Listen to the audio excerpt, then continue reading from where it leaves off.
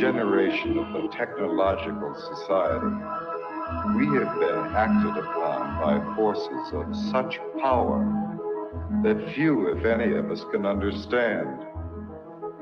Extensive information gathering on every American, human experiments with drugs and psychosurgery, electronic surveillance, the era of the computer, invasion of privacy, growing government and corporate power over our lives, a people plagued by dehumanization, loneliness, and violence. Dramatic? Perhaps. But we are losing control of our technology and our lives. Not so long ago, people in a similar situation did not awaken to the forces around them. Are we so unwise as to do the same?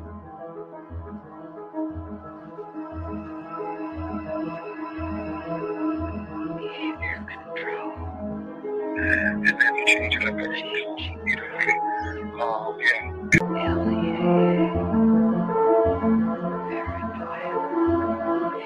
enemy list,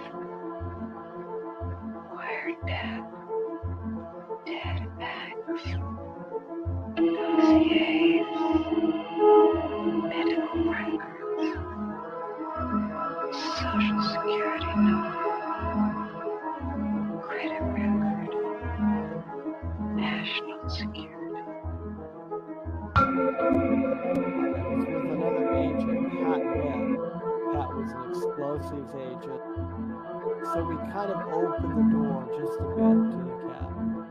And as we opened the door, we were both pretty much overcome as we looked across the cabin at the shelves that were built on the other side of the door. We could see coffee cans and bottles and jars, and they all had labels on them, and they were very meticulously done. You could see that some were labeled with the name of certain chemicals. One of the things we saw was a hooded sweatshirt, that was hanging up there. And the cabin smelled as if you might start to think, if you really think about this. This is a person who lived in this cabin. They had a cutaway spot on the floor to go to the bathroom in if he needed to. Had built fires in the cabin. Mid-City, Los Angeles.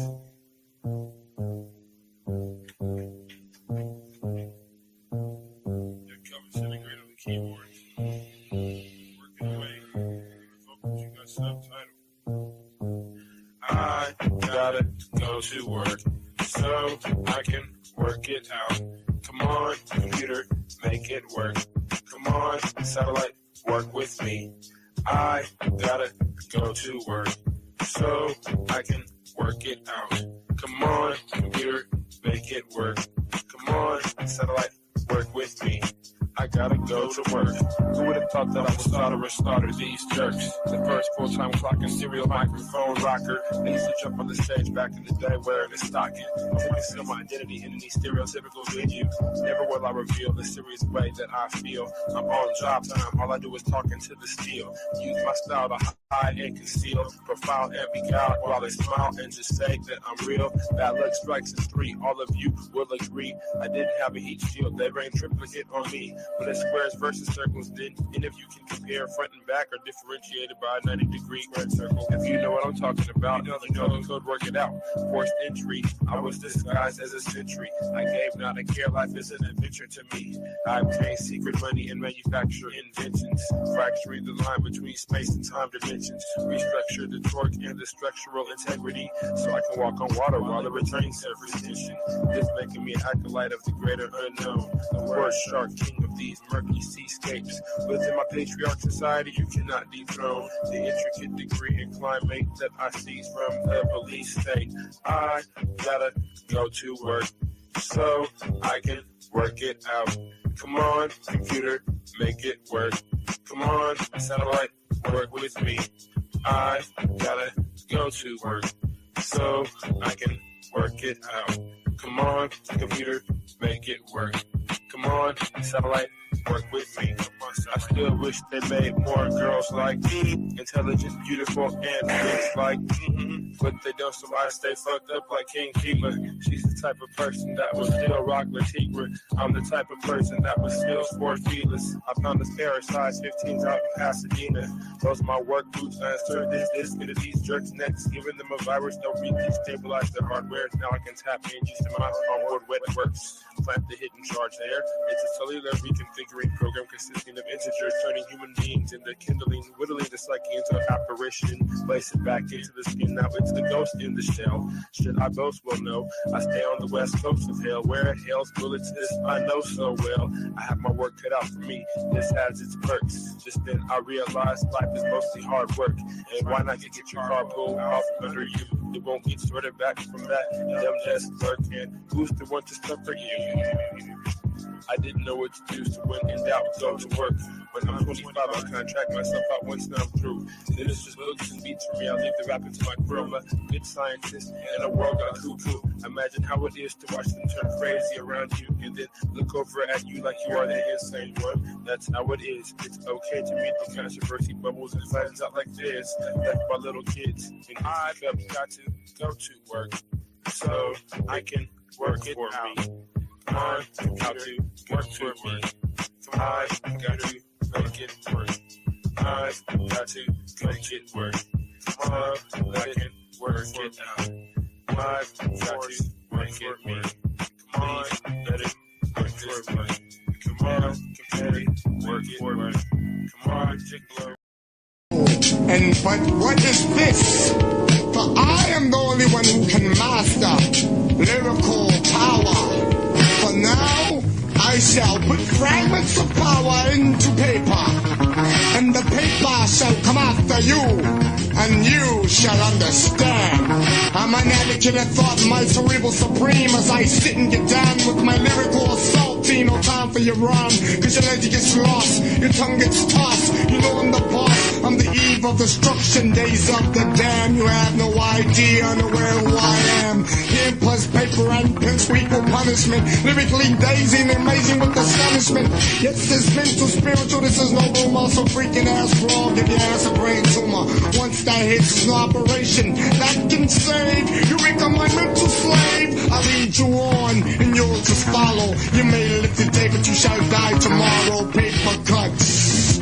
No, sucker, I didn't know that paper could kill. Paper cuts. Word is too poppy. Paper will only kill if the legs are real. One of the best with this device, precise in my position. Any who test should be done with the head-on collision. Collide with this colossal that's so silly, it's a trifle. Killers get your bones to be dug up as a fossil. Illuminating light, sending out crucial calls. Sticking in pin, hypnotize hands like fooling dolls. Face this death, hold pain and intrigue. Going to hell, be the catcher in my dead leg. One hits me high, the other hits me low. I hit them at the same time. I guess it's just not so. Warrior of darkness, never believing in Jesus. Don't you coming as a whole, I leave it in pieces. Contain the pain in my brain, it's just reality to be a poor hardcore. All wide is my mentality. Sitting in the wrong site, hell in the wrong light. You try to push me in, I push back with a strong fight. Paper cuts. Now humans, I didn't know that paper could kill. Paper cuts. Word is too poppy. Paper will only kill if the legs are real. Yo, Infinite Evil. Yes, what do you want? Hey, can we let out the screamer?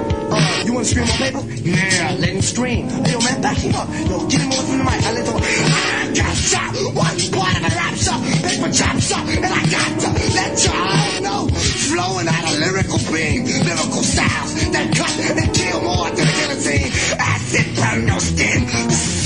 Let me see your skin enter, cause I come colder than a winter on type of glaciers. Feel my style that tastes yours. Now I come over, stronger to kill the weak and rhyme all the time and scream on top. Let me just rip your ass with hip hop. Don't stop, people, it will destroy, cause I got more mine within paper. And this is true, I done flip faces on them, so I'm gonna flip faces on you. Paper cuts. No, sucker, I didn't know that could kill. Paper cuts. Word is too poppy. Paper will only kill if the legs are real. This is is infinite evil, the new mutant, and none of you shall ever beat me in anything that I do around my world. The world of music, the new world of rap. For all those who are not creative shall die. 6 feet, I'll be mailing you something down to the devil.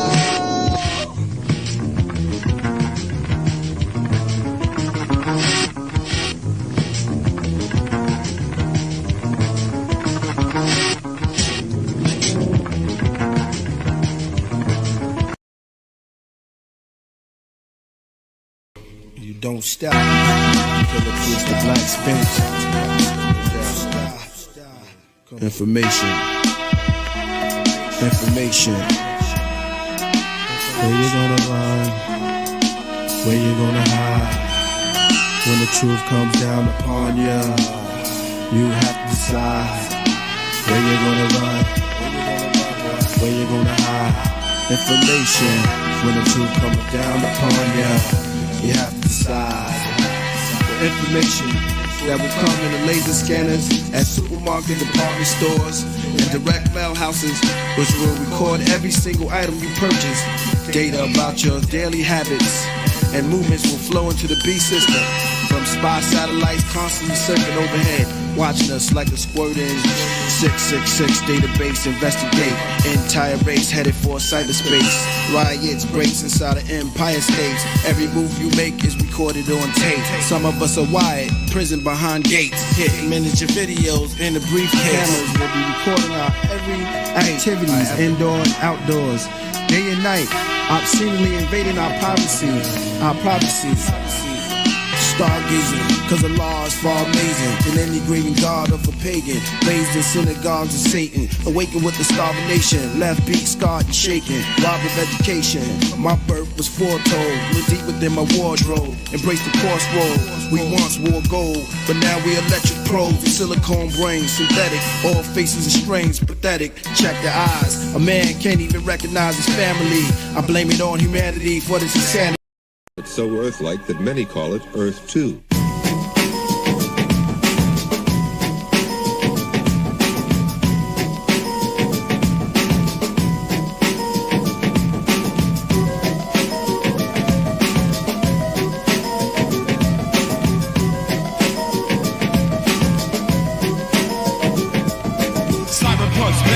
Ultraviolence is what I adjust. Future phenomena, you need to try it once. Cyberpunk, Megadel, ultraviolence is what I adjust. Future phenomena, you need to try it once. Megadel, cyberpunk technology such as cyberbots. Check the rhymes, I concoct private stock. While you jock, I set up ultra security for MC intelligence who wanna murder me. It's like the third degree the way I question my sanity. I work on cybernetics as a form of vanity. To protect my circuitry, I stay under the canopy. I sent for special chips to finish my fantasy. To become a bionic commando, monitor scandals, solar panels reflect, energy enters me. Empty synergy in the 21st century, soldering temporarily. Fusible alloys like musical cowboys, strictly bomb raps, capable of alien contact. With rhyme packs, create galactic soundtracks. Profound facts that were classified info for several decades by the CIA are now pedal death codes on the internet. The sinner's flesh. I spoke a bitter or blessed and can't remember next. Transmission control. You better listen to your soul when the carbon-based creatures connect with technology. Brand new species devoid of ecology. Totally electronic, they monitor and follow me. Cyberpunks, Megadel, ultraviolence is what I adjust. Future phenomena, you need to try it once. Cyberpunks, Megadel, ultraviolence is what I adjust. Future phenomena, you need to try it once. And the microchip is missing. Oh my God. And the microchip is missing. Oh my God. And the microchip is missing. Oh my God.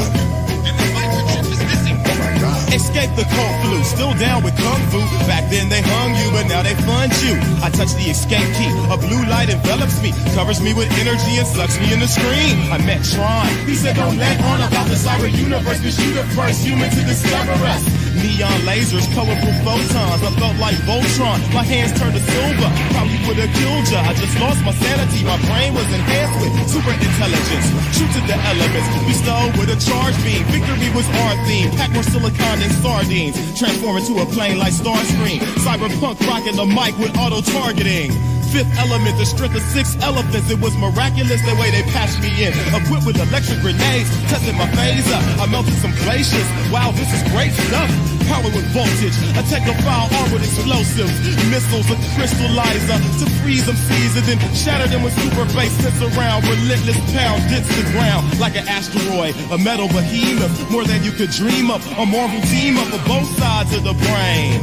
Transmuted to my physical form to ride the train. My eyes had a neon green glow. I seen foes. Instruments of destruction meant for hunting. Cyberpunks, Megadel, ultraviolence is when I adjust. Future phenomena, you need to try it once. Cyberpunks, Megadel, ultraviolence is when I adjust. Future phenomena, you need to try it once. Controlling cyberspace like a girl's private place. With a chastity belt, I has to be felt. Futuristic crucifixion, superdiction. With computer victims, terminated due to symptoms from viruses. Sophisticated and bizarre, enthralling. I even serve smart drinks at the bar. Bonsai, mechanical tentacles hog-tied. The small fry who tried to hog the mic. You saw the light, took all the stripes. Stop the spine thieves that I perceive when my optics turn lime green. In this industrial environment, there's certain requirements. The mental training that helps you see the Leviathan. I'm piloting a giant mecha in my private sector. My invisible force fields of core shields. The inner sanctum, better do the interface. Master programmers create aircraft that look like dinner plates.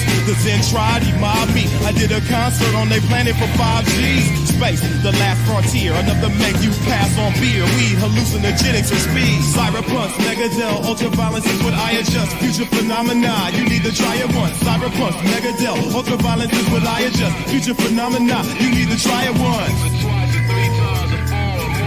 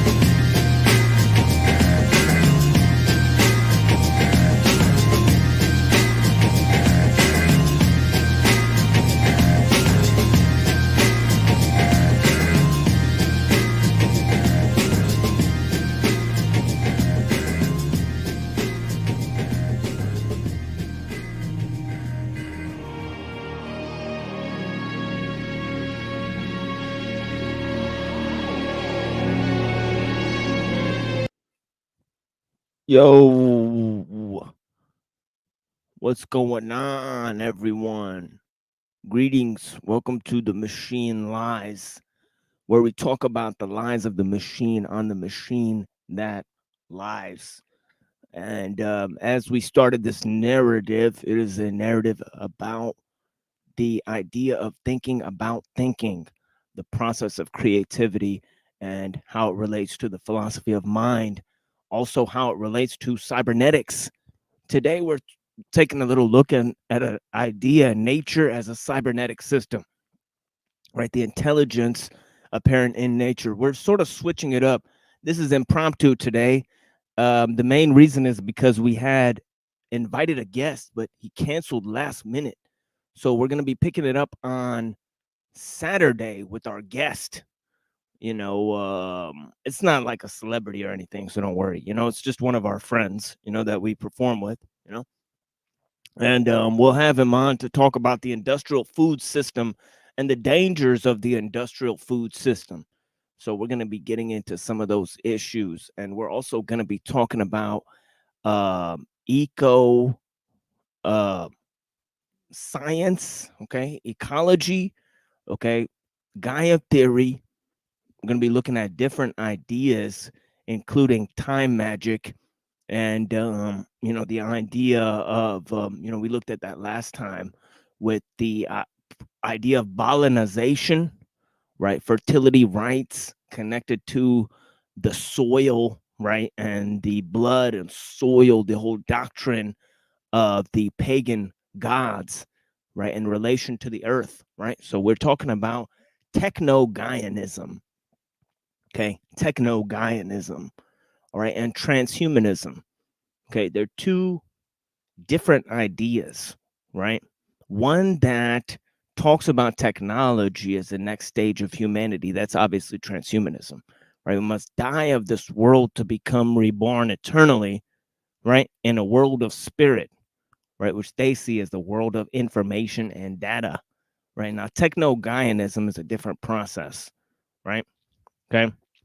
Okay, it's a different process, right? Now we got three ideas that are pertinent in terms of their cultural exposition, right? Okay, you have the idea of cyberpunks, right? That's the Dell song that we just heard, right? It's about nature and technology becoming merged into one, right? That is an idea in terms of cybernetic systems, right? The externalization of the mind was the computer, right? Okay. This is how they created computers, right? Okay. They looked at neural networks, okay? And they wanted to model neural networks external of the human brain, right? Okay. So they created these. Okay. So there's these idea of cyberpunks, right? And last time, um, Pill Eater schooled us on dark ecology, right? The occult links to the ecological movement. We talked about that a lot in our Antichrist, um, last episode. Okay. So connected to that is our previous episode that we did where we were sort of talking about deep ecology and the foundations of the conservationist movement, right, with Aldo Leopold, right? So we're going to talk more about those ideas. I brought different things into the discussion. I brought Mencius, Mang Z, as he's known, right? Okay, Confucian writer, right? We also brought in the thoughts of Martin Buber. Pill Eater presented his dark ecology. We looked at the principles of deep ecology by Arnie Ness. Okay, so we provided you with some interesting resources, right, where you can source these ideas for yourself, right? Okay. Okay. Now, what I'm talking about is three orders of understanding, right? One is cyberpunk, right? It was just a William Gibson type of idea and also promoted by people like Timothy Leary with this eighth circuit concept, looking at the body as a cybernetic system, right? So this idea, and also Timothy Leary coined the idea of user interfaces. Okay, it has a lot to do with the psychedelic community, right? The whole idea of open source has a lot to do with psychedelics, right? And those groups that were created in the human potential movement, right, at Esalen Institute, right, where they studied things like the soul trap and reincarnation and all of these ideas, right? This is why I brought in techno Buddhism, right? The idea that you could reincarnate, right, into or be submerged with matter, right, or be submerged with the mineral, right, by lowering your stage of consciousness. That is actually a Kabbalistic and a Buddhist concept, merging with matter, right? Okay. Right. Okay. It's only in a truly sort of, system where nature is intelligent, okay, and has a direct line to God, right? In the book of Enoch, it says, for nature was, nature cried out to God, for nature was intelligent before it had inhabitants. Right, so nature and wisdom seen as the motherly protecting force of humanity mixed with this idea of technocracy, right? So it leads to a dark ecology, right? Techno-Gaianism is almost dark ecology, right? Because it's dealing with how nature is technology. So then when we look at ideas of nature as a cybernetic system, we already see that they're trying to recreate or remodel that system, right, within human society, right, to give themselves an advantage over mankind, right? The whole thing is about human evolution, pushing humanity to evolve, right? Whether or not this leads to human suffering or human depopulation or human degrowth, they don't care about that sort of thing. Okay. Okay. That's just something that the rest of us are going to have to figure out, right? Okay. But men with extremely lofty ideals, right? They're not concerned with, okay, individuals, right? The thoughts and feelings of individuals. Okay. That's for sure. Right. That's why we better be quick to learn what's happening around us, right? Learn what's happening in our environment, in our local communities, right? So that we can prepare, right, for this type of expansion. Right. Okay. But anyways, let's go to you know, we got Annapurna Tower in the chat. For sure. Yeah. You know, Annapurna's getting love bombed in the chat. You know, yeah, namaste to you too, my friend. Blessings. All right. Abraxas, what's going on? You know, we got major face palm. What's going on, brother? You know, we got Brown's boy out here. Transhumanism, good stuff. I'm not gonna say we got anymore. That sounds kind of gay. Because it's like I got you guys, but I don't. I mean, you guys are you know, free birds, free agents. You know, I love you guys though for being here with me. I mean, prime, good stuff. Leopard print, thank you for being here. Sanity machine, there's a familiar face. Greetings, sir. Major face palm, lizard tree, blessings. Look within. There's a brother. How's it going, friend? Hope you're doing okay. Peace to you and your family. Biological batteries, born into a system of laws and rules, free will. Yeah, that's how they see it. You know how we think that we came from like God, like we have a divine purpose in this world? You know, they think that we came from a piece of shit that washed up by the ocean somewhere, right? You know, peace to my love. Thank you for being here with me as always. Emily, blessings. Okay. Dominic. So where was I?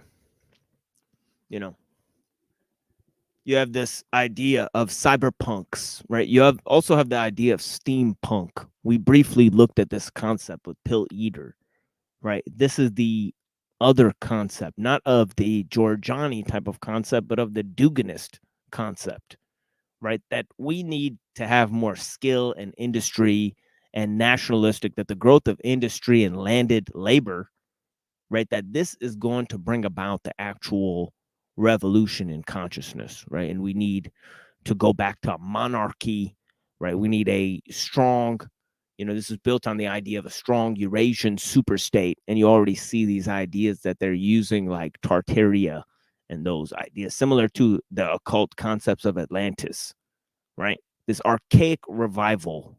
The concept is of an archaic revival, right? Okay. And the concept of archaic revival stands opposed to this concept of futurism, right? It's the other side of the coin. It's the Discordian side of the coin, right? The Discordian side of the coin, right? Now, Discordianism is linked with the nature worship, right? Just as the idea of accelerationism is linked to us merging with technology and becoming gods, right? Okay. Both of them have pseudo-spiritual, pseudo-eschatological schemes, right, involving humanity and the Anthropocene, this idea of the Anthropocene, right, based on the idea of anthropocentrism. But we talked about that, right? Okay? Anthropocentrism, right? In anthropocentrism, right, there's a concept within it that the common enemy of humanity is man, right? That the way we get above our own evolution is to fight ourselves and merge with nature through technology. It's combining the concepts of geomancy and necromancy, right? Okay. Okay. So you have these two sides. You have the side of the smart city transhumanism, and you have the side of the degrowth steampunk idea, right? That no, we need to build more industry, Tartaria, right? Right? We need industry, right? We need human power, right? Human level technology to function, right? Right? Or else we're going to have a complete loss of skills, merge into the digital age, upload our consciousness into the machines, and you know what I mean? Right? But these two sides of the same coin, okay? Two sides of the same coin, all right? I'm just trying to contextualize these issues for you guys, okay? Okay. Environmentalism and transhumanism are two sides of the same fucking coin, right? Both of the sides, it's either depopulation or degrowth. There's only two options. And both of the sides are fucking anti-human. Okay. Okay. So you guys have your highfalutin intellectual battles, but you don't see how they're trying to sell you the issue, right? The one thing that everybody takes for granted is technology, right? Right. And also nature. Okay, set aside human nature. Human nature is sandwiched between these two things, which is nature and technology, right? Nature itself and the parallel systems that we've created as a replacement for nature itself, right? Okay. Right.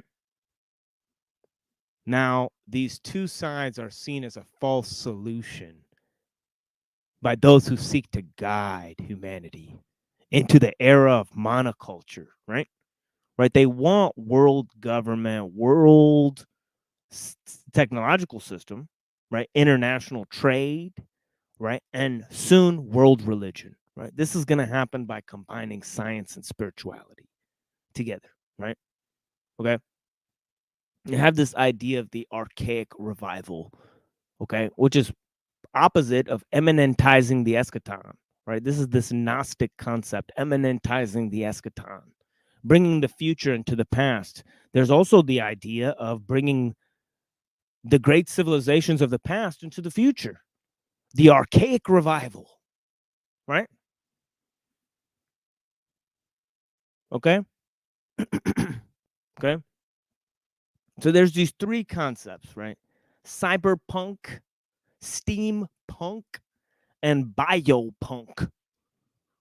Okay. Token rebellion, right? Token rebellion sold to us by the elites, right? Okay. A token rebellion sold to you by the elites, right? Okay. Give me a second here.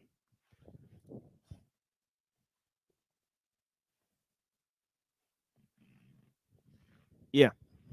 So there's an idea of history and okay. Now on this two ideas, you could put two sides of the weighty balance, right? You could put history, right? Okay. Okay. And history has to do with power, right? Okay. No, dude, and you could talk about science and knowledge and those things being linked as well, right? Okay. Now, let's go to this idea of nature as a cybernetic system. Okay, we're going to get into this. All right. Now, is nature an intelligent system? Okay, we're going to look at some of this. Now, whether or not you follow the conventional models, and I'm not here to debate. Now, although I am interested in the debate, right, of whether what type of, you know, shell or reality we're living in, right? Is it purely mental? Right? Is it physical? Is the earth all there is and they created that notion of space, right? Or is there a wide space in which actually nothing's happening and there's thousands of examples? Vast. You know what I mean?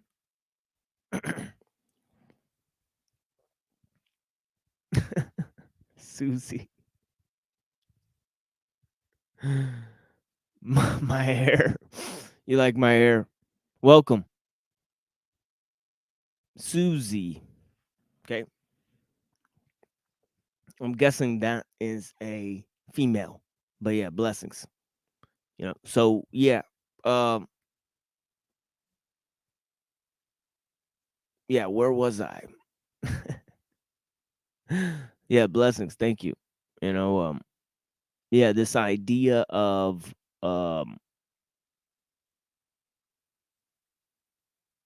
you know, of us being in a privileged space or planet or you know, right?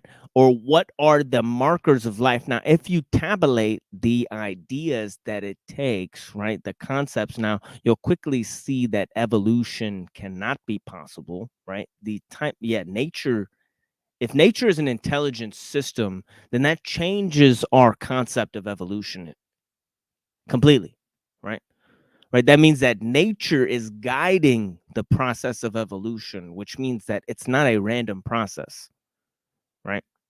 Okay. If there is a such thing as evolution in the conventional sense, because we know that conventional sense idea of, you know, evolution assumes materialism or naturalism, right? And empiricism as its basis, right? Right. The conventional scientific worldview as its basis, right? Right. And it's the nub of belief that is involved in the transhumanist ideology as well, right? That we're going to evolve, that nature is evolving with mankind, and the evolution of nature and the evolution of man will intersect via technology, right? This is the basic concept, right? It has a lot to do with the concept of evolution, right? Okay. But what if nature is intelligent, right? Right. Right. The earth cried out to God, for the earth was alive before it had inhabitants, right? In the book of Enoch, chapter 9, right? Okay.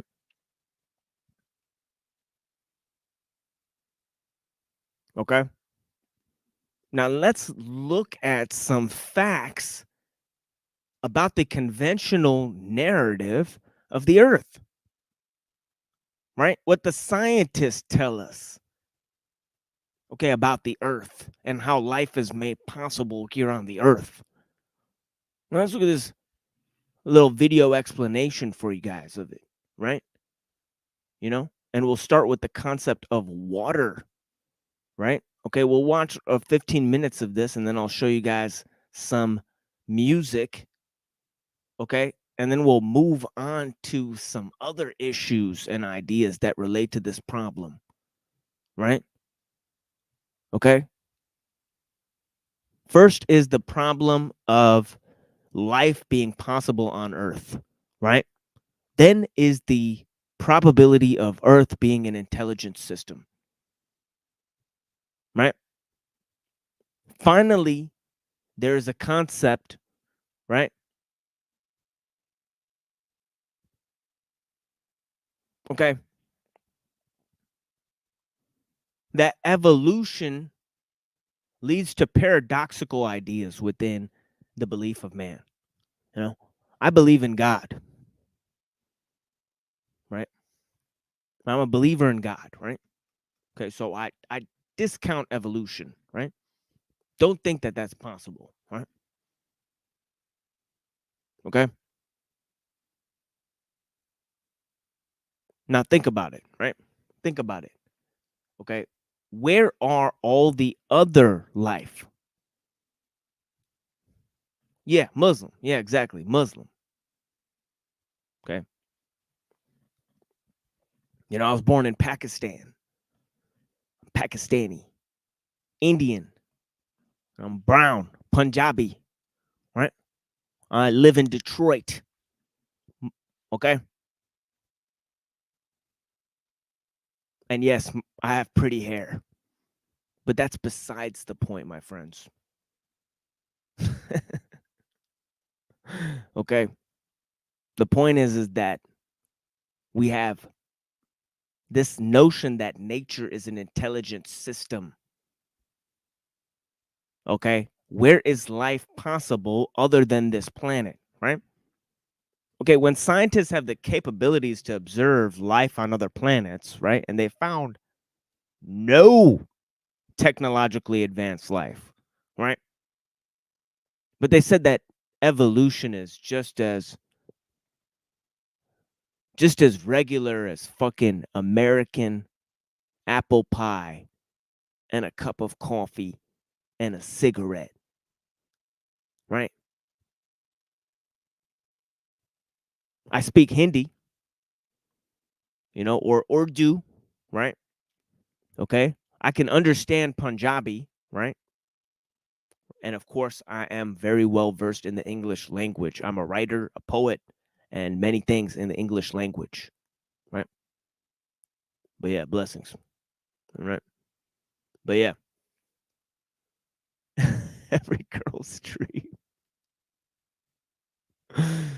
Yeah, I don't know if that means I look like a girl or if girls would like me. I hope it's the other one. Yeah, but anyways, you know, blessings, guys. You know what I mean? But yeah, we have this idea, if nature is guiding evolution, then that means that the process of evolution is not random and it discounts materialism. Okay. Okay. Okay. So you don't need to invent transcendental realm, okay, in order to comprehend, right? Nature as an intelligent system and why evolution is false, right? Okay. Two machines can communicate with each other and produce new information, right? Where does novelty come from, right? Life on this planet is a novelty creating mechanism, right? Okay, when you look at nature, you see certain symbols. Nature is composed of symbols and signs for things that point outside nature. And nature is composed of signals and switches. Okay, you could turn things on, right? Okay, so nature is an intelligent system. Okay, is what I think. And not only that, but we are not separate from nature, right? It's the desacralization of nature and the desacralization of knowledge that has created transcendental realms that we become separate from nature.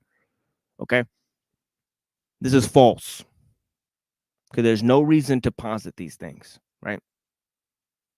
Okay, there's no reason to posit these things. There's no reason to posit more than is necessary. God is intelligent. Everything God creates is a living system, right? God does not create dead things, right? What God creates is living, right? God gave nature intelligence and spirit, okay?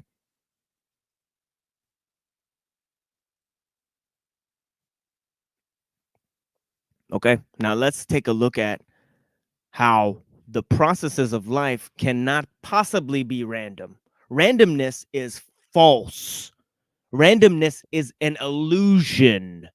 Randomness is a false delusion. Okay. Okay. People who believe in that, okay, they come up with all sorts of ideas. Okay, like free will and capitalism and what nonsense. You know? Okay. Communism. That we're gonna invent industry and invent human society as parallel system to nature, right? You know, Marx was a Luciferian, and he called this concept or idea scientific socialism. That's what Engels referred to Marx theory as, right? It was a form of thinking that lets science dominate society, right? Right? Capitalism and communism lead to the same thing. Why? Because of large scale industries. Large scale industries produce a rule of experts, and they also produce monopolization. Okay, and they also produce centralization, increased centralization. Right? This is the same thing with the cities. Right? The cities produce a monoculture.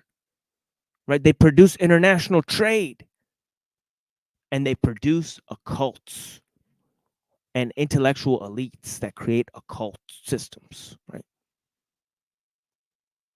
Okay.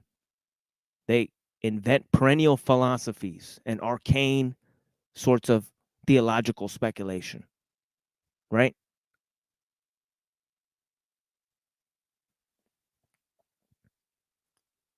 Right? The whole idea of technocracy, right, is linked to the occult, all right, since ancient times, all right? Since ancient times, right? Mastery of nature, right? As I talked about earlier around my show, right? Magic is a primitive form of technique, right? The advanced form of magic is technology. Any sufficiently developed technology is indistinguishable from magic, right? Right? Magic seeks to be technological. Technology doesn't seek to be magical. Technology just seeks to conceal its means towards a specific end. All right? Organization of information and efficiency, right, overrides purpose, right, and intrinsic value. Okay, it's very simple, folks. All right. We create artificial needs and surrogate activities to perform specialized means through a rule of experts, and that itself then leads to us getting involved in compensatory mechanisms. The ends become means and the means become ends, right? And the whole process becomes hidden from us. Okay. I'm just going so much. God, time to shut the fuck up. Let me play this video so you guys could see what I'm saying about the randomness, the lack of randomness in nature. No such thing as randomness. Let's see. Let's see. Right. Bob Smith. Yeah, I got people I got fangirling. I got people fangirling about my hair. Okay. Blessings. Yeah, stop objectifying yourself. Yeah, exactly. I need to learn. All right. Need to learn. Thank you, Lindsay. You know. Okay, here we go. Let's take a look at the lack of randomness here. They said my hair. My hair needs its own channel. Oh, hell no. There's people here for the hair.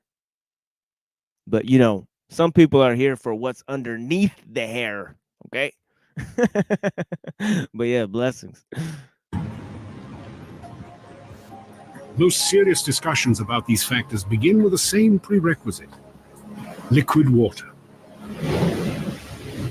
All the searches that are being done for life elsewhere, their starting position is a terrestrial class planet with water.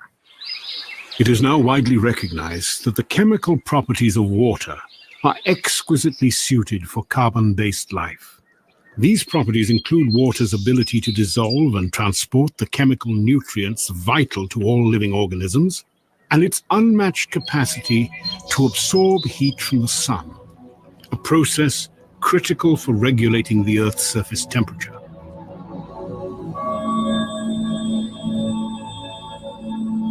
In liquid form, water is an extraordinary substance, and its existence hinges upon another factor essential to complex life: a planet's distance from its home star. It's like what they say in real estate: location, location, location. A habitable planet lives in what we call the Goldilocks zone. It's not too hot, it's not too cold, it's just right. And when I say just right, I mean just right for water. Liquid water really helps define the habitable zone. If it's too hot, again, the water just boils away. You just can't get condensed water. It's too cold, as in Mars today, it freezes out. Within our solar system, the habitable zone is relatively narrow, beginning well outside the orbit of Venus and ending short of the orbit of Mars. If the Earth were just 5% closer to the Sun, it would be subject to the same fate as Venus: a runaway greenhouse effect with temperatures rising to nearly 900 degrees Fahrenheit. Okay, so here's impossible factor number one, right? Is that the appearance of water on Earth, right? The extremely strange nature of water itself, right? In its chemical combination, right? You have helium being converted to hydrogen on the sun, you know, and it's fucking explosions, right? But you have hydrogen and oxygen mixed up in water, right? Producing life, right? Now, that's an extremely specific set of circumstances that causes that, right? We'd either be, if we move just a little bit to the right, little bit to the left, we'd either be boiled alive or frozen solid, right? You know? You know what I mean? So the water is a miracle, right? It's purely miracle. I mean, but yeah, you know what I mean? Peace to Izzy and peace, yes, Islam. Yeah, we are water, exactly. You know what I mean, right? You know what I mean? Okay, let's go. Conversely, if the Earth were 20% farther from its home star, carbon dioxide clouds would form in its upper atmosphere, initiating the cycle of ice and cold that has sterilized Mars. The presence of liquid water is a necessary condition for life, but it's not a sufficient condition. After all, there may be liquid water under the frozen surfaces of Mars and Jupiter's moon Europa, but there's very little chance that complex life exists in either of these places. You see, contrary to what the Copernican principle might suggest, the recipe for life is much more complex than just add water. If a recipe for a planet capable of supporting complex life really did exist, then what ingredients beyond liquid water might be required? Okay, that's another thing with Mars. It supposedly has no magnetic field surrounding it, right? So it's got to have all of these factors, right? The moon is such an important factor for life on this earth, right? All of these things are so important, right? And this is dealing with the facts as the scientists have laid them out. Okay, the scientists that say life is nothing special, right, also claim that there's this unique set of factors that have caused life to spawn on this planet, extremely specific set of causes, right, that cannot be replicated anywhere else in the known universe. Okay. So you see where this idea of anthropocentrism really comes from, right? I mean, you know, it's easy for man to feel alone in the cosmos, right? But that either suggests that we're extremely special or extremely insignificant, right? And it's not clear which one. That's the extreme. That's the paradox and the irony of the entire situation, right? But anyways, The list of necessary factors continues to grow. We live on this paper-thin crust. If the Earth's crust were significantly thicker, then plate tectonic recycling could not take place. The Earth's crust varies in thickness from about 4 to 30 miles. It consists of more than a dozen tectonic plates that are in constant motion. This dynamic geology regulates the planet's interior temperature, recycles carbon, mixes chemical elements essential to living organisms, and shapes the continents. yeah, and there's also life at the bottom of the ocean that's surviving off of methane vents that come out of the fucking ocean floor that's not even motherfucking subsisting on the light from the sun, right? So what does that tell you? Yeah, of course. Yeah, this video is very old. I like old videos. You know, they're more crispy, crunchy. You know what I mean? You know what I mean? These new videos, the glossy, like, you know, edits and the fucking hip music, they're fucking, you know what it is. You know, it's just straight up just corny. I mean, but yeah. Deep within the Earth's interior, the movement of liquid iron and these fucking old videos have these crazy graphics, you know, but yeah, you know, the you know, the new videos, you know, they're just garbage. I mean, I'm sorry. generates a protective magnetic field essential to complex life. If our planet was smaller, its magnetic field would be weaker, allowing the solar wind to strip away our atmosphere, slowly transforming the Earth into a dead, barren world much like Mars.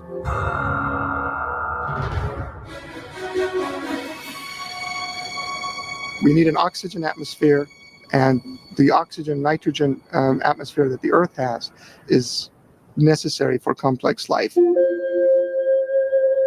As seen from space,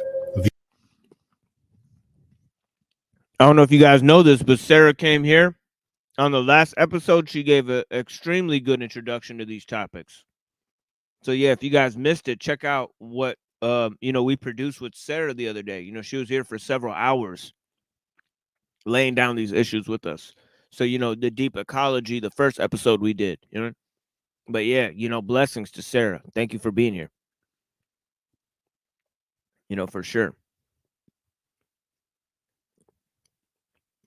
the Earth's atmosphere glows as a thin blue ribbon of light. Measuring less than 1% of the planet's diameter, it is composed of a mixture of nitrogen, oxygen, and carbon dioxide. As a result, our atmosphere ensures a temperate climate, protection from the sun's radiation, and the correct combination of gases necessary for liquid water and complex life. For a size of planet like Earth, our moon is big. The current thinking is that if our moon didn't exist, neither would we. 1/4 the size of the Earth, the moon's powerful gravitational pull stabilizes the angle of its axis at a nearly constant 23.5 degrees. This ensures relatively temperate seasonal changes, and the only climate in the solar system mild enough. Okay, so if that fucking moon didn't bump into the goddamn sun, if fucking Tiamat didn't collide with, Nibiru, as it were, right? We wouldn't have this fucking seasonal access, right? Okay, so the whole seasons, the temperate switching between the seasons is due to the moon. Not so you need water, you need a moon, you need plate tectonics, you need all of these different factors to emerge. Paper thin crust, you're just piling on factor after factor, right? On the list, right? Yeah. To sustain complex living organisms. If we find life out there, especially complex or even intelligent life, it will be around. Yeah, we will play a more up-to-date video in a little bit. We have some more up-to-date resources too. We're gonna look at some specialists that are dealing with this problem at the highest level, and talking about the Fermi paradox, the problem that there's no aliens there, right? Observable on other planets. But yeah, thank you so much. I mean, and I don't even believe the conventional scientific view. I'm just presenting this information to show that this extremely specific list of factors that they've presented, it can't be random, right? It couldn't possibly be random, right? So yeah. Found a star similar to our own. We orbit what is known as a spectral type G2 dwarf main sequence star. It is well suited for our needs. If the sun were less massive, like 90% of the stars in the galaxy, the habitable zone would be small. Yo, what's going on? What's up? Yeah, what's popping? Yeah, thanks. Not much. Yeah, thanks for joining me, homie. Blessings. To remain within its boundaries, the Earth would have to be positioned closer to its star. Here, increased gravity would lock our planet's rotation into synchronization with its orbit. While one side of the Earth continually faced the sun and increased radiation from solar flares, the dark side of the planet would lay shrouded in perpetual cold and ice. It is unlikely complex life could tolerate these drastic extremes in temperature. A lot of things went right on Earth to have yielded complex life, absolutely. The number of factors that have been postulated has grown. Currently, the typical number you would see is, in a typical list would have something like 20. We find that we need to be at the right location in the galaxy, that we're inside the circumstellar habitable zone of a star, that we're in a planetary system with giant planets that can shield the inner planets from too many comet impacts, that we're orbiting the right kind of star that's not too cool or not too hot, that we're on a planet that has a moon that can stabilize the tilt of its axis, that we're on a planet that's a terrestrial planet, a planet that has a crust that's just thick enough that it can maintain plate tectonic activity, that has enough heat in its interior that it's still circulating its liquid iron core so it can generate a magnetic field, that it has an atmosphere that has enough oxygen to allow for complex organisms to survive, that it has enough water and enough continents to allow for the diversity of life or an active biosphere that you need to support complex creatures such as ourselves. All these factors have to be met at one place and time in the galaxy if you're going to have a planet as habitable as the Earth, which you need for complex and even technological life. In an attempt to estimate the probability of attaining this combination of factors simultaneously, some researchers have developed equations assigning a conservative 1 in 10 value to each factor deemed necessary for advanced life. If every element... Of course, a 1 in 10 factor for each of those variations is quite laughable. We're dealing with astronomically larger odds. All right. They're just trying to, they're just showing you, even if it was 1 in 10, that how fucking astronomically small the chances would be. All right. Depending on their conventional story. This is just their conventional story of our location in space. Right. It's fucking damn near impossible. Right. All right. But yeah. Has to be there at the same time. You have to multiply the probabilities. And that's what makes the probability at the end so small. You've got 10% of this and 10% of that. And these things rapidly multiply to exceedingly small numbers. The numbers on the order of 10 to minus 15, which is 1/1000th of 1 trillion. And it's a number like that that you have to compare to the 100 billion stars that are in the galaxy. 100 billion is a very large number, but 1,000th of a trillion is much, much smaller. On their face value, these probabilities are speaking. What they're telling us is this can't happen, or this is very unlikely to happen in the galaxy. And that's where the evidence is pushing us. There are many probabilistic resources in the galaxy, but on the other side of the coin are all these factors that you need. You have to get just right in order to have just one habitable planet like the Earth. And that leads me to conclude that yes, we're rare in the galaxy. While a growing body of scientific evidence may support this hypothesis, does the possibility that our planet is rare within the galaxy imply anything about its significance? Okay. That's that for that video there, right? We're going to bring some more ideas in terms of the Fermi paradox and Gaia theory by James Lovelock, where he points out how the Earth created oxygen to create life. So the Earth created the conditions for life, somehow pointing to the fact that it's an intelligent system. And then we'll move to the ecology of mind and talk about Bateson and McKenna and their concepts of, time and evolution and teleology and nature and all these concepts. But we're only going to be here for about 7 hours today because we did an extremely important show yesterday. That was an impromptu stream that's still up on the channel. We did 6 hours there. So I'm not going to extend this for too long. I will play some good videos of some time I spent on other panels after I'm done with this show. And it'll be about 9 or 10 hours of show today because we already did a 6-hour show yesterday. So I'm not trying to be on the internet all week here, but yeah, blessings to you guys. Thank you guys so much for being here with me. On these 2 nights that we do these presentations, we try to bring topics that we don't really see other people covering, and of course we will be opening up a panel in an hour here. We just did this impromptu presentation. Why? Because our guest did not show up. We're gonna have a guest show up on Saturday instead. So we're gonna present some things about the industrial food system, and also we'll read Kaczynski at the end of this.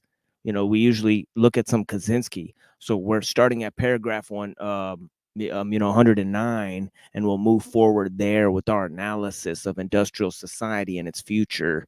So there's also that.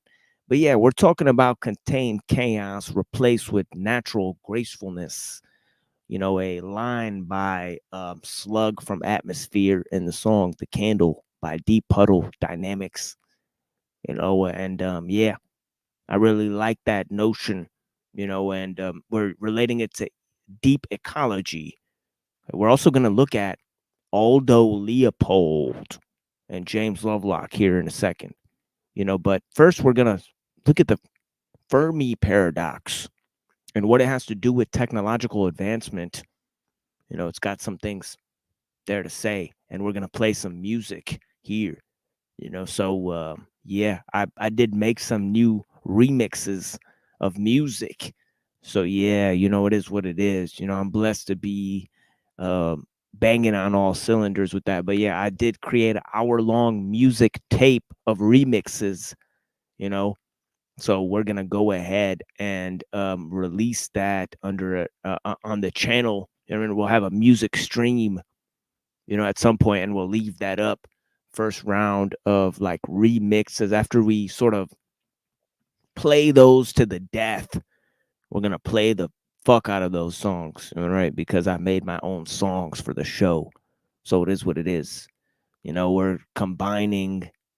Right now, I'm trying to combine drum and bass with hip hop, and yeah, but yeah, let's go ahead and put this up here. Some of this music.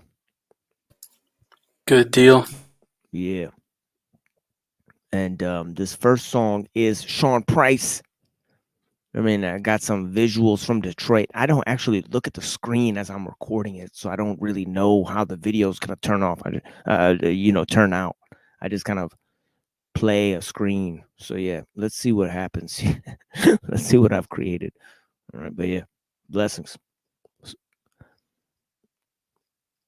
And yeah, another thing I wanted to say is that this show will, the way it's supposed to go is that I take these music breaks, you guys all smoke with me if you guys want, that's what I recommend, that everybody get your pipe out or whatever you have and, smoke with me while we listen to this music, and we'll all get high together as we appreciate the philosophical musings and the information, that is highly technical and all of that type of stuff. You know what I mean? But yeah, blessings.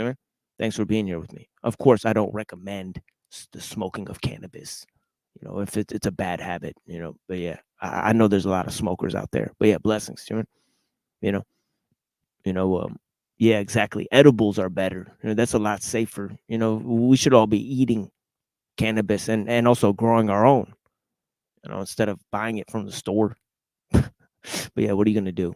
People are slaves of convenience. That's why we're here. We're talking about convenience. Right. But yeah, I mix Extract Dub Trio with Sean Price. Check it out, guys.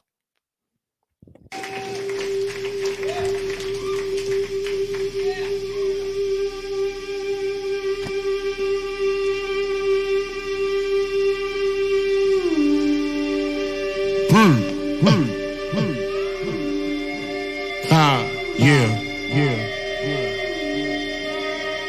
You know a nigga here, a nigga there, nigga everywhere. Balls of Russ, JR, PH7. Listen. Hey yo, straight out of Brownsville, I wave it around till every one of these goddamn shells in the pound kill. Chill, crack in the knapsack rapper, gat in the backpack rapper, lackadaisically blazing the mackages whack ass rapper. See, you a duck bob and waving the target. P, Drew and Buckshot's favorite artist. Cross my heart on some honest to God shit. No Bruno, you know the God shit be the hardest. I'm old school like Tanya Skelly Top. I'm no fool, called Jamal, get your melon pop. Rock filthy but not guilty. I'm Ruck, fuck with me, you $1.50. Listen, I am a felon degenerate who sell coke in the stars like Ellen DeGeneres. Remember this, P the best rapper. Pop, pop, I'm a scat clapper. Till it's all said and done and curtains come close and applause is a song. They know that what we throwing is beyond where they run, so catching them is over from the jump. Respect what it be, until it's all said and done and curtains come close and applause is a song. They know that what we throwing is beyond where they run, so catching them is over from the jump. Respect what it be. It's sorta like I'm sham God the way my handle is. Give away my accolades, call it balancing. Throwing rocks at the lens like where the camera is. Grew up around a bunch of Norries, wild channel 10s, penning for the now, but y'all will get it later. And later seeming closer cause they say nobody's greater. A greater representative tagging the elevator. My tag still posted, I rap like they never paid us. I'm back like they never wait us. And something was missing. If me rapping's like a package, I'll fuck up a kitchen. If me rapping's like an addict, then all of them's itching. Moral is, all of this is just my wonderful whipping. And I'm comfortable with it, and you used to it now. They say I'm drilling through and getting to the root of that crown. The chair's mine for the low, so pursuing that crown is all that chaos that you're hearing in this beautiful sound, Until it's all said and done, and curtains come close, and applause is a sung. They know that what we throwing is beyond where they run, so catching them is over from the jump. Respect what it be, until it's all said and done, and curtains come close, and applause is a sung. They know that what we throwing is beyond where they run, so catching them is over from the jump. Respect what it be. White boy wasted, don't play with Sean, I'm drunk. Off of rolling rock and Jaeger bomb. Away with arms, away with words, away with doing the way with wayward shit, you heard? Let's get a clap at the best rapper.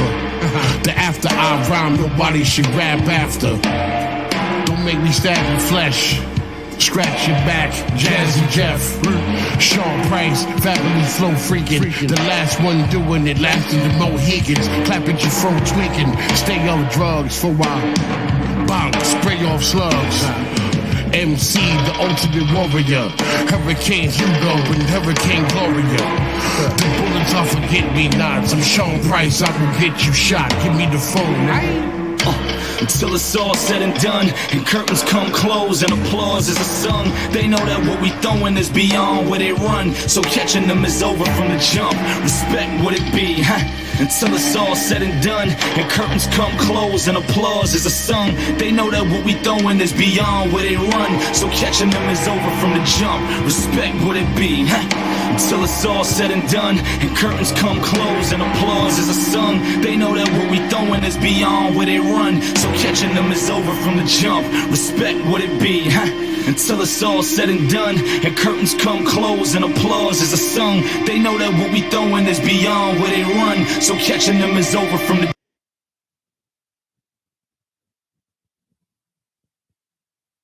jump. Respect what it be.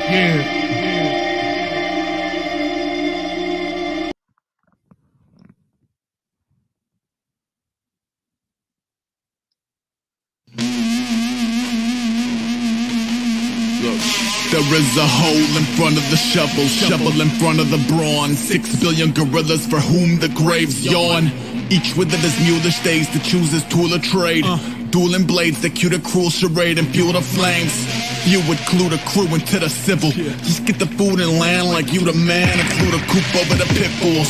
Dash back, flash it, a compassionate nano police who sat beneath an avalanche of jagged inadequacies. And I would stop the violence more than I was Pontius Pilate. Cops and robbers riot by the files of noxious sirens. A is gullible, he figure all man equal no-brainer. Take it as friends and neighbors didn't cater. Moms raised the babies to a very churchy 80s. Sunday mornings reinforce the waiting gates to Hades. And he brazen, but apparently inferno bound now. But when a man of cloth recite his wrongs, he wouldn't bow down. The punishment should fit the reasons you must punish him. Never puncture skin or pull the colored bugs from under them. Two opposing motherships shall not employ the gunners there, cause brotherhoods of public good do not employ the youngster within you. Observing how the giveth is disproportionate to the take that the way decide to make it his day. All the stoic odium glowing a cold holster when it could have stood easily in a tub juggling toaster. No mountain too high, no city too far, no coma too night, no city tomorrow, no fire too live, no city too charged, no treaty too signed, no city too guard.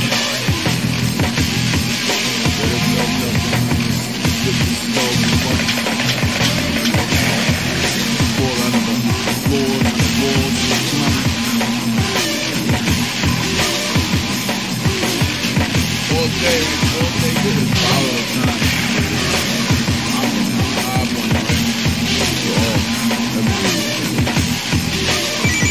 I picked the phone up with a grown-up mode approach. Skin crawling off the drawl and I would claw the awkward tone up. I'd known it wasn't roses, but hoped it was less corrosive. Coasting to the focus of the grossest diagnosis like home. The barnacles that chew upon the flesh of man have fluid into the suitor's capital to a beggar's hand and comfortably sung a stubborn legacy of gluttony with carnivores that burrow like hunters into the blood and meats. And Jenny chin up in the city picker sending pin-up letter numb the spitting stigma. Along came a spider, sold her eggs to any buyer. Had a shooter in the back, a 6 legs wider than the driver. If you make no friends on the way to the top rung, there is no secret handshake club. I do not give a fuck, but other cancers make the olive branches obviously standard. But when you extend from the yachts and mansions, drop your cannons. All kings hanging for the cliffside drip dry. Willie clip a zip liner slip for his final dip dive. If he lived, will he survive the milligrams of middle ground? They pump into the peace straight pentagrams over Tinseltown. Or kill a man who trickled down the city with his scissors out, his sickles dipped in military hells, bells and whistles. Riders to the east, not a wild tribe. Thank you for the peace on earth and mercy mild hide. No mountain too high, no city too far, no coma tonight, no city tomorrow, no fire too loud, no city too charred, no treaty to sign, no city to guard.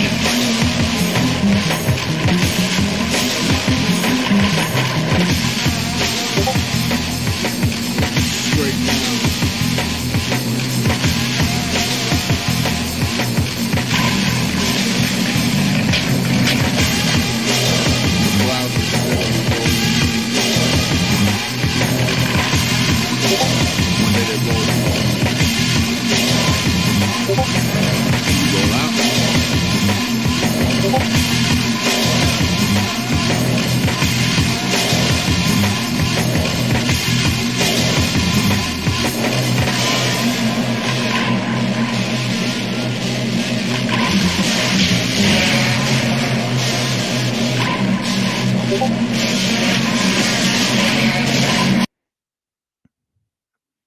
No city to guard.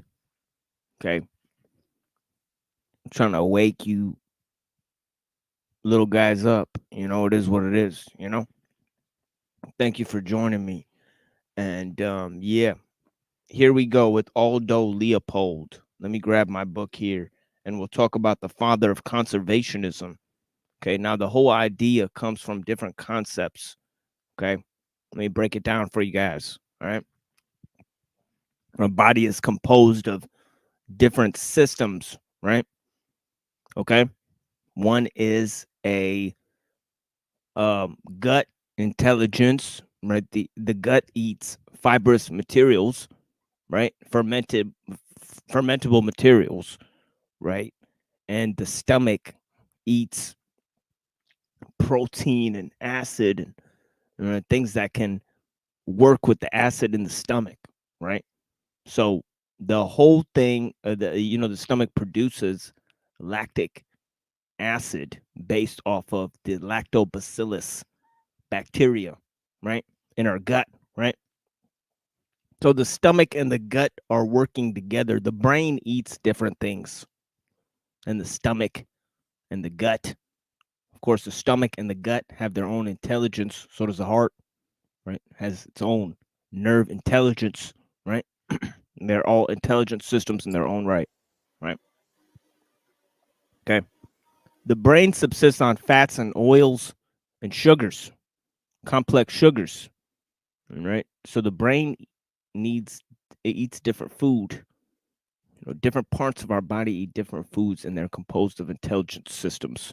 Right now, we can move to the environment, right? The environment is an intelligent system, right? Just as we were explaining, we'll move gradually to nature and the earth and perhaps all matter, right? It's composed of some iota of intelligence, right? All parts of nature seem to be in constant communication with each other, right? So as the deep ecology, right? Anyways, this idea, right? Okay, is about the mountain and the river working together. How we put last time, mountains and rivers work together. Okay, mountains create deep reservoirs, right, of land. They anchor the earth in place, right? So they create a stable land, right? Okay, this is how a city works. If you look at the city, right, the skyline is somewhat proportional to the sea level, right? Okay, you get a sea level map because the buildings are so organized and around the city, as they have to be anchored in. The taller the building, has to be anchored in deeper into the ground, right? So if you look at the skyline, you can see what's under the ground, right? Just as a branch system of a tree mirrors its root system, right? You know, so these are intelligent designs, right? As they say, you know, as above, so below. Maybe there's a practical meaning to these words, right? That just is talking about the root system, intelligence, right? Now, obviously, mushrooms have mycorrhizal relationships with trees, right? There are themselves intelligent systems, right? They can produce nucleotides, right? They have their own externalized digestive system, and they can store the genes of many varieties of plants within them, right? And they can communicate between plants through the root system, right? So it turns out that the fungus is an intelligent system. Also, it controls some of the insects on the planet. Some of the insects on the planet are parasitized by fungus. For example, one of the most, you know, I gotta highlight this comment. Industrial rap slam poetry. Or more like spoken word.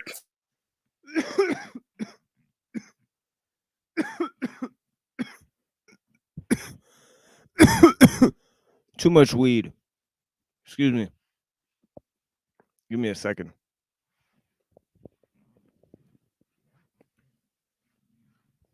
Yeah, it made me laugh. Right? But yeah, you know, but yeah, maybe anti-industrial rap slam poetry. Right. But yeah, I'm right. You know what I mean? But yeah, let's go into this idea of mushroom and root intelligence, mycorrhizal relationship, right? The bugs being parasitized by the fungus, you know? See, I don't lose my train of thought here, right? It's very hard to keep me off this, kick me off my motherfucking stilts here, all right? It's like a clown on fucking stilts, all right? All right? Yeah, but let me go. Let me go. Fucking this shit about what I was saying is about the parasitization of bees, a very important organism for life on this planet. It pollinates plants, right? So this pollination process has been, you know, necessary for the growth of many varieties of plants, right? Okay, so bees are parasitized by a fungus. Okay. Okay. They also go to the fungus to turn on their genes, right? They suck on the mycelium, as it were, right? Something observed by Paul Stamets, right? They suck on the fungus. All right. Other species, okay, have relationships with different types of fungus, okay, cordyceps and, you know, termites sometimes will mine types of fungus. All right. So there's different types of bugs that have a relationship with fungus. All right. We were also observing that in the permaculture video, right? Once you create healthy soil, you create fungi, right? And those fungi help transport information between the plants, right? So you want them to be there, right? In the old growth forest, you observe many different varieties of fungi, right? Okay. All right. There. Okay. So the bees are parasitized by the fungi. Okay. They use it to turn on their genes, p-cumaric acid, right? That produce p-cumaric acid. These complex chemicals stop them from being hijacked by mites, right? These mites hijack on top of bees and they kill and slaughter all types of bee colonies, right? Aphids and weeds and invasive species. They've destroyed entire ecosystems, right? We talked about complex system dynamics last time, right? And how that relates to the environment, right? The environment, it works off of complex systems theory, right? Just like the economy, okay? Or, different ideas like how clouds form, right? Weather is another thing. There's certain ideas or, things that can only be probabilistically measured, and they have to combine different ratios and probabilities together to form a sort of chaos map, right? But they can't predict changes within complex systems, right? That's the final point, right? Okay. All right. Now you might be thinking, how's this guy just talking for an hour and a half about all these topics and themes and, nature and technology and spirituality and all this stuff? That's because I took the time to study these things. I spent lots of time alone, right? It's not just, so, this is where I'm developing some of these ideas. All right. And you won't be getting any of these ideas. And I did invite tons of friends who are able to speak at the same capacity as I can, right? Such as Pill Eater and some of my other friends. They could speak at length about these subjects. Okay. I have a whole, I'm blessed to be in correspondence with, 5 or 6 people that can speak eloquently on this topic. So, there's no reason why, I have to spend this time sharing what I know, right? It would be me, I rather just look up the sources of my friends and see so I could learn something new for myself, right? Right. Before it's too late, right? But I'm not selfish, right? So I'm here trying to share what I know, okay? So that's one of the main reasons, right?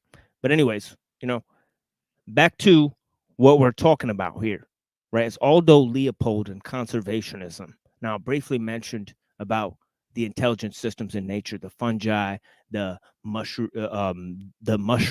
as it were, right? The insects, right? The plants, right? How they store information, right? Okay.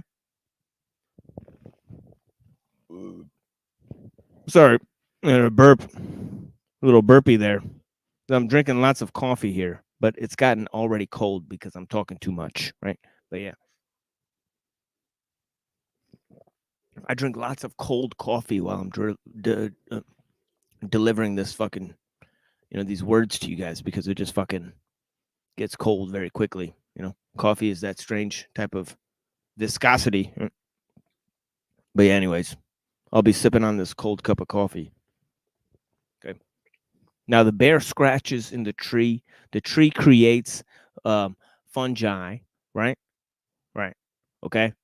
Okay. It shits out the salmon after it eats, right? It fertilizes the soil. It's all a system, right? Even with the bear, right? Bear scratches the tree, right? Looking for fungi. Looking for maple, right? You got the Winnie the Bear. Winnie the Pooh bear, or whatever, right? Okay, he's looking for honey in the tree, right? Okay. Okay. Okay, there's a reason he's doing that, right? Okay, he creates spaces for mushrooms to infect the tree. The mushrooms killed the tree and stored the genetic information, right? Okay? There's an intelligent system, right? They stored the genetic information of the tree and they created a new tree in its place. Holy fucking guacamole, right? All right. The mushrooms are creating new trees by storing their genetic information, right? And they're communicating between the root system, different trees, right? So this whole ground is alive, right? Okay. The worms compact the soil beneath our feet. Otherwise, we'd fall through the fucking ground. Okay. The factors for life are extremely rare, right? Okay. Okay. Let me go on. Since nobody's joined, right, from our friends, and in half an hour we will be opening the panel to the general public, right? So we'd love to hear the input of anybody. Okay, I'll stop talking and I'll pass it along. All right, pass the mic. Right? I'm not here to hog this stage, right? I want anybody and everybody to present topics here. You know, I've opened up the forum for anybody to present their views and opinions, you know, as long as it tentatively relates to the topic. But, you know, we did such a long panel yesterday, you know, that, you know, I'm fine with just giving this 2-hour presentation and talking to whoever comes by and then I'm concluding my show, right? You know, the main push of this show will be on Saturday when our guest arrives, you know, because we're really trying to share some good information with him, right? So anyways, let me go on, right? Okay. So the trees, right? The mushrooms, right? Mycorrhizal relationship, right? Now the mountain anchors the ground. The worms compact the soil, right? Okay, now let's go with the river, right?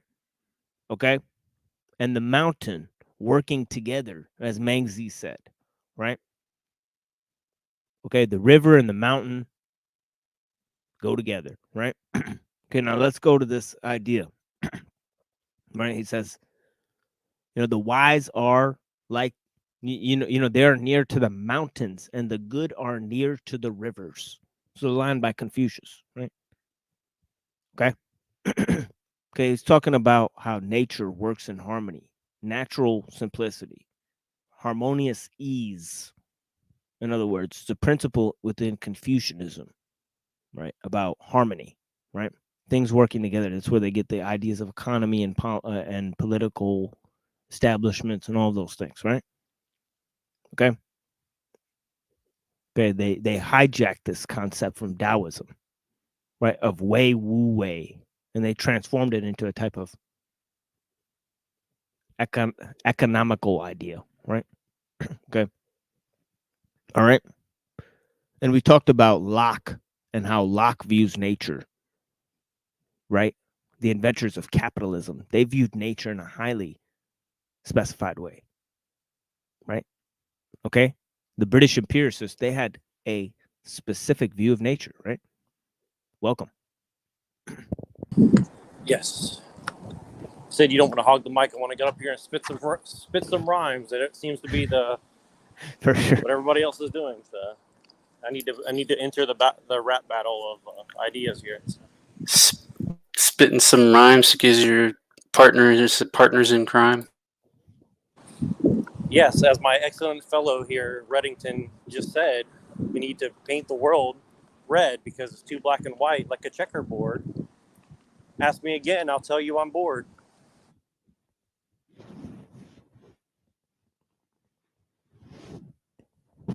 Yeah. You can see I'm not going to win the Dark Ecology Poetry Jam anytime soon. All right, let's continue. Yeah, habits of nature. Nature works by habits. Okay, it does not work by okay, this is an idea from C.S. Peirce, right? It does not work by laws. Okay, if you could think of nature as an intelligent system, nature has habits, not laws. Okay. Habits are more to do with convention than they have to do with, and laws have more to do with, you know, order, I guess, right? There's not a set order to things, right? But there is a way about them. I mean, right? You know, but yeah. Let's go to something else, right? The concept from Aldo Leopold. Okay. Okay.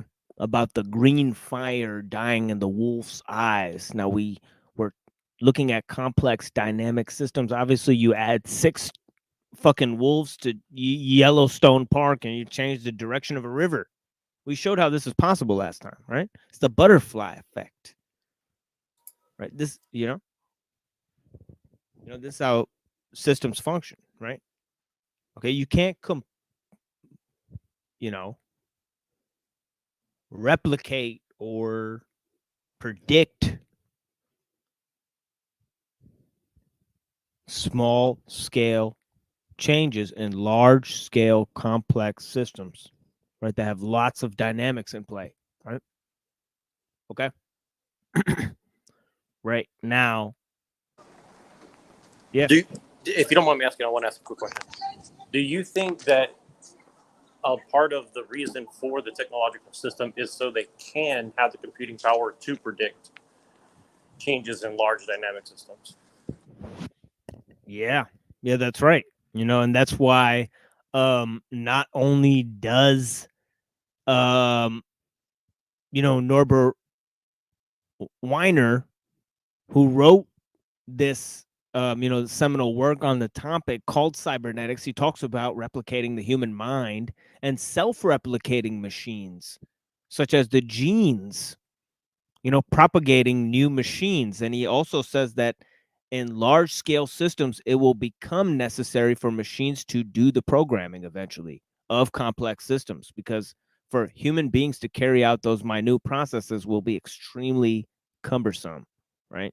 So, so they need machines to program machines, right? And the best way to do that is if the machines could just replicate themselves, right? So there's sort of trifold goal, and they're looking at life and genes as the basic model for this, right? So that's why if they can combine, say, nanotechnology and pharmacogenomics, right, that will be a great step in the direction that they're looking for, right? So it's basically like they're ignoring the je ne sais quoi, or the I don't know what, essentially, right? Like they're trying to discard the life factor and just create synthetic life because it's predictable, and then they can just basically predict nature, essentially, by basically like subvert nature in order to control nature, something like that. Yeah. Imagine some natural systems being controlled by extremely small, complex machines, right? And little computers that are creating self-replicating machines in order to carry out that process, right? They could envision something like that, a city being run that way to mirror the ecology of a forest system or something like that, right? So yeah, Yeah, it's funny. Like if you read the last couple Gibson novels, again, it's funny people call him a techno-optimist because he's actually, I mean, like, I guess you could say he's a techno-optimist, but, it's basically like at the end of it, we still can't predict what's going to come out of it, and we almost like wipe ourselves off the face of the earth to get that level of technology that you're exactly describing, where essentially these bots can do what it's instructed to do by a cybernetic person who's kind of a mix of, has both human and non-human features, right?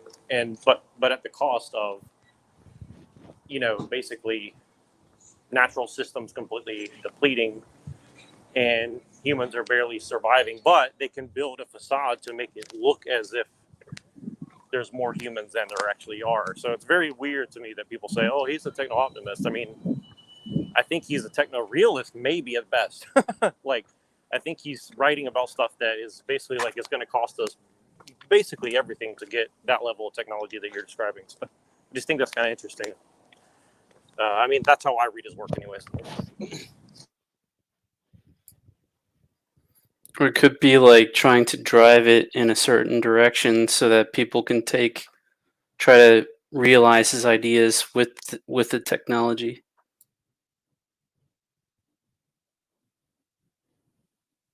Yeah, I mean, it definitely. Well, his last novel, I'll just spoil the ending because I don't think that many people are going to read it. But essentially, the AI reveals itself in a timeline around the time of Trump getting elected to basically avert all the dismay that we've had since then.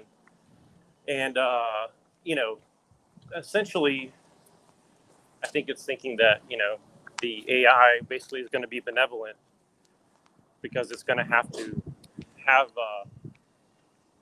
let's just say, feminine compassion or something in order to care about humans. And so there's like a Trojan horse that is put into the technology to make that happen. I don't necessarily believe that that's possible. And I know this is like a little bit of a little bit of a segue from what you're saying, but I'm just saying, like, there's a lot of people conceptualizing how this might actually work. And I think that I truly believe that if the people who are doing this are serious, I hope that they're actually not close to doing what we think they're doing, because the amount of calculation they'd have to consider to not wipe humans out is, I cannot possibly imagine how they would be able to, calculate all the little things they'd have to calculate. So Right. Right. Like, look at what we just looked at. There's no randomness within natural systems. Right. So they're observing an extremely particular set of circumstances, that you can't replicate anywhere else. So, Which is why they would have to be extremely cautious, just so that they don't run into unintended consequences. Well, even if they just say that they can risk 99%, and they say, well, this 1% we know we won't wipe out humanity. I mean, even if they could get to that level, I think that that's still like, like it would. I don't think people realize how big of a gamble even that would be. I mean, it's like you have to think like very, very. Even if you say there's only like a 1% chance of wiping humanity out, right? Like, oh, we only have 1% chance. It's like, well. Again, like you said, 6 wolves in a giant area called Yellowstone would seem to indicate that you really don't know. Like, even think about like the buffaloes. Okay, the buffaloes roamed over the United States, right?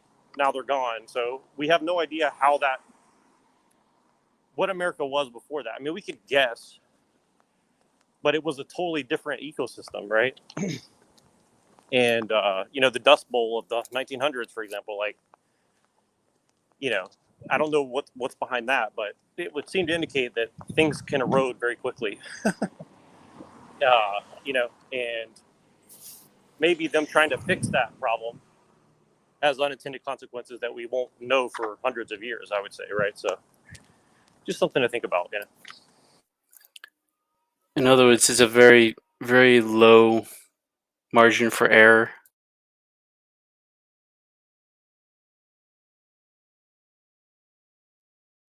I would say so, just because, like, again, I don't know.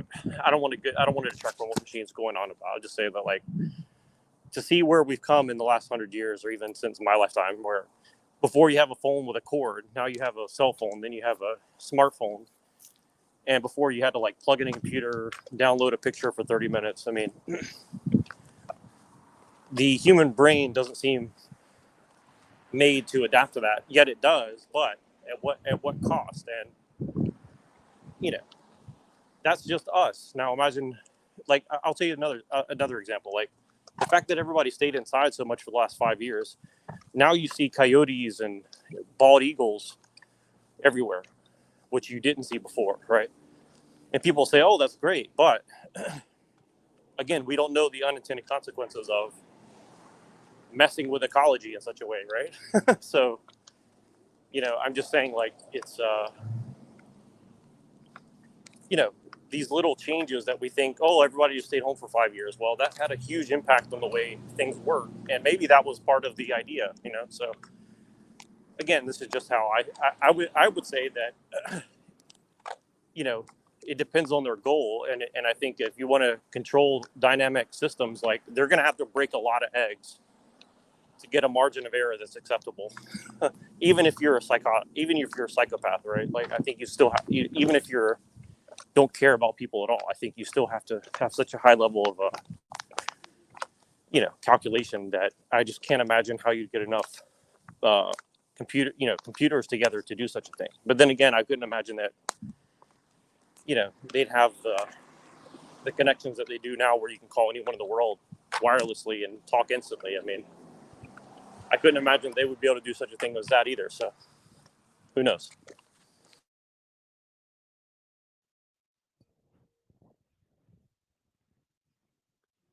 Yeah, definitely. You know, and it goes back to this idea with Aldo Leopold about the biotic community. You know, because that is a complex system that they're interfering with. You know, the hubris of man's scientific advantage and technological advantage over nature makes him think that he can create and recreate and meddle with nature, which itself is an intelligent system, right? So, and all technology really is a form of biomimicry. You know, so essentially, our whole technological system, as complex as it may be, is just a recreation of nature, right? It's using what we have from nature, right? There's nothing new under the sun, in other words, right? Of course, that's old wisdom. Stands true. It's Taoist, right? The way governs all things, right? Now we can go to this idea in Yellowstone Park of these wolves taking over the fucking system there, right?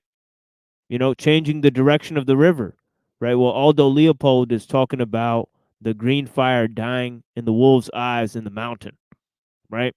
Well, what he's talking about is the wolves being eliminated, okay?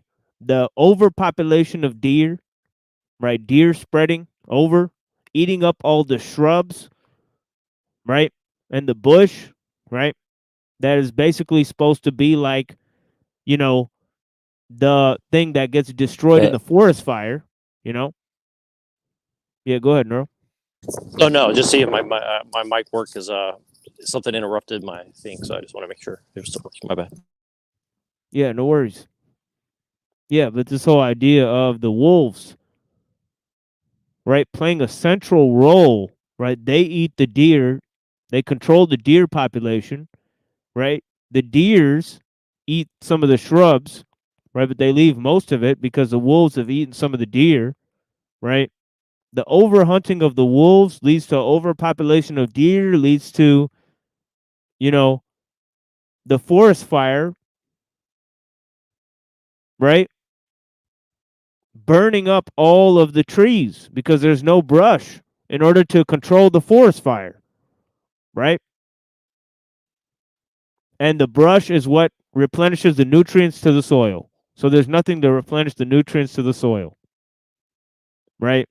So you lose the system in the old growth forest, right? By human intervention, right? And as we already discussed, you can't really fix it back. Once it's gone, it's gone, right? Once you try to introduce new changes and try to alter the fabric of what's already been altered, right, you just create something brand new. Right? That's how complex systems work, right? Right? So our ability to interfere, right, is not then fixed by our ability to innovate. Right? Thinking cannot solve the problems that thinking has created, in other words, right? But yeah, let's go to Leopold, right? And then we'll play some music, and then we'll watch a video on the Fermi paradox. And we'll also drop the link for the panel. Everybody can come in and join the discussion. Right? Okay. So yeah. Let's go to this. Ecological consequences. Right? Actually, let's go to this. The man is in fact only a member of a biotic team, is shown by ecological interpretation of history. Many historical events hitherto explained solely in terms of human enterprise were actually biotic interactions. Okay? And he said that all political systems are complex forms of symbiosis. Right? That's also a key point that he made. Right? That political systems themselves resemble symbiosis process in nature. Right? Okay? Okay? Many historical events hitherto explained solely in terms of human enterprise were actually biotic interactions between people and land. The characteristics of land determine the facts quite as potently as the characteristics of the men who lived on it, he says, right?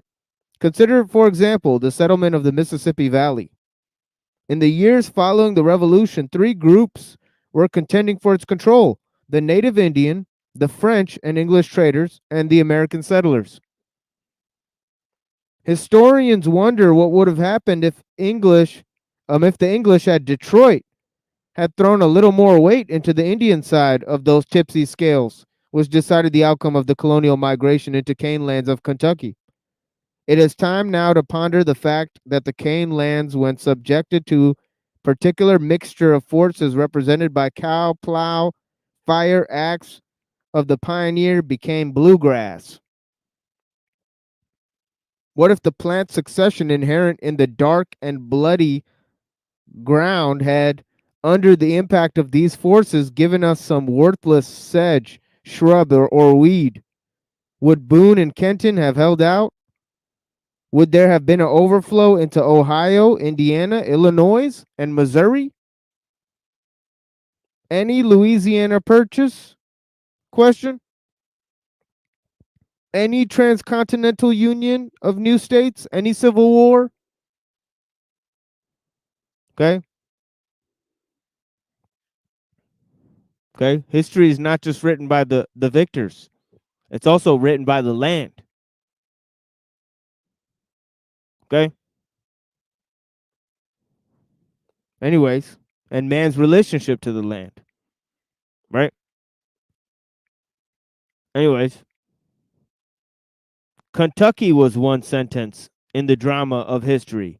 We are commonly told what the human actors in this drama tried to do, but we are seldom told that their success or lack of it hung in large degree to the reaction of particular soils, to the impact of particular forces exerted by their occupancy. In the case of Kentucky, we do not even know where the bluegrass came from, whether it is a native species or a stowaway from Europe.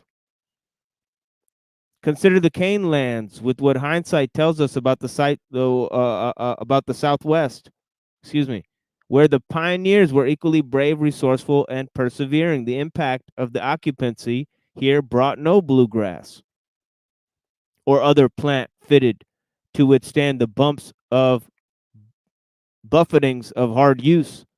This region, when grazed by livestock, reverted through a series of more and more worthless grasses, shrubs, and weeds to a condition of unstable equilibrium.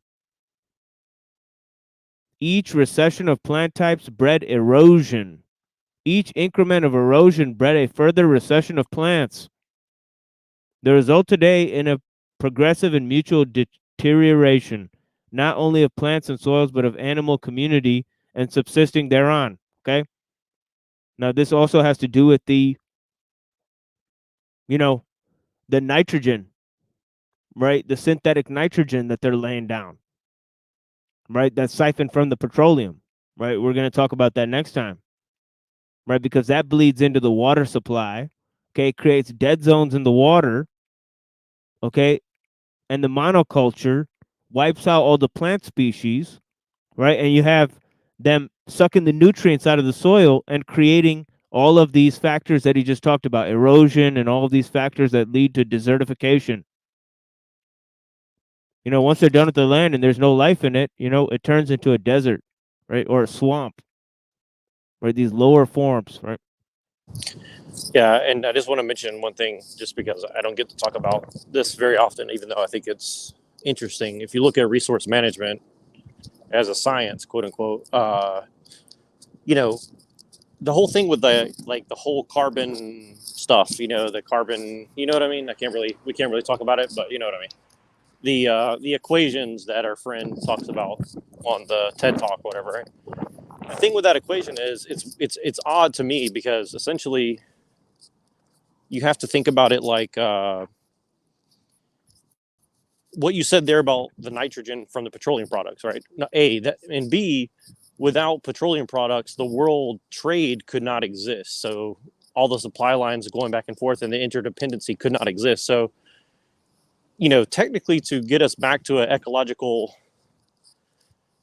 whatever, they could in theory, just cut off petroleum products to the world, and people would kind of be forced to localize and not be so interdependent, right? Which would, could cause problems, but it would also localize problems, right? And so for whatever reason, I think it's interesting that it seems that they have some overarching reason why they won't do that. And so I don't know. I'm just kind of curious if you have any thoughts on that as well, because that's always stood out to me as like curious as to why they don't just reduce, gasoline exports and keep people more locally and stop international trade essentially, or at least limit it compared to what it is now. And maybe they are in the process of doing that. So I'm not sure. Yeah, I do think they're in the process of doing that. I think that, they're going to run out of the ability to produce oil. They're looking for a different source in this world in order to run the society and the power civilization, and obviously I think building more nuclear plants isn't going to really lead to anything, right? And so what they want to do is they want to switch to this digital system, right? Because that is going to be easier to manage resources with these digital systems, right? Because you're not going to have people who have the skills, to do industrial crafts, right? So what they want to do is create, a system where people have to do the minimal amount because machines are doing most of the thing, and then you can create a sustainable system that way, right? Right, because you're going to run out of oil. The ability to have oil be the blood of civilization through industrial handicrafts is going to become increasingly more limited through the years. And the elites know this. That's why they need to upgrade in technology and the energy sources, right? Well, there is a lot of talk that petroleum is not as limited, but I say even if it's not as limited, if you wanted to prevent ecological disaster, at some point you would need to have a way to either curtail human activity, just because of the sheer numbers of people needing to feed off the land and destroy ecology. It would kind of seem that you'd have to limit it somehow. Well, I So think either the whole idea of ecological disaster, because you can't really predict these changes over a large scale. So they have no idea if they're going to enter an ice age or anything like that. So the whole idea that we're circling, 200 million year cycle around the Milky Way galaxy, who knows what season we're in? For 260 million years, we're being bombarded by different cosmic forces. So in that model, there shouldn't be any, warming or you can't predict those changes on such a huge scale of events. Right. So, Well, but my point with the let's assume that petroleum is but infinitely. Go ahead, sir. but what I was gonna say real quick is that it's a code word for technological growth and also depopulation, right? They're using the climate change thing for those two things, right? As I explained on my last show, that it's mainly about, you know, this whole idea of, sacrificing babies to the nature forces, right, or whatever, right? Where Yeah, it's just like, and it really is a pagan idea in a way. I would say, because, and again, that seems ridiculous to people, but also it's like, if you're living in harmony, quote unquote, with nature, sometimes you're going to have too many kids to feed, and so naturally bad things are going to happen, right? And I think that's why they ritualize it in certain societies.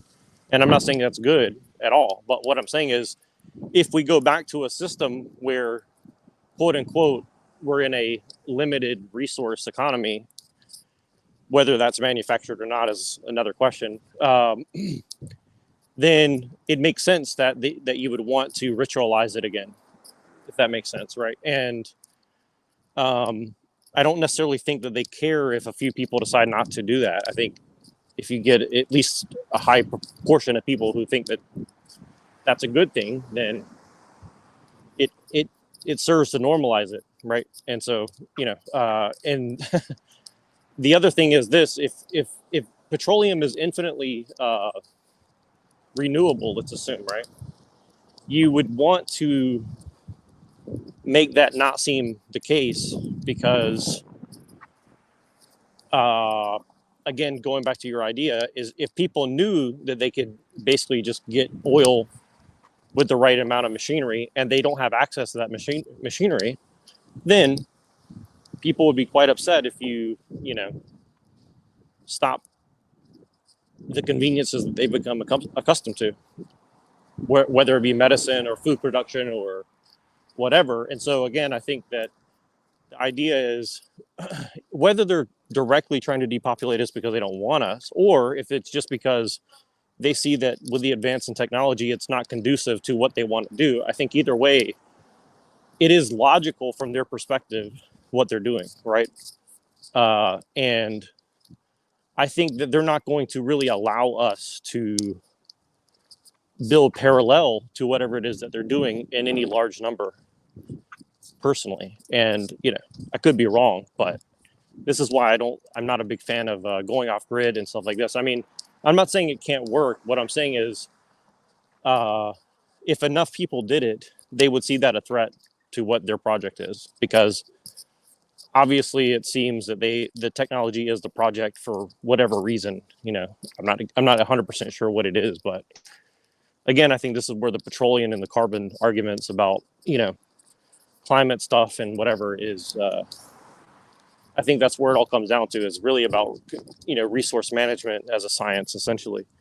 And ecology is probably secondary to that, in my opinion. I think they care about the environment only insofar as like it serves whatever purpose they want, right? Because obviously they've sacrificed quite a few ecology or ecological systems to get where they're at, if that makes any sense. So I'm just giving my perspective for whatever that's worth. I mean, I'm happy to be proven wrong, but this is why I make some of the arguments I do about, do we leave the city? Do we stay in the city? Do we work with the system against us? I mean, this is all the considerations I take into consideration for my political arguments or something like that, right? So.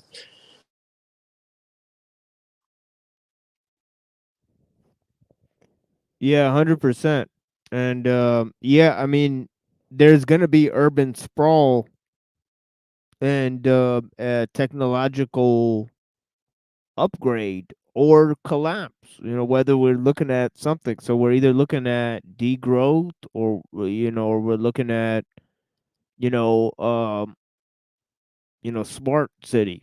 So there's two models, and it goes with these two aspects of things, neo-tribalism, or this, share, stockholder capitalism, where it's just going to be joint stock corporations, similar to the Mencius Moldbug idea, right? And so let me add this friend here. What's going on? What's happening? What's popping? Not much. I think I caught pretty much all of the show so far, or the presentation, I should say. Yeah, it's been a pretty good run so far, for sure. Even though we did not plan to do this show this way, but yeah, we're gonna expound more on these topics on Wednesday. I mean, on Saturday as well. But yeah, I still got this Leopold and God theory, and I got plenty of videos and good stuff before I get to Kaczynski as well. So yeah, thank you guys. Well, and one thing I've been kind of mulling over, and I've had a few conversations over the past couple of days with different people about this kind of concept, but the whole idea of stakeholder capitalism is a very tricky one, in my opinion, because it seems that it is really diffusing culpability more than it already does with regular capitalism. And what I mean by that is, essentially, if everybody's bought into it via whatever economic system they're going to use, it's really hard to track who's responsible for what. And like, I've seen this in the corporate world where nobody's really responsible for any position, really. The buck is always passed around. It's like hot potato, essentially, right? And so that mixed with neo-feudalism, which I know people don't like to talk about, but again, I think old style feudalism is bad, but at least you were tied to the land and food and the water that you consumed to some degree, right? And it seems what they're going to do is they're going to basically come in and quote unquote own that land and then allow you to work on it, which is not really the same, because before there was an interdependency, symbiotic nature to it, where the city people and the nobles, etc., directly needed you. Well, if you have a systematic robotic system, then that's not really the case anymore. You don't need that many serfs to do it. So really, and I think a lot of what we see politically is actually about gamifying resources over people. And so when people say it's all about the money or this or that, I think the money's a vehicle to such a thing. I don't think it's an end in and of itself. It's a vehicle to basically acquire real estate or something to that effect, right? So I just think that's kind of my uneducated view of the stakeholder capitalism idea, because again, I'm not saying that it couldn't be a vehicle for good things to happen. I just don't think that it will be. You know, I understand that you could make a good argument that giving everybody a stake in the outcome is good, but the problem is it's never going to be, I think that you're never going to have access to the proper information to make those decisions. It's kind of like trading stock right now. Like, you know, when you have supercomputers trading 11 times a second or something, you know, it's very hard. It's very difficult to find the margins in, you know, a tenth of a second or something, right? So, you know, just trying to put that out there. You know? Yeah, I mean, there's four concepts I see emerging here on the alt right, and it's kind of this idea of the church and the state being mixed through this monarchical program. You know, so they want a return to monarchy. You know, they want the economy and the state to be either, you know, separated and merged. So there's this whole idea of, you know, economics, the state, you know, the church, you know, all having new definitions where, you know, they're opposed to rights. And of course, there's this idea of this libertarian system where the economy should be run as open source, you know, type of idea from these open source groups that work in these corporations. And as you said, there's shared responsibility. Well, that's the, you know, the main push there, right? You know, but yeah, it's interesting concepts, you know, so they're drawing from the ideas of ecology and applying it to economic systems and different ideas. And, you know, the whole concept that Pinoid played of Mencius Moldbug talking about the cathedral is kind of very, very similar to this, you know.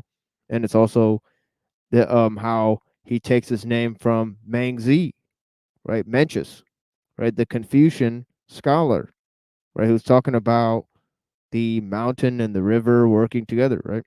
Have you ever looked at Zhang Zi, the other guy after Lao Tzu, the guy who was kind of like Oh yeah, opposed we to read. Confucius? Yeah, we've read a lot of his work here. Yeah, for sure. Yeah, I think I remember you did a little bit on it, but the more you know, actual Chinese people have recommended me, oh, you should look at that guy instead of Confucius or Lao Tzu or whatever, because they're like, he was a little bit more advanced, I guess, is what the way they explained it to me. And so I started looking at it, and it's like, it reminded me of like Stoicism or Cynic philosophy, kind of. Maybe I'm wrong, but that's, if my memory serves, that's what it reminded me of. Oh yeah, yeah. You know, like he has this idea of this tree. You know, where this you know, he had a friend who's a logician that he's always arguing with. And he's like, ah, you know, you like logic. You're fucking stupid. You know, yeah. So it's funny that you know, you know, his friend's called Hoot Zoo, and he says he's got this tree in his yard, and he says its trunk is too big to ever be cut down, and its branches are too wiry to ever be turned into anything useful. You know, and he said that you know, Shang Zhu, you know, you know, Zhang Zi, you know, your words are big and useless like that fucking tree. Right? This is what Hoot Zhu says to him. And he says, you know what, Hoot Zhu, you know, you're fucking, you know, ignorant. Because guess what? There's a yak that stands on the hill, and its chest is as big as a cloud. It doesn't go and chase small weasels and end up in a trap, right? But foxes go ahead and chase small weasels, and pretty soon they end up in a fucking trap, right? He's saying your desire for those small things and your desire to hash out these small details are gonna get you fucked up, dude. I mean, right? Like some ancient smack talk or something. Yeah, exactly. Exactly. And then he yeah. says, yeah. Yeah, and then he says, now you have this tree in your yard. Its branches are too wiry to be used for anything. Its fucking trunk is too big to ever be cut down. He says, because of its uniqueness, it will never succumb to harm. Because of its uselessness, it will remain. Yeah, exactly. Yeah, I think I remember you telling that story, and it reminds me like that's actually very similar to like real Chinese humor and like Taoist humor. It's very, very that's very much in the vein of like their kind of humor, where they basically like tell you this big story about something that seems unrelated, and then say, you're just like this cute little thing, and then they really basically what they're telling you is you're a fucking retard and shut the fuck up. It's kind of funny. I really like that. It's almost like a Norm Macdonald, kind of thing or something. I like that style of, or Harlan Williams or something like that. That's what it reminds me of. But this is where it's very funny when you go to like these, resource management or these PhD level people, and you try to ask them like very simple questions or something. They get like very defensive, and then when you say something like that, they get very, defensive, I guess. But yeah, I don't know. It's just kind of funny.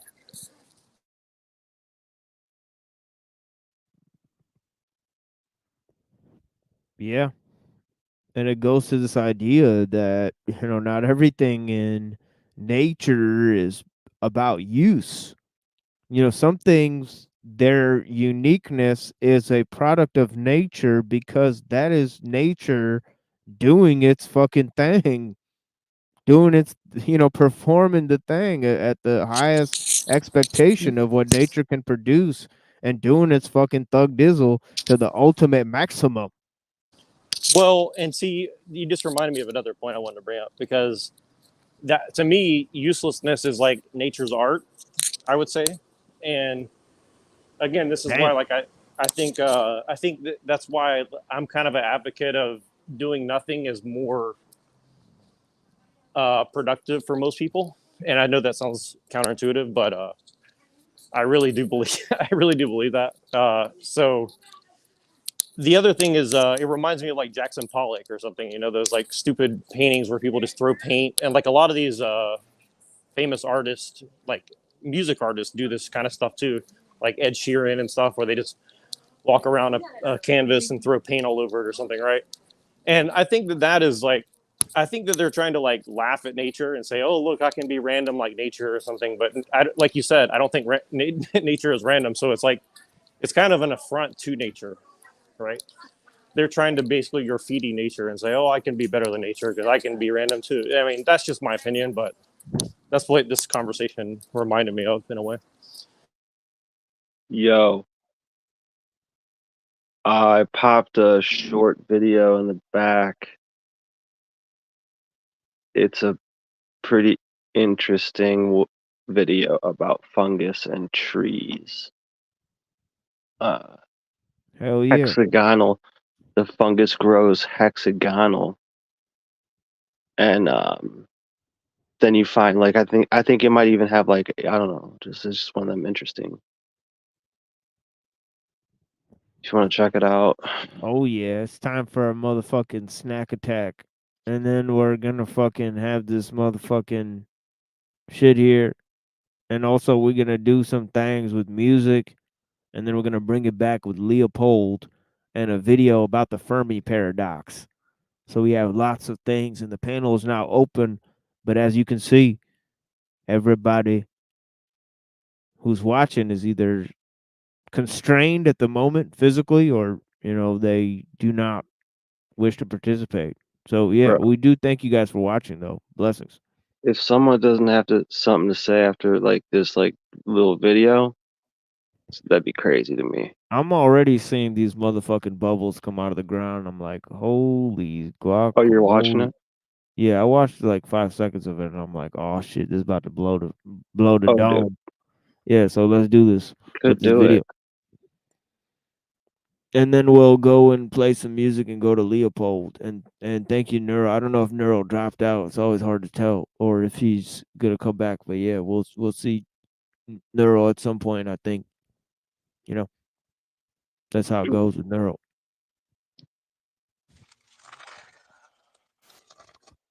Oh my God! See that, guys? Spooky action at a distance.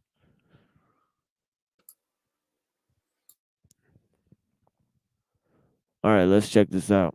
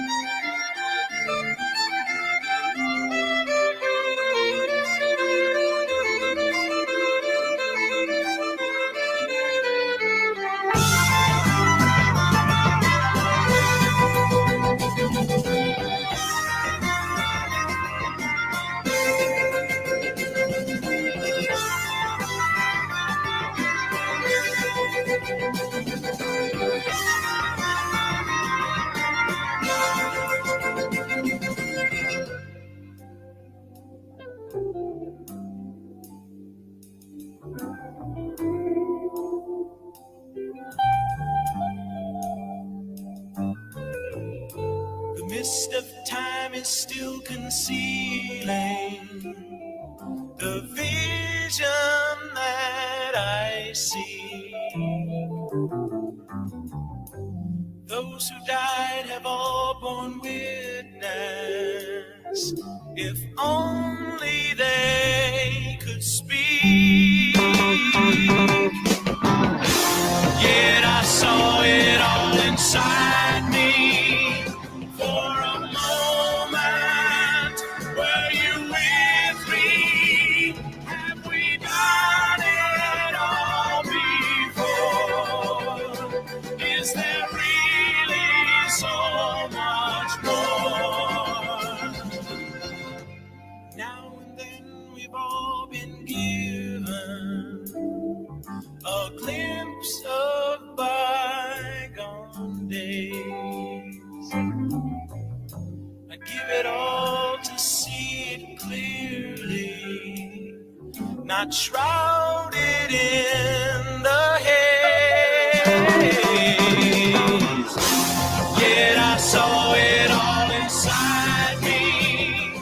For a moment, were you with me?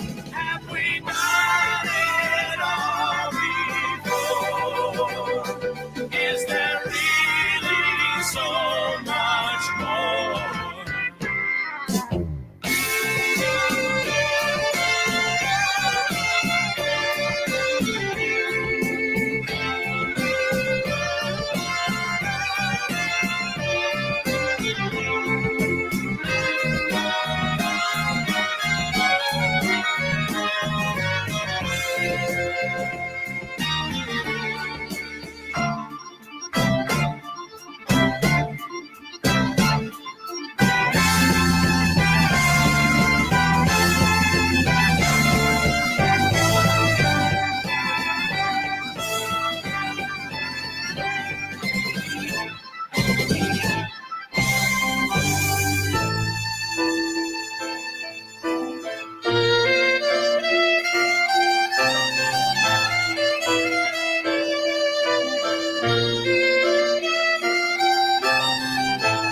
Each man has a memory,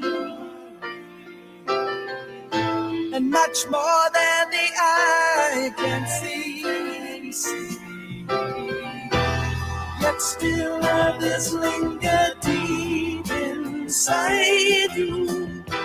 Haunting thoughts of pain and joy divide you. Look beyond your eyes at the dark and the moody sky. Oh, that's standing in your way. And I feel the light of day.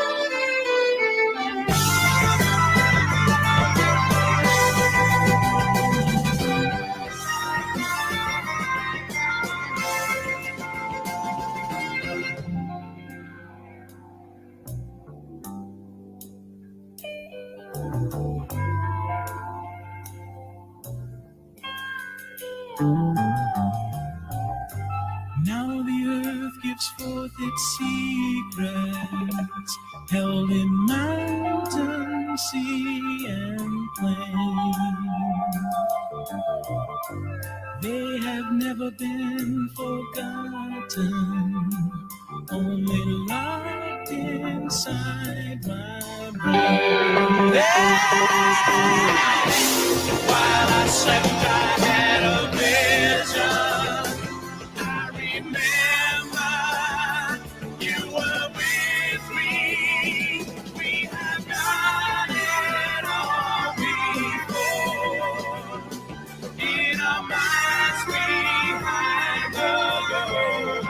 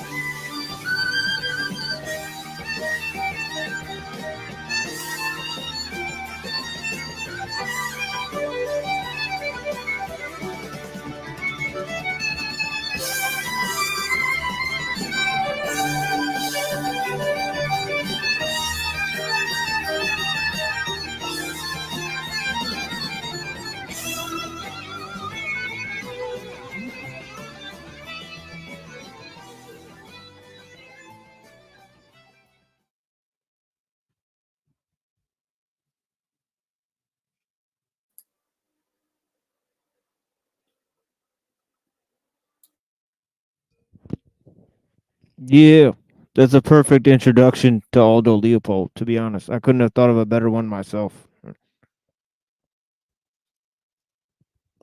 thought it was interesting, to say Yes. the least. Yeah, for sure.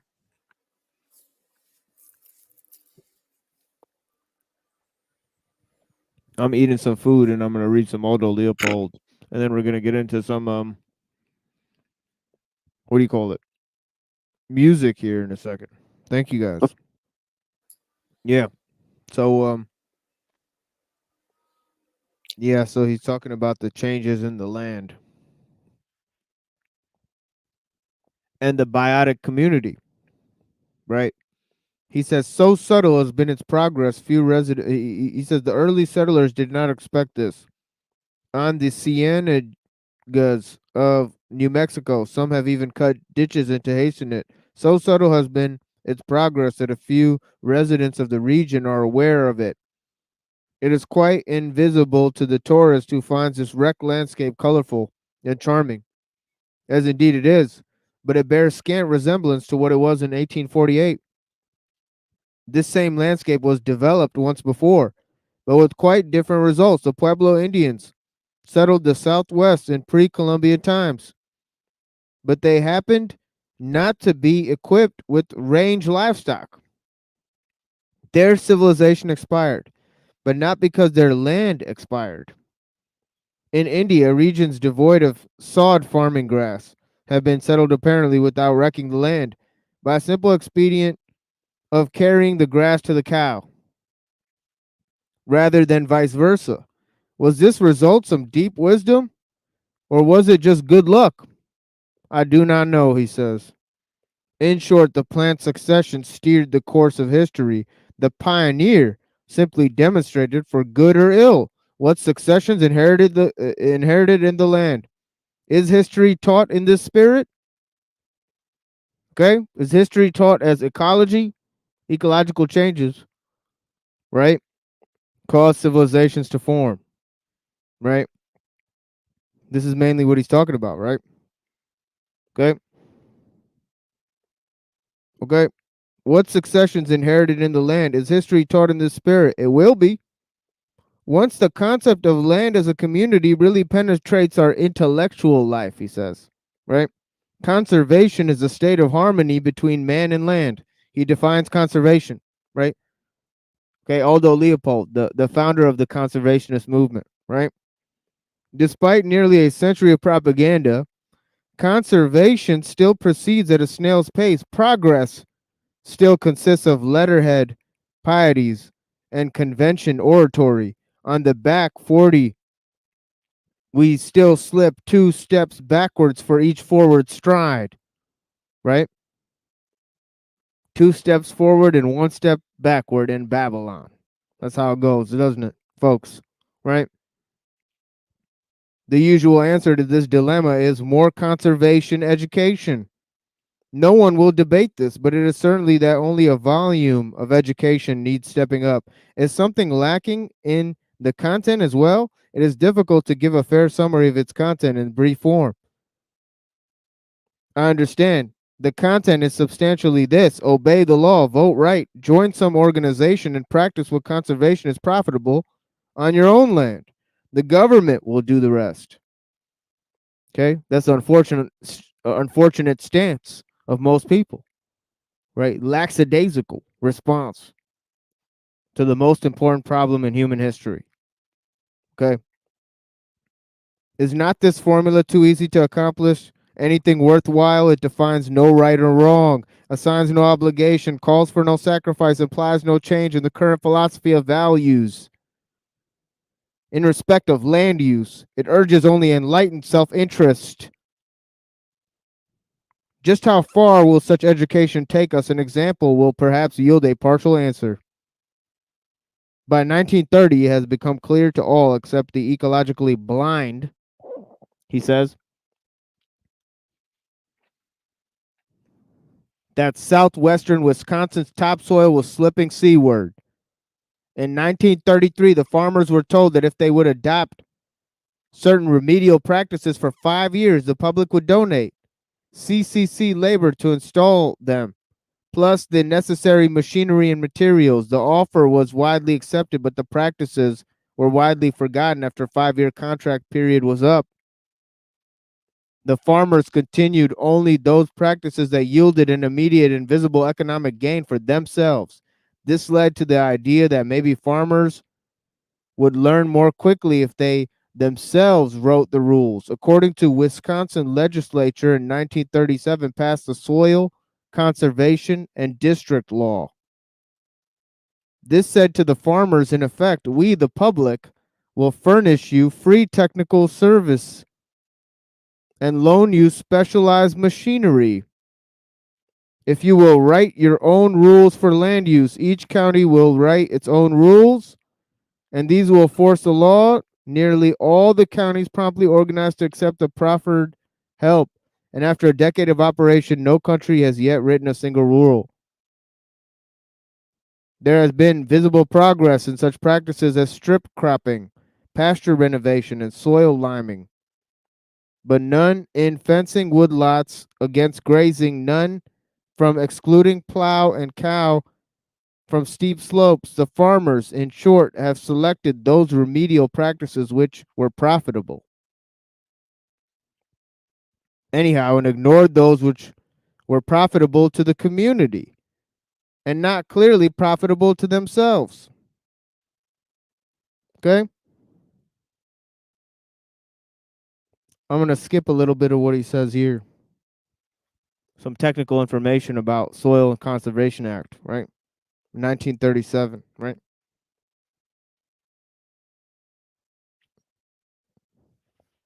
He says here, the proof of conservation has not yet touched these foundations of conduct lies in the fact of philosophy and religion have not yet heard of it. In our attempt to make conservation easy, we have made it trivial. Substitute for the land ethic. When the logic of history hungers for bread, we hand out a stone. We are at pains to explain how much the stone resembles bread.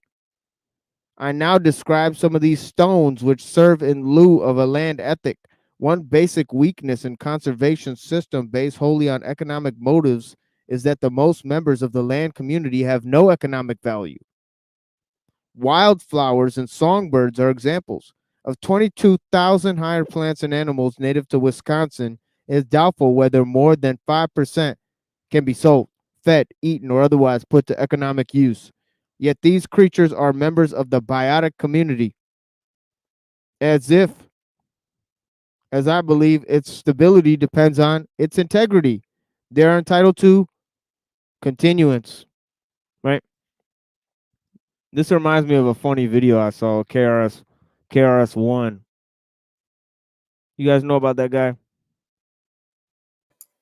Yep. Like one song, maybe. Yeah, I've heard quite a few of his songs, and also he got.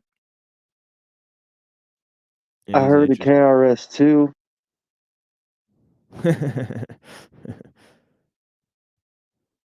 Yeah, let me see this. Try to find this KRS-One, where he talks about. He's got a funny way of describing ecology that's pretty interesting, right? He but yeah. Let me see if I could find this video. I saw this a long time ago. Don't know if this is still going to be available.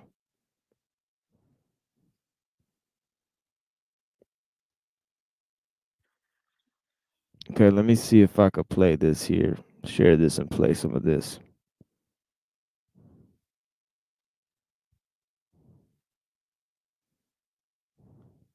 Back and, I mean, to really look, man, you a slave for real.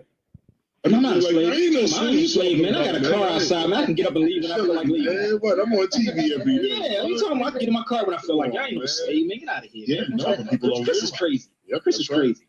That's Seriously? Right. No, he's right. No, that's it. No, I'm wrong. Because the society says, no, you're free. Society says, you're free. So you believe because that is the authority. That's who's pointing the gun at your head. So that's the authority, the one with the gun at the head. And this is the basis of reality and law itself. This is it right here. It's that we live in a militarized society. So reality, and get this, now this is the mind blower right here, because what I'm saying is not wrong or bad. Damn, here you go. See, I'm looking to go to the show. This is evil. This is evil what I'm about to say right here. This is so evil. What I'm saying is not wrong or bad. The way government operates or the way the manipulation of reality is not wrong or bad. Here's the reality we live in. If everything was the truth, if everything was the truth, you'd have no freedom. You couldn't do anything. You couldn't do nothing. You like breathing air is the truth. That is the law. Stop, break that law, and you're no longer in this dimension. Okay. To be in this dimension, gravity is a truth. Breathing air is a truth. Speaking and you comprehending is a truth. Now imagine if you could go outside of what other people believe truth is. They told you at gunpoint. Truth is this book, The Art of Deception.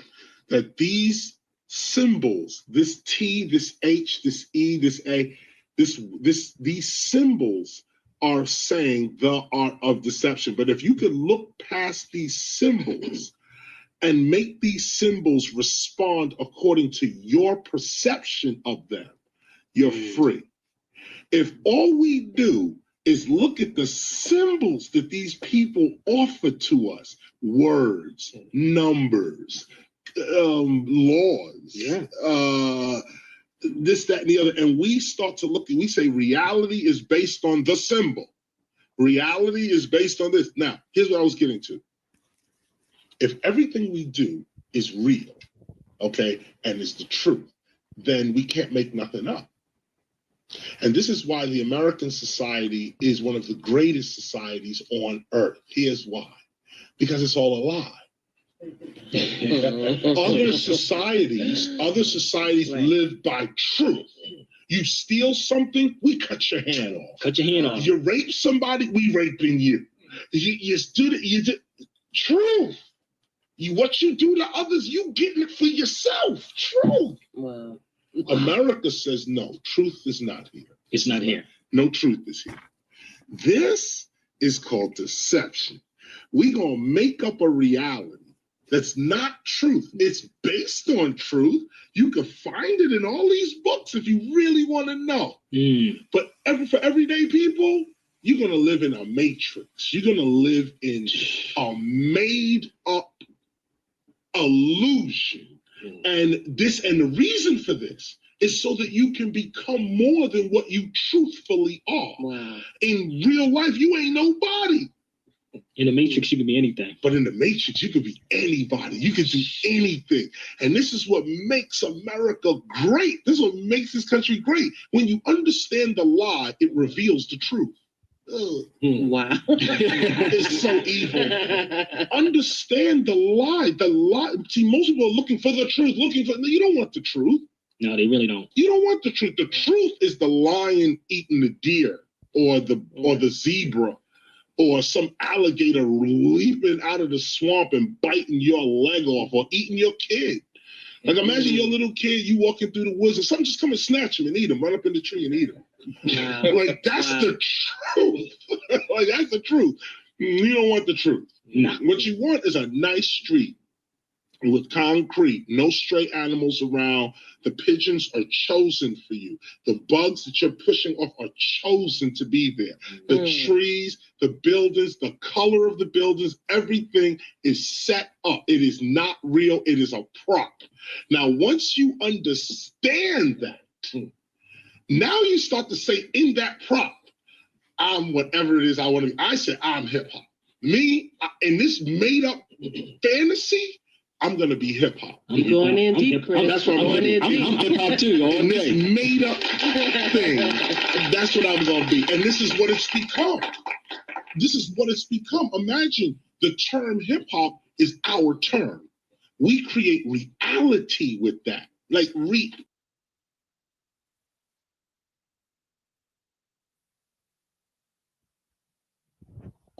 It's not about a salary, it's all about reality. And reality is not the things that are chosen for you, selected for you to have experiences, right? That's not the biotic community. That's not what's going on, right? That's the mask that's put over the biotic community to confuse you about the real basis for history, right? Which is the ecology, right?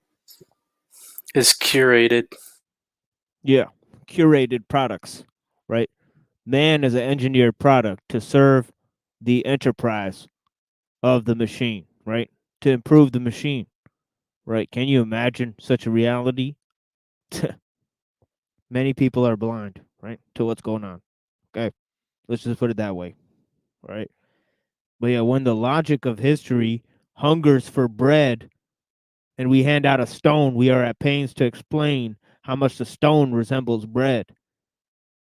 He says, I now describe some of the stones which serve in lieu of a land ethic on the basic weakness in a conservation system based wholly on economic motives is the most members of the land community have no economic value. Wildflowers and songbirds are examples. I just read this, but I'm going to read it again. Of 22,000 higher plants and animals native to Wisconsin, it is doubtful whether more than 5% can be sold, fed, eaten, or otherwise put to economic use. Okay? Does that mean we're going to eliminate 95% of you know what's going on? Probably not a good idea, folks. Right? Yet these creatures are members of a biotic community. As if, as I believe, its stability depends on its integrity. They're entitled to continuance. When one has a non-economic category, when one of these non-economic categories is threatened, and if we happen to love it, we invent subterfuges to give it economic importance. At the beginning of the century, songbirds were supposed to be disappearing. Ornithologists jumped to rescue with some distinctly shaky evidence to the effect that insects would eat up if birds failed to control them. The evidence had to be economic in order to be valid. A parallel situation exists. Oh, hold on. I skipped something. It is painful to read these circumlocutions. Think about that. Think about somebody using the word circumlocutions. That's fucking badass. It's painful to read these circumlocutions today. That's some 1939 ass word right there. All right. We have no land ethic yet, but we have at least drawn nearer to the point of admitting that birds should continue as a matter of biotic right, regardless of the presence or absence of economic advantage to us. A parallel situation exists in the situation of predatory animals. Raptorial birds and fish-eating birds, time when the biologists somewhat overworked the evidence that these creatures preserve the health of game by killing weaklings, or that they control rodents for the farmer, or that they prey on worthless species. Here again, the evidence had to be economic in order to be valid. It is only in recent years that we hear the more honest argument that predators are members of the community. Okay, predators, members of the community, right? You need wolves to hunt the deer. That's just how nature works. You're going to have to get over it, right? Or you're part of the cycle, or you have no control, right? Give it up. Give up the control. Respect the natural, the grace that you were given to be part of the bionic community. Yeah. Dude, that's so crazy though for my mind. Like for me, this is probably like a side issue, but like traffic lights. Yeah, that's just Oh yeah. I would you got a call that whole thing about symbiotic? that. Oh yeah, I got a whole thing about traffic lights and cars and how most of the society is organized around the motor vehicle. It's not organized to human movement even. It's fucking crazy that the whole society is designed towards, you know, operating machines. It's fucking crazy. They've cultivated the land to organize to, the development of machines. The car is a perfect example. We're gonna take a great look at that. How the car is just totally, you know, fucked up human communities. Yeah, I took this tour once. I mean, it was kind of like this kind of weird, kind of prestigious tour ish. But it was of the car industry. It was in Collier County.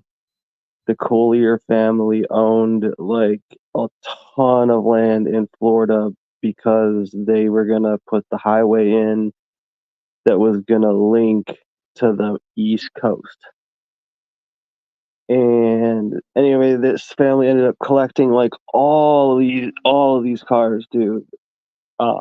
From like I don't even know from like you know, but I noticed that they didn't have much on electric, so I asked a question about that. And like, dude, they had like people following us to make sure like we weren't gonna touch cars and shit. And yeah, what I learned basically is that the car industry is basically there was like five like major players at first. It was like France, German, British, American, and like I think like Austrian or something. But basically, yeah, they created the entire industry, therefore making their own competition as well.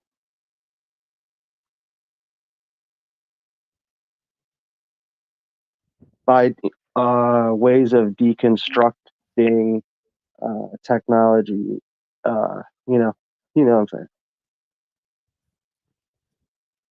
Yeah, it's wild. The whole, mode of transportation. They're saying that the car was something that broke national barriers. Intercontinental railroad system created trade across all the states. Tourism. Yeah, yeah. What it creates is all the products being sold in the nation. It creates large scale industry, right? They wanted large scale industry to replace the slaves. That's why they created the transcontinental railroad system. It led to population growth. It led to expansion into the West Coast, right? And all of the, like, just the spreading of people and the spreading of human products, right? That then leads to, you know, um, increased centralization of government. And we got rid of our original design of government. And that to increase federal regulations, right? The bigger the technology grows, the bigger the state grows. And like you're saying in the 30s with the nitrogen too. Uh, and I think part of that push to the west was the East India Trading Company or something. Or Oh yeah, yeah. They were the East India Trading Company, and you know, and yeah, they were responsible for a lot of crazy things, right? Including their founders were linked to some pretty dastardly enterprises, right, across several nations and states. But yeah, all right. Yeah, let's go to uh this thing here where he's talking about trees and also the difference between economics and ecology, right? And let me and yeah, he's talking about the value of predators and the value of predator species within the biotic community, right? We're only now seeing the value of these things, right? I'm only going to read a little while more of this, and then we're going to move on to different things. We're going to move on to a video on the Fermi paradox, and before that, I'm going to play some songs, but yeah, we haven't had many guests on the panel. I guess people are just afraid to come on the panel. Tisk tisk. But it is what it is. All right. But yeah, let's go here. We definitely had lots of people the other day on Neurojack's panel, and we feigned that we were part of a different channel. Then we had lots of people. Crazy. Yeah. Oh, okay, here comes somebody. We'll take anybody. What's going on, brother? What's up, Mr. TML? Hey, what's How going you on? doing, sir? Hey, give me 1 second. I'm gonna read a little bit of this, and then I'll cue you in on Okay, whatever hey, I'm gonna come back in because my audio is fucked up on my end. But all right.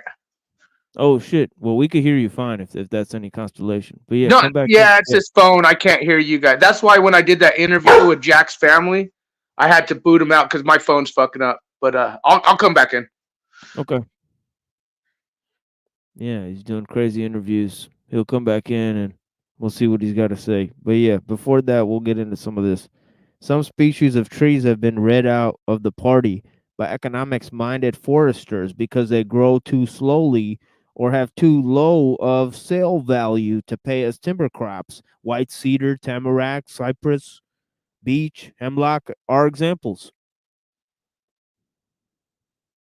In Europe, where forestry is ecologically more advanced, the non-commercial tree species are recognized as members of the native forest community and preserved as such within reason. Moreover, some like beech have been found to have valuable function in building up soil fertility. The independence of forests and its constituent tree species, ground flora and fauna is taken for granted.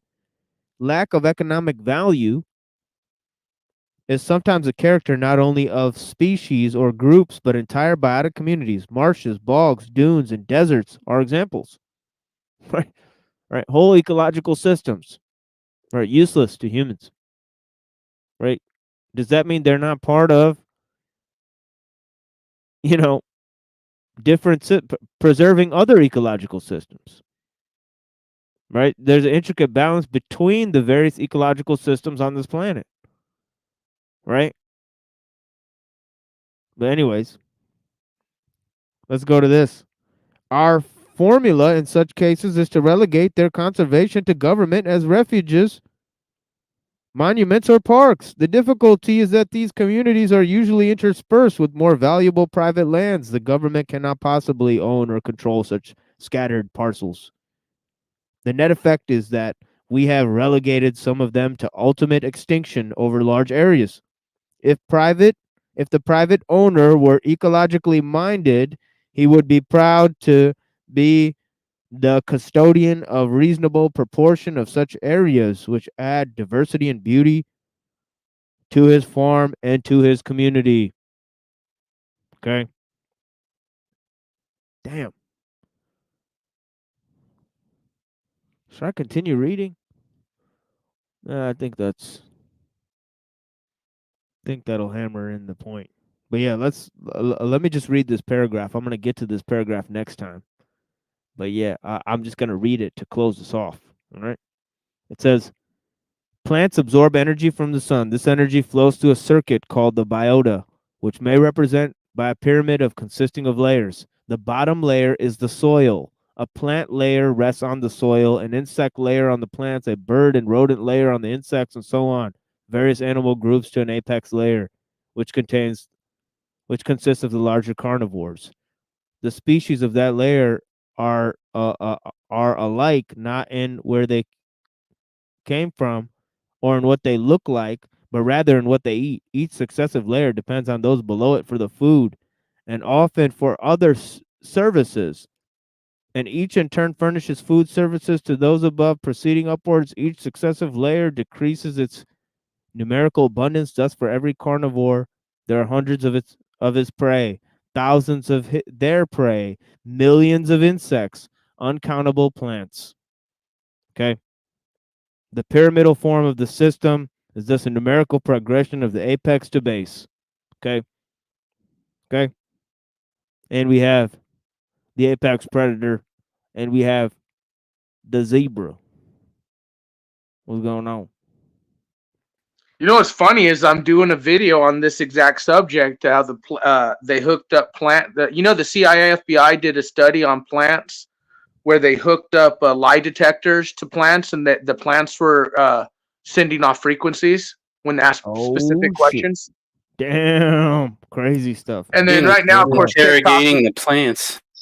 Yeah, Well, that's right and, something and that. right now, TikTok. Yeah, There's footage out there of plant reactions, and it's interesting that this is going viral right now, especially because there's probably a lot of optics with the CERN and stuff. But this whole plant thing is real.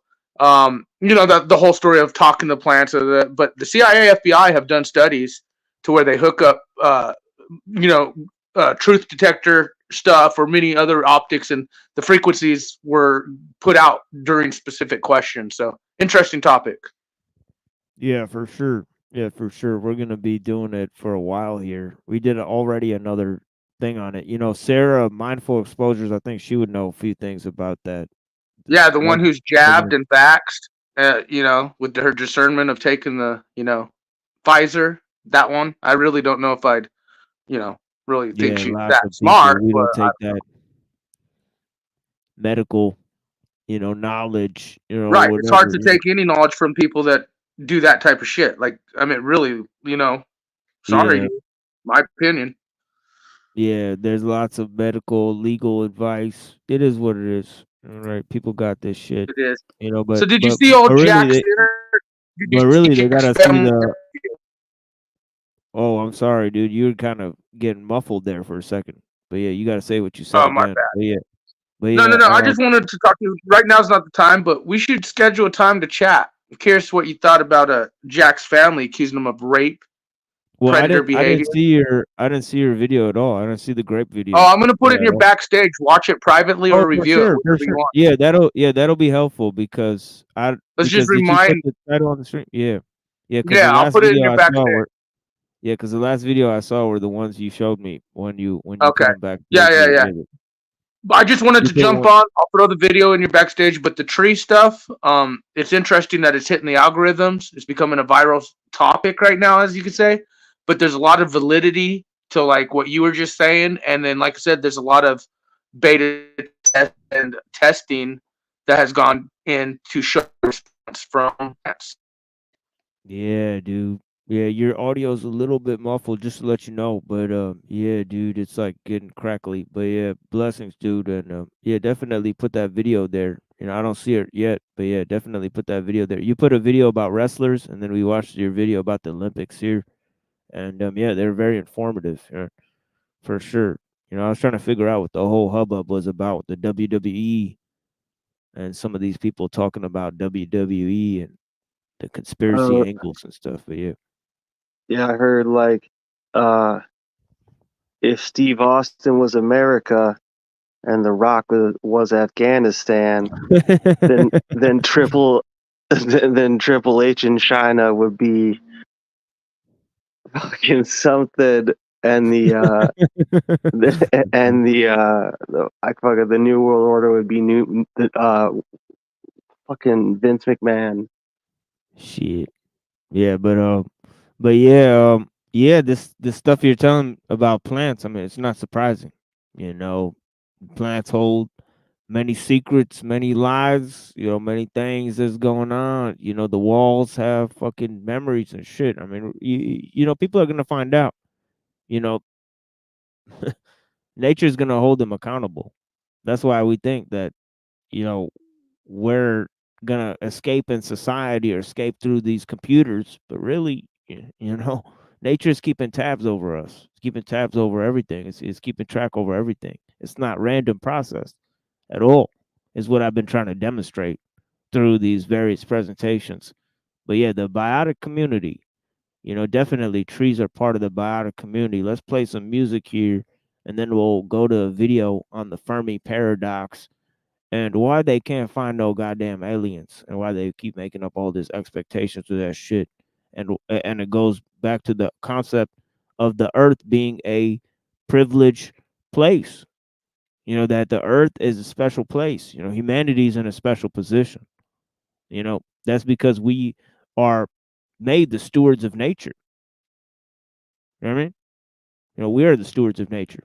But yeah, and we have to go back to the stewardship mentality. You know what I mean? You know, we're actually the custodians. You know, the best way to look at humanity is the custodians of nature. You know, if the people in power act as the custodians do, you know, where they came in, performed their certain tasks, nobody even saw who they were, they put on the same uniforms and they just performed the tasks that were needed, you know, for the society. And the best way to lead the people is from behind, so you could keep an eye on them. Is to be in the lower position. You know what I mean? The best way to sketch mountains is from, you know, down low, right? And the best way to look at on the people is from on high. As a ruler, bird's eye view. You know what I mean? Anyways, let's go to this video here, and then we'll get back to some ideas here. Thank you, guys. This is just some songs. Taking a little musical break here.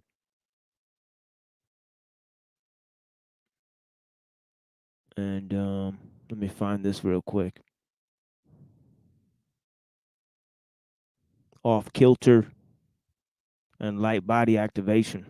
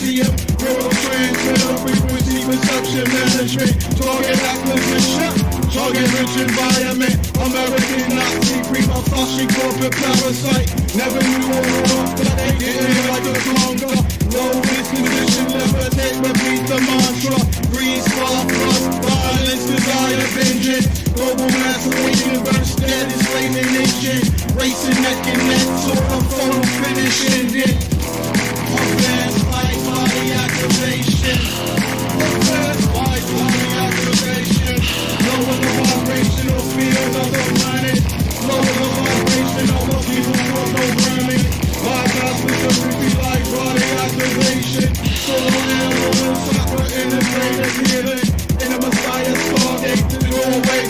awakening. Domination 1.68 man orientation. Up in the rising, time and space environment. The living embodiment of the Sphinx monument. Circle square, hyperdimensional wheel is equal.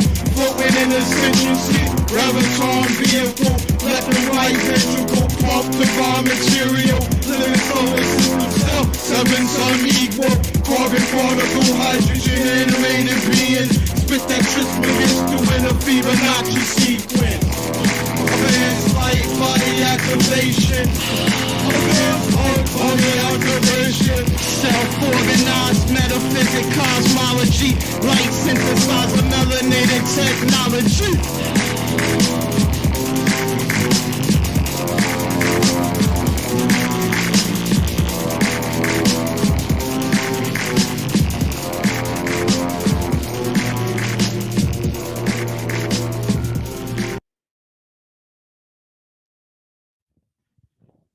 Yeah.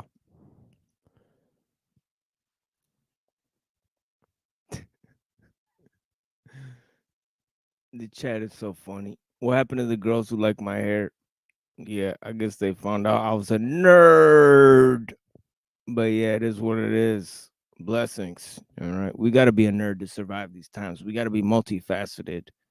You know, you can't be out here without intelligence, right? It's better that you get intelligence and resources before you get the family situation. But, you know, it's good to have both. You know what I mean? You know, as Kaczynski talks about, he's talking about that the problem is not, you know, trying to control the births of the people, you know, that are affecting nature and contributing to the technological system.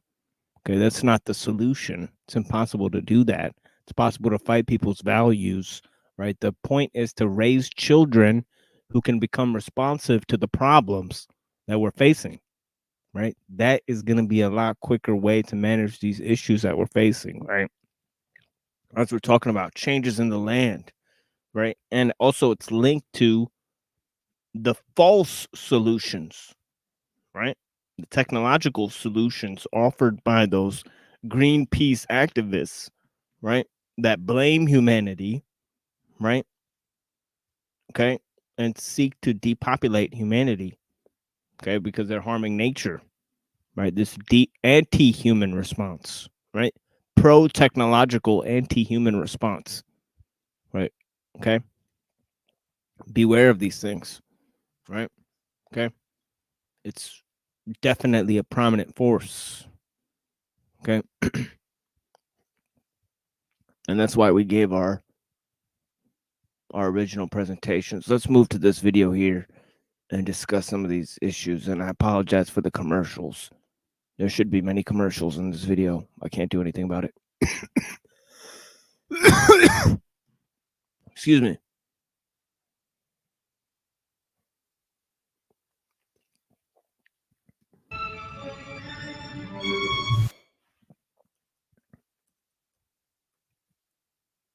Okay, here we go. There are at least 100 billion stars in our galaxy and 200 billion galaxies in the universe. There must be other intelligences, scientists assume. Why?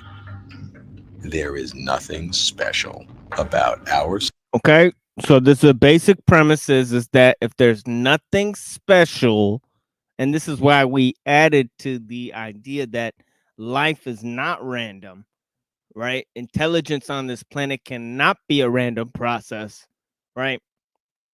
It has to be attached to a greater intelligence, right? Okay, maybe an intelligence in nature. Okay, these concepts that the ancients had, that man is basically thrown away, right? They had them until medieval times. Okay, and then they threw them away, right?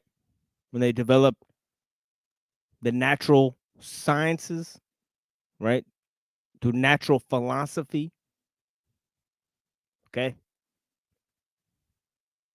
And natural rights. Okay. Natural philosophy became science.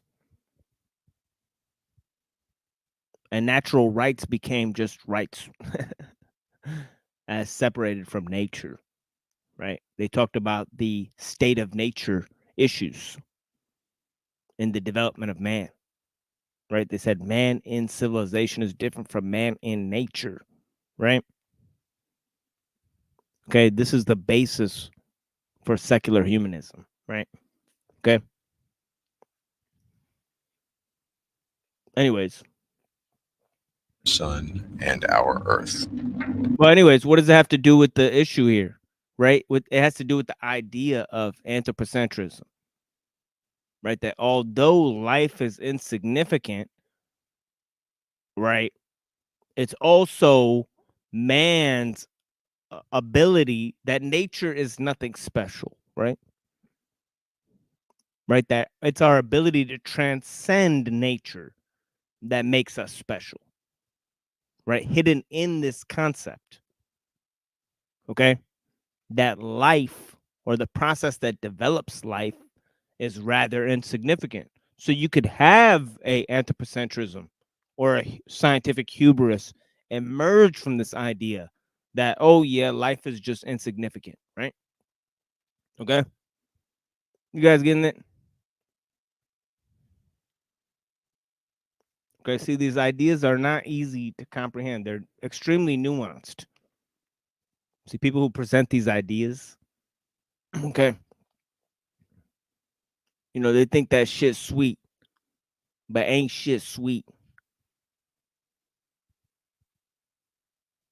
when you got to eat. All right. Okay, there's no laws in the jungle, right? A hungry man has no respect for law and order, right? And it's like my friend Neurojack said earlier, uselessness is nature's art, right?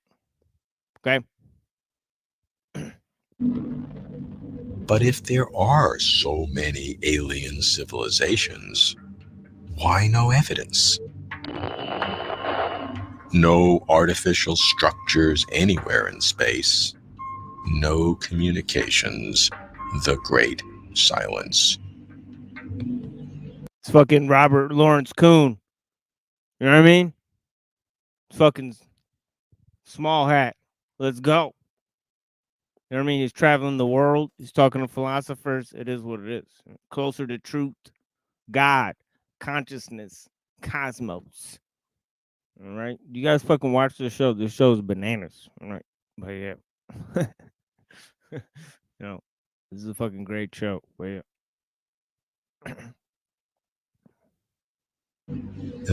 Yeah, we watched it earlier. I forget what we watched it for. I think it was maybe something to do with transhumanism or something, Plantinga or some shit. I don't fucking remember. Something like that. Yeah, some shit. But yeah. That's the Fermi paradox, the haunting question asked by physicist Enrico Fermi. Alone? Not alone. Either way changes us forever. I'm Robert Lawrence King. So if life is, okay, not special process, okay, there's thousands of habitable zones that we've discovered, right? Okay. Okay. Where's the life? Right? If it's just a random process that can happen, right? Why haven't we observed any life in the thousands of habitable zones that we've observed? We should have picked up at least advanced forms of communication, right? Maybe like radio signals or something. I mean, right? This is why they sent this Air Zebo or whatever, like Telegram or Message or whatever the fuck it is, right? Right.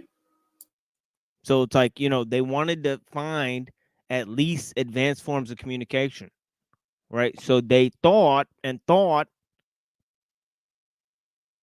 you know, let's send signals out into space, right? There's thousands of habitable zones.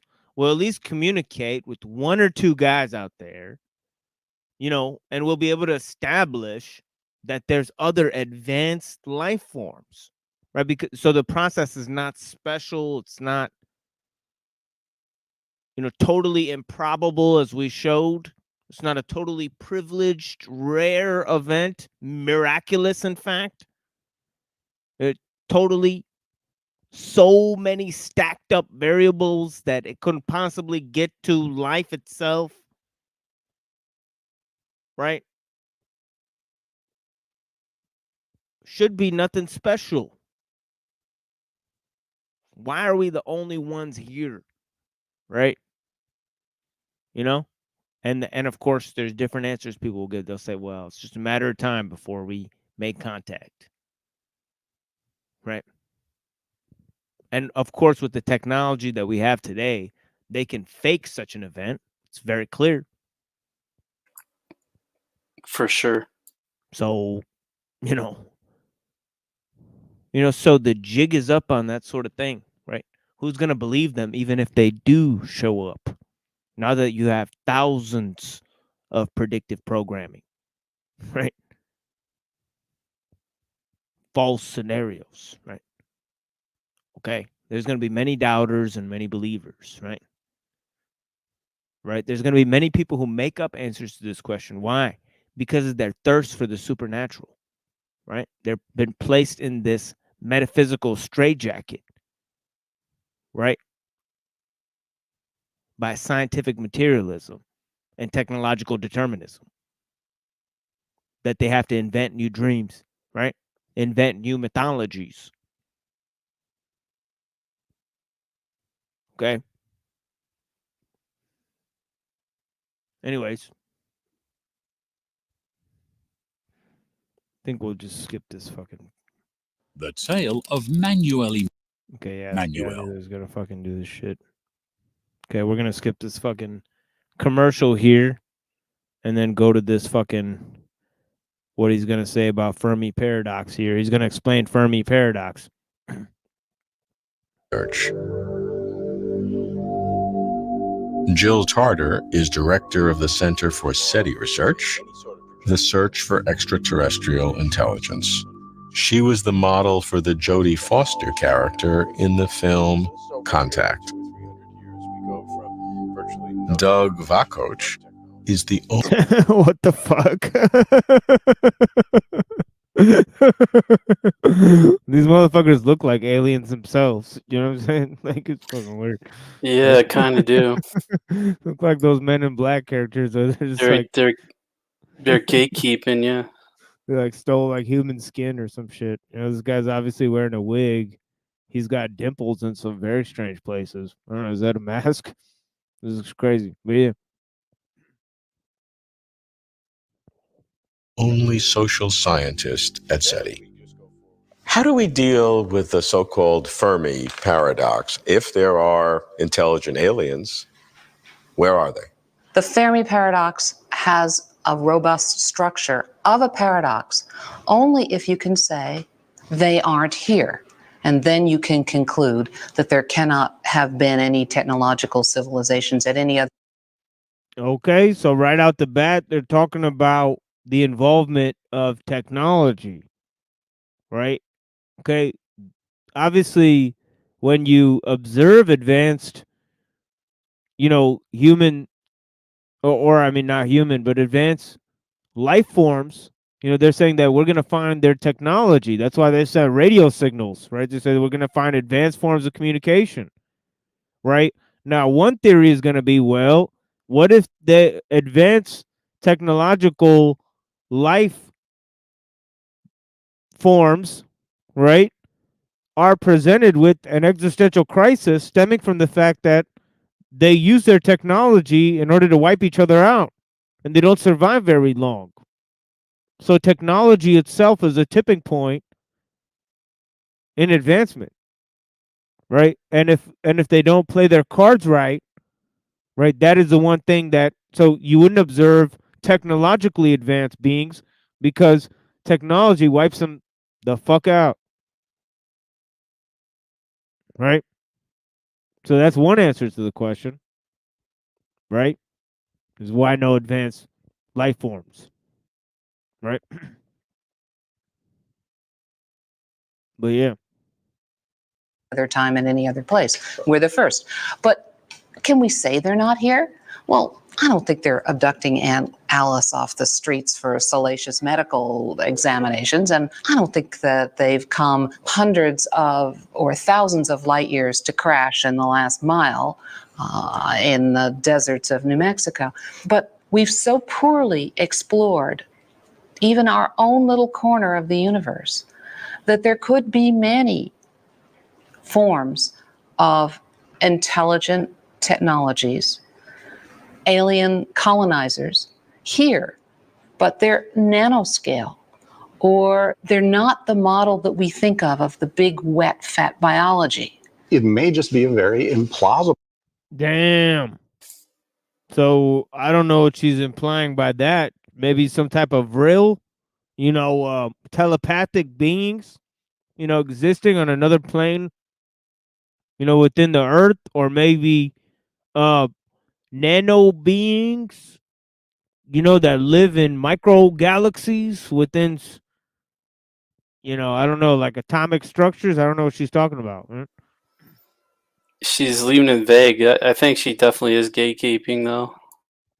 Yeah, it's weird. It's like she's already found something. And she's just like, she's like, oh yeah, atoms are conscious, but we just don't want to tell you guys that basically atoms are like little machines and there's little guys inside of them that are driving them around.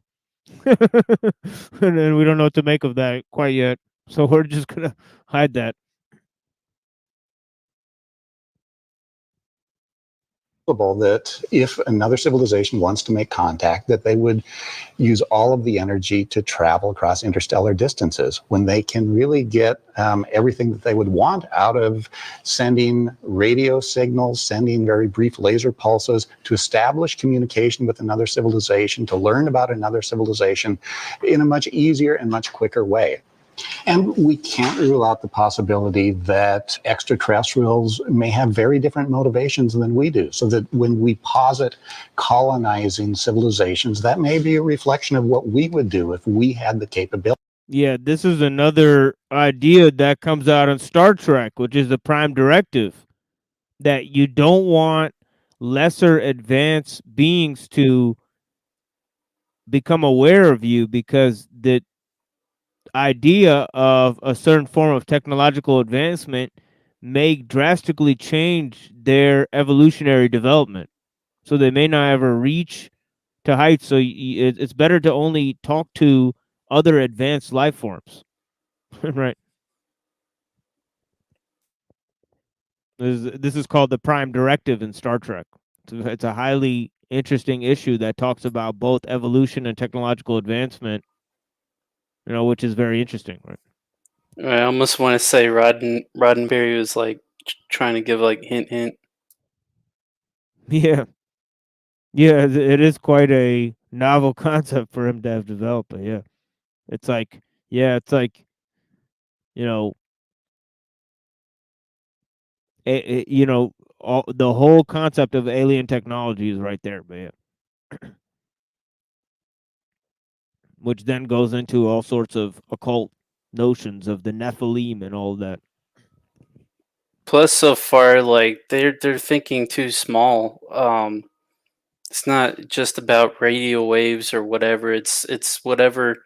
It's like assuming no real alien civilization has advanced way too far out where they could just use interdimensional technology to travel or to communicate or whatever. That still makes the paradox even worse, probably. Right. Now, again, the argument, perhaps all it takes is one civilization to do that, can be a compelling argument if you view all civilizations in the galaxy as independent of one another. But perhaps there is a coordination between civilizations. You know, one of the explanations for why no one is here is that the Earth is sort of a wildlife preserve, that we're under quarantine, or that Whoa. Lulz or like a Oh, loosh shit. farm or something. The fucking Game preserve, wasn't that Gal- the alien, the predators? Galactic Zoo television show. Suck my jagon. Right? Yeah, Truman Show, galactic version. Yeah.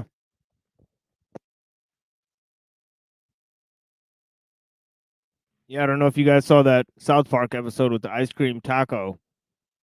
You know, where it like runs this galactic TV show and these aliens are just betting on events that happen on Earth. That'd be a crazy stock exchange, right? Yeah.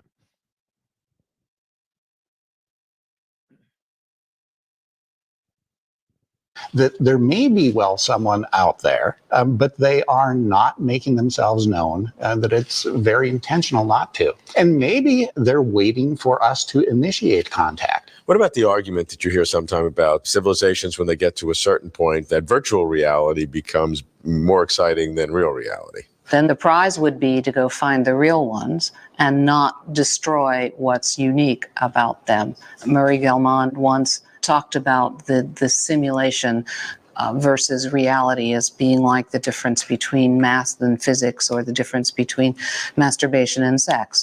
And we as a species, an intelligent, curious. Wait. Come again? She just say that? What the fuck is she talking about? Thank you. Come again. Like, what is this? What is this? Yo. I don't know. She was definitely selling it hard with that one. I don't know. She She's didn't like, even bat an eye on that one. yeah. Yeah, that was fucking creepy as hell. But yeah.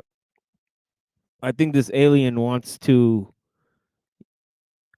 have an alien baby with this Robert Lawrence Kuhn character. 100%.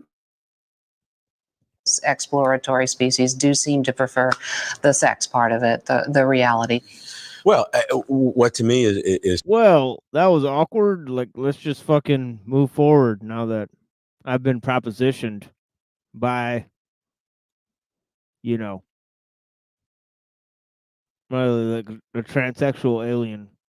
so exciting is that the more you push yourselves in your thinking, the more you expand your horizons, because whatever we're going to find, the history in astronomy and cosmology, just without any life forms, is so rich with surprise. I'd hope so. But we do have a long history of still seeing ourselves as the pinnacle of an infinite ascent, and maybe not being as open-minded as we should be.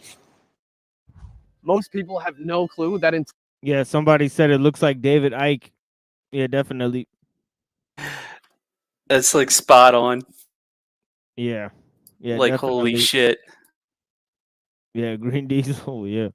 For sure, yeah. You know what I mean? Nailed it. Yeah, we got the reptilians out here. It is what it is.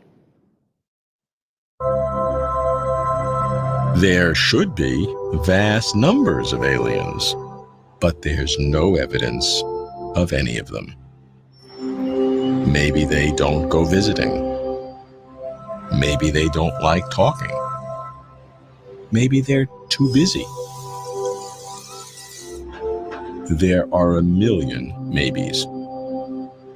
How to estimate the number of intelligent civilizations in the galaxy? It's called the Drake equation.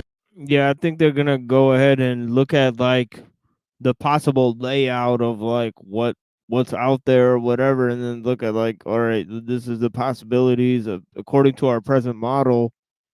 This is gonna be how many is possible, and then basically estimate that this magnifies the problem, right? to quite an extensive detail, right? Because if you find so many possibilities, but then you find nothing there, then it's like, what the fuck is this? And I go see the man himself. Frank Drake is a pioneer in the search for extraterrestrial intelligence and renowned for devising the Drake equation. The equation is an equation which gives us an estimate of the number of detectable civilizations in our galaxy. It simply quantifies the history of the evolution of our solar system and the life on Earth. And the way it works is that we start with the rate of star formation. The more stars you have, the more opportunities to have life, obviously. Right. You multiply that by the fraction of stars which actually have planetary systems. Right. You have the rate of production of planetary systems. Okay. More is better, as far as we're concerned. Right. You then multiply by the third factor, which is the number of possibly habitable planets in each system. The question that some ask is that if there are all these civilizations, why don't we see evidence for it? We have been, in a way, misled by science fiction, where you dial up Scotty and say warp 7 and you go from one star to the next in a time. Have we? Or was this idea actually pointing to some other concepts? You know, link between technology and the supernatural, you know, and all of these ideas of aliens and superheroes and all this type of stuff appear in the occult and also in the ancient pagan religions, right? They got robots and stuff in Homer. Okay.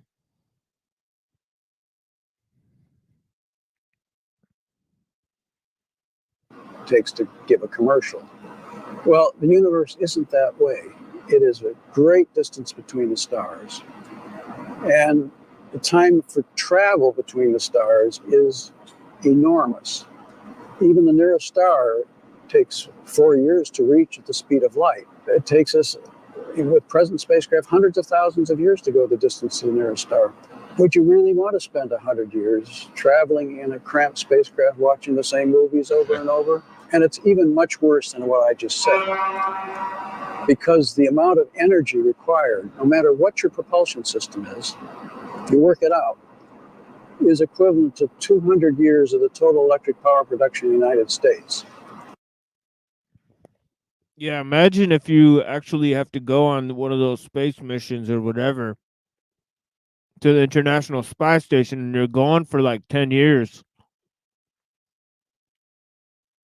You know, what are you actually doing for most of that time? You know, it's probably very uncomfortable just to take a shit. But what are you doing with your off time? You know, probably sucks. Huge amount. The mental torture.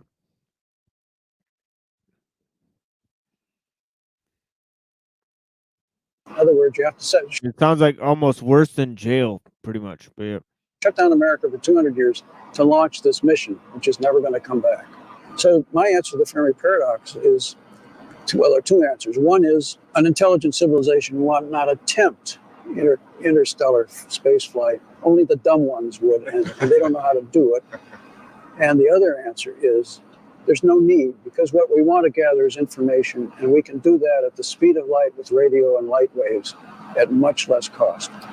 The hypothesis that, for whatever reason... Okay. So the reason they're sending out radio waves is because they're like, it's much more likely that they got radio waves than space travel. We're not going to meet them by space travel, right? Because why would, you know, what they want to do is explore, find information of what's going on out there. Right? It's not likely that they just go straight to space travel, which is interesting that he said that. Our civilization is indeed the only intelligent civilization in our universe. Is that something that you would consider? I think it's preposterous. There's nothing special about our solar system. If you came to the Milky Way galaxy and looked for an interesting star to visit, You wouldn't come to the sun. Something that you would consider? I think it's preposterous. Civilization in our universe. Is that something that you would consider? I think it's preposterous. There's civilization is indeed with radio and light waves at much less cost. The hypothesis that for whatever reason our civilization is indeed the only intelligent civilization in our universe. Is that something that you would consider? I think it's preposterous. There's nothing special about our solar system. If you can't. Damn. That's actually crazy. Right? Right? It leads him to believe that it's actually preposterous. That there wouldn't be other intelligent species out there. Since there's nothing special about our universe. This is what he said. Wild stuff, guys. Right? So he's saying it's most probable that there's aliens, right? And this is according to the guy who made the Drake equation. Came to the Milky Way galaxy and looked for an interesting star to visit, you wouldn't come to the sun. The sun is the most average star in temperature, age, chemical composition. Nothing happens with the sun. It doesn't vary much. It has a few sunspots. Boring, boring, boring. It's boring until you get close enough and you say, hey, look, there's that blue planet. And if you look closer, oh, hey, there's chlorophyll on it. And if you look real close, you see super highways and airplanes flying around, which tells me that what happened here must have happened in many, many places. And given that there are 10,000 million stars in the universe, it's preposterous that there aren't other intelligent creatures. Are you anxious about your upcoming AI interview? What? AI interview? Did I hear that correctly? Yes, you did. Feeling unprepared and taken aback by tough technical questions. I'm going to play this for a little longer. I'm actually curious. Don't let anxiety take over. Succeed in AI interview. I don't understand. I guess you get coached to have an interview with the AI. Is it? They didn't word it very specific. Yeah, this is fucking a weird concept, guys. I've never seen a commercial. What is such a commercial selling? Classes, I guess, right? Yeah, interesting. I've never seen that before. Preposterous, Frank? Statistically, his argument seems sound. The number of stars are unfathomable, and ours is just a normal, boring one. I'm still troubled by the lack of evidence. Something seems missing. Much of the extraterrestrial debate revolves around advanced technology. This is the world of Ray Kurzweil, inventor and futurist. No one sees technology's horizon clearer than Ray. We meet in his office near Boston. We can't rule out that they may be out there, but most scientists actually look at this from a linear perspective and assume that other... Greetings. Hello there. Thank you. Namaste. Yeah, namaste.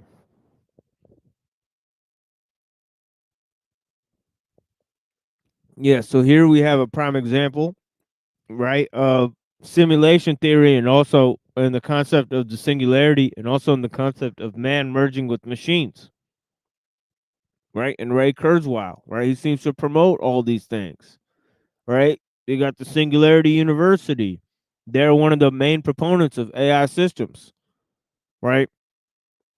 I think Ben Goetzel or some of those people, they work at the Singularity University, developing its own AI or whatever. But yeah, they so this guy is a futurist, small hat, all of those things wrapped into one, right? And so he's a very interesting figure, right? No suspenders this time. Yeah, like people talk about Yuval Noah Harari, but this guy's kind of like his daddy, to be honest. Right. Right. Machine, isn't singularity, am I wrong? But wasn't it a mathematical concept that people were using to prove the existence of God essentially before it became associated with AI? Well, I guess it comes from this idea of the omega point from um Teilhard de Chardin, and some people call him the patron saint of the internet, right? And also he's a Jesuit priest, and there's also um sort of a different concept, right? That's coming from Alfred North Whitehead in his process theology, where basically the two concepts are the same, and you have the same concept in Blavatsky as well, right? Oh, Where wow. they're yeah, where they're all combining the notion of God with the notion of evolution, right? Right. And transhumanist, whatever, futurism, AI. Yeah, I guess they're using the pseudo eschatology of progress, of human progress, to define the terminology of how this is possible, right? So they're developing a, you know what I mean? And this has been happening for 200 years. They've been developing a religion of science, right? And people say, "Oh yeah, this is just a pseudo intellectual statement that that science is not a religion and all this type of stuff." But actually, they Mm. miss the fact that you know of all of these concepts that were pre-scientific and also post-scientific, right? Like the singularity is a post-scientific concept. Hmm. I mean, right? Mm. That's kind of almost sci-fi to most people, Right. right? Right. And isn't that like the basis for this Noetic Institute and things like that? Exactly, right. Yeah. Okay. Got it. Yeah. Yeah, they got a lot of links to the Noetic Institute and all of that And type of stuff. that would also tie into the people at CERN, right? CERN, the Large Hadron Collider, the particle accelerator people. Yeah, some of them have these concepts. Some of them have Right. these ideas. Spiritual ideas that tie in, to their research, and obviously they talk about that quite extensively. So it's not only the people who have scientific ideas, but also people who have ideas of science fiction. And the concept is the same. They take concepts within religion, and then they secularize those concepts, and then they subject them to scientific Inquiry. inquiry. Yeah. And they see if there's any truth to those things. And if they find anything, you know, they may not tell everyone about it. Right? Right. So, Right. so that's basically what it is. Or it has to fit within a specific agenda, right? Before they expose. Like, what is this? What is the point of talking about aliens now? I guess. Well, it wouldn't matter anyways, because most people are not going to look for information when it's extremely compartmentalized, extremely Mm. put in a range of experts. Even if hundreds of people look for it, they won't be able to put together the different pieces. There's interdispersed, and only the elites know how the different pieces fit together, so to speak. Right. So they could also just leave the information out there. People are not going to find it. I think it's and then you have tons of noise to distract them anyways. So 90% of people pay attention to that. They might know, just from studying people for 10 years, that most people are just going to look at the noise, even if you put the true information out there. you know, people will the people who gain the true information and then go bring it back to the average public that's listening to the noise. You know, those people will be considered fools, and they've seen that happen thousands of times. That they don't even consider it a threat. You know. But Well yeah, said. but that's neither here nor there.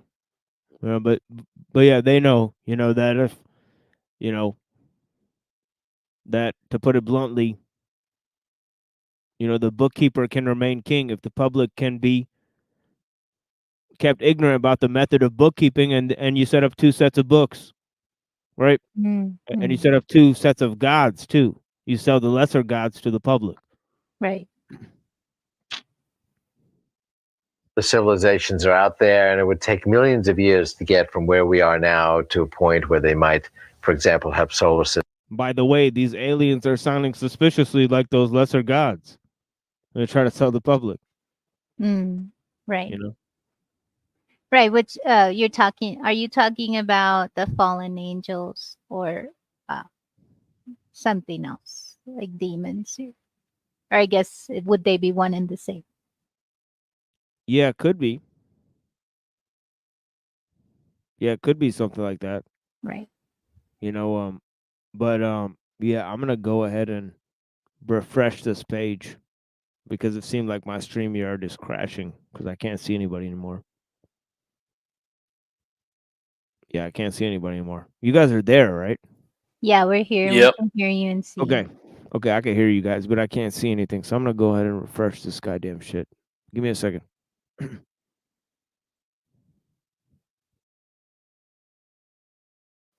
Hopefully it doesn't crash. I'm sure he'll be back. Hey, Reddington, how's it going? Doing all right.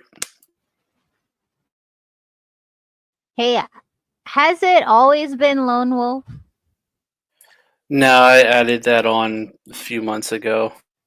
But then today it was a particular value. I guess he was talking. Were you here when he was talking about the wolf part with the deer population and the wolves? Mm-hmm. Okay.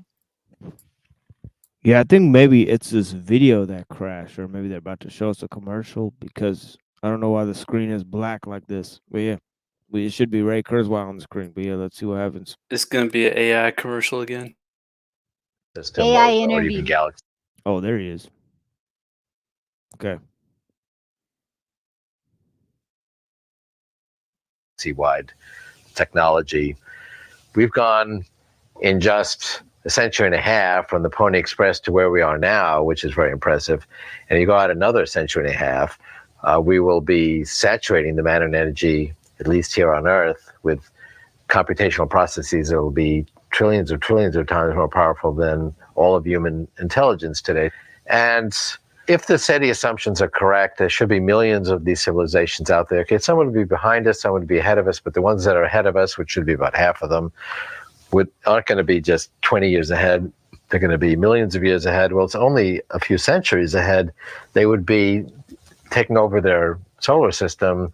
Certainly within a million years, they would be really taking over their galaxies and would be not only doing galaxy-wide engineering, but would be transforming their galaxies into beacons of incredibly transcendent technology and intelligence. And there should be millions of them that are millions of years ahead of us. And we don't notice any of them. We don't notice anything going on. And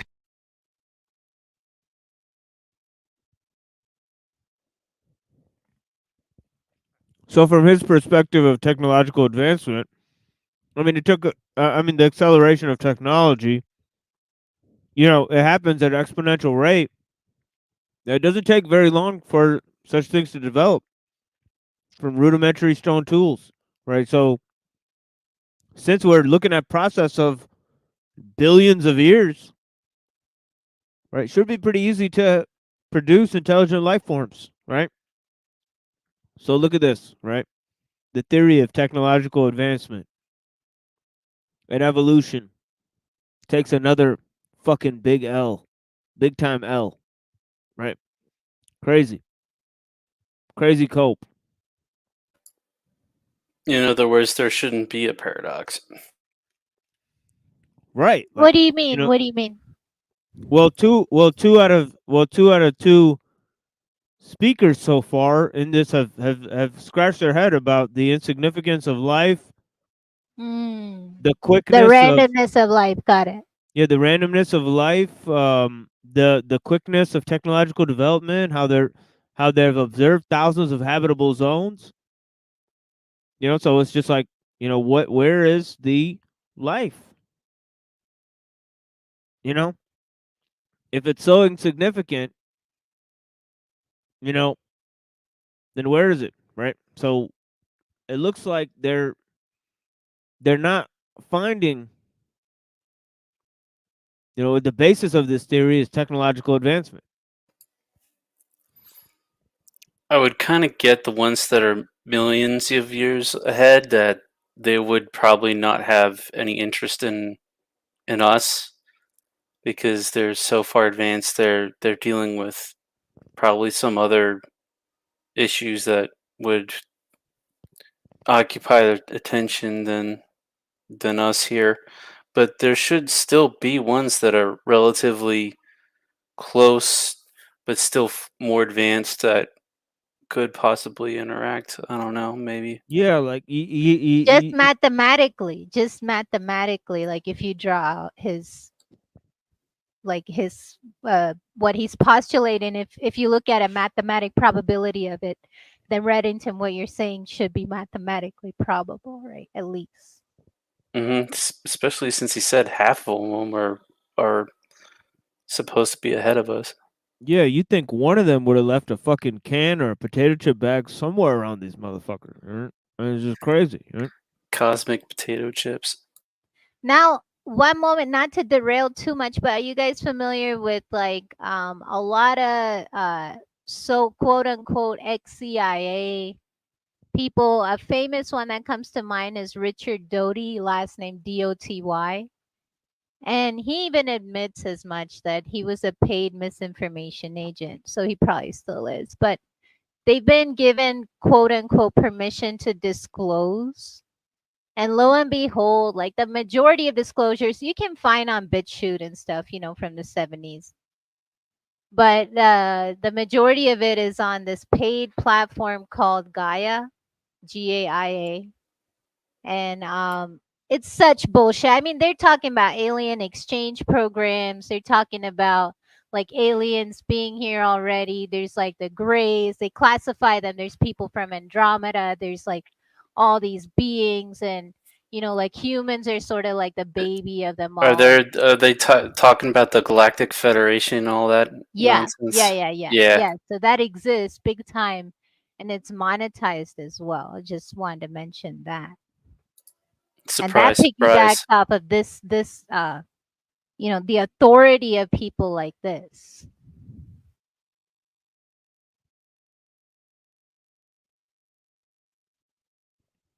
Yeah, I mean, it's interesting from those ideas. You have these three concepts, where like, the aliens are psycho spiritual beings trying to enslave us. And then it's also this idea of that they've actually given us this technology. Right? So there's this idea, so there's two ways of that they look at their ideas. It's all, in other words, seems totally fake and gay, right? It seems like two different sides of the occult battling, and Yeah, the inventing white stories. hats and the black hats, and QAnon is at the forefront of that. Like QAnon is Right. supposed to be the shining. Allegedly. Yeah.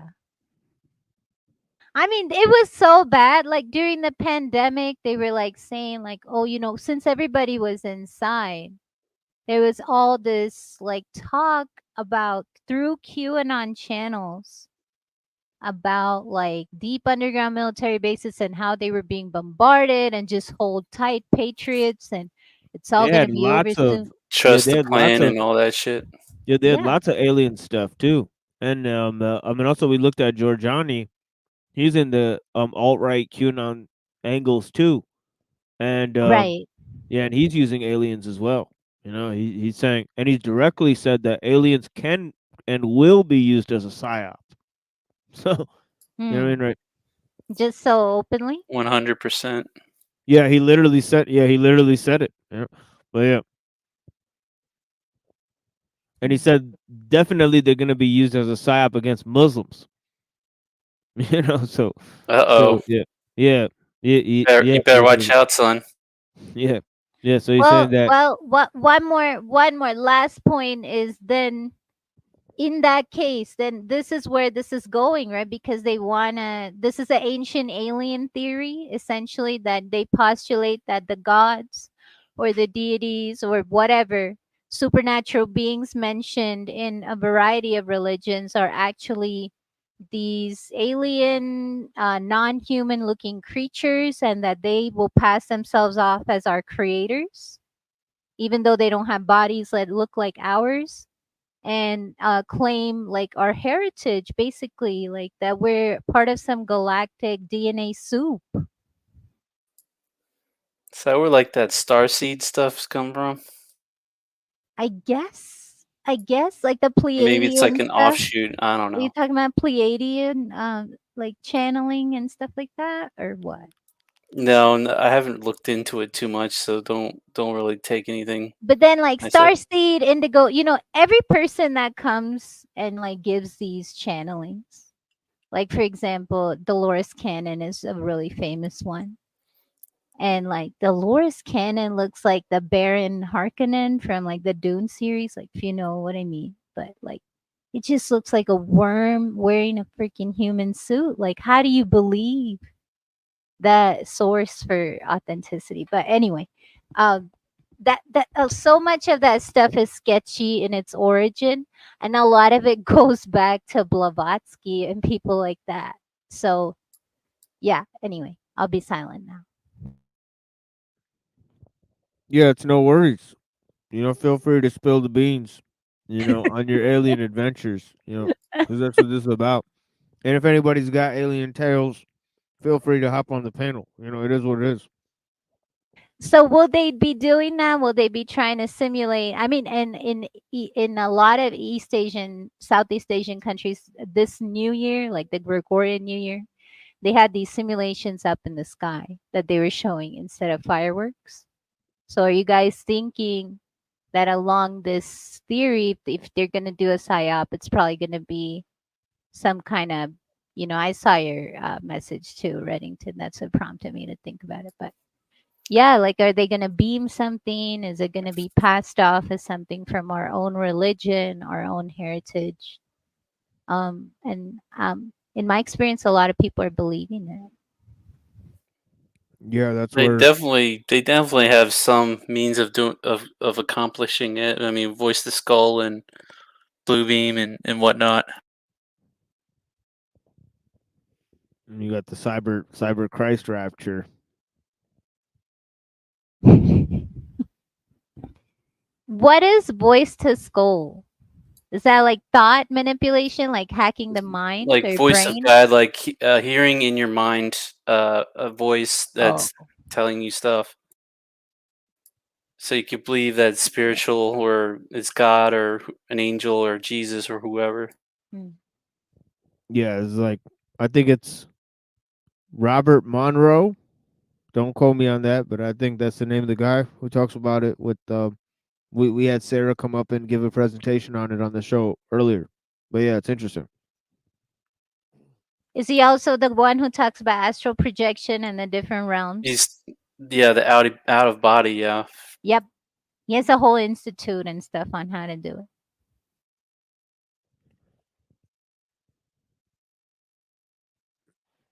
Yeah, it's interesting how they're attached to those ideas as well, right? So,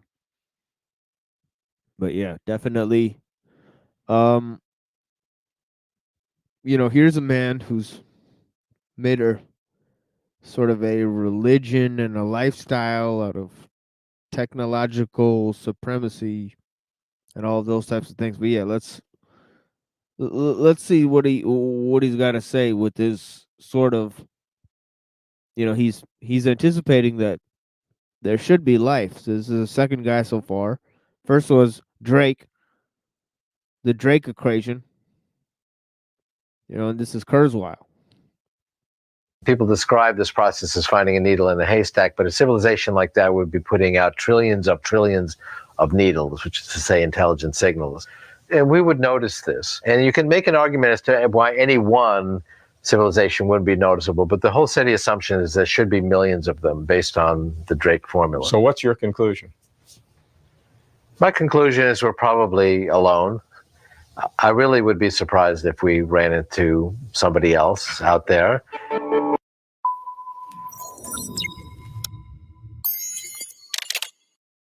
Damn.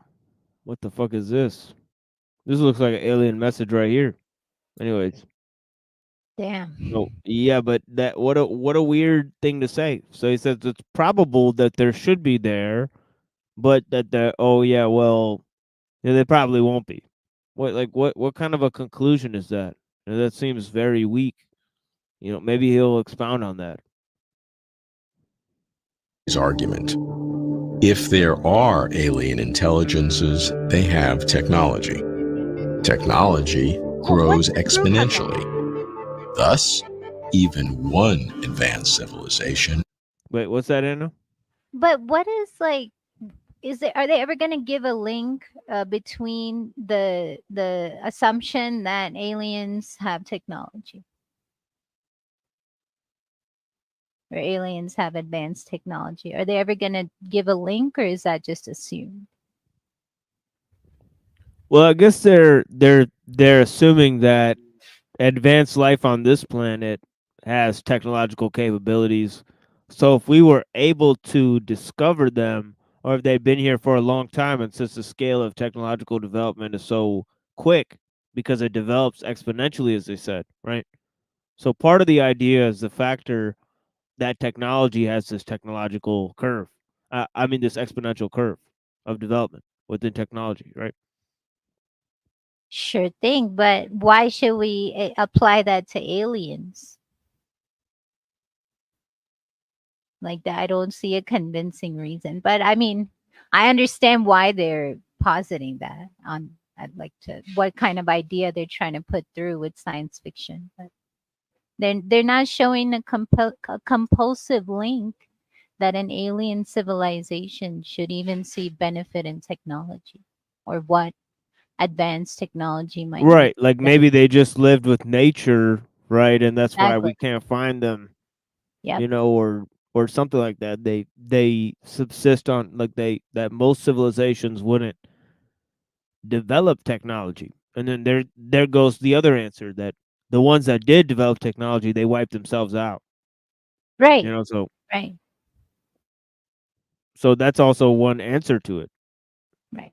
I'm sure they'll go over that one, but yeah. But do you agree that then in this process they sort of deify technology as the end all be all? Well, yeah, they're connecting advanced civilizations to technological development. And colonization too. Well, like saying that well, first the Earth, then the solar system by so and so they would have conquered the solar system by so. exactly. Mm. They have this concept, that they would get energy from the sun, and that assumes a global civilization. In fact, right? So they're um setting the idea of a global civilization in this too. That Mhm. and also the idea of the alien invasion. Oh, humanity has to unite, right? Then they form a world government to deal with the problem. Right. You know, so Absolutely. so there's all of these concepts linked together, that are extremely alarming, right? And they're all linked to technological growth. So it's the way they're programming people with these movies. It has everything to do with technology. That's what people think. Oh yeah, it's all about the aliens, but it's as much about the technology as it is about the aliens, right? Correct. Well, and then the state of national emergency, and everybody has to kumbaya and wear masks. Yeah. Yeah, and also you have this ideas coming up when they made the internet. They had Earth Day, they had environmental crises, and they had, you know, all of this global problems. Where they're doing pharmaco genomics, and they're also doing computer mind interface, and they're also having advanced communication, and now they're inventing the idea of aliens. Mm. And right, so it's not a coincidence that this is part of the mythos of science. Mm. Yet these people are seen as reasonable, and it's seen as unreasonable to believe in God. Do you know if he's an atheist, Kurzweil? Oh yeah, definitely he's an atheist. Okay, got it. Yeah. Yeah, he says in another thing, I don't know if this is the one, but he says that it's plausible that that this universe that we live in is a failed experiment of some alien race.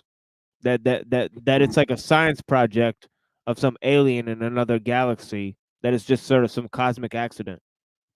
Mm. So he doesn't think that We're this special at universe all. is yeah, that this universe is special. He even magnifies the problem by saying that, it's probably an insignificant joke of some alien, right? Accident. And is that a Gnostic leaning? Like, let's see It under is. the It does mat. sound. Yeah, it does sound like that, Okay, doesn't it? got it. Thank Yeah, you. it does sound very much like that. Sophia creates out of balance, and she creates these archons, right? And yeah, they create a extremely unbalanced creation, right? Right. Very interesting. Yes, definitely.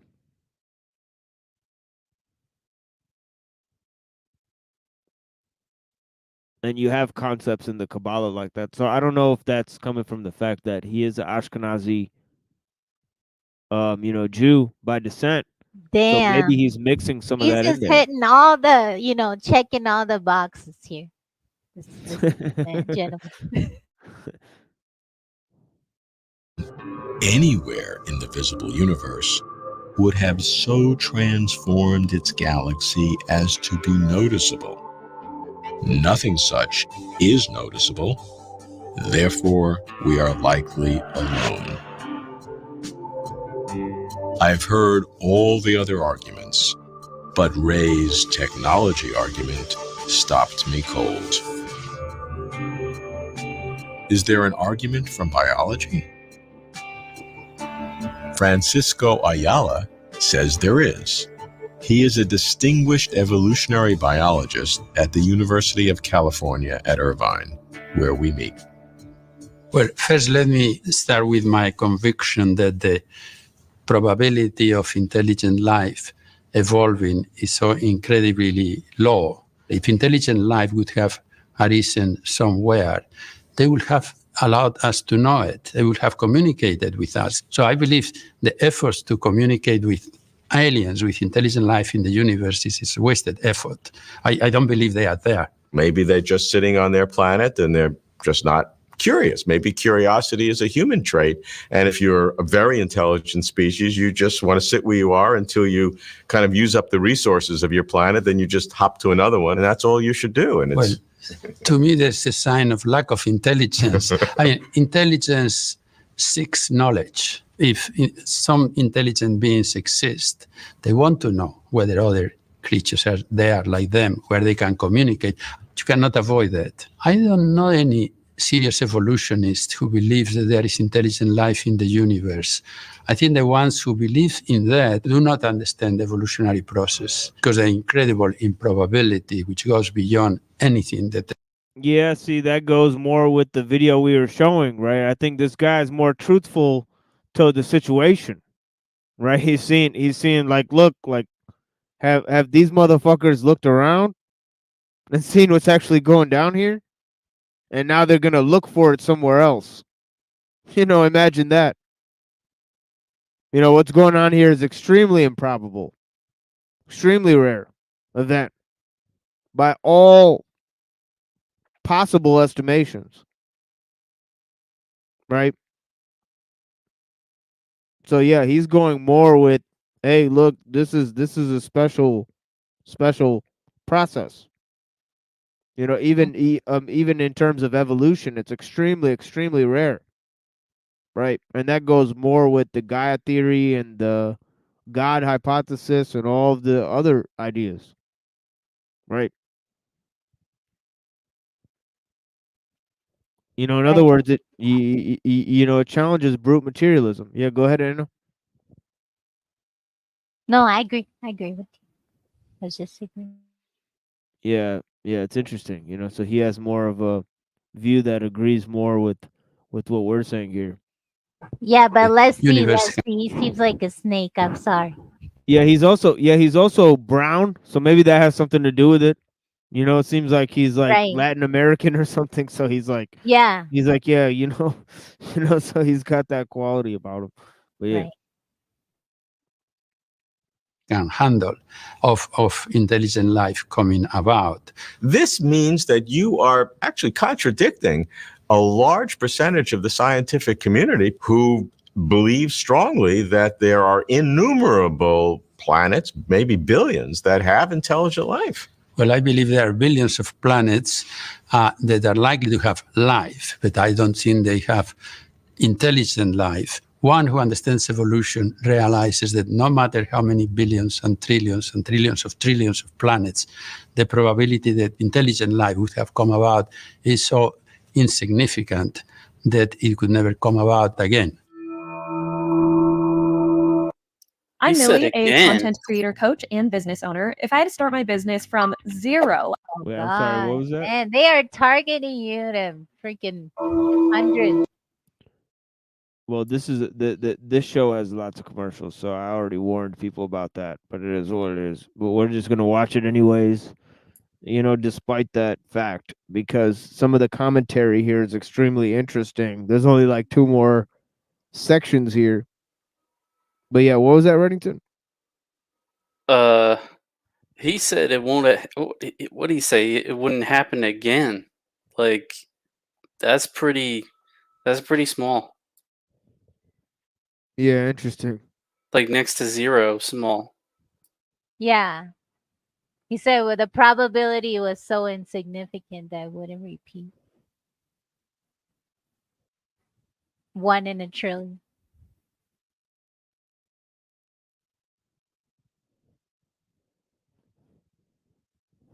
Simp and chimp out. We got the simp and chimp out. Tower in the chat.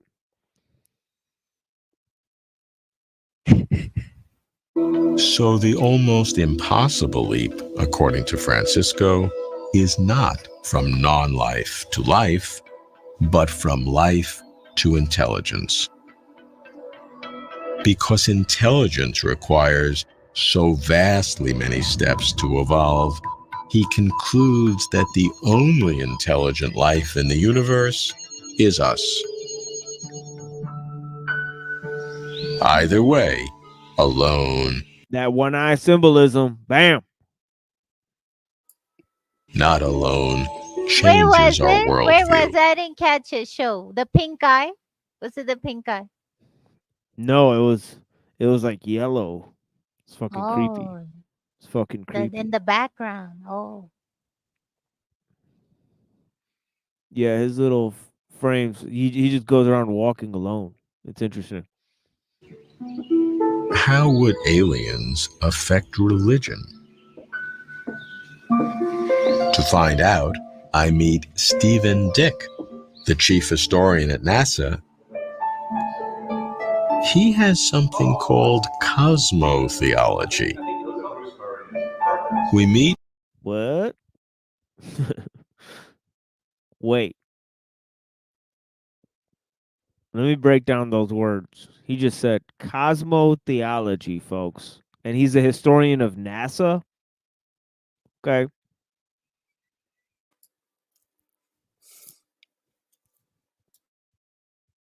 At the U.S. Naval Observatory in Washington. Well, if we are not alone, it has many implications, probably more implications than if we are alone. Because if we are not alone, we have to interact with those extraterrestrials. We have to rethink our entire philosophy and theology, I would say. If we are alone, then we can move out into the solar system, into the cosmos, and basically shape the cosmos to our own. there's the key word he just said, is that if we're not alone, we have to develop a new theology. Okay, now that's a very interesting statement. Okay. Now, is that a true statement, right? Are people going to fit aliens into the existing religious paradigms, right, that have ample examples of, these types of beings or life forms, right? Or are they going to have to form a new religion? So can the aliens be used as a psyop to make a new world religion or a new world government? Goes back to that too. Right? Cosmotheology, folks, from NASA. What the fuck? Very strange. Very strange things indeed. By this very strange man. With suns and moons on his tie, by the way. 2 hermetic symbols on his tie. Interesting. Is this man an alchemist? I'll let you decide. Wills, our own wishes. What about theology and humans' understanding of religion? How will that be affected either way on this debate, if we're not alone or if we are? Well, if we are alone, that's the scenario that's been worked out over the last several thousand years by theologians. If you take just Christianity, for example, there's no problem with the doctrine of the incarnation. Humans are the center of the universe. Christ could have saved them, and it's no problem. If you have extraterrestrials, then you get into a scenario, well, either that Christ, by dying on the earth, was somehow able to save everybody in the universe, which seems unlikely, or that you have a planet-hopping savior who has to hop around every time there's an Adam and an Eve on another planet. And keep living and dying all over again. Exactly. Which has some internal contradictions. Yes, the theological. Okay. So, they can't just go to, easily sidestep and go to the Gnostic theory that we were just describing. They have to totally reimagine Christianity. This is kind of strange. They're already injecting the population with Gnosticism, right, in the form of, merging technology into the idea of evolution.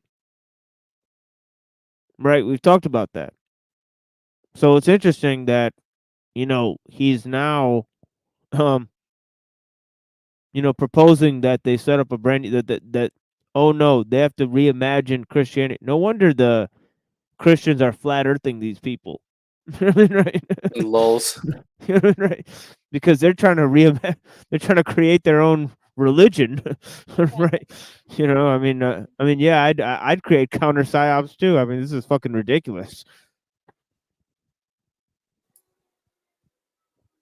Well, they're basically saying that at the very least the idea of kinsman redeemer has to go out the window. Right, interesting. Jesus wouldn't be a kinsman to aliens.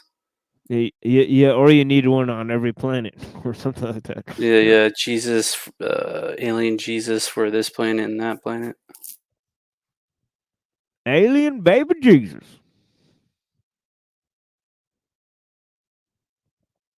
Or the third possibility is that there's another way to salvation on other planets other than through Christ, and that's a whole other kind of problem. Yes, it opens all kinds of interesting questions, which I think should be addressed and probably says a Jew. Interesting. Would enrich current theologies in any case. People who are atheists, who are outside of religion, tend to think that it would be the end. That would be it. And I tend to agree with the former. There would be adjustments that would be made because the alternative is extinction. And I think over the last several thousand years, if anything's been proven, it's that theology and religion is very robust. Robust, yes, is a good word. And it's going to continue in one form or another. Now, I would argue that we should have something like what I call a cosmotheology. Cosmotheology just means that we need to take into account what we know about the universe, including whether or not there are extraterrestrials. If we're not at the center of the universe in a biological sense, that means that we are most likely not at the top of the great. Yeah, cosmotheology can be contrasted with eco-theology, right? Okay. into the same interspersed ideals that we were confirming earlier, Mm. especially at the beginning of our presentations.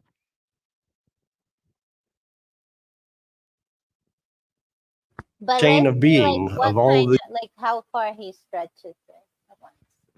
Yeah, let's see how far he takes this concept of cosmotheology. Because, wow, were you guys aware that people at NASA were developing such novel conceptions? No, I wasn't.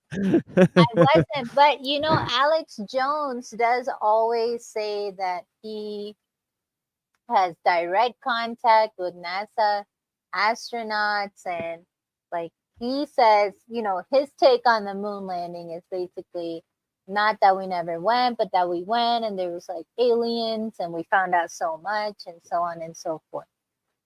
And Alex Jones is also now like a Christian. Like he's in the Christian movement.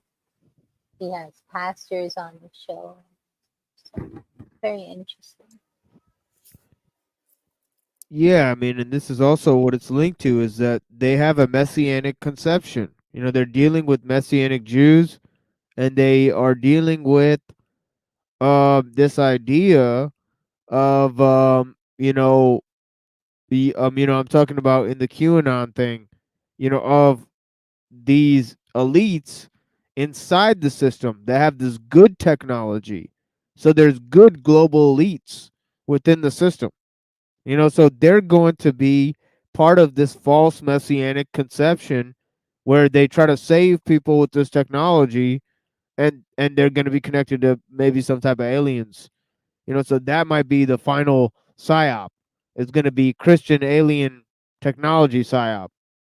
With fucking these Alex Jones guys and the false You're messiah. talking about med beds and such, like you supposedly get into an incubated chamber and then you come out 30 years younger or something like that. Which is weird. Are you talking about that type of technology as being like heralded as good?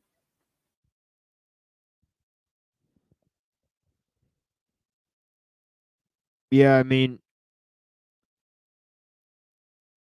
not really sure, what type of thing It's is going to inside be the coming out. QAnon. That's why I brought it up.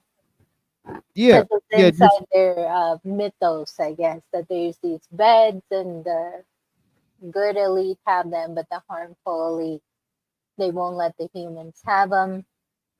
The fight is yeah, going. yeah. That's exactly what the guy said on the last show we did. Is that he said, well, the aliens gave this technology, and some people see it as a curse. And he mentioned specifically Alex Jones, and then he said, well, what if it's the upgrade to the original Christ consciousness system? Wow. So it's this whole idea of Atlantis, this Atlantean technology that no, this isn't some new technology given by some aliens. They're coming out of nowhere. It's an old technology that used to be our birthright. So what I mean. But yeah, that kind of spells out what I'm trying to say here. Well, how good could these white hats or whoever with the technology be if they don't, you know, spread the technology around? Or are they going to argue that it's better that it's not um, dispersed to the masses or something? No, they'll keep inventing wars. It's like the 1984, the Eurasia is always at war with Britain, and you know what I mean? Like they just keep like playing different. Because for a while there, I would listen in and see just how far, like, let's see how far it goes. Like today, it was like aliens, and then like everything had an explanation. It was like the forest fires are this, and the black cats are fighting like this, and so many children have been freed from encampments today, and it's almost a mythology to capture the energies of people who are discontent and who know something, but then like it's like a mislead, a misdirect in a way. But I agree with Machine that it's perfect health is a birthright, independent of technological advance. And I would even say, like, the less technology we have around, the better health. Yeah, definitely.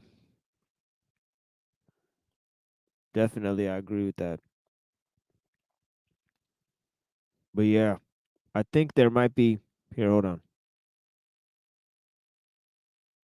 Okay, there's only one more guy here. These beings. And a commercial, so I'm just gonna.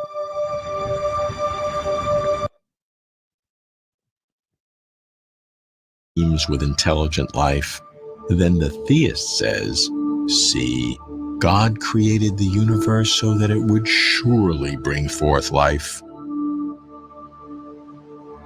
But the atheist says, see, humans aren't special at all.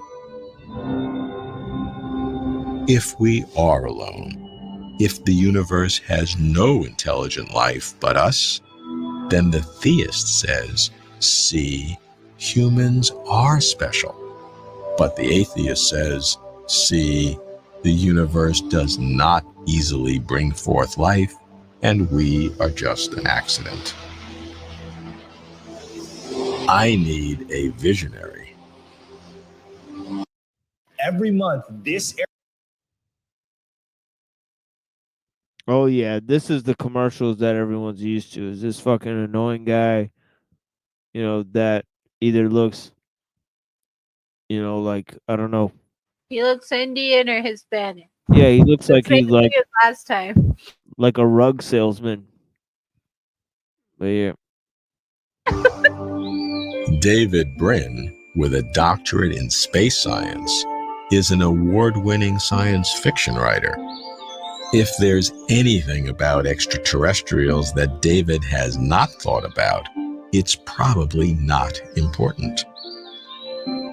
So not Do you think we're directly a alone? science fiction writer. They just I have made it my thing to not answer that question because Yeah, that's interesting, huh? yeah. He's Like- like, I need a visionary. I was like, okay, well, let's see who he picks up. Maybe a quantum physicist or something like that. And he goes and picks a science fiction.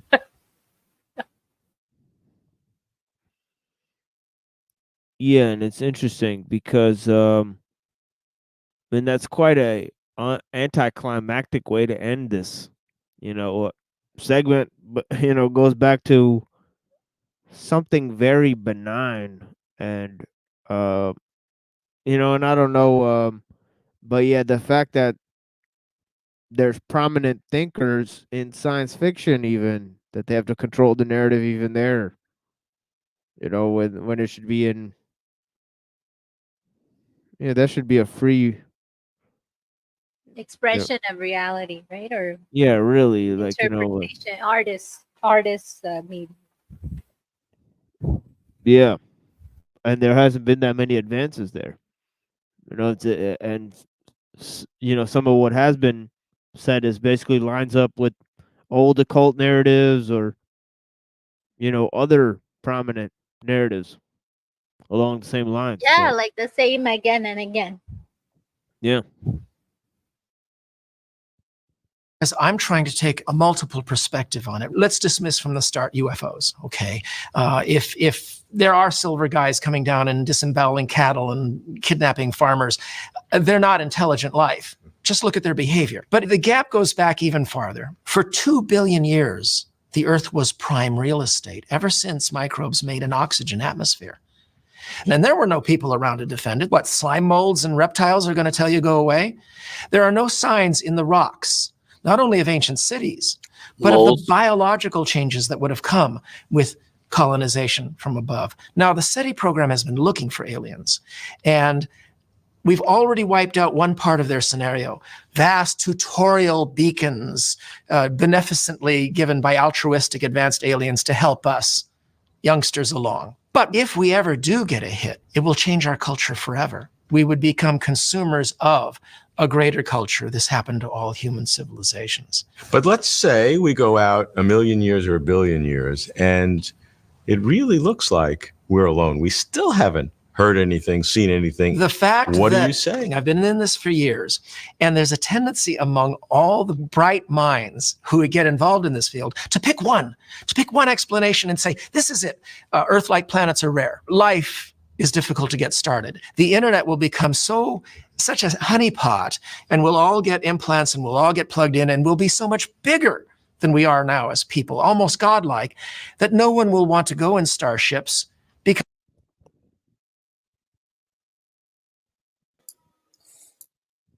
Okay.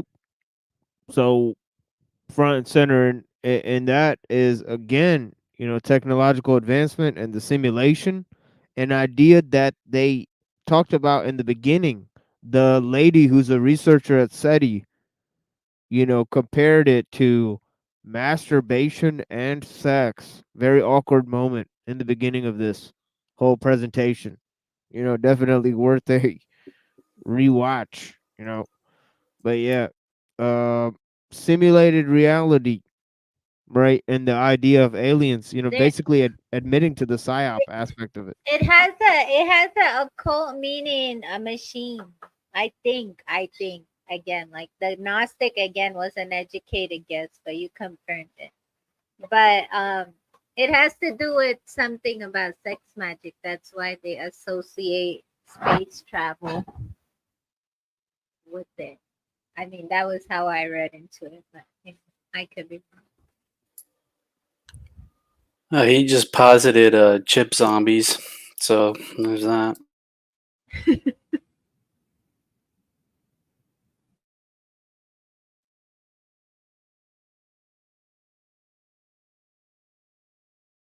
because you'll be lobotomized.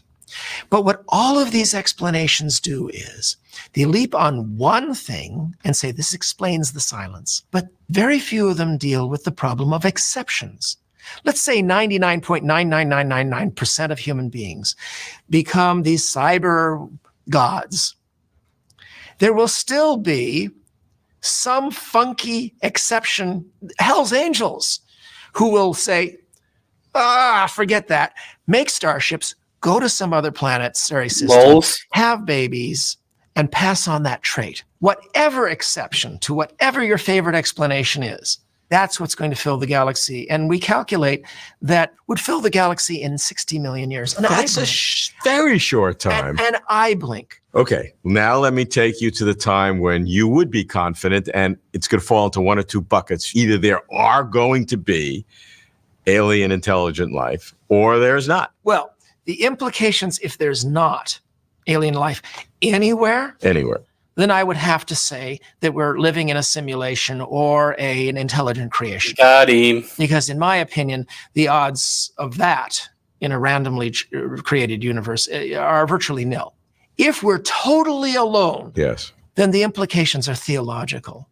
That it implies that the galaxy has maybe one chance to fill with intelligence, and that would be us going out there. It puts an even greater burden on us to make our civilization. So that's interesting. Cosmological significance based on the probability of other life forms, right? As you've seen in the beginning, right? And then that leads to the theological issue.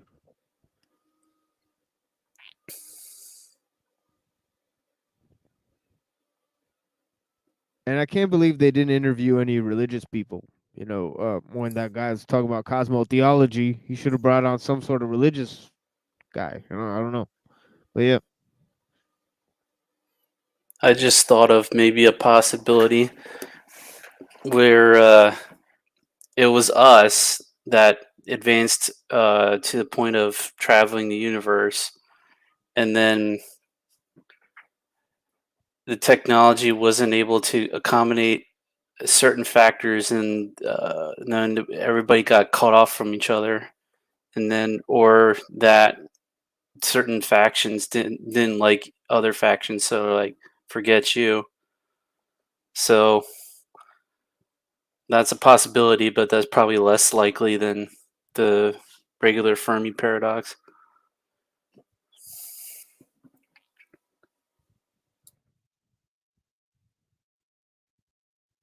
Not if your view of time is cyclical, you know. It wouldn't be improbable. That's or true. highly improbable. Because that's what reincarnation suggests. Not that we're traveling across space, but the soul is traveling through lifetimes. And it's the same soul. So essentially, you know, in different points in time, it's the same soul every life. On like everywhere in the universe is the same soul. And that's God. Or the universe isn't as big as we are led to believe. Big, yeah, well, or whatever they say, you know, infinite galaxy, all of that. I mean, I haven't ever seen real proof of that. But what I just said, that is like the way that the Vedas look at reincarnation, more or less, from what I have studied. So then there is no alien. You get it, like in that concept. It's Right. just all over again and again.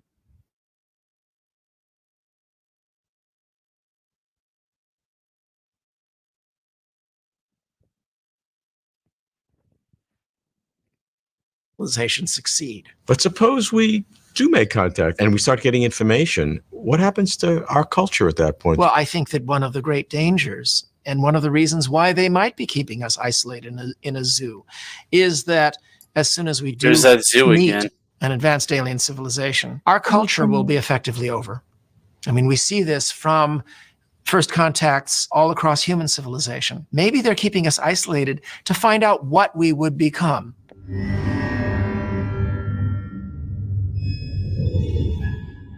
Yeah, like Most that scientists assume that it dome is virtual. under the dome. I mean, it's like over and over in science fiction they do that. There was recently a dystopian novel, Divergent, where they do that. Essentially, that they keep experiments and humans in different experiments, and they give them perimeters, and each experiment thinks they're alone, but you know, when they become smart enough, they're allowed out of it and welcomed into this advanced society. But that's just, you know, that's just like science. All of this has been science fiction, to be honest. For sure.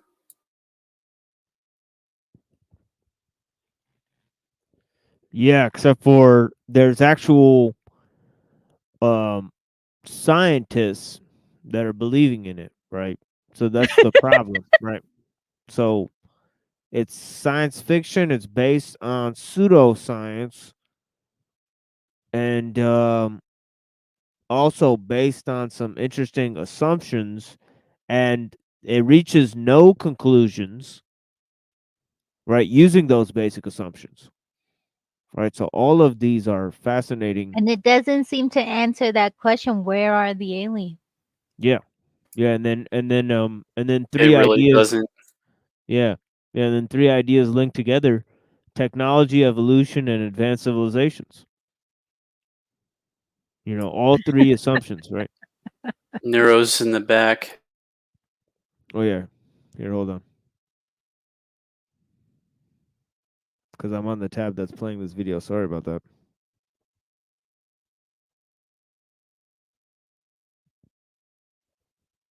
Hey, Neuro. Yo, well, it reminds me. Have you guys watched any of the Star Trek movies in the past 20 years? Older. Yes. Well, not Like, in the past 20 years, but yeah, the older ones I've seen. well, like the Next Generation movies, like First Contact, Nemesis, the J.J. Abram ones, like The one Yeah, I with saw this those guy, ones. Yeah. the Professor Xavier, the actor, I can't remember his name, but that guy's in it. Stewart. Yeah.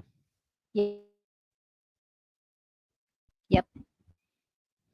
Yeah, but if you watch those movies, especially like the beginning of the J.J. Abrams one where they're in the volcano, the Vulcans in the volcano, and they're grabbing the piece, and then they see the starship come, and then they draw the picture of the starship, and they start worshiping the starship and shit. Like, I don't know, I can't remember now, but like that's some sort of a cult thing that they're talking about there, and it relates to The whatever. Dogon tribe in Africa.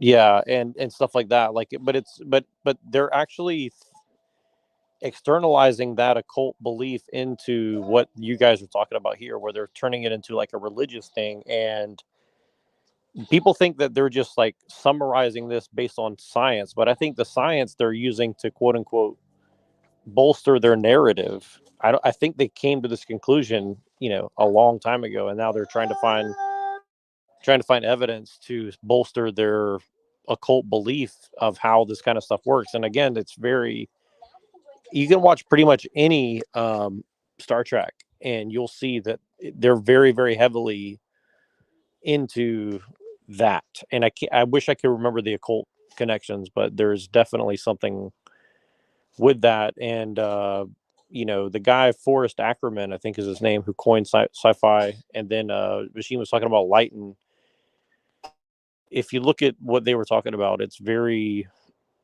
occult related. And Forrest Ackerman used to hang out with like Anton LaVey and stuff like that. So I just think it's very interesting. Like, you start seeing. And also Gene Roddenberry was also around some occult group I can't remember the name of, but I think it's something that I really, one day I would love to do a stream on that, because I tried to do it before, and my stream got taken down. So yeah, unfortunately. You mean on top of being a Freemason? Oh, I didn't know that part, but yeah, I think he was a part of some other occult group, and basically it's alleged that Makes sense. that he was a front man for whatever occult group or whatever. It's like number 7 something, or I can't remember now, but he was a part of some occult group. And anyway, I think I'm just mentioning that because I think that when you start seeing that the science fiction is tied to quote unquote science, it's like, I think Aphrodite Rose Starfire, she asked her one day, like, what's the people of these Lawrence Livermore labs and stuff, like, what do they like? She's like, they love Star Trek. And like, that does not surprise me at all. Like, I think a lot of these people are drinking the Kool-Aid, you know what I mean? So that's just my opinion. But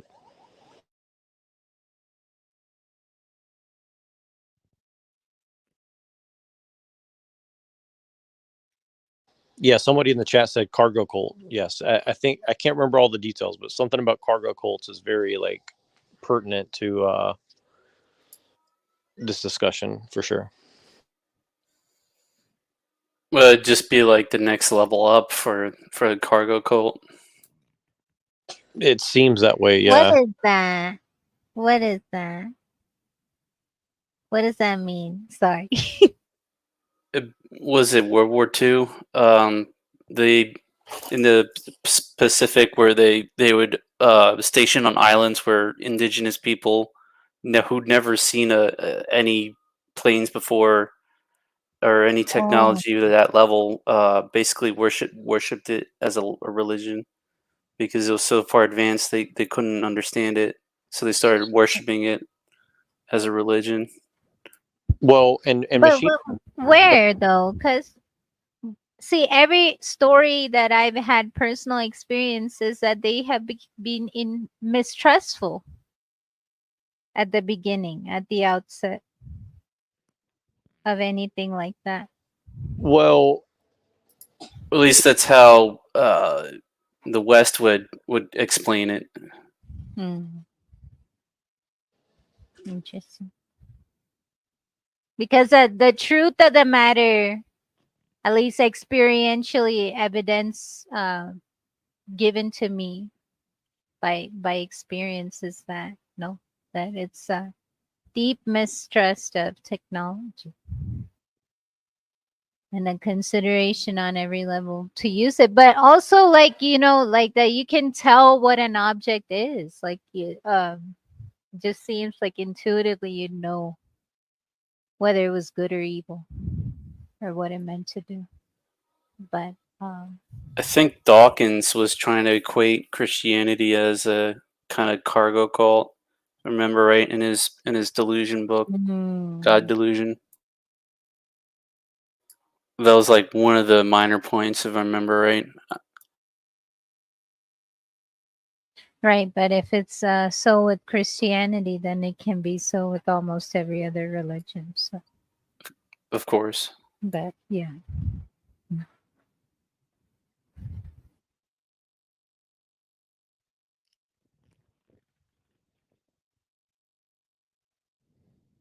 Really impossible that intelligent life should appear only on Earth. But where are they, all those aliens? As for the absence of evidence, there are explanations. Intelligent life destroys itself. Aliens are radically different from us. They don't travel, they don't communicate, they live in virtual worlds. They're here but undetected. The problem with any explanation is that there can be no exception, not in the entire universe. Because one exception could populate a galaxy in, say, 50 million years, barely a blink in cosmic time. If we are truly alone, would we be a creation or a simulation? What about brute fact luck? That seems absurd.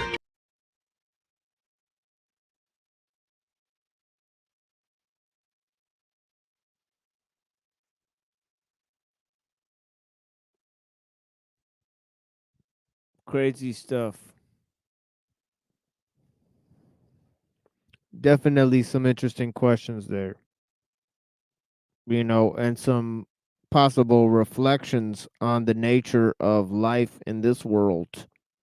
You know, we're now going to expand the conversation into both time and the seasons and nature being intelligent, right? So we'll introduce some concepts in terms of that, and maybe we'll go to Bateson's Ecology, and then we'll look at a presentation by Terence McKenna, who brought in these concepts of the singularity and the archaic revival, Discordianism, and also the whole idea of cybernetics and nature.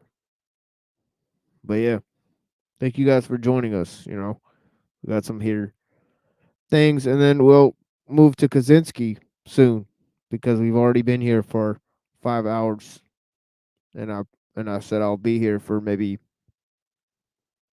7 hours or so because me and Neurojack did a huge show yesterday in which we were able to coax many people to appear on the panel to restream us. But I don't know if they knew that what they were getting themselves into. We pretty soon cleared the panel, and it was just me, Neuro, and Reddington. Wait, sorry, what happened? I stepped away for a second. What happened? Cyber warfare. Industrial warfare of the highest order. Which one?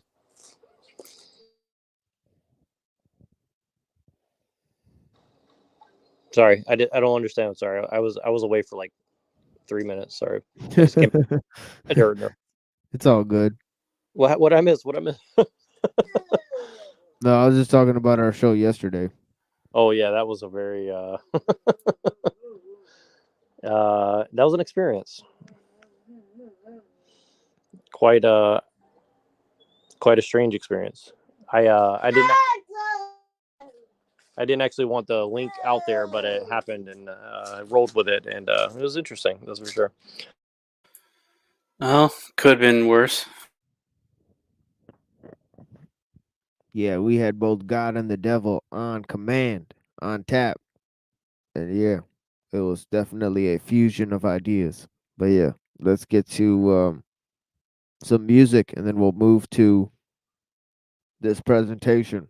I'll play a couple songs here for people that are engaged with us. There's 23 people watching. It's way past midnight. Thank you guys for joining us. We're going to move to some interesting ideas in terms of Bateson, combining nature and technology. And then we'll move to McKenna, who is not afraid to combine those two ideas as well in his concept of the transcendental object at the end of time, both a simulacrum of the singularity concept and also his idea of the archaic revival that he borrowed from the occult. This idea of alien technology, very much into that. But here's some alien tunes. It is what it is. Thank you guys.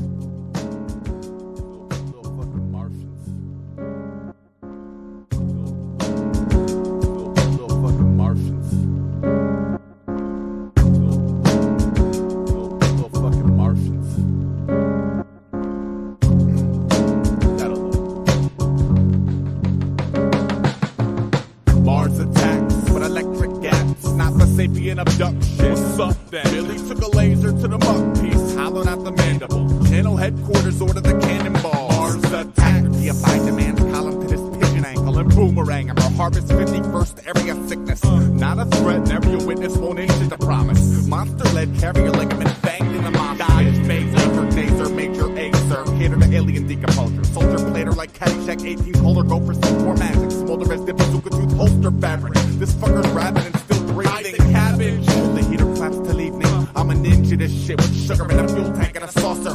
Buddy up and head down to the metal cobra tunnel. Ice pick the Saturn ship wiring. Piss off the mother end up. I'd be lying if I said I knew your intentions. See my sexy sabotage things defensive action to save the race. You landed hand on fourth dimension mag. Blaze the place. Read 5-year Bible. There's wires in your Bible. Obviously ultra tech advancement of point counterpoint comparison of ET versus little old freak me. She be on some brittle sweet peas with your nickel PCs, pickle CDs, miserable TV sitcom. Pathetic ritual collective slacker shit. Beautiful establishment. You ain't established shit. I consider you foul. Proud back to the numbers under verb pride in the jargon. They want us dead or alive without the alive. Now the sun rose over a body bag shortage. Last week I was like, God bless the saint that invented the cordless. This week I sort of rerouted the bullseye of my worship.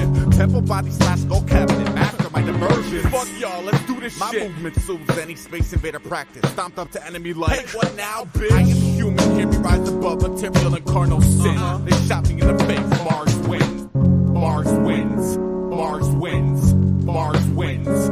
Mars wins.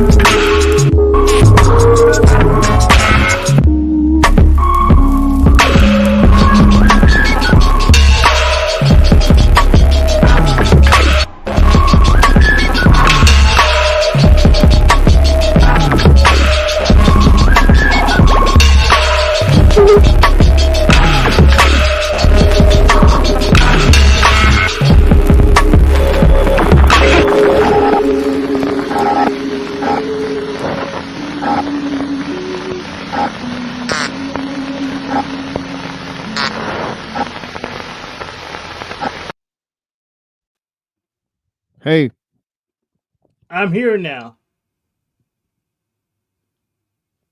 nice. How was your trip? Pretty smooth. Actually went ahead and took a nap because I felt a little groggy. So I don't like those micro sleeps, and I want to be alert. And it paid off because when I was pretty much in my local area within 10 miles, two different deer jumped in my way, but I didn't hit either of them. Good to know. It's good to hear. You came safely. Yeah. Plus, I never try to talk and drive on a strange route. If it's a normal commute, I at the normal time, sure, because I could pretty much do it automatically. But if it's a weird drive, I would never try to talk and drive at the same time.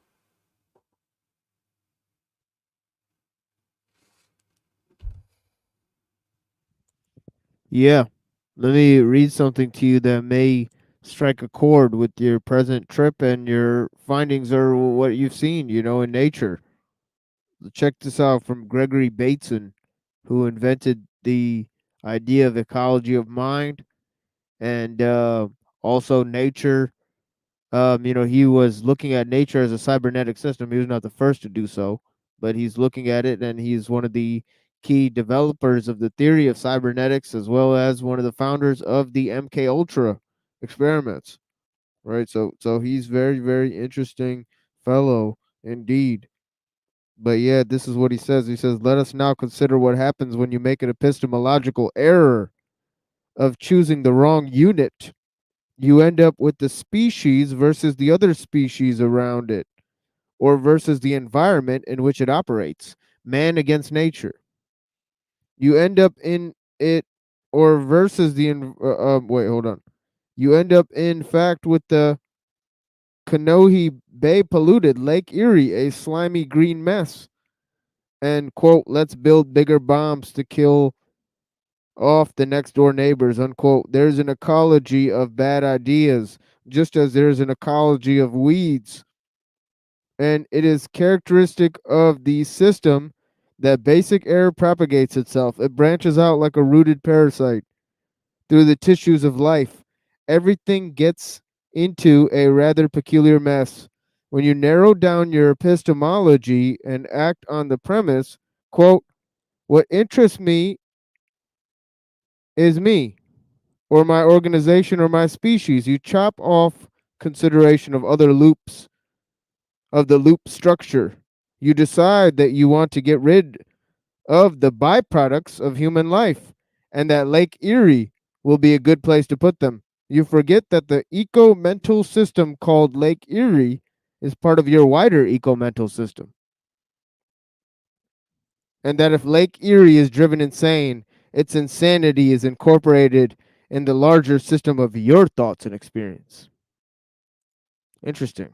Yeah, I would testify that there was slimy green messes at Dobbins Landing. I was there today, so right by the pier, it was a little messy and a little green there. So Yeah, they're turning these natural systems into swamps, and it affects our level of mental clarity, is what he's trying to put across, right? well, it's supposed to be a swamp. It's a shallow lake. It's supposed to be a swamp.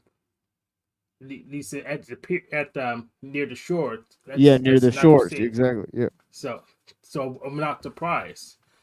But yeah, I say stuff about get the unit straight, or you're gonna come to the wrong conclusions all the time.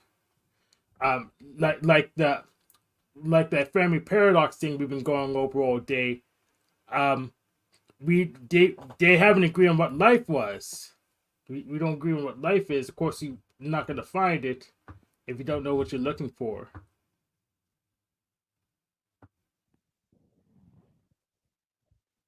Yeah. Yeah, that may be true. In fact, the question is, how does life come from non-life? We haven't got a great answer for that yet. That's right. So. That's right. That's right. That's especially true. Yeah. That is the $1 million question. Yes. Maybe it doesn't.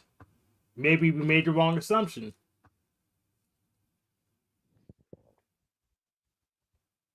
Yeah. And assumptions about evolution. That's literally what we're going to move into right now. And so it's interesting that you brought that up. And because just as they dealt with the idea of technology, they're dealing with assumptions in this basic theory of evolution. Of course, there's different designs of this theory, right? But yeah, yeah, and he's talking about here conscious purpose versus nature. This is in Steps to an Ecology of Mind by Bateson in 1968. He says, our civilization, which is on the block here for investigation and evaluation, has its foots in three main ancient civilizations. Okay. This is a concept that gets brought up on our show all the time, right? He says it's the Roman, the Hebrew, and the Greek. The Roman, the Hebrew, and the Greek. Okay. Rome, Jerusalem, Athens, right?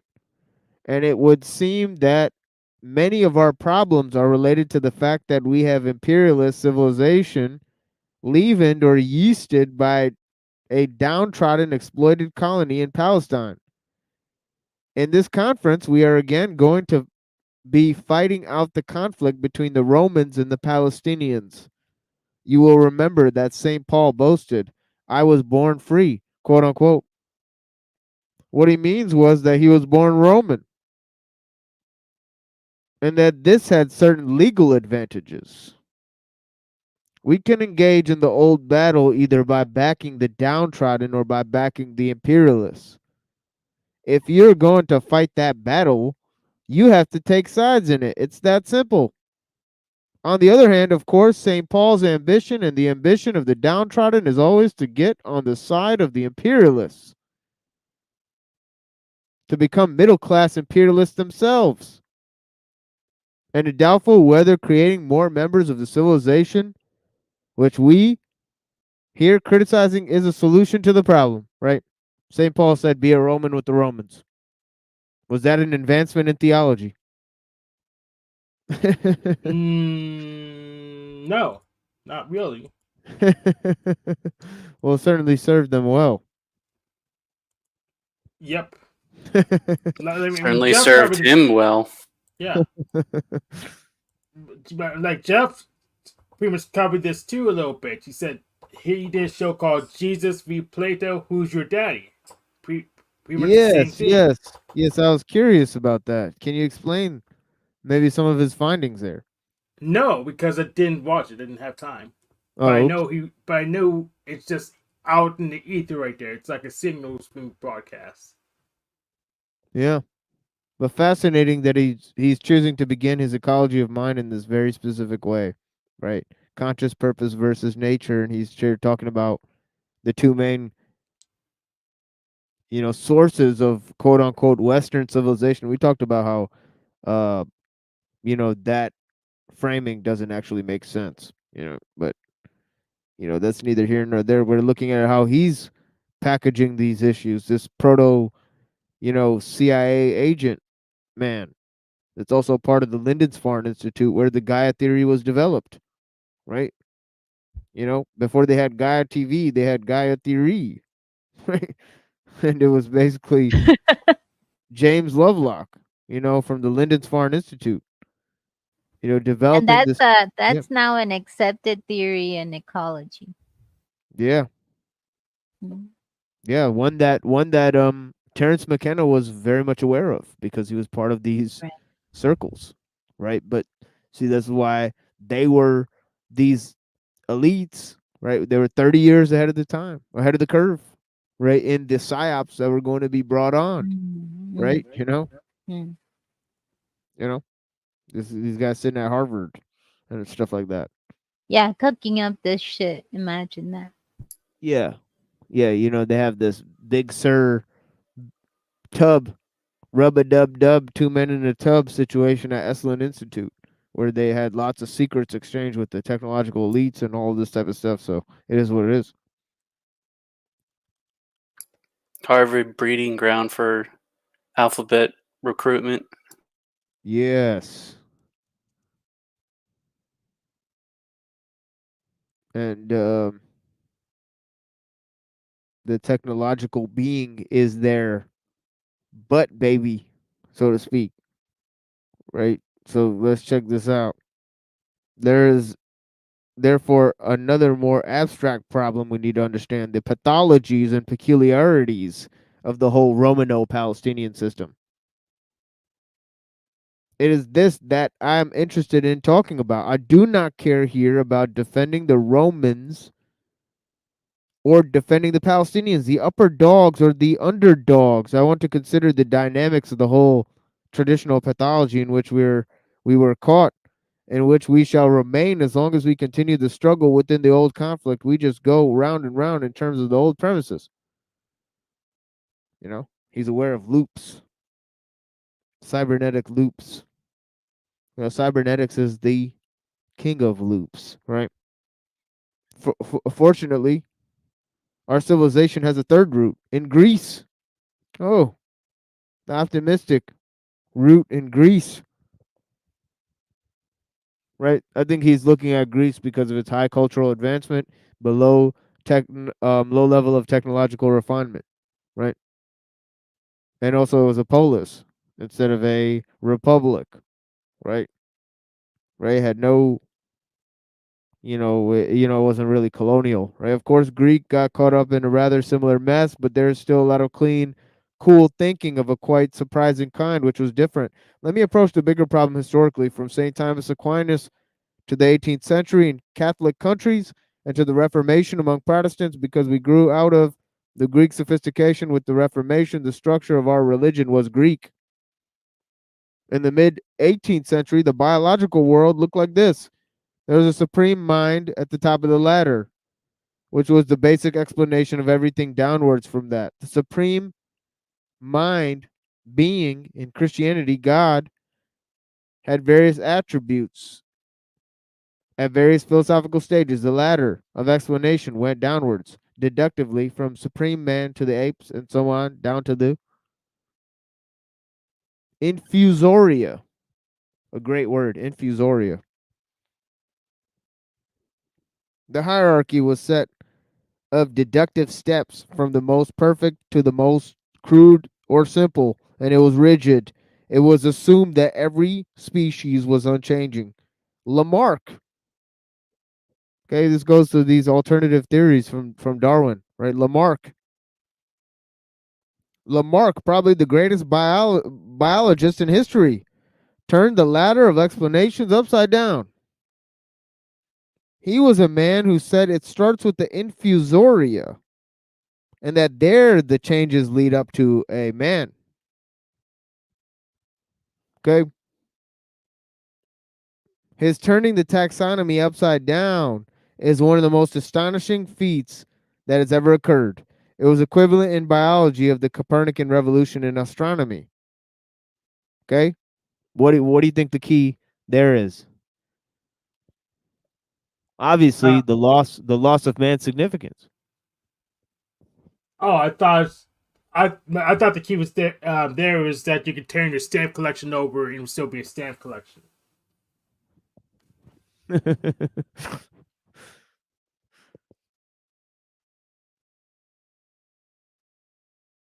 Yeah, there's something to that as well. You know, the logical outcome of turning the taxonomy upside down was a study of evolution might provide an explanation of mind.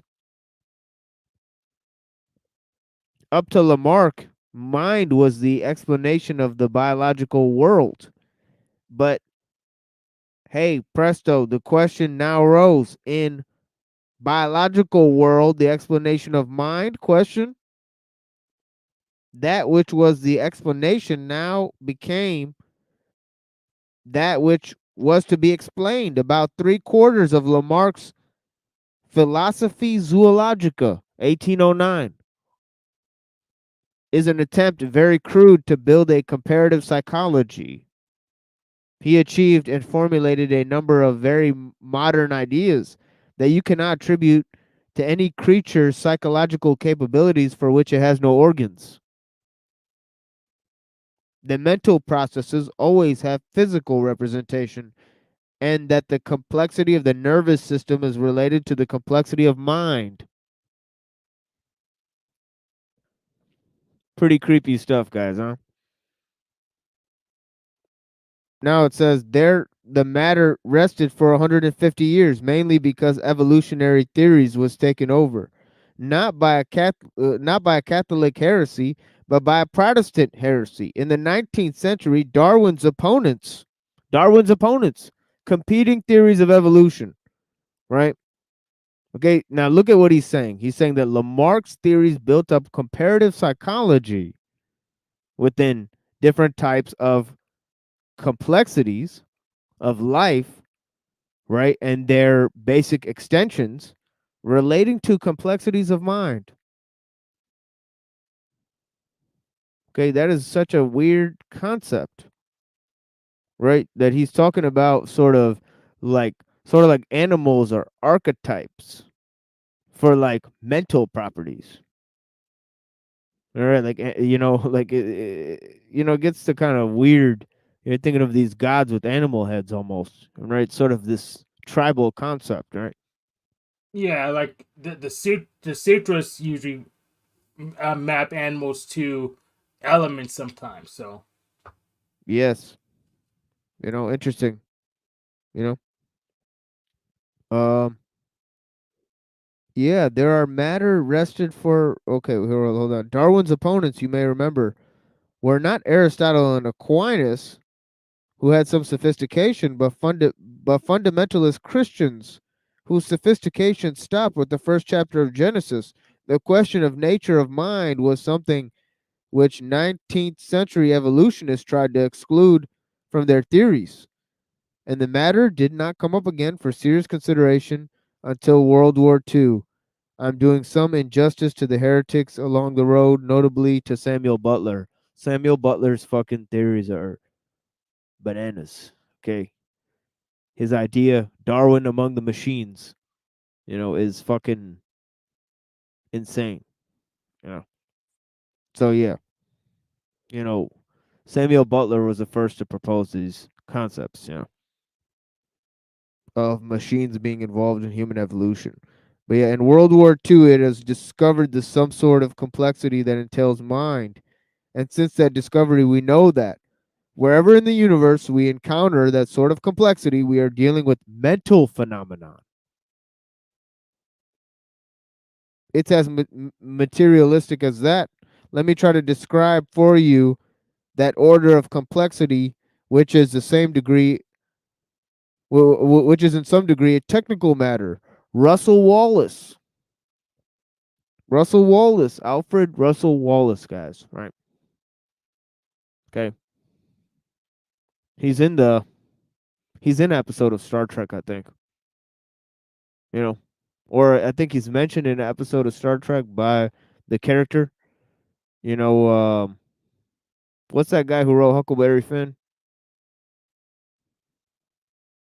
let me look that up real quick. Shit, I forgot. This guy was a Zionist who actually went to Israel. He's a famous American. Mark Twain. Mark Twain. Yeah, Mark Twain is in a Star Trek episode, and he mentions Alfred Russel Wallace's theories. Interestingly enough, but yeah, Alfred Russel Wallace sent a famous essay to Darwin from Indonesia. He says, in it, he announced his discovery of natural selection. That's right. Darwin did not discover natural selection. Right? The theory was attributed to him, right? Alfred Russel Wallace discovered it, but since his theories included teleology and nature and the concepts of mind and all these spooky ideas, they abandoned it. Right? And they attributed it to Darwin, who stole it from Lamarck and Alfred Russel Wallace, who had these ideas of mind, right? They had to totally dump the idea of mind. Well, you can't steal ideas because if you take someone's idea, they still have it. So, Well, he just took their same idea and secularized it and dumped it of the idea of the development of mind and then therefore made it, totally nonsensical, right? So he just I- took a good idea and turned it into a totally whack idea, right? Well, materialized. I wouldn't even call it secularized. I would call it materialized it. Exactly. Materialized it and therefore obfuscated the origins of mind in the process, right? Yes. Is what um not Wallace, I'm sorry, Bateson is pointing to, right? Yeah, mediocre for the masses. Exactly. Lesser gods for the masses here. Nothing to see here. You know, no intelligence in nature here. Let's just clean it up, folks. But here it goes. Famous essay to Darwin from Indonesia, in which he announced his discovery of natural selection, which coincided with Darwin's part of his description of the struggle for existence, is interesting. It says, the action of this principle, the struggle of existence, is exactly like that of the steam engine. Okay? Gets pretty creepy. There's the technology again, which checks and corrects any irregularities almost before they become evident. And in the like manner, no unbalanced deficiency in the animal kingdom can ever reach any conspicuous magnitude, because it would make itself felt at the very first step by rendering existence difficult and extinction almost sure to follow. The steam engine, okay, now this is Bateson talking, the steam engine with a governor is simply a circular train of causal events, with somewhere a link in that chain, such the more of something, such that the more of something, the less of the next thing in the circuit. The wider the balls of the governor diverge, the less the fuel supply. If causal chains with the general characteristic are provided with energy, the result will be, if you are lucky and things balance out, a self-corrective system. A self-corrective system. Wallace, in fact, proposed the first cybernetic model. Interesting. The first cybernetic model, natural selection. Okay, self-corrective system. Okay, the appearance of intelligence in nature, right? Okay, now here he goes. And I'm only going to read one more paragraph of this, and then we'll hear Terence McKenna on this, because he has some interesting thoughts on this reflections, right? But yeah, nowadays, cybernetics, you're right, he's aware of all this. He's probably read Bateson, he's probably read Wallace, he's probably influenced heavily by Darwin, as all these people are, as I told you guys, right? Nowadays, cybernetics deals with more complex systems of this general kind. And we know that when we talk about the processes of civilization or evaluate human behavior, human organization, or biological system, we are concerned with self-corrective systems, okay? Or as Aldo Leopold said, complex forms of symbiosis, okay? Basically, these systems are always conservative of something. As in the engine with a governor, the fuel supply is changed to keep constant. The speed of the flywheel, so always in such a systems, changes occur to conserve the truth of some descriptive statement, some component of the status quo. Wallace saw the matter correctly, and natural selection acts primarily to keep the species unvarying, but it may act at higher levels to keep constant that complex variable which we call survival. Survival. Okay. Yeah. What? How would biology be like if they made that the base, rather than morphology, what the thing looks like and what's private parts um lock into? That's this is just interesting.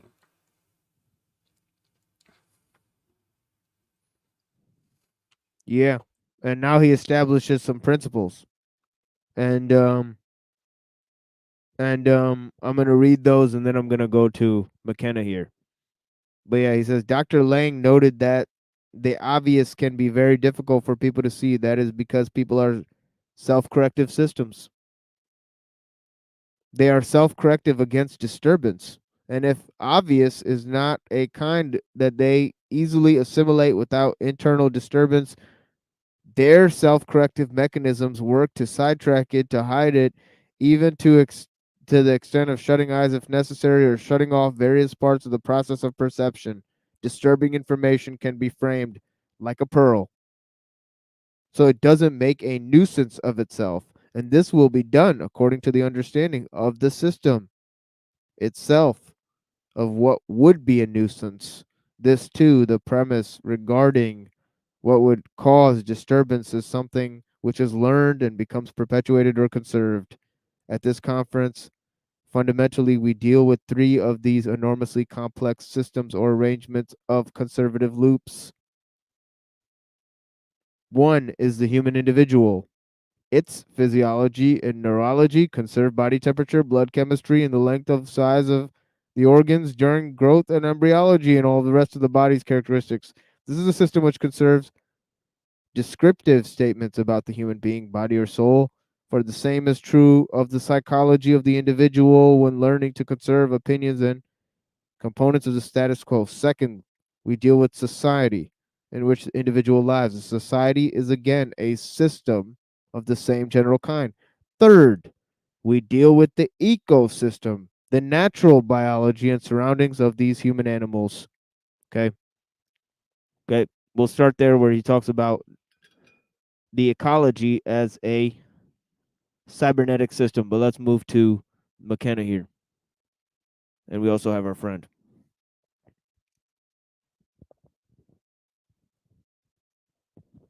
Greetings.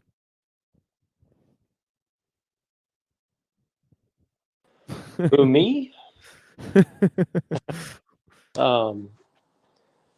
Yeah, I'm trying to catch up on where you guys are at, and what stands out to me is what you're saying about there about psychology. That is what really stands out to me. The psychological mapping of what's going to do. Me and Hank have done a little testing on some of the personality tests recently, and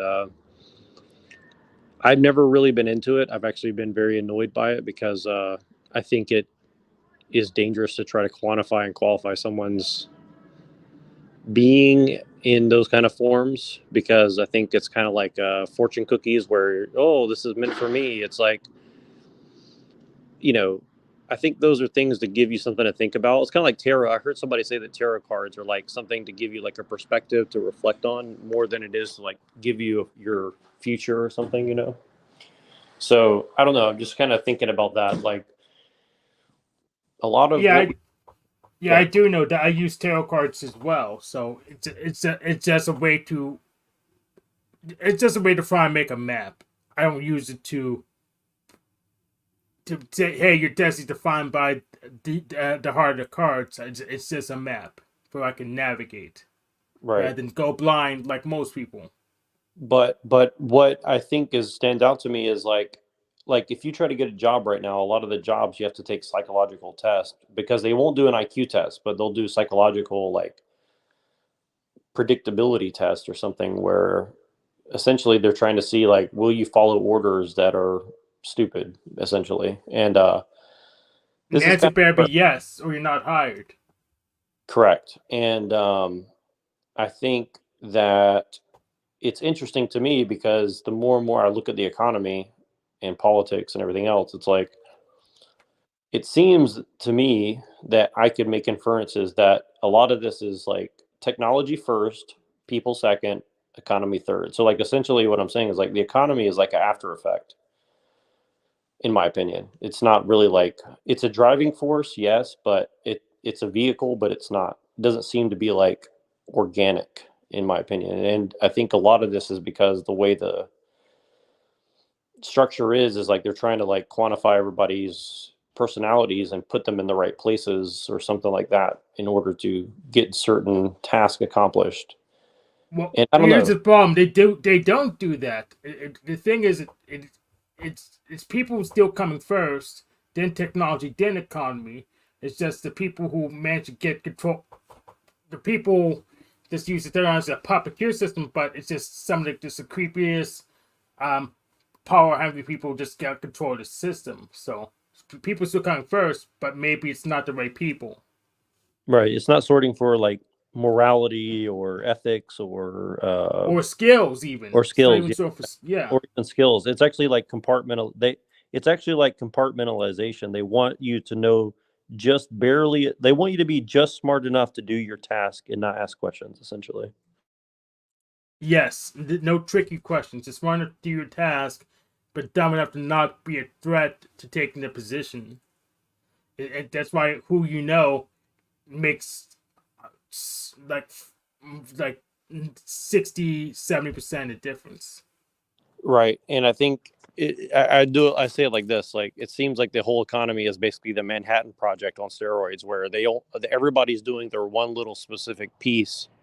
And even like a Mark Zuckerberg or someone or Elon Musk doesn't actually know much of anything about the processes that they are supposedly overseeing. Again, it comes down to dynamic, massive dynamic systems like we were talking about earlier, where even they can't really predict what the outcome is going to be. They only can try to mitigate risk, essentially, I think is really what I see. And Mitigate or accentuate, because if they accentuate risk, they accentuate the reward too. And the goal is becoming the monopoly, so you just get all the money printed right where you are. So that's the goal. Right. And well, here's my question. How does that relate to what you guys are talking about here specifically? And also I would ask Hank and anybody else how that relates to neoliberalism and why it's such a good vehicle for this, essentially. Well, neoliberalism is just Machiavellianism as an economic system. And so it would adapt to whatever works. And we're talking about systems. So efficiency as a goal. And so when Jim Bob calls that stupid, what would you say to that? All right. Well, you can just run the thing that doesn't work as well, and we'll just wait for time to catch up to you.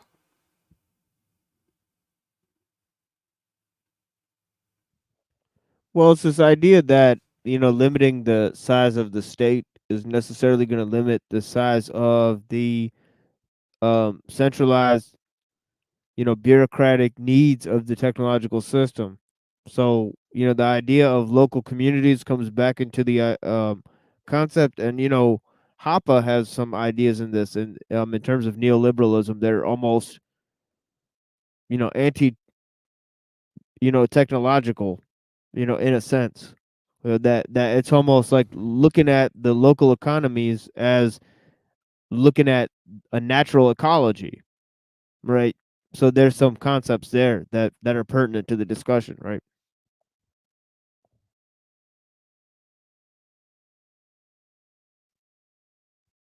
Yeah, and just go, if you don't mind, just continue, because I'm curious if this goes deeper into the psychological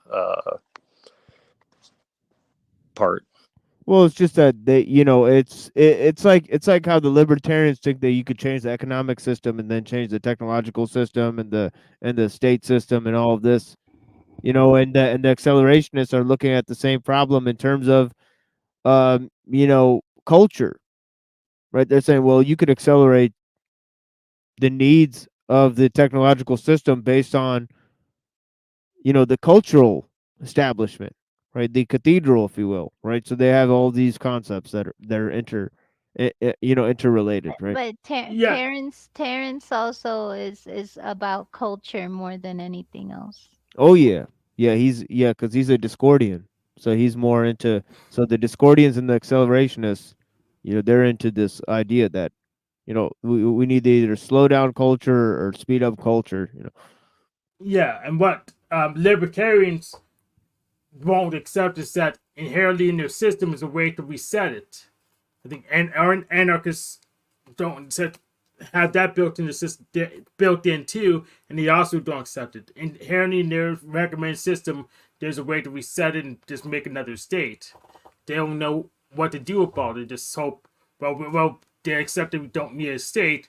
Then they don't realize what they built is also a state. Yeah. So would you say that Plato was the first Discordian and Aristotle the first accelerationist? No. Yeah, it could be looked at that I mean, somewhat, because Plato was trying to provide remediations in terms of cultural acceleration, right? So he said that there's things we have to do to slow down cultural progression, like for example, censorship, right? And then for Aristotle, he thought that this cosmopolitan aristocratic mode of the city life and all this type of stuff, that this is just a grand new thing, that bringing in new foreign ideas is going to accelerate technology, and it's good for you know business, essentially, right? So he had all of these novel ideas, right? Definitely Plato's more communist than Aristotle, right? Aristotle's more of a capitalist, right? It seems that way. Yeah. So you just merge them together, and now we're here. Exactly. Well, and then McKenna also, he was big into psychedelics. Well, if I'm not mistaken, he's tied up with that guy who, he rode a bike through Switzerland on LSD. I'm blanking on his name. Hoffman. Yep. Yeah, and Hoffman was buddy with a CIA guy. So if not one himself. And so was Timothy Leary. I mean, all of these guys were pals, and in the sense that they ran in the same intellectual circles in university settings. Well, what's weird is like if you listen to some of the interviews in the '90s of like some of the famous musicians like Korn or Limp Bizkit or other like just random people you'd never think of. They're all like, "Oh yeah, we always like ended up at Timothy Leary's house somehow, and I would bump into this person and this person," and you got the sense that Timothy Leary was a big nexus point for some reason. For some, I don't know exactly what it is, but For psychedelics, like culture, and I would say new age, but that's too much of a blanket term. But it was like psychedelics, culture, nature, all of this stuff, and how people are supposed to think about it. well, what always threw me off is like a lot of the psychedelic culture is like very anti-reflecting on things, which is kind of to me counterintuitive. Like you would think it's a bunch of people who are thinking really deeply and independently, but it's like they all seem to come to the same conclusions once they get in a big group, and I think that's very curious to me. It's like Very cult like. Yeah, because reflection was part of this idea of the monks, going apart from society, reflecting in silence, and it's part of this ruminative, long drawn process of separating yourself from nature. That's why McKenna focused on this other idea, which he said the felt presence of immediate experience. It's about immersing yourself in nature, right? This sort of Dionysian counter example, Left that he gave. hand. Yeah, exactly. Left hand. Yeah, exactly. does any of you guys know anything about Manly P. Hall and his significance? Because I heard that he pissed off a lot of people because he went extremely left hand, and I don't really know which organization he was with, but I just know that he gets mentioned a lot. Manly P. Hall was a Shriner too, right? Yeah, look at his leanings towards British Israelism in his Secret Destiny of America, right? He definitely talks about Rome and Jerusalem, which is interesting because that's the two ideas that Bateson mentioned in his Ecology of Mind. So, see, they're extremely concerned with this concept. Right? Would you say that a lot of the psychedelic community is also kind of playing off of those themes somehow, or? I'm sorry, his father was a Rosicrucian, but I'm not sure if he was a Shriner, but definitely involved. Yeah.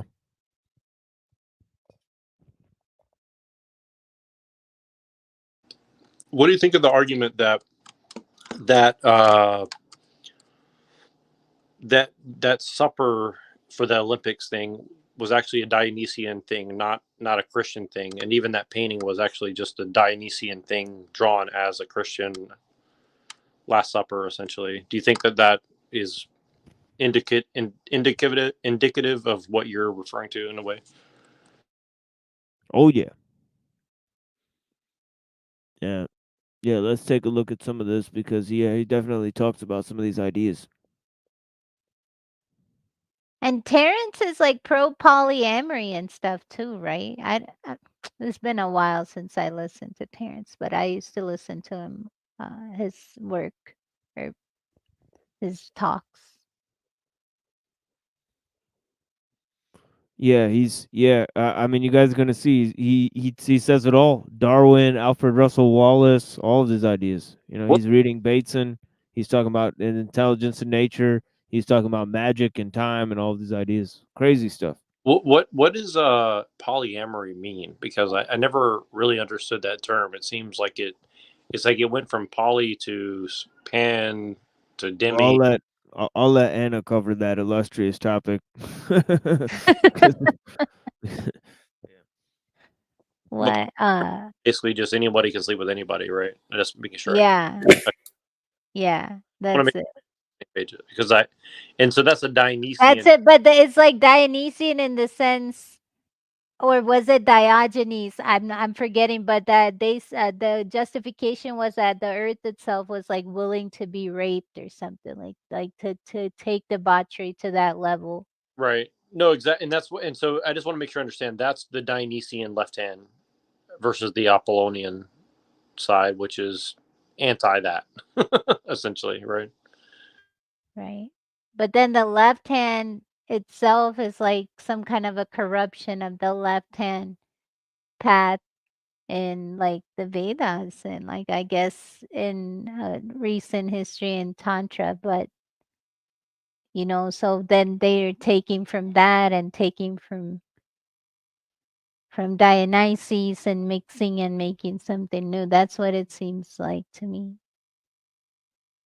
Got it. Sorry, I just want to make sure I got a little. With respect to Terrence and stuff, that's what I'm talking about. Like Terrence, Leary, Hoffman, even Ram Dass and these guys to a degree. I'm talking about this type of crowd that influenced the 60s, 70s, university students, university professors, that type.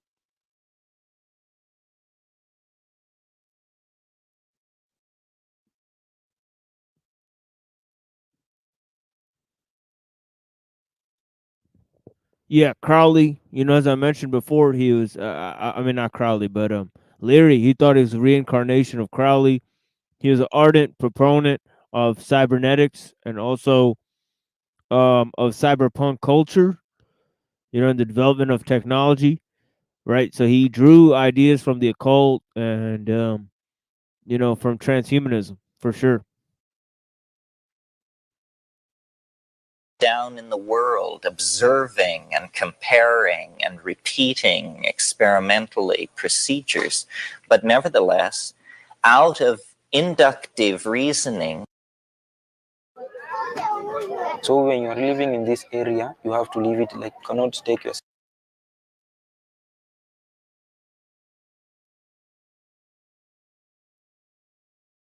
This Aristotelian purity that deduction has. It doesn't have this mathematical elegance. It's messy. It's all down in the world, observing and comparing and repeating experimentally procedures. But nevertheless, out of inductive reasoning comes the structure of modern science. Okay. But now there's a funny thing about induction. It's making an unstated assumption about time. It is making the assumption that time is invariant. Because what it is saying is, if A precedes B in 1,000 cases, then it is likely that A will precede B in the 1001st case. In other words, it's a probabilistic theory. It assumes that probabilistic laws give momentum to repetitious observation. Now, the question is this so? And the answer is, well, it's so in some cases, but not in the most interesting cases. The most interesting cases, I believe, are the cases which lie in the realm of primary experience of being, the felt experience of being. And in that realm, the realm of love affairs, divorces, lawsuits, religions, political upheavals, and that sort of thing, induction is no good guide at all. One love affair does not explain another. One marriage does not illuminate another. One revolution really does not shed light on another. There may be generalizations, but when you live through these things, what you take from them is the uniqueness of the experience. The first principles that are reasoned from in deduction, whether in the realm of a deductive mathematical system like Euclid or a rational theology, these things are seen to rest on foundations of sand because of this problem of the axiom. In mathematics, the axiom appears fairly secure because it's self-evident, such as parallel lines never meet. It rests on its self-evidence to make its appeal to reason. You see, you can see that it is true, though no one has ever figured out how to prove this. You can see that it is true. But when you move from the realm of axioms to the realm of theological first principles, the appeal then is not at all to the obviousness of it, but to the desirability of it. Not for me. Say that again. Not for me. That's true. That's factual for some people, but I'm not. I don't go based on desirability. Wait, but your goddess is the goddess of desire, so how's that not the case? No, it's not. That my gods are gods of competition. Okay, what do you mean by that? I mean what I said. She Eris is the goddess of competition and logistics, not desire.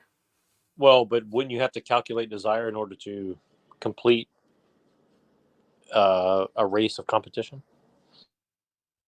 If that's the case, what's the formula? Say that again. Sorry, you cut out. If that's the case, what's the formula? Well, I mean, if you're okay, so if you're saying competition, if you're in a race, maybe, so like, let's say that you're going to a half marathon, Hank, and everybody else wants to win. Do you want to win? Not necessarily. Maybe I'm just there for fun. Exactly. So, so when you say competition, you might be playing your own game, even though there's another game afoot that everybody else is engaged in, right? Yes. Right. So your desire calculates the outcome of the competitiveness, right? My desire, no. How so? There's a disconnect. Well, what I mean is, without your desire to play your own game, how do you calculate if you're going to win the competition that you're in? Well, I could just be competing with a whole bunch of fat people, and even though I'm not trying, I'm gonna beat them still. So, who knows? Or you could Lols. Or you could just be there to meet a bunch of women because it's a good place to meet women in shape or something, right? Yeah, but either way, you have a non sequitur. You're not connecting. Well, how do you calculate competitiveness under your system then?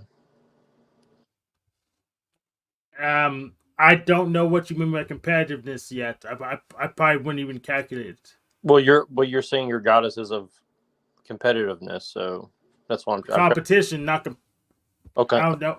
Not competition. Sorry. So how would I calculate competitiveness? I wouldn't bother. I don't care about that aspect. So what's the competition part then? People fighting each other. That's the competition part. So also you mean you want people to compete in a game that ultimately you think they're going to lose, essentially? You're overly psychologizing. You're going with this Freudian stuff when it doesn't apply.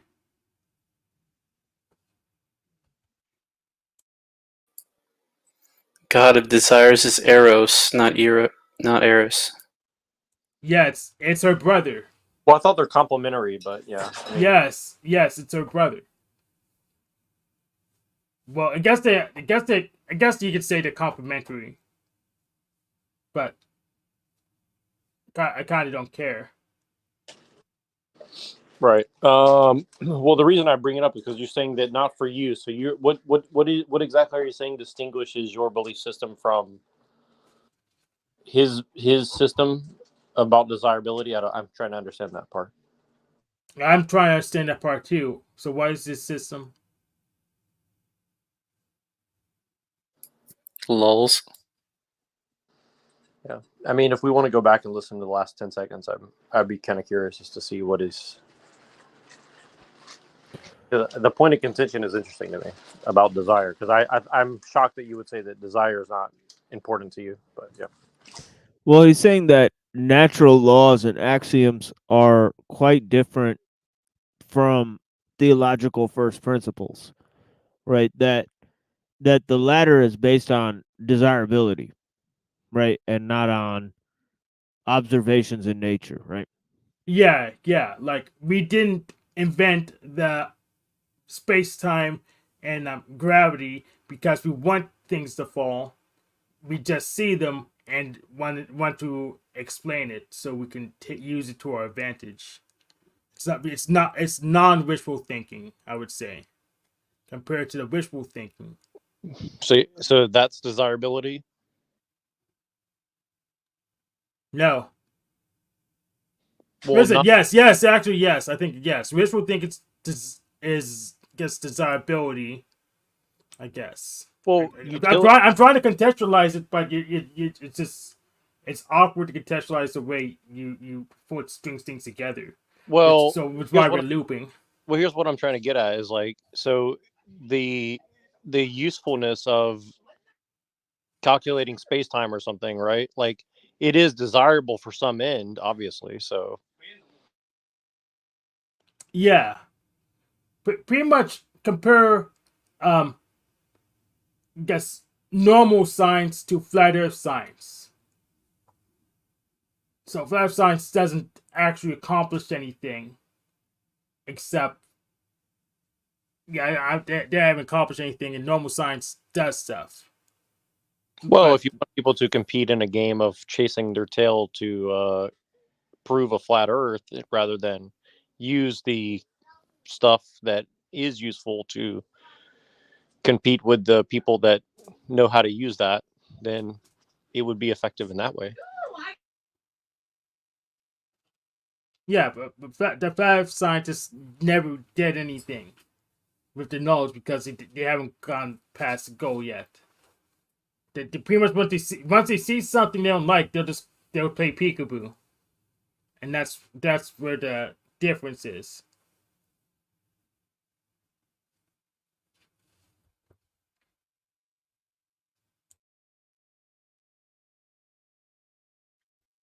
What exactly can you do with the science? Okay.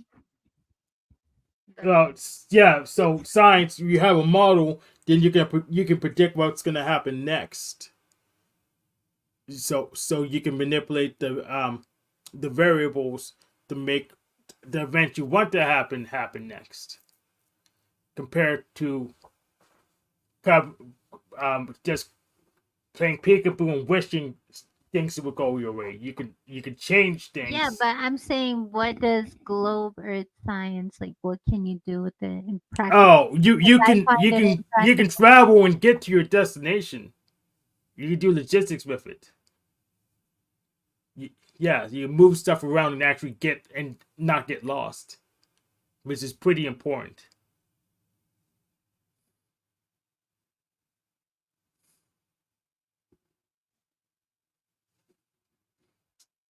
And you can't do that. Never Yeah, mind. All maps yeah, are you can't flat. do that with flat Earth science because All they'll maps screw are up the flat angles and get anyway. lost. You have to flatten a map to read it.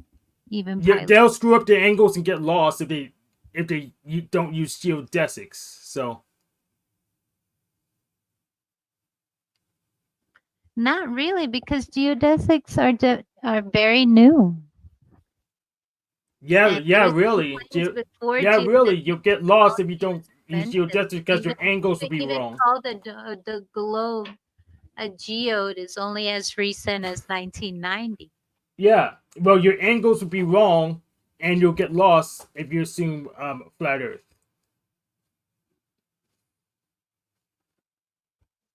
But the map is flat, like when you fly.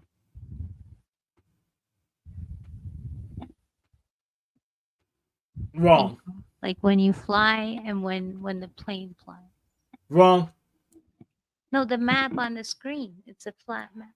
Yes, but it's a projection from a globe, so the geodesics will remain intact. So we have to flatten the angles to keep them intact. How does that make sense? We can go with a math. We can go with a math. Debate. Sorry, We can go with a math. But I have to get the math together. It's gonna take like 30 minutes to an hour to walk you through all the maths. But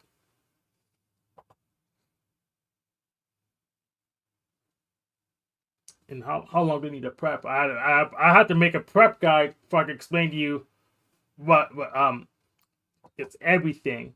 But to just keep it simple. But to keep it simple, Flat Earthers hasn't done anything yet. But what if what if exclusively globe people, what have they done? Except supposed space travel. Everything else. Anything else you could think of, they've done. Getting to one place or another in many different various contexts. Like they discovered America, they discovered Antarctica, Even if you follow that rhetoric, that was a mistake.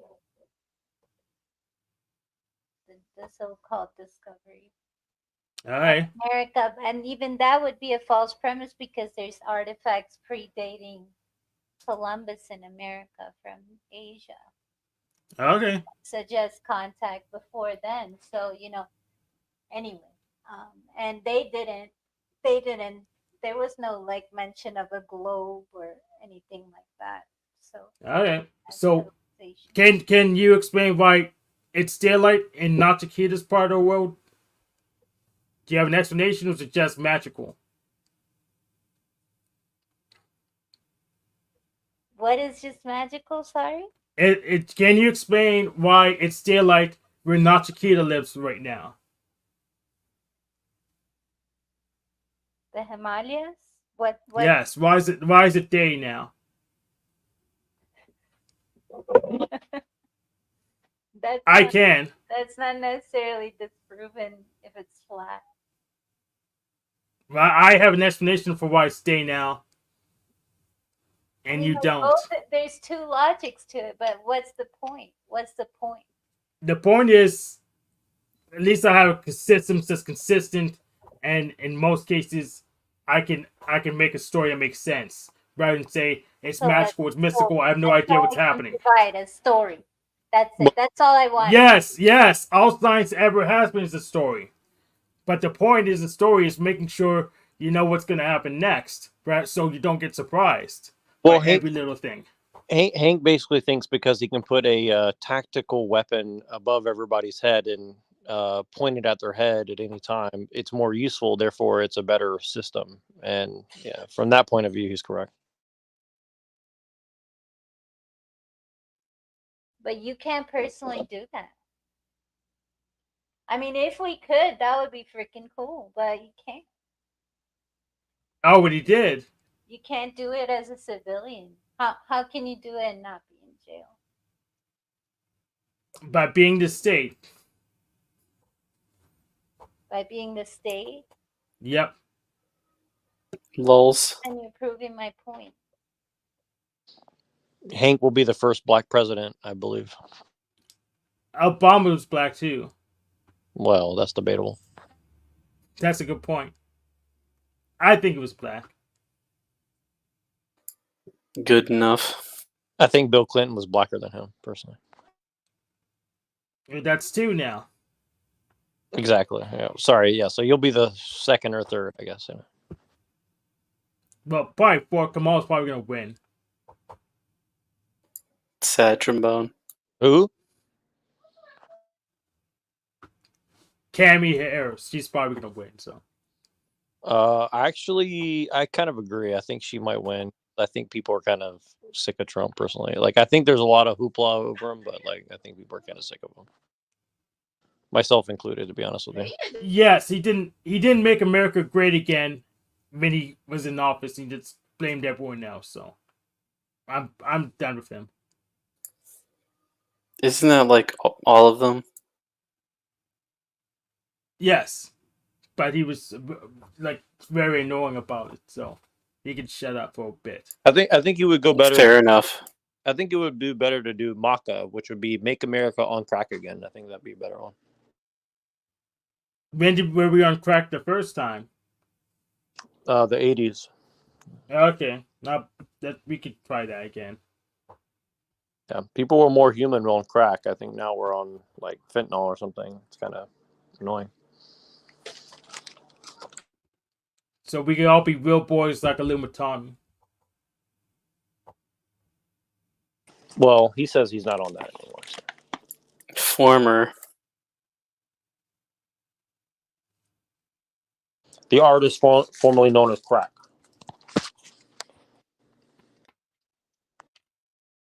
I'm not trying to derail. Let's continue listening because I think I did not get where I wanted to go with that, with that discussion. No fencing. Yeah, I think we got derailed. So we derailed ourselves. Nobody else on the panel at this point. So, yeah. That God exists, that God loves us. We hope these things are true, but they are certainly not self-evident in the scheme of things from the point of view of most of us. So what this shows then, I think, is that in the matter of deeper things, deductive reasoning rests only on the appeal that hope can lend to its case. Okay, so for me, this is a critique of Pause the video. Now, what about Pause. induction? Pause. That's Jack Talcott. That's Jack Talcott's sole argument. So. Uh-oh. I said it wasn't in a cult. I'll fire shots at Jack. Well, Brother Talcott, if you're watching, shots have been fired by the honorable member of the court. Can you say how that is, Talcott? Because I missed that part. Can you tell me? You missed every part, no, Jack. Yeah, sorry, I'm not smart like you, Hank. I want to know which part is Talcottian. So he the self-evident chose my God and the hope thing. Self-evident. Yes. So you reject axioms altogether? What wild jump was that? How'd you get there? I don't understand. No. Exactly. Listen to your kids. Who is that? Yeah, they're smarter than me. That's for sure. What? So wait a second. You're saying, listen to the sweet music, by the way.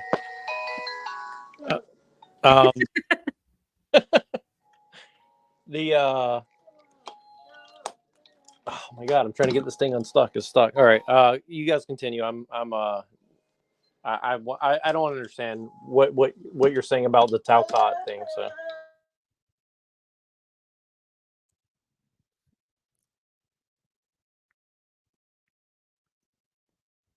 Shots fired on Talcott. I'm sure that may entice him to hop on the panel. He usually hops on after that, but yeah, if he's watching. But yeah. I referred to the fact that its premises rest on this notion of temporal invariance, which seems to be true only for the grossest of phenomena. Science has made great hay in that dimension by creating laws which are essentially predictive laws of cyclical phenomena that define for us what part of reality goes around and comes around.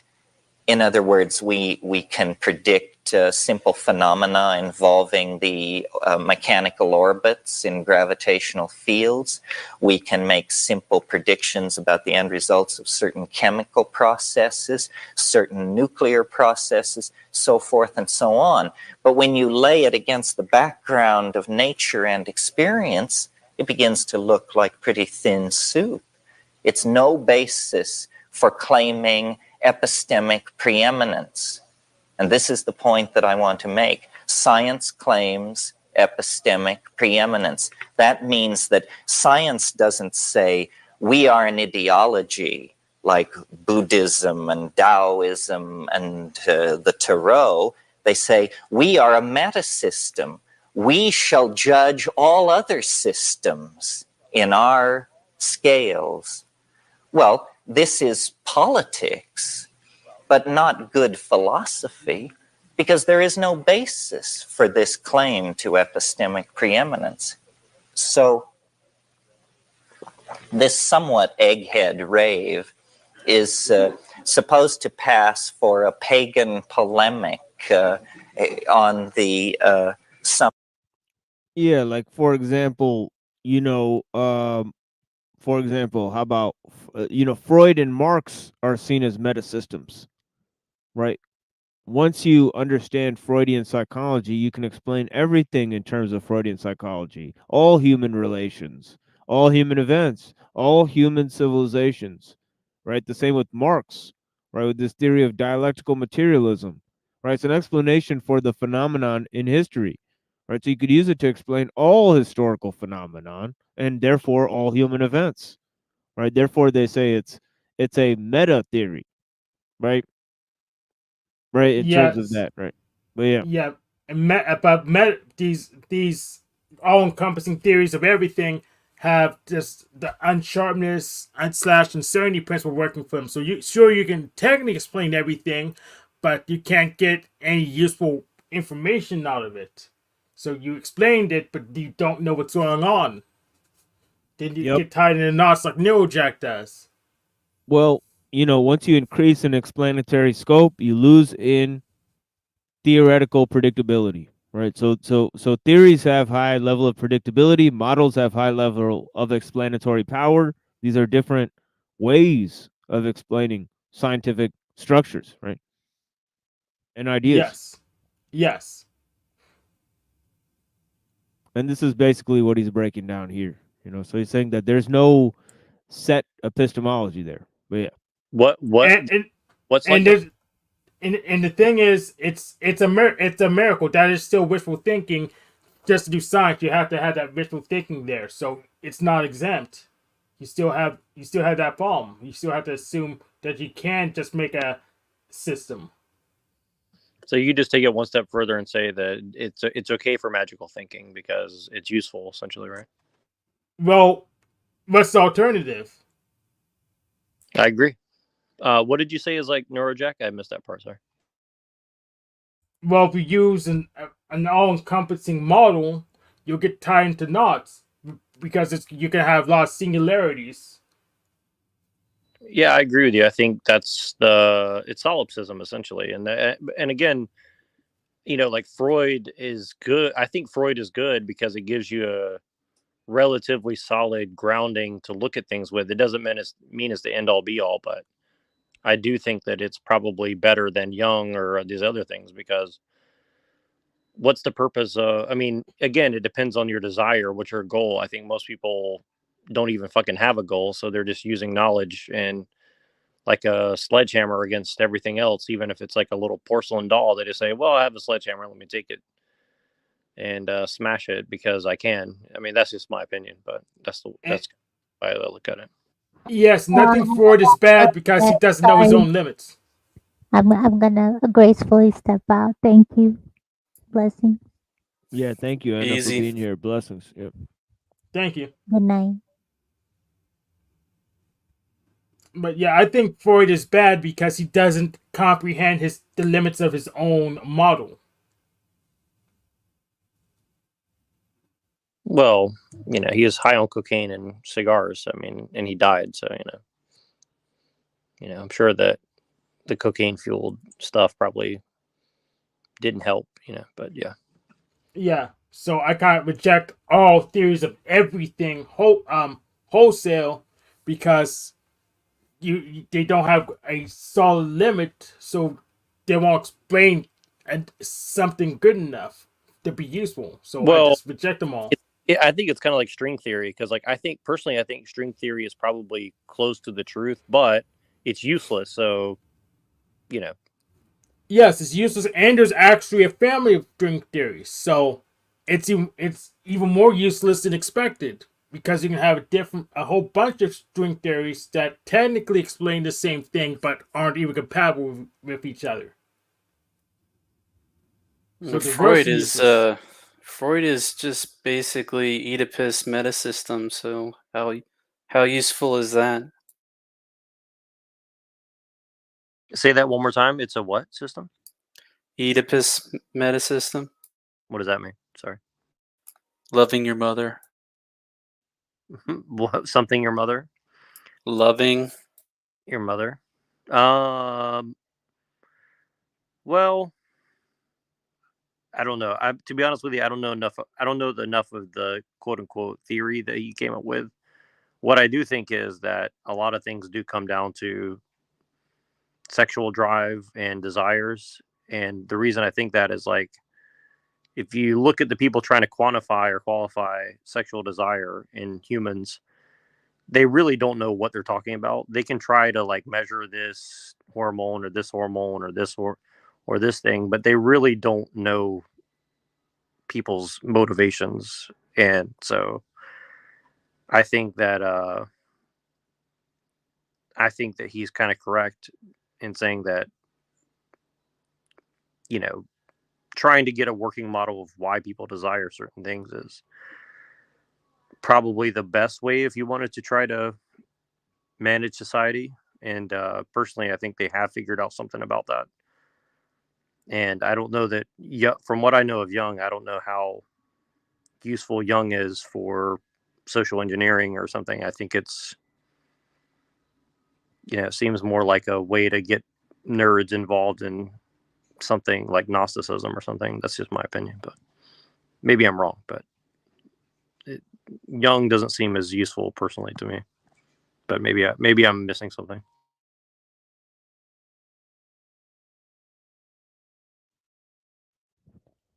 Yeah, it's Jung and Nietzsche that they wanted to, take away and then put like Freud and Marx there as a replacement, because their values are a lot more secularizing, a lot more grounding. But anyways, Wait, you mean Freud and Marx are more secularized? yeah, than Jung and Nietzsche, right?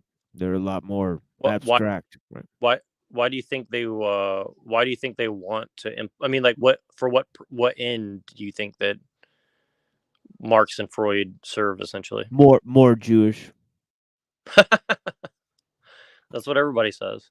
Well, but I guess what I'm saying is, like, do you think that you could use the knowledge of Marx and Freud to counteract such ends?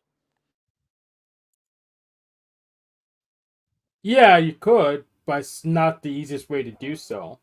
Just like with anarchy having like a self-destruct thing built into it, so do their systems, where you could just pervert them and transform it into what system you like.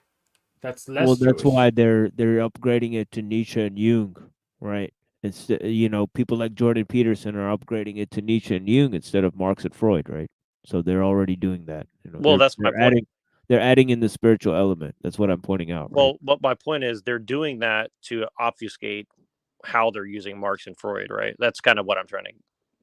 That's what I think's going on. I think they want to get you lost in the sauce, and then sure. like the hardcore hammer to hit you in the head with, and the whole time you have this other sledgehammer waving it around at Ghost, and they're actually like using our actual hammer to like smash your head open and put stuff inside, and then seal you back up and say, "Oh, I don't know what happened, but exactly, you're lobotomized, so go for it."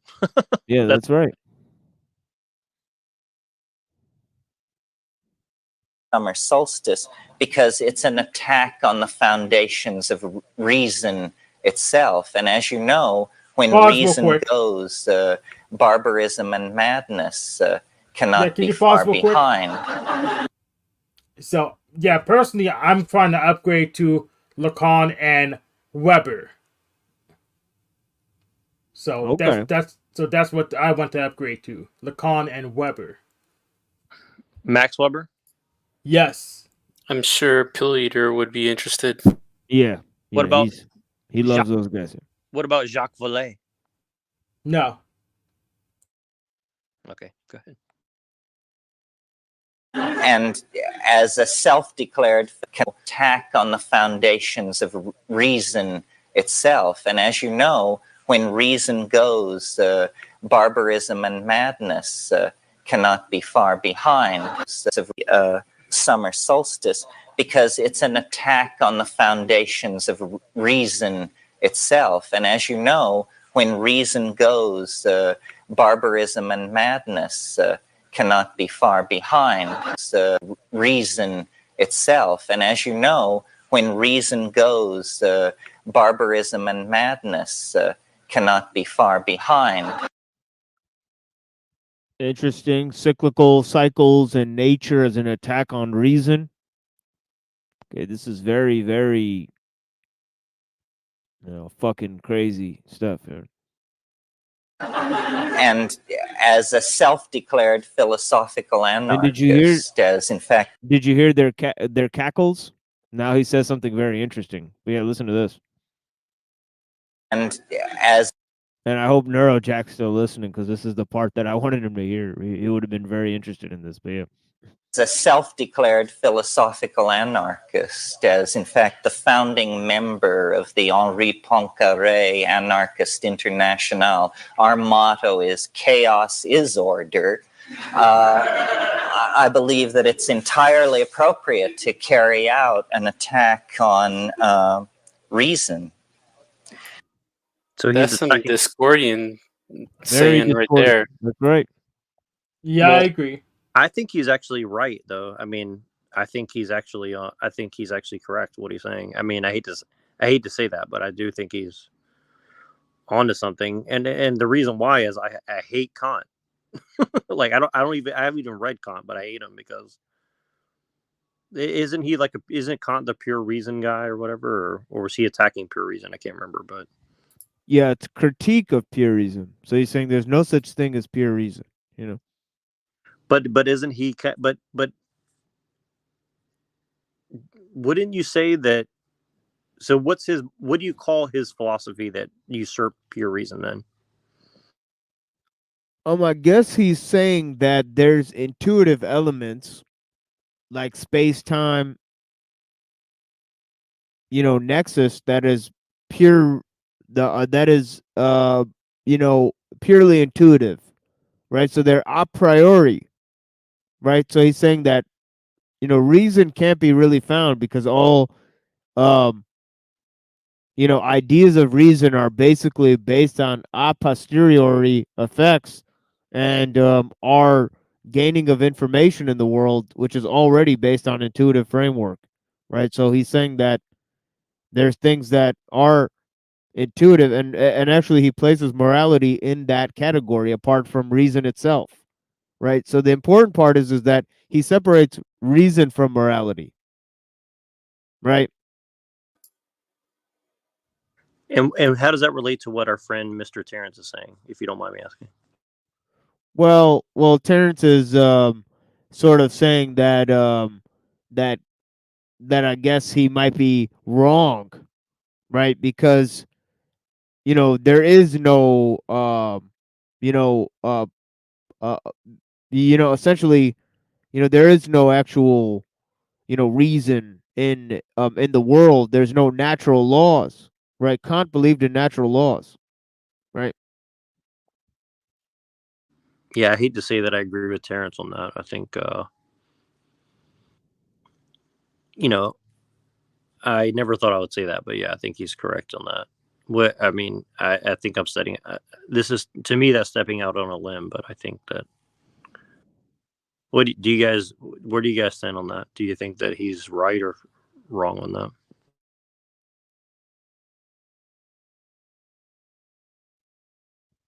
Well, it's interesting, to say the least. I think that he's right in his conclusion, but not the way he comes to the conclusion, right?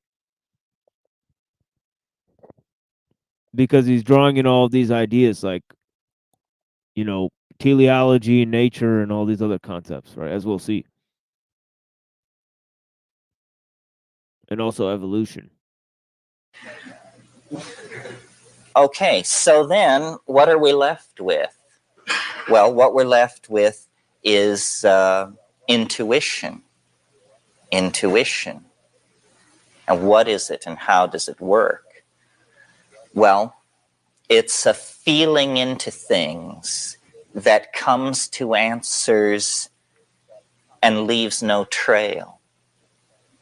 By the way, that's almost a good way to explain Hegel, is like, that he's just Kant plus time element being totally skewed, right? So that there happens to be some sort of teleology in nature, right? Some sort of internal progress within nature, right? Some sort of internal conflict within nature based on this Heraclitean mold, right? And then that goes to the idea that it's like the neo-Kantians in the 1800s are basically Kant plus evolution, right? Because Kant is too young to develop evolution yet, right? So he's too young to incorporate those ideas, right?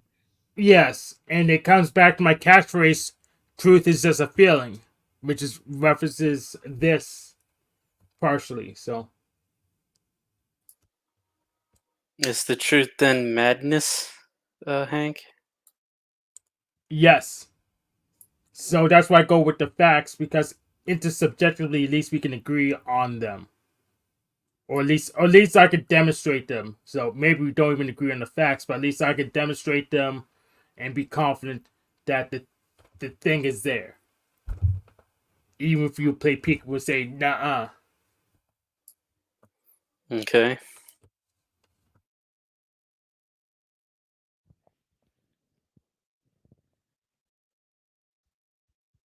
That's the thing. It leaves no trail. So you have it, but you haven't the argument for it. And so its power must reside in its truthfulness. So the power of intuition lies in its ability to express truth in contravention to the forward flow of logic and casuistry. Well, is it always to be this? For how the Tao is presented as this Eastern concept that you can barely wrap your mind around and that hovers at the edge of intelligibility. Well, really, in these so-called obscure orient. So he's going to go into this. The notion that they have to dethrone is a notion of linear time, right? Time being part of the intuitive fabric of space, right? Then they can bring up all sorts of ideas like progress and inconsistent time loops and all these types of things, right? Chaos, even randomness, even. Oriental philosophical stances always turn out to have a corollary in Western thinking. And the corollary to the Tao, to Taoism, is intuitionalism, is, you know, an ability to sense the constraints and opportunities in the moment and act through it. Intuition. And intuition is always presented in the dominator society as 1, vague, 2, feminine, 3, unreliable. But this is simply because of this bias toward deductive and inductive systems whose falsity I have just demonstrated to you. In fact, in the felt domain of experience called living, intuition is how most of us, even the most self-defined as non-intuitional, are operating. Intuition is a kind of field processing of both the foreground and the background of experience. It's a gestalt understanding that is subliminal and that leads the whole organism through an invisible set of... Okay, Gestalt, phenomenological, right? Subject, object, dissolution, right? To summarize, boundary dissolving, another word that Terence McKenna loves to use, right? Well, the fucked up thing is, like, I think that what he said right here, I generally agree with, although I'm not sure how he came to those conclusions. So, like, kind of what you're saying, I'm a little cautious, but I think in general he is correct. I think inductive and deductive are useful. I think I lean more on the deductive side personally. I kind of like really don't like induction from my understanding of it, but I'm not sure how that fits in all this, but I'm just saying, like, generally I agree with him, but I'm kind of suspicious that he is about to smuggle a bunch of shit right across the border, personally. Yeah, this is one of the more interesting presentations he's given. Creodes towards the maximizing of some kind of a goal. Okay, end of Act 1. The second act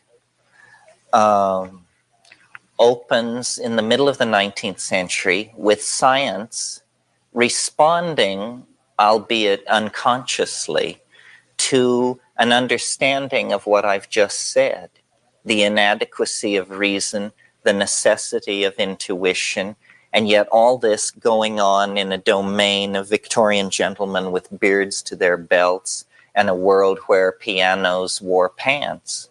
So, greetings, NPC, the game. Hey, greetings, Brother Machine, Red, Hank, Neurojack. Yo. This is interesting because I've listened to probably hundreds of hours of Terence McKenna's lectures and workshops over the years, and he has like code words, like when he was saying the felt presence of direct experience. That's a fancy way right of saying the psychedelic experience, getting blasted at your mind and leaving Earth, you know. And if you notice, I think Machine's seen heard these talks, McKenna's, like, in my opinion, his talks lead to 3 places, end up talking about 3 main points. One is like time is not linear, and he uses the time wave theory. I don't know if he talked about yet his time wave theory, where he thought that the end of the world would be 2012 with the singularity. And this time, No, he didn't get that far. Yeah, he didn't even make it himself. He had his own singularity. He died of a brain tumor. No, I mean in this video. Oh, okay. I'm sorry. And then he also talks about like the return to the archaic revival, to the old ways, which is strange, Machine, because he wants this archaic revival, and yet he does seem like a proponent of transhumanism, right? And I think you mentioned this on the last broadcast or 2 broadcasts ago about how the techno cult and environmentalism are kind of related? You can't beat the classics. Mm-hmm. Yeah, definitely. And yeah, he is you know, your intuitions are correct, and that's because he's using intuition itself as the felt presence of immediate experience, this third way of reasoning, which is neo-Kantian. He's expanding on Kant because Kant said, well, what's beyond reason and experience? Well, it's intuition, right? That's where the a priori realm exists, right? And then essentially, he's saying, well, what's the thing that the scientists assume? Well, the invariance of time. That time is this intuitive thing. But he's saying, well, no, you can sort of create your own adventure with time. The time is the unspoken.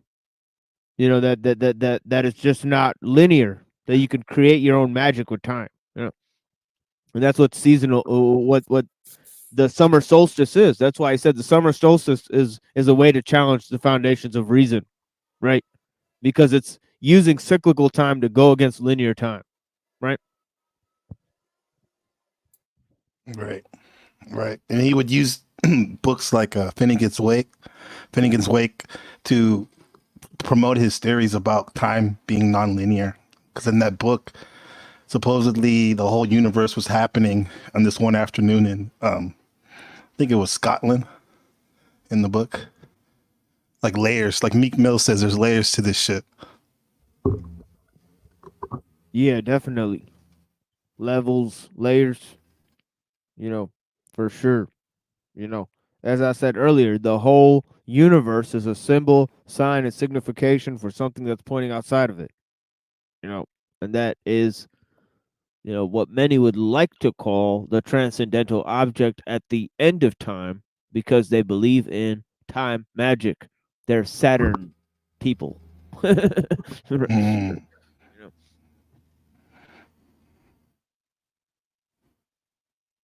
So, it worked its way out subtly in the notion of evolution.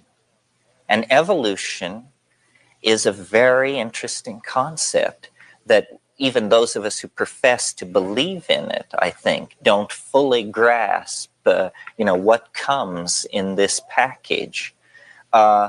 We all are taught that in the 19th century, a great struggle was waged between science and religion because science had the audacity to suggest that human beings were descended from the great apes. And we all know who took what sides and the kind of polemics that were raised. And we all know the happy ending of this story with the great triumph of modern evolutionary biology. However, that, to my mind, looking at it from the point of view of a philosopher, is all sham, or it's like the 11 o'clock news version of what actually happened. That's how rather silly people understood the great intellectual watershed struggle of the 19th century. That is not, in fact, what it was about. That's not what it was about.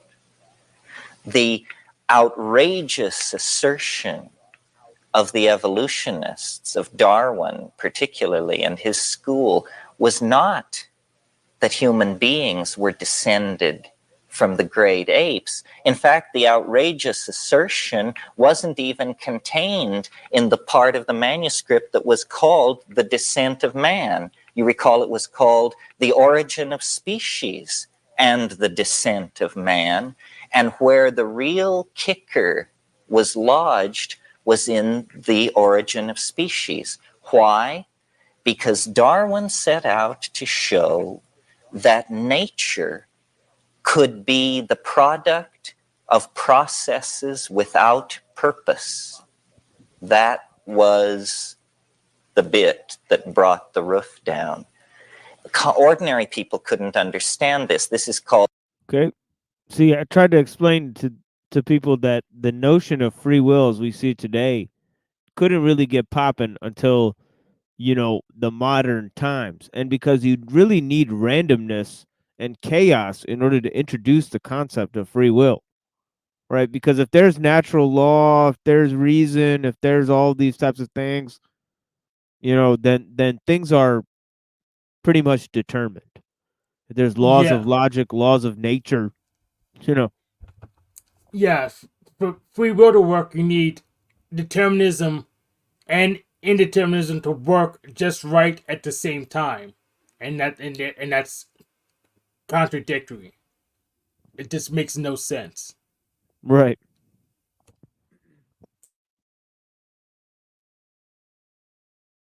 Called the so-called teleological issue. But this Okay, here it comes. What I've been talking about, teleological issue. Now, what is teleology? Right? Remember, it's like telephone, right? Connections between things, and especially movement in time, and you know. So the idea is about bringing something in the past from the future. This is literally Aristotle's idea of final cause, right? One of his causes, right? So what's the problem with it? It's fucking magical, folks. Right? It's the same concept as eminentizing the eschaton, right? And all these ideas, right? It's a complex way of saying that time is a illusion, right? And it's also a way that, you know, it introduces the notion of progress, right, into nature, into the struggle of nature. Okay. Okay. Now, the idea of technological progress and evolution are linked to these concepts. They're indelibly linked to these concepts. Okay. Anybody who doesn't see it that way is a fucking blind fool, right? I'm sorry. Right. You're an intellectual baby, right? Okay. This is what brought the Christian church roaring to its feet in confrontation with evolutionary biology. Exactly. Novelty theory. See, Green Diesel knows. He's up. See, finally, somebody who's up on game with these concepts and ideas.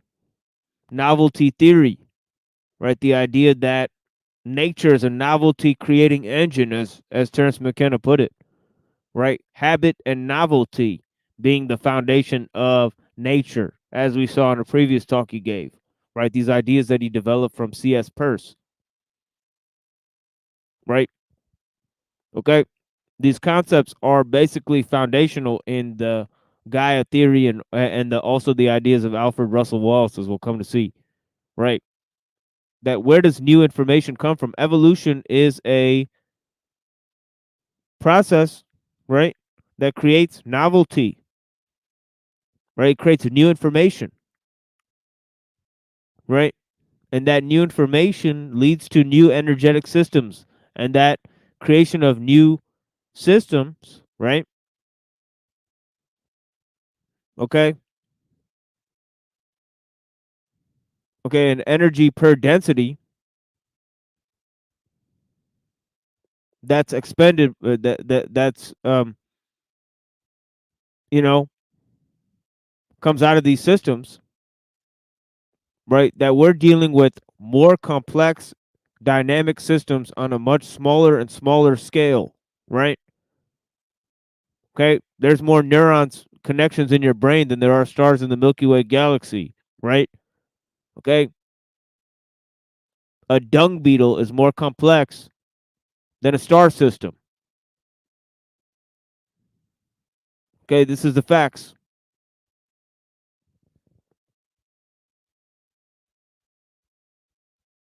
The assertion that nature could be accounted for by processes that were not guided toward a higher end by a higher power, that simply random molecular processes and then pressures of environmental selection could cause to come to be animals, plants, and ultimately human beings. But the fight. Have you heard of turtle traders? They were a group of 14 novice traders who were trained by Wall Street legend. I'm actually very curious to know about turtle Was trading, over but let's just go back to this. Teleology. The fight was over whether or not the universe has a purpose toward which all creation moves ineluctably, or whether nature is what the Darwinists called it, which was trendlessly fluctuating. Trendlessly fluctuating. So it was an attack on God, not the divinity, not the divine status of man. That was peanuts in this poker game. It was an attack on the need for God per se as an efficient cause in the machinery of universal being. Well, it's a very interesting question and a very interesting struggle because we are still caught up in it. American transcendentalism, while all this was going on in England, American transcendentalism was exploring the transcendental realms of the human spirit cast against the background of the American landscape. And this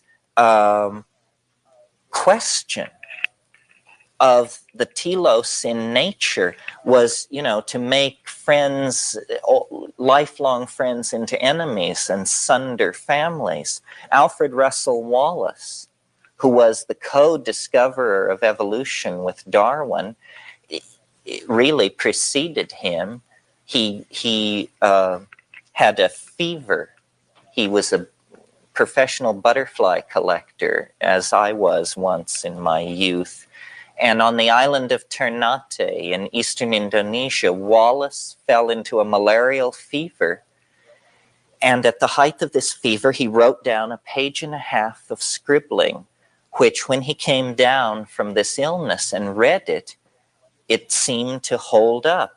And what he had Fever discovered dreams. was what all biology was seeking, what he called the solution to the problem of the species. And he looked at this thing, and what it was a description of natural selection. And it seemed to work. Well, Wallace was from the lower classes, had made his living in England as a surveyor, was essentially a field biologist because he was not accepted by the gentleman scientists of England. He didn't know where to turn. So he fired off a letter to the only person he could think of to ask, who was the greatest biologist of the day, Charles Darwin, at home in England in his garden, working over 20 years of notes on the problem of the species. Okay, and we read part of that letter when we read the work by Bateson, Steps to an Ecology of Mind, right? So this was a extremely notable event, the letter of Alfred Russel Wallace to Darwin, that people are aware of Darwin's theory, but they're not aware of who came up with natural selection, apparently, right? But yeah. Species. When Darwin got this letter from this unknown, And then shit gets deeper because Alfred Russel Wallace believed in the telos in nature, right? His idea of evolution was more in terms of Lamarck than Darwin's own idea, right? Okay. And we talked about that earlier. character postmarked Ambon, Dutch East Indies, and read it, he paled visibly. And he went to his friend, Sir Charles Lyell, who was the greatest geologist of the day, the proponent of catastrophism, and one of the great, was to develop into one of the great defenders of Darwin's theory. He went to Charles Lyell and said, I've been working 20 years on this idea. This came in the post. This is it. It's all here. And Lyell said, don't worry, my friend. We will schedule 2 papers to be delivered at the Royal Society. They will be delivered on the same evening, and yours shall be first. And so it was. And so it comes Real down slick. to us as Darwin's theory of evolution. But in fact, in a way, for philosophical purists, it may have been better that way, because Wallace, who was in many ways a deeper thinker than Darwin, was a Fabian socialist, was fascinated by paranormal phenomena, as well as being interested in electricity, biogeography. He was also a Freemason. Anthropology, truly one of the last of the great polymaths. Wallace was unable to take the final step on the question of teleology. And he said, I cannot believe that random processes ameliorated by natural selection can give rise to a creature such as man. So this was the break in the 19th century, and it arises out of the earlier foundation of the struggle between intuition and reason. So think about it. This guy explained natural selection and then said it can't be random. Okay, Darwin just took the theory and said it's random without explaining why. Lulz. And there it is. He just jacked the theory right in its entirety.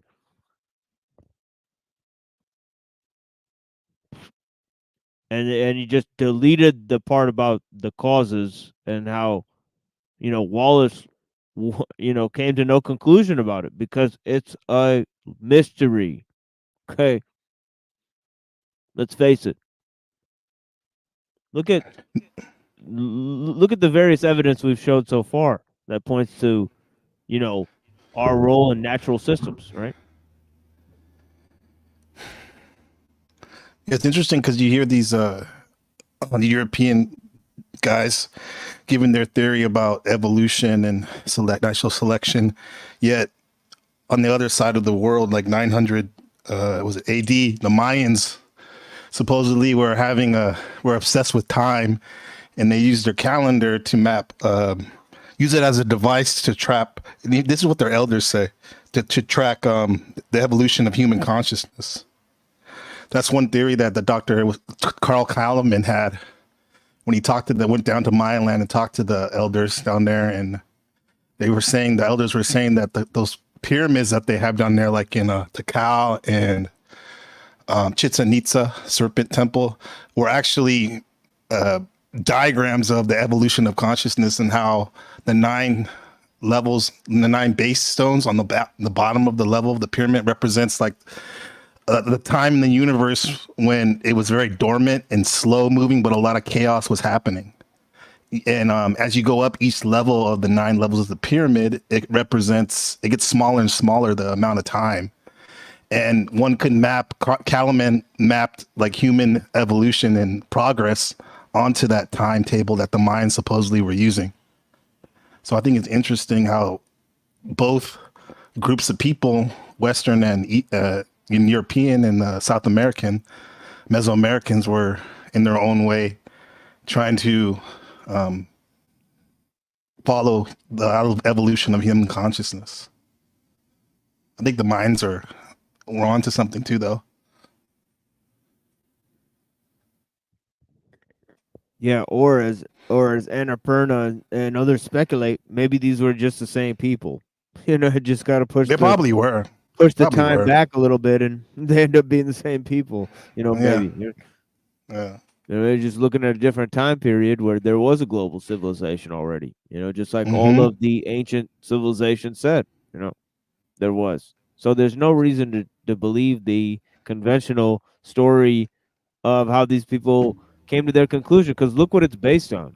It's literally based on a guy doing a 1-2 on Alfred Russel Wallace's theory, where again, you end up with no origin. For either mind or life or any of those complex, forms, right?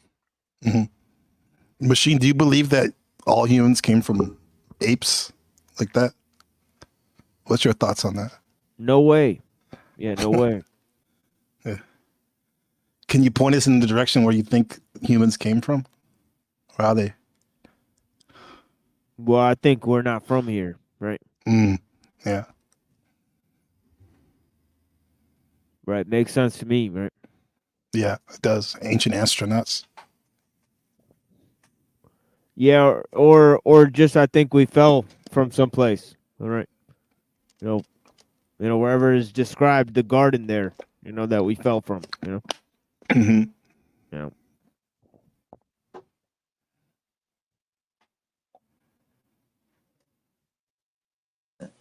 I mean, I think our intuition must place us in Wallace's camp, that there is a telos of some sort. There is an omega point toward which all creation, however unsteadily, moves. And it is because of this omega point that we do live in a cosmos and not a chaos, not simply a raging confusion, but Okay, so he's using Teilhard de Chardin's term, right, for it, right? He's not using singularity, he's using omega point, right? And he's not using his own contrived term, transcendental object at the end of time. And he's careful with words, so there's probably a reason why he's using a pseudo-religious concept here, right? He's trying to Well, up the he's trying to up the ante there. well, it seems to imply that he's saying that existence has an end. That's what it seems like he's saying. Yeah, interesting, right? And is that something that the Catholics believe, or whatever Desjardins is, or I'm not sure what he is, Yeah, he's Catholic, yeah. and Opus Dei or some shit, or what? He's like some sort of weird, Like some, yeah, and also the kingdom of God, right? This is this other eschatological theme. yeah. And see, that's the thing is like these guys are drawing from Christian theology and dragging it into. I mean, I guess you could argue that Wallace and Darwin are allegedly Christian too, but I Yeah, kind and of what does it say in the book of Isaiah? It says the lion will lay down with the lamb, doesn't it? Right, so that seems like something about evolution there, right? Or they're construing it that way, right? well Yeah, apparently. Terrence. Go ahead. I was going to say Terrence McKenna has said many times that that the Big Bang happened, in the beginning, of course, in the beginning of the universe, and that was the one point where scientists had a metaphysical, like we're going to use describe science in terms of metaphysics, a supernatural event. With Terrence McKenna, he put his supernatural event at the end of time, which he called the singularity. And in his talks, he talked a lot about like before the singularity, time would seem like it's speeding up, and the unification of opposites will be happening. And once you go through that singularity, it'd be a whole new universe. And a lot of times too, he described it as a hyperspace type of area. And he would always, like I said, always bring it back down to psychedelic. So what I got from it is he believed that end time would be everyone would be going to like a psychedelic state. This is why this talk is called the Ecology of Souls. He talked about that a lot, like how when people that are dead, they're actually in this hyperspace area, and when you do DMT and other high dose psychedelics, you go into this ecology of souls. And he was trying to promote that this is where everyone would go. So you better get used to it. And one way to get used to it would be to take psychedelics, even though supposedly he didn't take that many at the end of his life, the last couple of years. So. Yeah, and if you'll notice, the thing that happens when you take psychedelics is time dilation, right? Mm-hmm. So that is one effect, and that's another effect of technology, is that time seems to speed up. The faster the machines are going, the faster you're involved, and there's more people using machines. You get in the vicinity of a city, and it seems like everything's happening very fast, right? And they've even taken care to look at how people talk that are from cities, We have some people that show up on the panel from New York, and they talk faster than the other people. Mm-hmm. And they've actually noticed that they actually move faster too.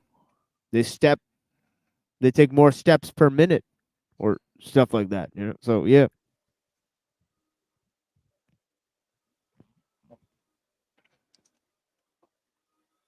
Something that is structured and ordered. Well, in spite of the fact that evolution was seeking to serve the most rigorous scientific desires to exclude teleology and to exclude God from the process of the natural world, it introduced a bizarre concept which cut against its own purposes. The concept is a kind of progress in nature where previously none had been. So that from Aristotle to the 19th century, what you have as a theory of nature is what's called the great chain of being, or the great ladder of being. And it stretches from God through the archangels, the cherubim, down man, then the animal kingdom, the vegetable kingdom, so forth and so on. But it is imagined as static, as put in place by the fiat lux of creation, set in place for all time. What Darwin did was to see it as not a great chain of being, but as an escalator of being. He added the notion of progressive movement toward higher and higher forms, more and more complex manifestations of the intrinsic ingression of novelty into actual events. And this idea. So some people might debate whether this is true or not, whether Darwinian evolution actually implies progress, right? Well, it's interesting that he actually does mention in his book that at least in his opinion, that between Africans and white people, there are the brown races of the world. And he said the brown races are the intermediaries. And he said the brown and the black people are going to be basically wiped out, so that there's a huge gulf between the monkeys and the white people. So the white people are basically progress, right? In terms of his idea of the way things are headed, is that, the monkeys are still going to be there, but there's not going to be any more of the middlemen in the evolutionary chain, right? Sad trombone on that one. How did he say that they would be wiped out? By natural means or by eugenics? Probably by the white people. Probably by the white Yeah. people. And their technology, right? Yeah. But they'd be safe. Okay. Well, it certainly lays ground for Malthusianism. Oh yeah. Yeah. Oh yeah. And I talked about how he was big time influenced by Thomas Malthus, and actually wrote about it. Oh, there you go. Yeah.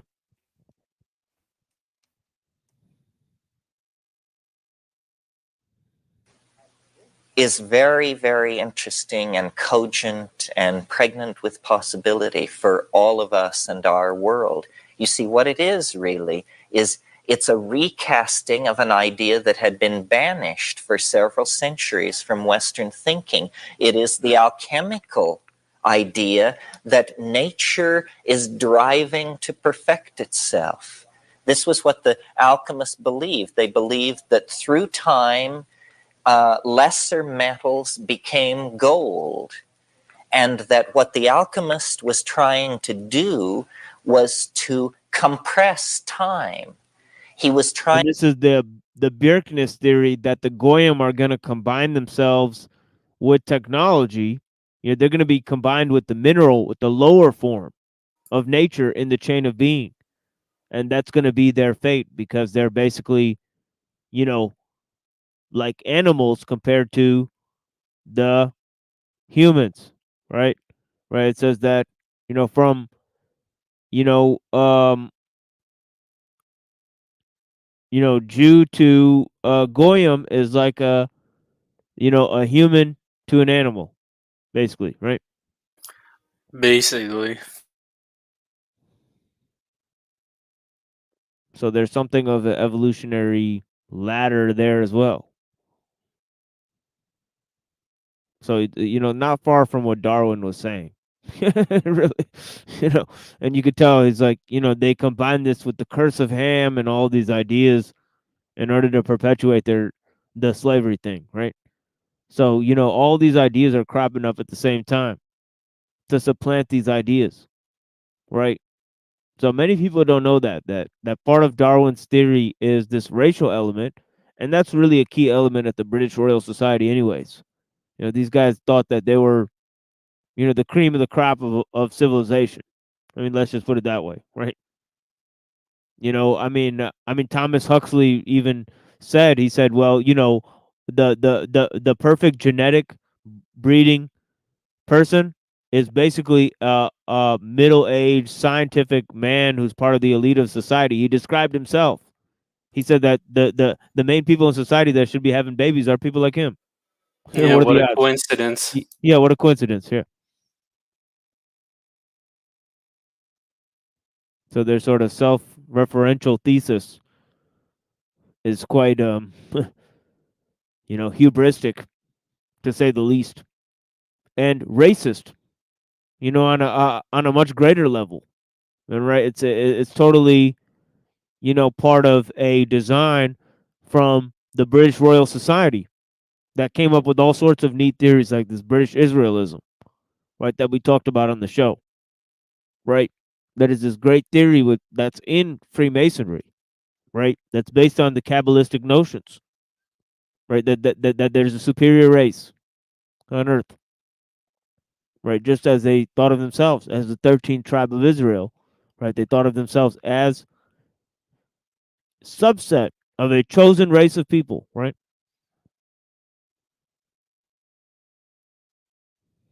Trying to catalyze a natural process so that what took thousands in their imagination of years in the body of the earth could be compressed into days or weeks in the alembic of the alchemists. Well, as science defined itself throughout the 17th and 18th century under the impetus of Descartes and Kant and all of these people, this notion of the world as a distillate apparatus was given up, but it returns in the idea of evolution, and we inherit it in the social world. Now, this is a delicate point. There is something called social Darwinism, otherwise known as fascism. Social Darwinism uses a very vulgar understanding of evolutionary dynamics to justify class oppression by saying that it must be right that some people have their foot on other people's necks, because isn't this what nature is about? Struggle of the fittest and survival of the longest fang, the swiftest. Yeah, this was Herbert Spencer, right? It's not Darwin who came up with this concept, but Herbert Spencer, right? So just as Hegel never came up with the idea of the Hegelian dialectic as controlled opposition, but it's sociologists who came up with that concept when they applied the Hegelian dialectic to social dynamics, right? And they found, well, you could create, you could manufacture political opposition to manufacture consent.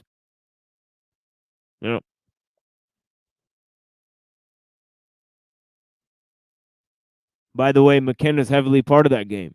You guys got to wake up, right? He's part of the fucking controlled opposition, the token rebellion that the system offers you, right? Yeah, Oh, when I like when I started to listen to Jan Irvin, who exposed a lot of like the Albert Hoffman, I'm not Albert Hoffman, the Gordon Watson and McKenna's and and Joe Rogan, even it was quite eye opening because, like you said, these guys like McKenna are psychedelic gatekeepers, or he's a gatekeeper in the New Age, where a lot of people that's their Jesus.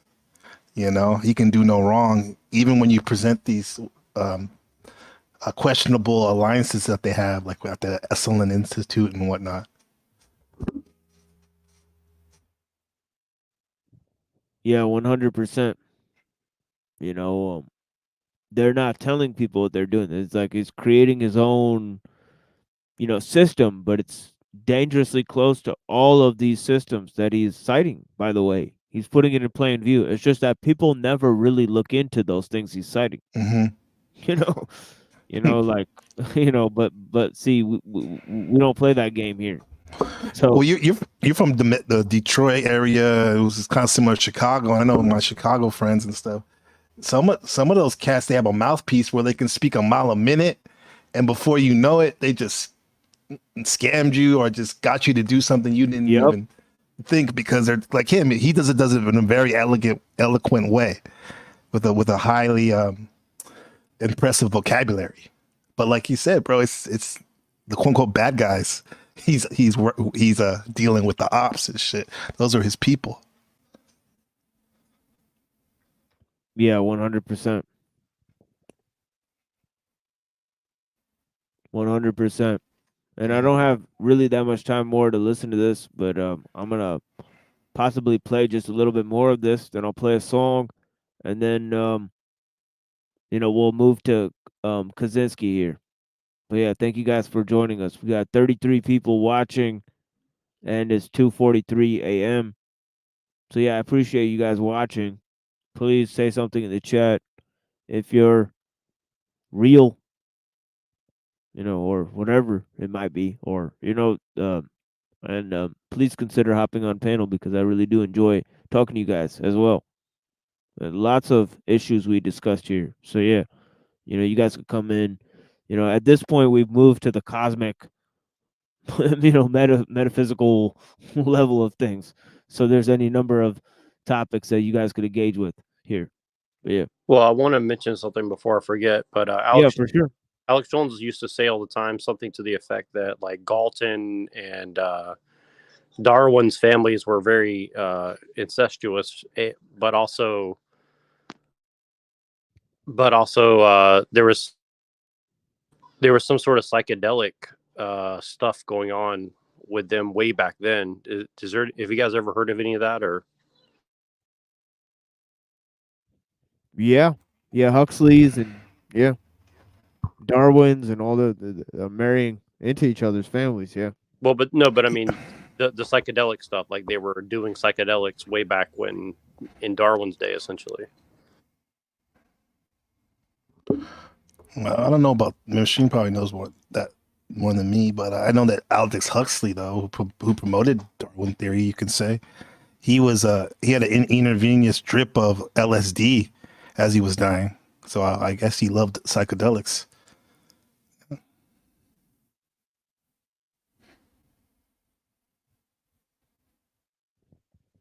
Yeah, I mean, who knows how long they were searching for these things, right? I mean, you can't just think that Wasson got up and started looking for these things, right? They had other people that were interested, right? Jacques Cousteau types searching for the fucking elixir of life and all of these types of things. And they had all sorts of bomba clot notions, right? They're looking at Taoist manuscripts and looking at these ideas of alchemy and the elixir of life. Yeah, of course. They're searching for the Kaikion of the Eleusinian mysteries for ages. I was about to say, yeah. Yeah. And they had hundreds of such rituals. Yeah. I know it's a fictional movie, but in that movie, The Fountain, with Wolverine, that dude plays him, and it's like a freedom. Hugh Jackman. Hugh Jackman. And it's a story on 3 different time zones. Of one, he's a scientist trying to find a cure for cancer, you know, and then the other at the same time they're showing parallel the story of a conquistador from Spain going to the South America trying to find the fountain of youth, elixir of life. And then the last level is like some bald-headed, I don't know, it's kind of weird. He's like in a metaphysical place, like he looks like a bodhisattva trying to get enlightened. And it looks like it could be a psychedelic experience or something. For all we know, he could have been one of those Silicon Valley engineers trying to get a download or something. But yeah, they probably were doing it forever. I do like the soundtrack from that movie. I didn't watch it, but the soundtrack is great. Yeah, it's pretty epic, surreal.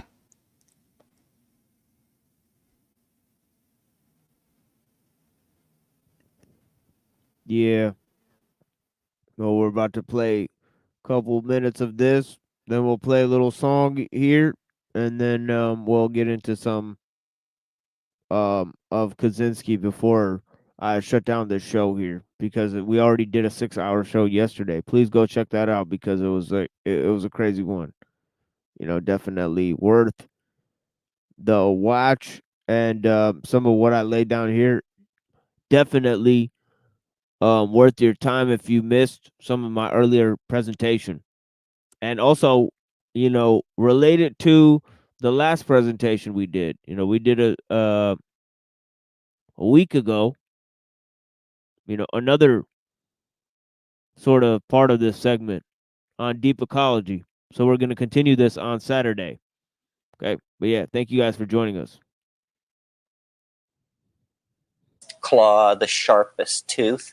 Well, the answer is no, absolutely not. This rests on an understanding of nature that was in vogue 150 years ago, that is not in vogue now. That's what you see when you look at nature in the human dimension. But when you analyze nature as an integrated system of chemical reactions, gene transfer, catalytic self-regulating activities, hypercycles of energy, nutrients, and metabolism. When you analyze nature from that point of view, you see that it seeks to maximize cooperation, connectedness. Mutual interdependability is the thing which holds the whole thing together. And the species that is most successful is not the species that can dominate all others. It's the species that can make itself indispensable to all others. Look at the evolutionary success of the bacteria. You know, they settled in for the long haul. And no higher form of life can operate without them. And so the possibility of bacteria becoming extinct is laughable. I mean, they'll be the last to go because they have made themselves indispensable. This idea then of evolution has strongly entered the human world, and science hates this. I had somebody once say to me, if it doesn't involve genes, it ain't evolution. And you should not use the word evolution to describe progressive change. They didn't like that. They said evolution is a technical term used by biologists and it applies to genetic material only. Books do not evolve, social systems do not evolve, corporations, relationships do not evolve. This is a misuse of the word. Well, since then, evolutionary thinkers like C.H. Waddington, Eric Jantsch, Wes Churchman, Paul Feyerabend, Irvin Laszlo have, I think by the sheer force and volume of their writings, overwhelmed this notion and reclaimed evolution as a much broader concept than it was understood to be in the 19th century. Evolution is now understood to be the triumphant march out of chaos into order, connectedness, self-expression, and self-reflection that begins with the first moments following the Big Bang. In other words, we have chemical, we have atomic evolution of atomic systems as electrons settle down into stable orbits. We have chemical evolution into more and more complex molecular forms, which finally become polymers. These polymers further evolve into complex intergetic systems capable of self-replication, motility, and eventually, the writing of operas. So what we see when we look at the universe is that you have to be blind to this progressive tendency.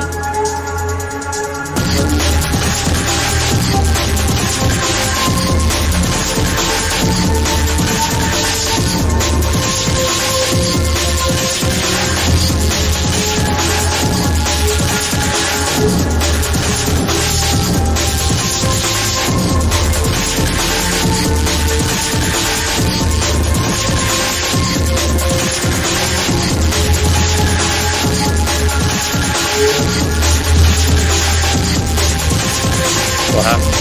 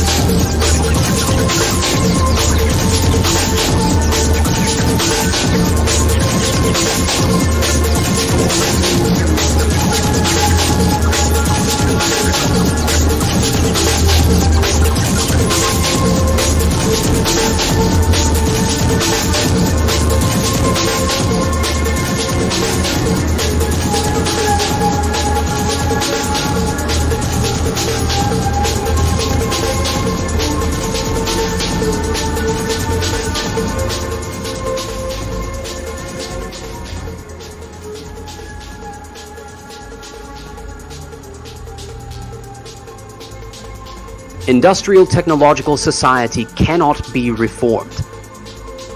111. The foregoing principles help to show how hopelessly difficult it would be to reform the industrial system in such a way as to prevent it from progressively narrowing our sphere of freedom. There has been a consistent tendency, going back at least to the Industrial Revolution, for technology to strengthen the system at a high cost in individual freedom and local autonomy. Hence, any change designed to protect freedom from technology would be contrary to a fundamental trend in the development of our society. Consequently, such a change either would be a transitory one, soon swamped by the tide of history, or, if large enough to be permanent, would alter the nature of our whole society. This by the first and second principles. Moreover, since society would be altered in a way that could not be predicted in advance, third principle, there would be great risk.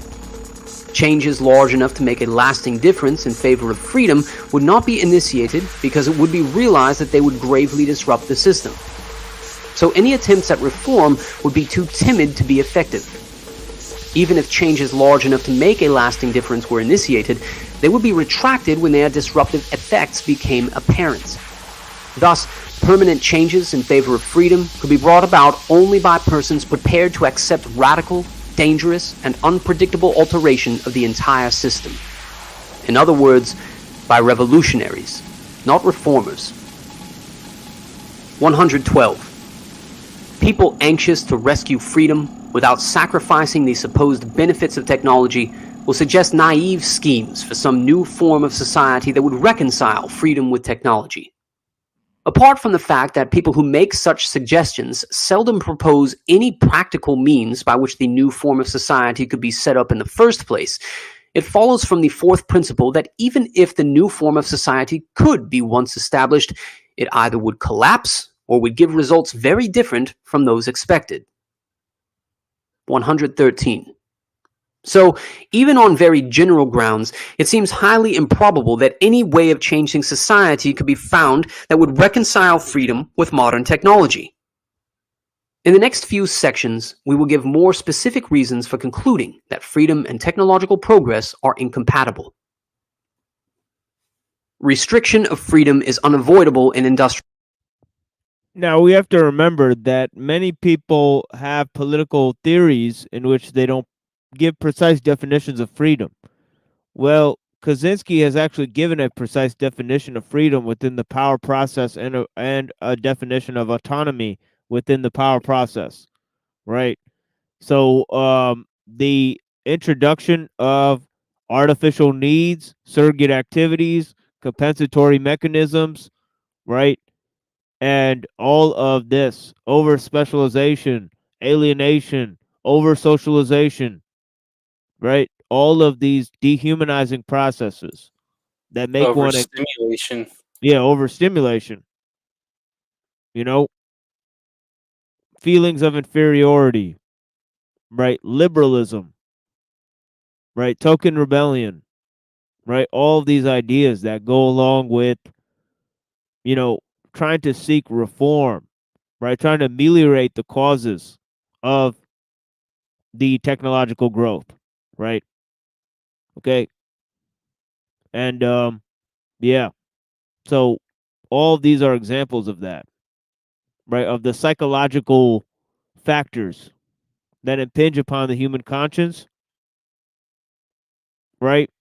So he's defined freedom, right? Now he's going to go into some other ideas, right? Now he's also defined his theory of how changes in complex systems, right, are hard to predict, right? And small term trends seem to assimilate to the large term trends. Large term trends, once those take place, changes are very hard to predict, right? We've talked about that all day, right? In terms of nature, in terms of complex systems, right? And you can apply the same to political and social systems, right?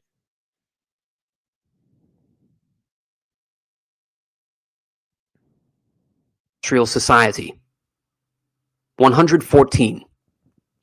As explained in paragraphs 65 to 67, 70 to 73, modern man is strapped down by a network of rules and regulations, and his fate depends on the actions of persons remote from him whose decisions he cannot influence.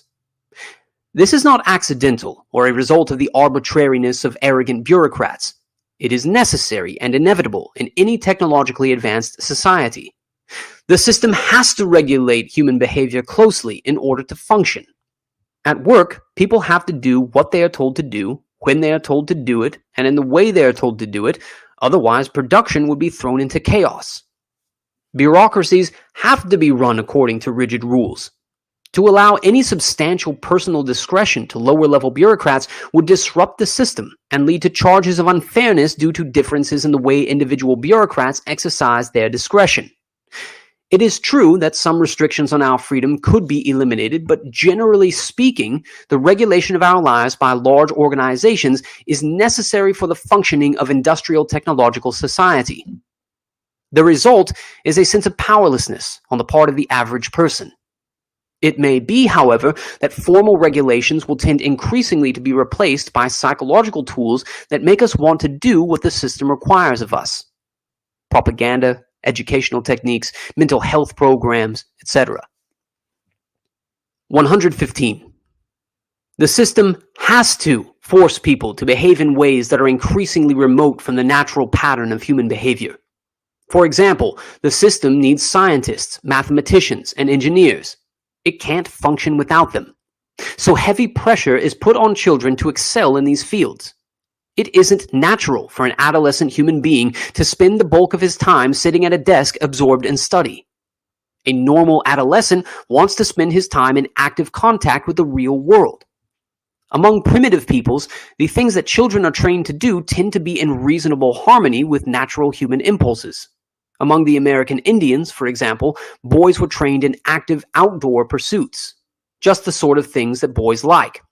But in our society, children are pushed into studying technical subjects, which most do grudgingly.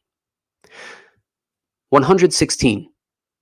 Because of the constant pressure that the system exerts to modify human behavior, there is a gradual increase in the number of people who cannot or will not adjust to society's requirements. Welfare leeches, youth gang members, cultists, anti-government rebels, radical environmentalist saboteurs, dropouts, and resistors of various kinds.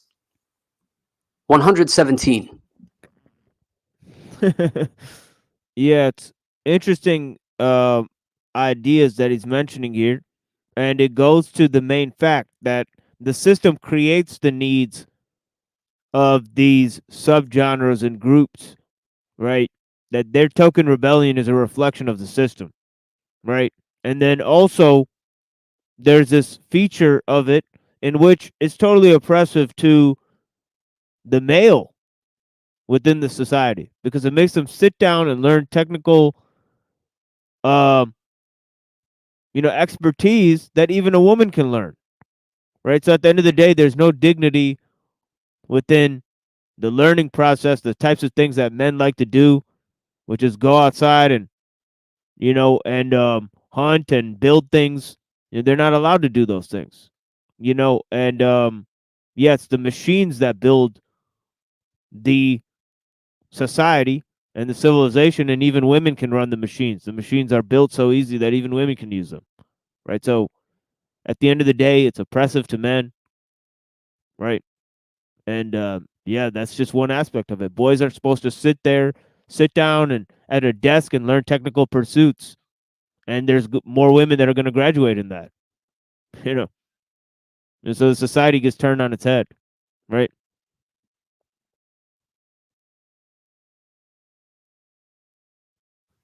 In any technologically advanced society, the individual's fate must depend on decisions that he personally cannot influence to any great extent. A technological society cannot be broken down into small autonomous communities because production depends on the cooperation of very large numbers of people and machines. Such a society must be highly organized, and decisions have to be made that affect very large numbers of people. When a decision affects, say, 1 million people, then each of the affected individuals has, on the average, only a 1 millionth share in making the decision. What usually happens in practice is that decisions are made by public officials or corporation executives or by technical specialists. But even when the public votes on a decision, the number of voters ordinarily is too large for the vote of any one individual to be significant. Thus, most individuals are unable to influence measurably the major decisions that affect their lives. There is no conceivable way to remedy this in a technologically advanced society. The system tries to solve this problem by using propaganda to make people want the decisions that have been made for them. But even if this solution were completely successful in making people feel better, it would be demeaning. 118. Conservatives and some others advocate more local autonomy. Local communities once did have autonomy, but such autonomy becomes less and less possible as local communities become more enmeshed with and dependent on large-scale systems like public utilities, computer networks, highway systems, the mass communications media, and the modern healthcare system. Also operating against autonomy is the fact that technology applied in one location often affects people at other locations far away. Thus, pesticide or chemical use near a creek may contaminate the water supply hundreds of miles downstream, and the greenhouse effect affects the whole world. 119. The system does not and cannot exist to satisfy human needs. Instead, it is human behavior that has to be modified to fit the needs of the system. This has nothing to do with the political or social ideology that may pretend to guide the technological system. It is not the fault of capitalism, and it is not the fault of socialism. It is the fault of technology, because the system is guided not by ideology, but by technical necessity. Of course, the system does satisfy many human needs, but generally speaking, it does this only to the extent that it is to the advantage of the system to do it. It is the fault of capitalism, and it is not the fault of socialism. It is the fault of technology, because the system is guided not by ideology, but by technical necessity. Of course, this is capitalism, and it is not the fault of socialism. It is the fault of technology, because the system is guided not by ideology, but by technical necessity. Not the fault of capitalism, and it is not the fault of socialism. It is the fault of technology, because the system is guided not by ideology, but by technical necessity. Got him. When will y'all get it through your motherfucking head? Okay? We can't make the point enough times. Okay, the system is guided by technical necessity. The objective factor of power is technical necessity. Right? That's what's moving culture. That's what's moving the economy. Right? These are residual effects of the technological system. Right? The one thing that people don't talk about and whose progress and growth we take for granted. Right? We're supposed to believe in progress and innovation, believe that these are inherently good, right? And we're made to believe that nature is a curse, right? Okay, it's part of our subconscious, it's part of our instinctual nature, right? I think that's what Neurojack was finding correct in McKenna's analysis, right? Earlier, right? He saw this sort of feral idea, right? Okay. To be attractive. Because look at what we're dealing with, right? Yeah, greetings to you too.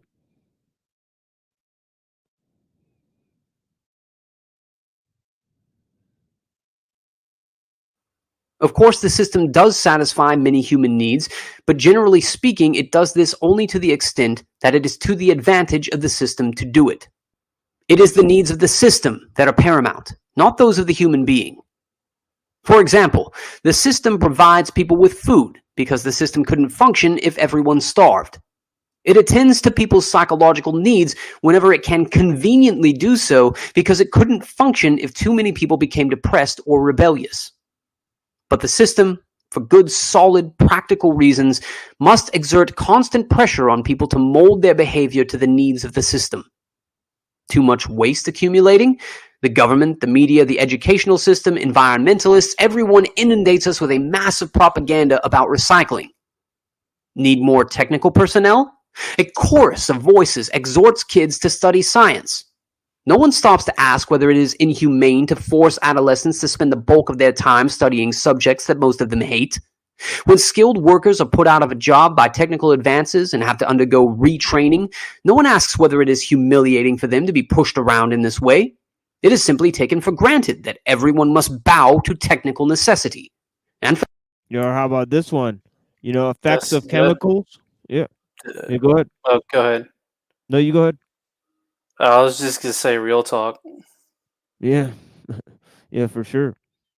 Yeah, but is it is it the effects of chemicals that are causing autoimmune diseases to develop in your children? Well, we have other chemicals that you can inject them with. Right, that's fine. Right. This is the compensatory mechanisms that we're forced to deal with, that are imposed on people, right? But yeah, just as a small example, they come up with new medicines, right, for new diseases, right, to ameliorate the problems that have been created, right, manufactured. for good reason. If human needs were put before technical necessity, there would be economic problems, unemployment, shortages, or worse. The concept of mental health in our society is defined largely by the extent to which an individual behaves in accord with the needs of the system and does so without showing signs of stress. 120. Efforts to make room for a sense of purpose and for autonomy within the system are no better than a joke. For example, one company, instead of having each of its employees assemble only one section of a catalog, had each assemble a whole catalog, and this was supposed to give them a sense of purpose and achievement. Some companies have tried to give their employees more autonomy in their work, but for practical reasons this usually can be done only to a very limited extent, and in any case, employees are never given autonomy as to ultimate goals. Their autonomous efforts can never be directed toward goals that they select personally, but only toward their employer's goals, such as the survival and growth of the company. Any company would soon go out of business if it permitted its employees to act otherwise. Similarly, in any enterprise within a socialist system, workers must direct their efforts toward the goals of the enterprise. Otherwise, the enterprise will not serve its purpose as part of the system. Once again, for purely technical reasons, it is not possible for most individuals or small groups to have much autonomy in industrial society. Even the small business owner commonly has only limited autonomy. Apart from the necessity of government regulation, he is restricted by the fact that he must fit into the economic system and conform to its requirements. For instance, when someone develops a new technology, the small business person often has to use that technology whether he wants to or not, in order to remain competitive. The bad parts of technology cannot be separated from the good parts. 121. A further reason. This goes to another question: is technology neutral, right? If the good parts can't be separated from the bad parts, then the question is already answered, right? There's inherent evil within the use of technology, right? And we can't separate it from those uses that are beneficial to us, right? It just won't be happening, right? That means that in part, technological growth and the effects of technological growth are outside of our control. And that means that we ought to use a precautionary principle in the development of technology. We shouldn't let innovation and progress reign free. That's a dangerous path, right? Could be a road to self-destruction, right? Obviously, innovation is a mixed bag.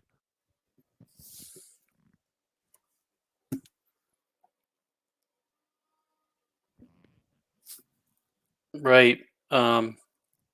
Before we move on, you talked about quickly the mental health part of it, and how people. That's pretty much why the mental health industry is kind of failing right now. Is because it's really not geared toward the person; it's geared toward the system. And now that we're growing up with technology, it's further impacted and exponentially compounded the situation to the point where the new normal is not really healthy for us in the long run. Yeah, definitely.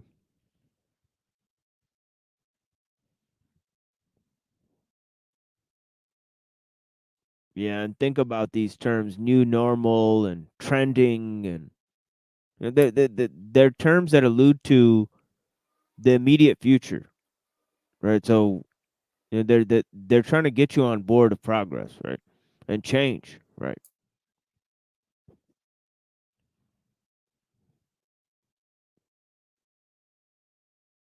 Why industrial society cannot be reformed in favor of freedom is that modern technology is a unified system in which all parts are dependent on one another. You can't get rid of the bad parts of technology and retain only the good parts. Take modern medicine, for example. Progress in medical science depends on progress in chemistry, physics, biology, computer science, and other fields. Advanced medical treatments require expensive, high-tech equipment that can be made available only by a technologically progressive, economically rich society. And this is why the use of pesticides and the use of certain medicines, right? For example, right, the intestinal bacteria, right, in a cow that eats soy and corn and all of these things, right, is not that healthy, right? So you have to use antibiotics, right? When you grow these farm animals together, right, they produce waste, right? And that waste infects them, right, with E. coli bacteria, right, because they eat things that are not in their diet. Okay. So they have to ameliorate these problems by giving the cows medicine, right? Antiviral medication, antibiotics, right? Which then the humans consume, right? The human beings are also consuming the corn and the soy that is fed to these animals, right? So if you're eating meat, there's a high probability that you're eating, meat with animals that were fed, corn and soy that was laden with pesticides. Okay? These things don't just pass through their system, right? But they're in the meat. Okay, these things are in the meat.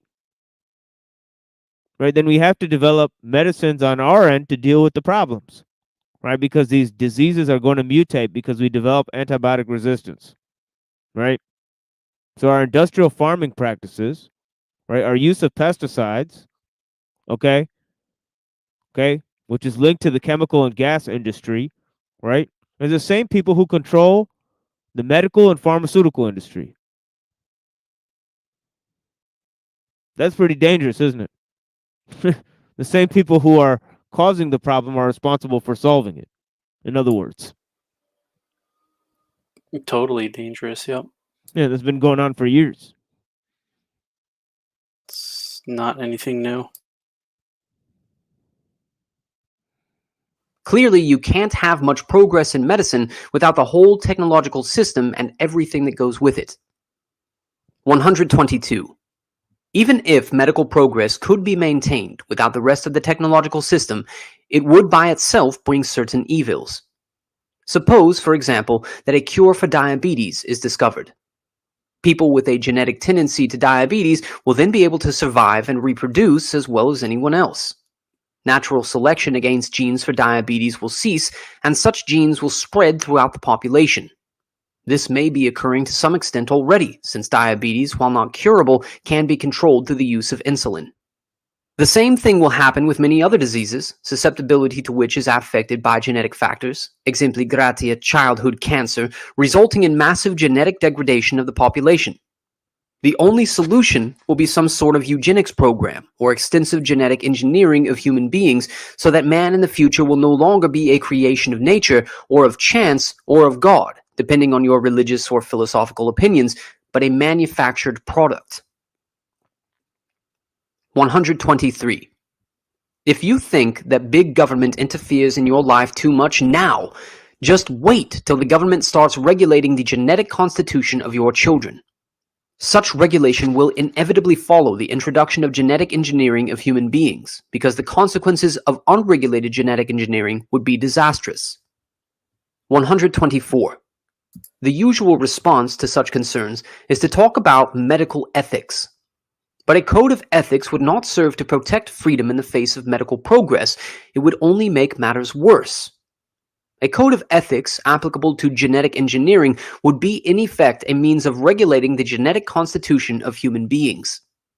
Somebody, probably the upper middle class mostly, would decide that such and such applications of genetic engineering were ethical and others were not, so that in effect they would be imposing their own values on the genetic constitution of the population at large.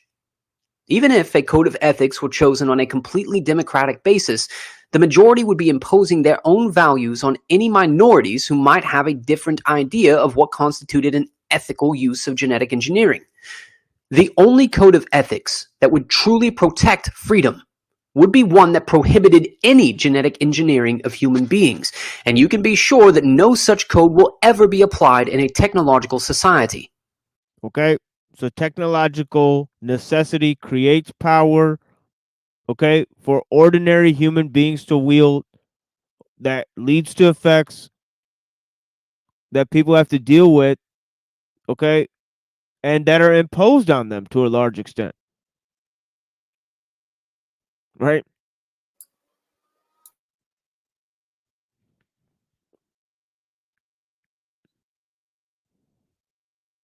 No code that reduced genetic engineering to a minor role could stand up for long, because the temptation presented by the immense power of biotechnology would be irresistible, especially since, to the majority of people, many of its applications will seem obviously and unequivocally good, eliminating physical and mental diseases, giving people the abilities they need to get along in today's world. Inevitably, genetic engineering will be used extensively, but only in ways consistent with the needs of the industrial technological system.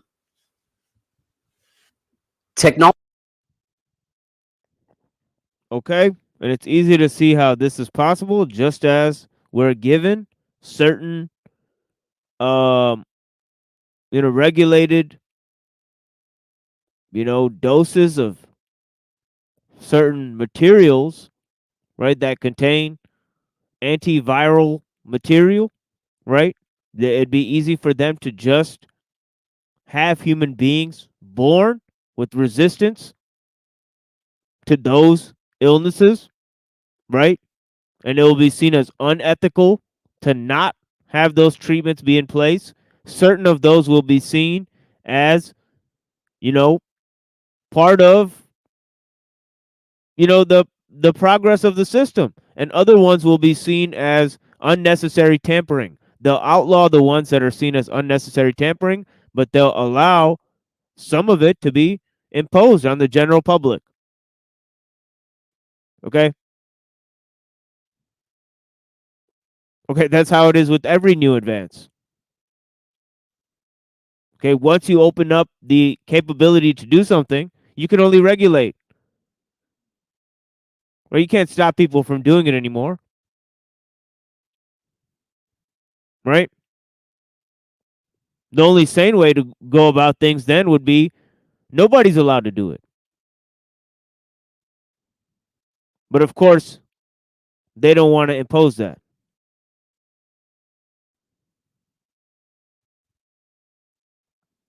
Right? Because of course that means that we'd have to impose, instead of the unnecessary effects and the uncontrollable effects of technological innovation, we'd have to impose limits on technological growth. Which one is more ethical, folks? Okay.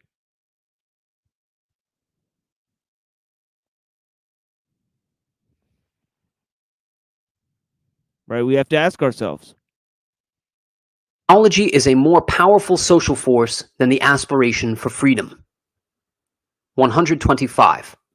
It is not possible to make a lasting compromise between technology and freedom, because technology is by far the more powerful social force and continually encroaches on freedom through repeated compromises. Imagine the case of two neighbors, each of whom at the outset owns the same amount of land, but one of whom is more powerful than the other. The powerful one demands a piece of the other's land. The weak one refuses. The powerful one says, "Okay, let's compromise. Give me half of what I asked." The weak one has little choice but to give in. Sometime later, the powerful neighbor demands another piece of land. Again, there is a compromise, and so forth. By forcing a long series of compromises on the weaker man, the powerful one eventually gets all of his land. So it goes in the conflict between technology and freedom. 126. Let us explain why technology is a more powerful social force than the aspiration for freedom. 127. A technological advance that appears not to threaten freedom often turns out to threaten it very seriously later on. For example, consider motorized transport. A walking man formerly could go where he pleased, go at his own pace without observing any traffic regulations, and was independent of technological support systems. When motor vehicles were introduced, they appeared to increase man's freedom. They took no freedom away from the walking man. No one had to have an automobile if he didn't want one, and anyone who did choose to buy an automobile could travel much faster and farther than a walking man. But the introduction of motorized transport soon changed society in such a way as to restrict greatly man's freedom of locomotion. When automobiles became numerous, it became necessary to regulate their use extensively. In a car, especially in densely populated areas, one cannot just go where one likes at one's own pace. One's movement is governed by the flow of traffic and by various traffic laws. One is tied down by various obligations: license requirements, driver test, renewing registration, insurance, maintenance required for safety, monthly payments on purchase price. Moreover, the use of motorized transport is no longer optional. Since the introduction of motorized transport, the arrangement of our cities has changed in such a way that the majority of people no longer live within walking distance of their place of employment, shopping areas, and recreational opportunities, so that they have to depend on the automobile for transportation. Or else they must use public transportation, in which case they have even less control over their own movement than when driving a car. Even the walker's freedom is now greatly restricted. In the city, he continually has to stop to wait for traffic lights that are designed mainly to serve auto traffic. In the country, motor traffic makes it dangerous and unpleasant to walk along the highway. Note this important point that we have just illustrated with the case of motorized transport. When a new item of technology is introduced as an option that an individual can accept or not as he chooses, it does not necessarily remain optional. In many cases, the new technology changes society in such a way that people eventually find themselves forced to use it. 128. While technological... Okay, so not only does the use of cars break down local communities and create commuters in cities, right? Commuters to cities to go to work in the city, right?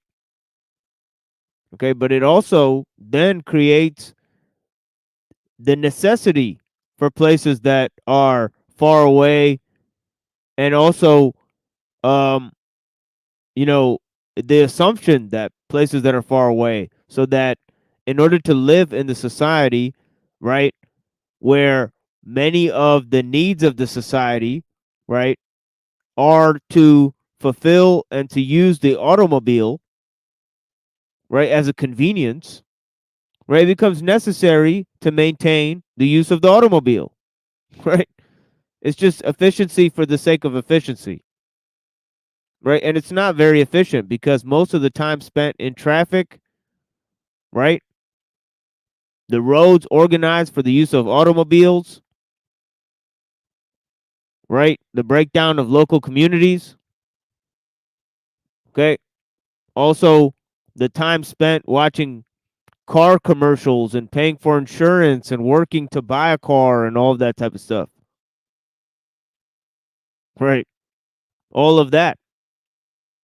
It takes up a large majority of our lives. So that a large majority of our lives are spent and organized around the use of a technological convenience. Okay? Whole cities are organized according to that, according to traffic, right?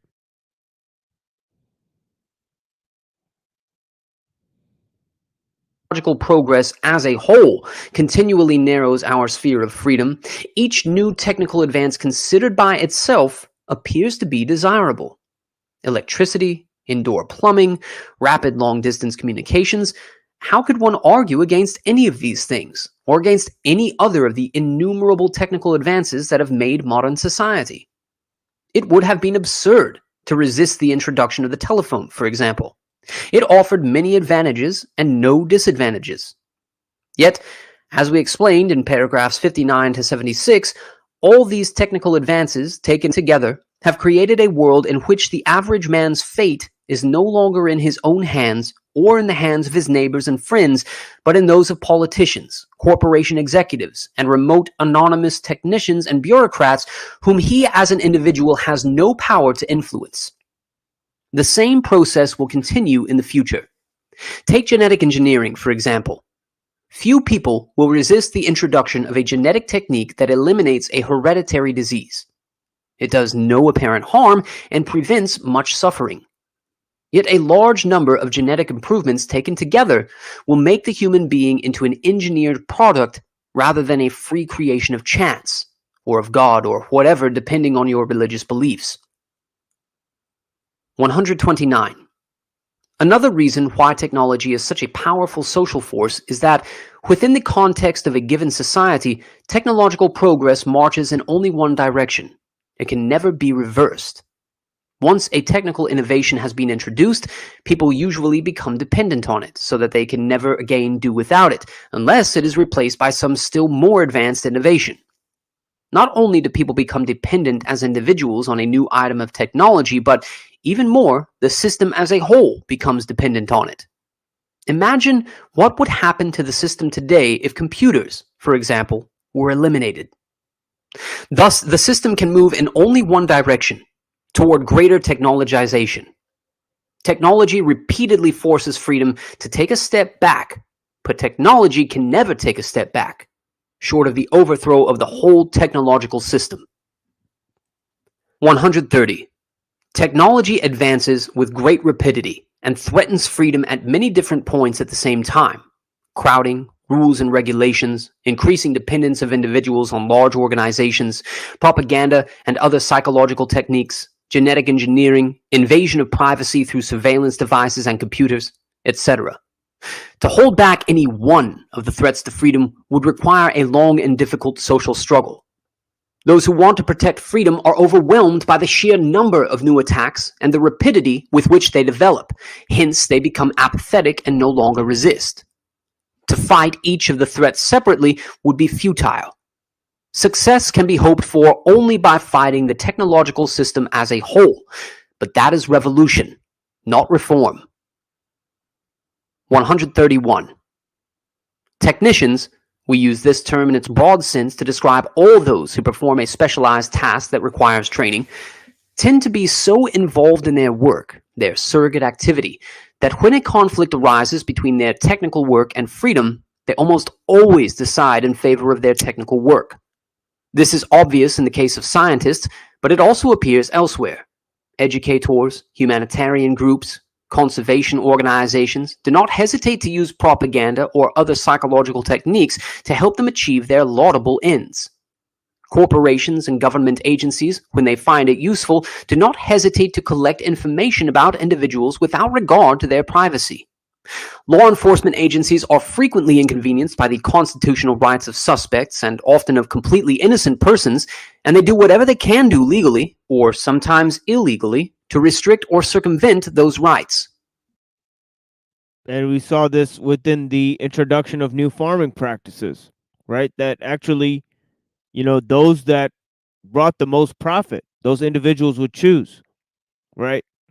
And the use of land suffered as a result because it wasn't the collective needs of, the land and the biotic community that we're all part of, right?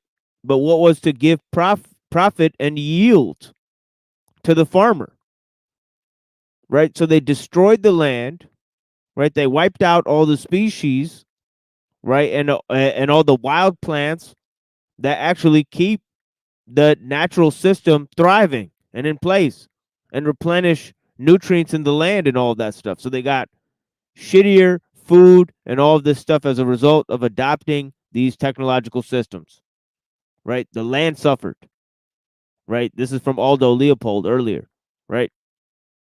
Okay. Yep. So there's many different examples of this.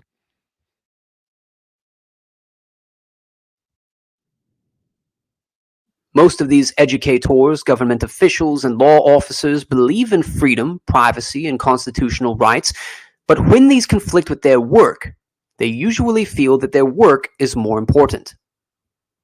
132. It is well known that people generally work better and more persistently when striving for a reward than when attempting to avoid a punishment or negative outcome. Scientists and other technicians are motivated mainly by the rewards they get through their work, but those who oppose technological invasions of freedom are working to avoid a negative outcome. Consequently, there are few who work persistently and well at this discouraging task. If reformers ever achieved a signal victory that seemed to set up a solid barrier against further erosion of freedom through technical progress, most would tend to relax and turn their attention to more agreeable pursuits. But the scientists would remain busy in their laboratories, and technology, as it progressed, would find ways, in spite of any barriers, to exert more and more control over individuals and make them always more dependent on the system. 133. No social arrangements, whether laws, institutions, customs, or ethical codes, can provide permanent protection against technology. History shows that all social arrangements are transitory. They all change or break down eventually. But technological advances are permanent within the context of a given civilization.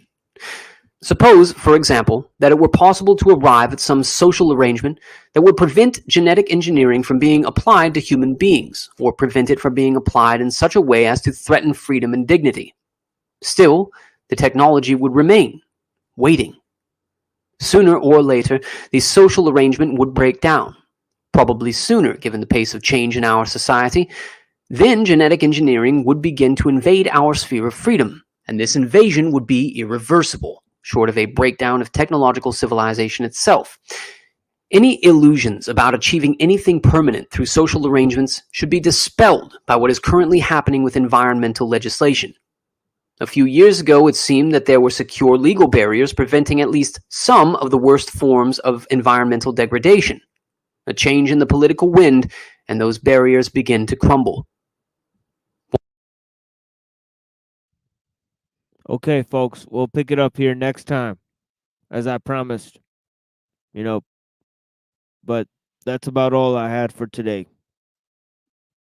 Pretty much 8 hours of material on eco-theology relating to that subject, and expounding on various topics, including nature as a cybernetic system, the ideas of Aldo Leopold and the land ethic, right? Conservationist theory, foundations. It's foundational for understanding deep ecology, right? And we're going to bring you another special on the industrial food system and the dangers of those things, right? And also we'll bring some more of Dr. Kaczynski's work, Industrial Society and Its Future, so we can ponder these concepts and ideas together. But yeah, I really appreciate you guys being here, and I especially appreciate my good friend Reddington here, for being here with us. Blessings, Reddington. Yep. Yeah. Thank you for being here, homie. And yeah, you got anything you want to say to these people before we head out? These walls, such they be, are crawling with geometric hallucinations. Indeed. That's McKenna. It's Pantechniconus. And yeah, thank you for joining us here on The Machine Lies, where we talk about the lies of the machine on The Machine That Lies. And I hope you have clarity to see through the lies, my friends. You know, the first step to blinding somebody is getting them to open their eyes, and the first step to seeing beyond the programming is to realize those forces that impinge upon your freedom, right? That can make you rise above those determinisms, right, that are set in play, right? Make you a slave, a technological slave, in fact, right, as we've seen. But yeah. Well, you know, are we the vessel and thoughts? You know, I think thoughts are extraneous. You know, those who are bound by desire see only the outward container, right? Thank you so much for watching, Dominic, as always. And everyone else, you know, you have a blessed night. You know, play some songs here, and then we'll play some old videos. Okay. And please enjoy our previous video that we did with Neurojack called Debooterisms. Okay. And range of topics there that we uncovered with panel guests. I know on these shows we haven't been having that many panel guests, maybe because of the presentations are too intimidating. We may cut the presentations and then just have shows where we have open panels and just talk to the general public to maybe entice more people to come in and have conversations with us. So, you know, because we've been going hard with these presentations, and sometimes it's a high barrier for entry into the conversation, you know, because it sets a mode, you know.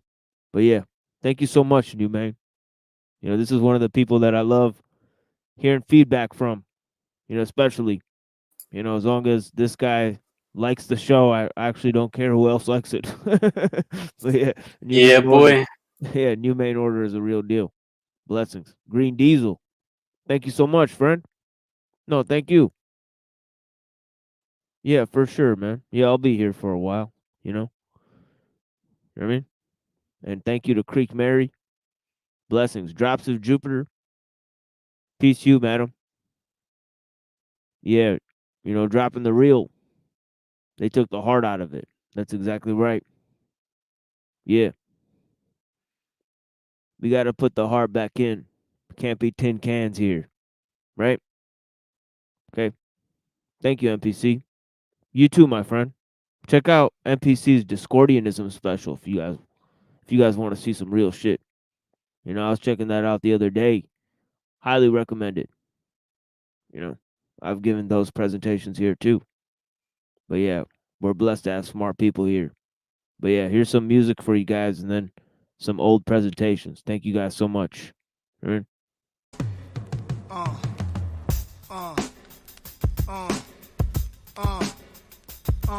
No idea is original, there's nothing new under the sun. It's never what you do but how it's done. What you base your happiness around, material women and large paper. That means you inferior, not major. No idea is original, there's nothing new under the sun. It's never what you do but how it's done. What you base your happiness around, material women and large paper. That means you inferior, not major. If niggas could look inside my mind, you'll find where bodies are buried. First look past the hotties who dimes. Go to the center, enter with caution. Past the brain cell graveyard where we responsible for memory losses. Witness the horrific, the stench will make you nauseous. See what I seen every day. I live with this torture. Lighting spliffs up to stay high like 24 hours. Sleep with my heat, wash with my gun in the shower. My tongue is power, it thrills women, kills demons. Long as I'm still breathing, I'm still winning. I teach them. The hood converted from trade bags to 20s a girl. Everybody had money, every summer was real ill. 4-finger rings, dope dealers, cane. No half-stepping with flat tops for Rakim rain. Radios on card tables, Benetton, the guards building. Ask for today's mathematics, we are lost children. And this was going on in every New York ghetto. Kids listen, 5% have said it's pork and jello. We coincide, we in the same life. Maybe a time difference on a different coast, but we share the same sunlight. Your part of the world might be light colors and gangs, while on my side, brothers are murdered for different things. But it all revolve around drugs, fame, and shorties. Stuck for your bling, strip for your chain, the same story from Czechoslovakia, the Texas metropolis. Them treacherous rocksters and the Mexican mafias be scrapping with tats on their back. Violent wars, nothing less than a lethal injection. If ever caught, courtrooms, eagles and flags, American style. While in our world, the ghetto stays incredibly foul. Watching for paint chips, don't want no lead in your child. But them gangsters put lead in your child. The bezzy be out, the chain be like 100K. Shining since Roxanne Shante made Runaway. That's been a minute, Genesis is deep. My features are that of a god. It's not a facade, it's a fact. These rappers wanna be Nas. My exodus doesn't exist, I never leave the streets, it's all in my mind. Even with sleep, I'm ducking nines in my dreams. Sirens, wide awake, why'd I think it would change? Can't hide when you famous or even try to do the same things. Like, somebody's always watching my life. Before I walk out the door, I size up every option. Eyes cut every direction. It's like guard or guns, which is better protection? Can't decide, that's a hard one. I mean, they wanna see me in prison, the chains bamboozled. Headline reading, rapper slain from a man shooting.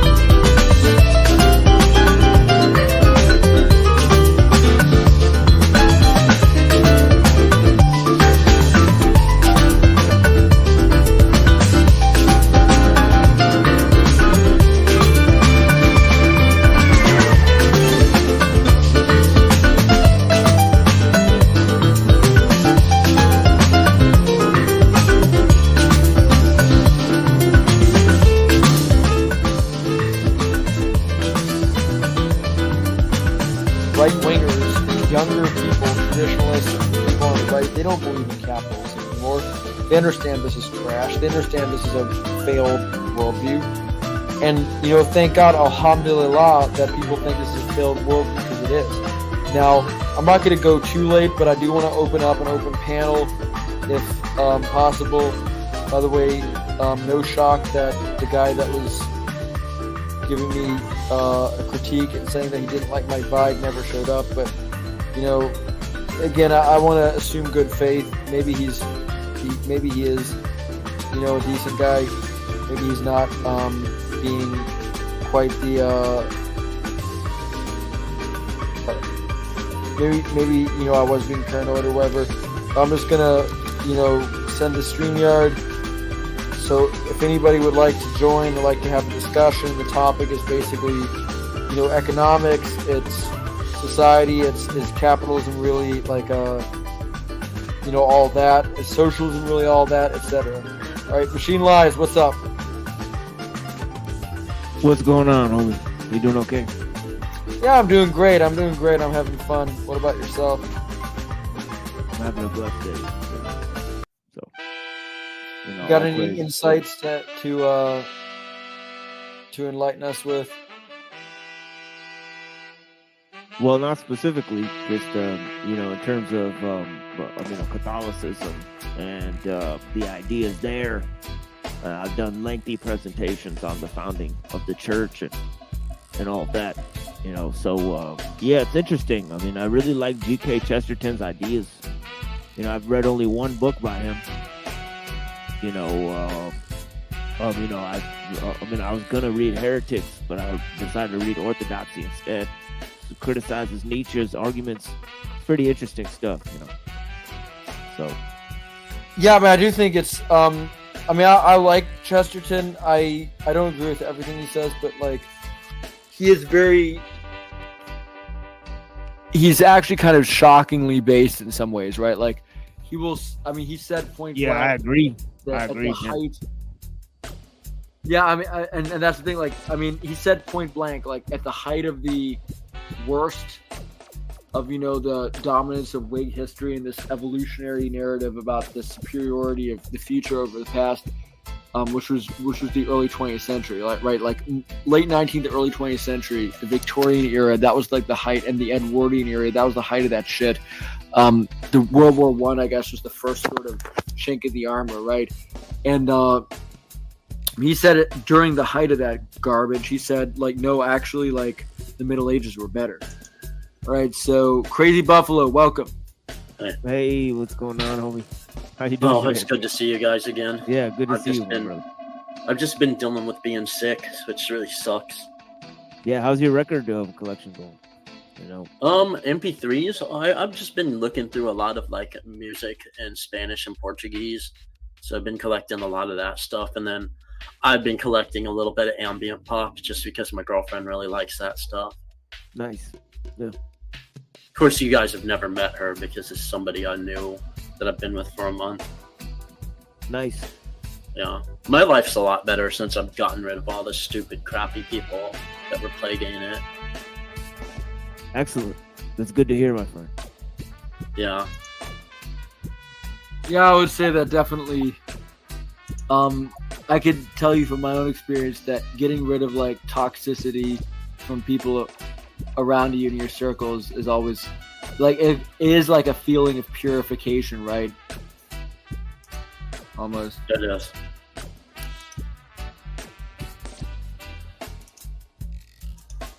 If y'all would like, what's up? I just kind of come to the conclusion that like I'm not compatible with dumb people. Yeah, well, that's the issue, right? Like, those are the only ones we have, though. It seems like, you know, it's like.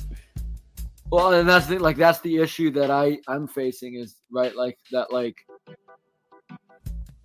I have this problem where I can't stand, like, I mean, I can't stand people that are dumb and closed-minded, but that's so many people, especially on the internet.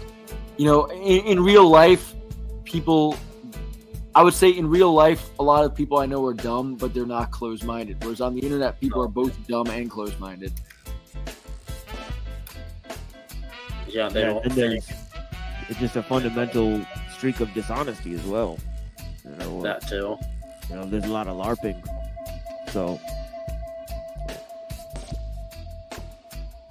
Yeah, and I mean, as critical as I am of Christianity these days, I mean, I don't really get much joy listening to a lot of atheist YouTube channels because they just seem to like become really boring discussions, and it's just like, well, I just didn't believe because I don't want to believe. When most people throughout history had something to believe in.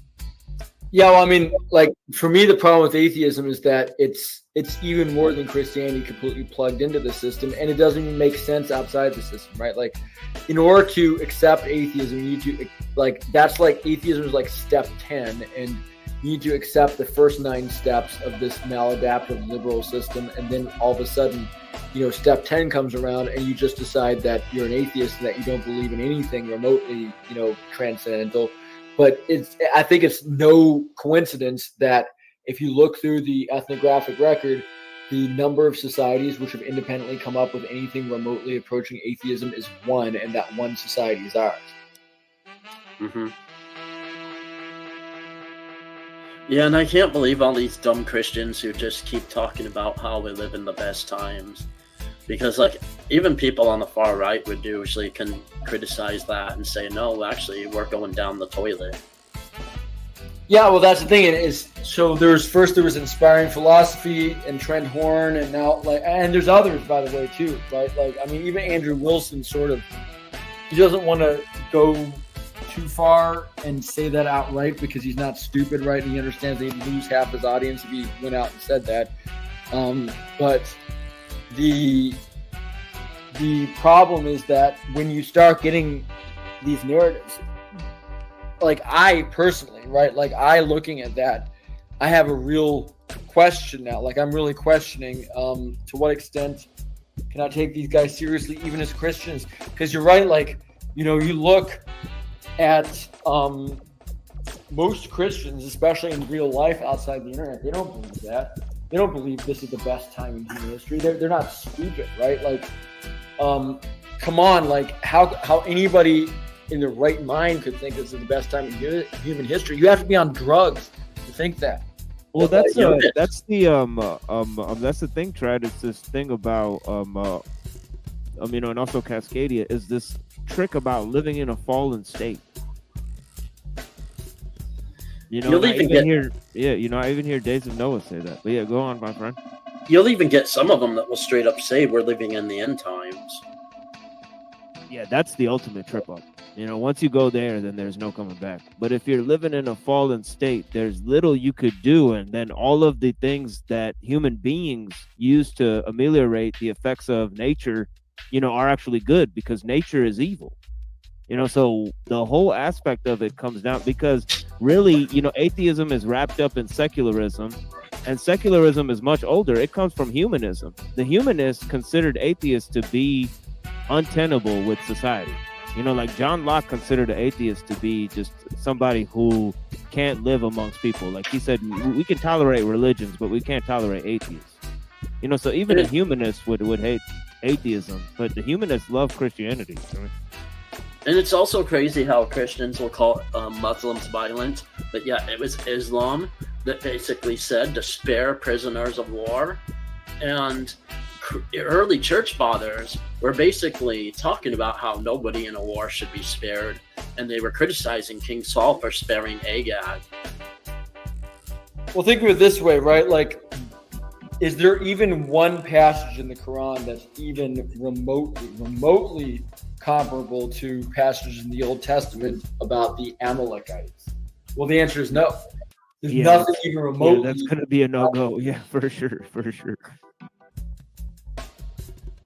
And then, like, Theodore Shubat was bringing up how in Israel, there's 47% that approve of the idea of sodomizing their political prisoners.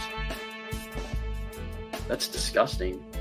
Well, I wouldn't doubt it one bit. I mean, that's the thing. Because keep in mind, these people, they think that their opponents are like less than human, right? Like they literally believe that they're the chosen people and that they're the only like real humans.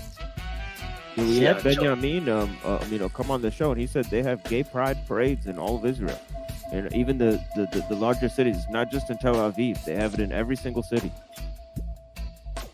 Which, by the way, if you are doing that and you think that your opponent is less than human, doesn't that mean that you're committing bestiality?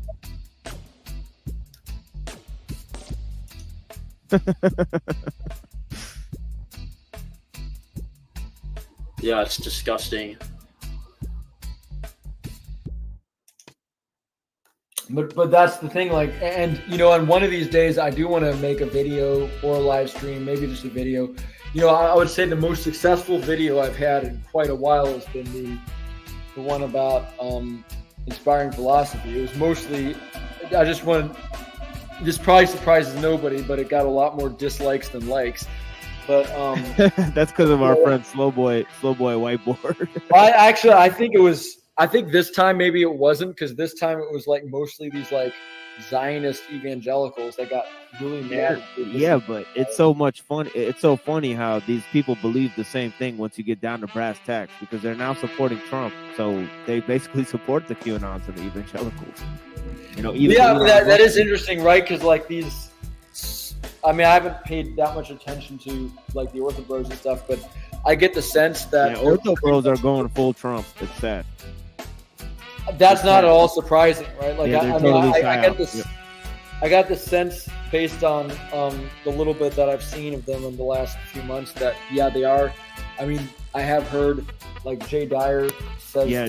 Jay Dyer is I think is one of the better Ortho Bros, but he says like that like Trump winning was a white pill and Elon Musk buying Twitter was. I was like, Yep.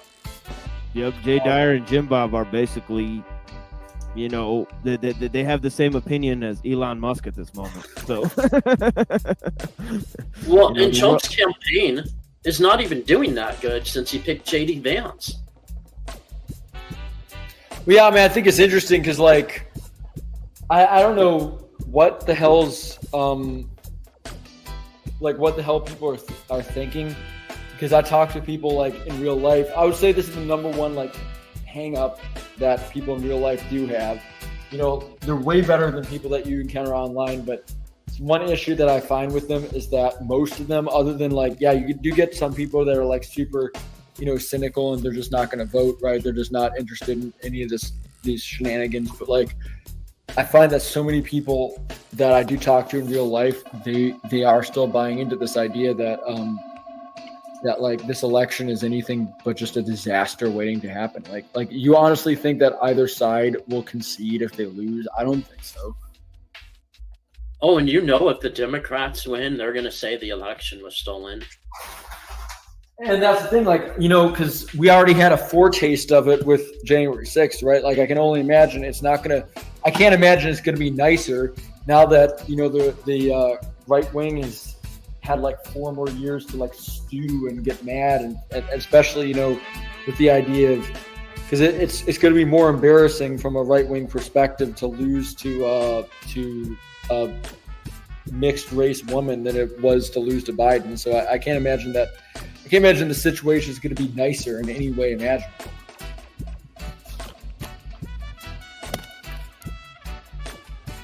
It's going to be worse. And I don't know. I kind of wonder because I spent much of the latter half of the 2010s in foreign countries.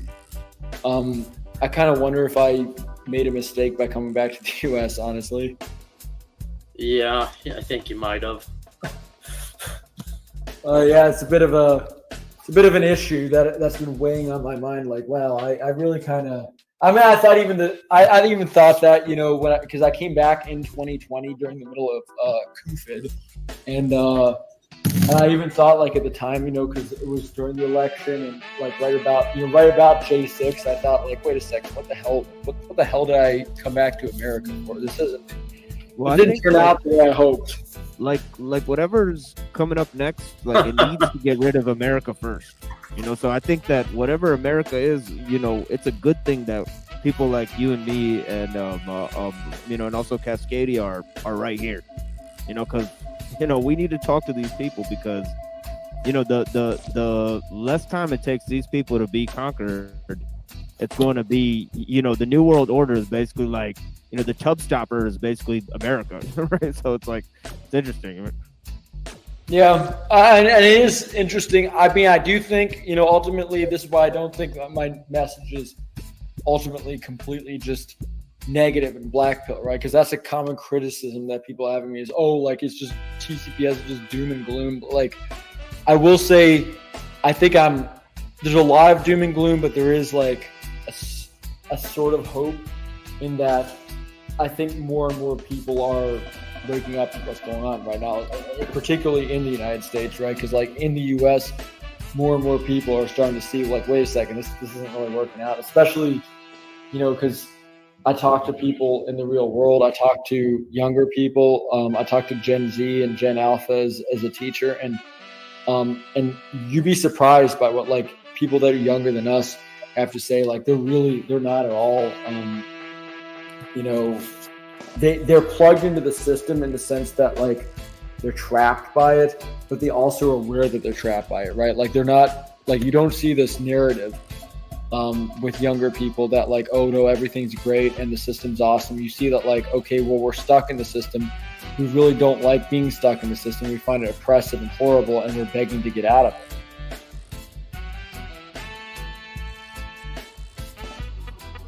Yeah, I see some of that, you know, but this whole idea with the, you know, with the JD Vance and I mean, his connections to people like Peter Thiel and the Elon Musk people getting behind, I think there's going to be like a big tech coup going on in this country pretty soon, you know, especially if Trump gets in. Yeah, well, yeah.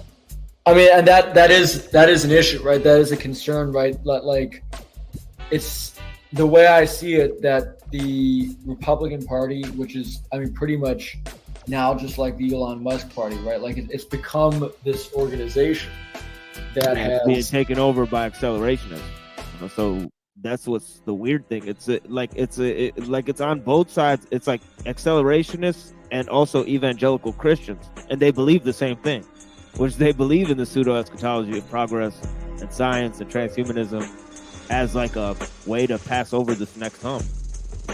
You know, so they think that that's a way to make the end times come quicker, you know, in the religious sense, and also in the other sense, it's a way to break down the present system. You know, so it's very interesting how the atheistic people, like essentially, you know, the Giorgianis and the, you know, Richard Spencers of the world basically agree with the fucking people like, you know, the Christians. You know, so I just think that that's shocking news to me.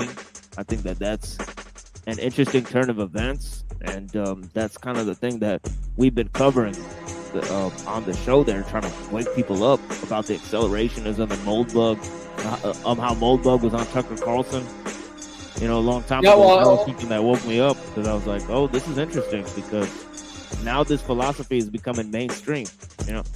Well, but I mean, but that's the thing, and that's, you know, because the thing that I just covered with Trent Horn, right? Like, this is the meeting of these two beliefs and these two worldviews that would have historically been seen as being diametrically opposed, right? Like, I mean, historically, 300 years ago, the idea of Christian capitalism and Christian usury would have seen as being, it was absurd, right? Like even 100 years ago, the idea of Catholic capitalism and Catholic usury would have been seen as absurd. But now this is being sold to us as the new normal, and like, you're a crazy leftist if you disagree, because, you know, there can be no position outside the two official positions, right? Like the only possible options are you're either with us or against us. There's no, you know, there's no middle ground. There's no possible worldview outside of very narrow spectrum of worldview. Yeah, and I mean, it's not such a mystery. Look at who they're funded by. That's still true. You know, they're all just still funded by Zionists. So stop it, you know, Jay Dyer. Stop it, Jim Bob. You know, these people are funded by Zionists. You know, you're supporting Zionists.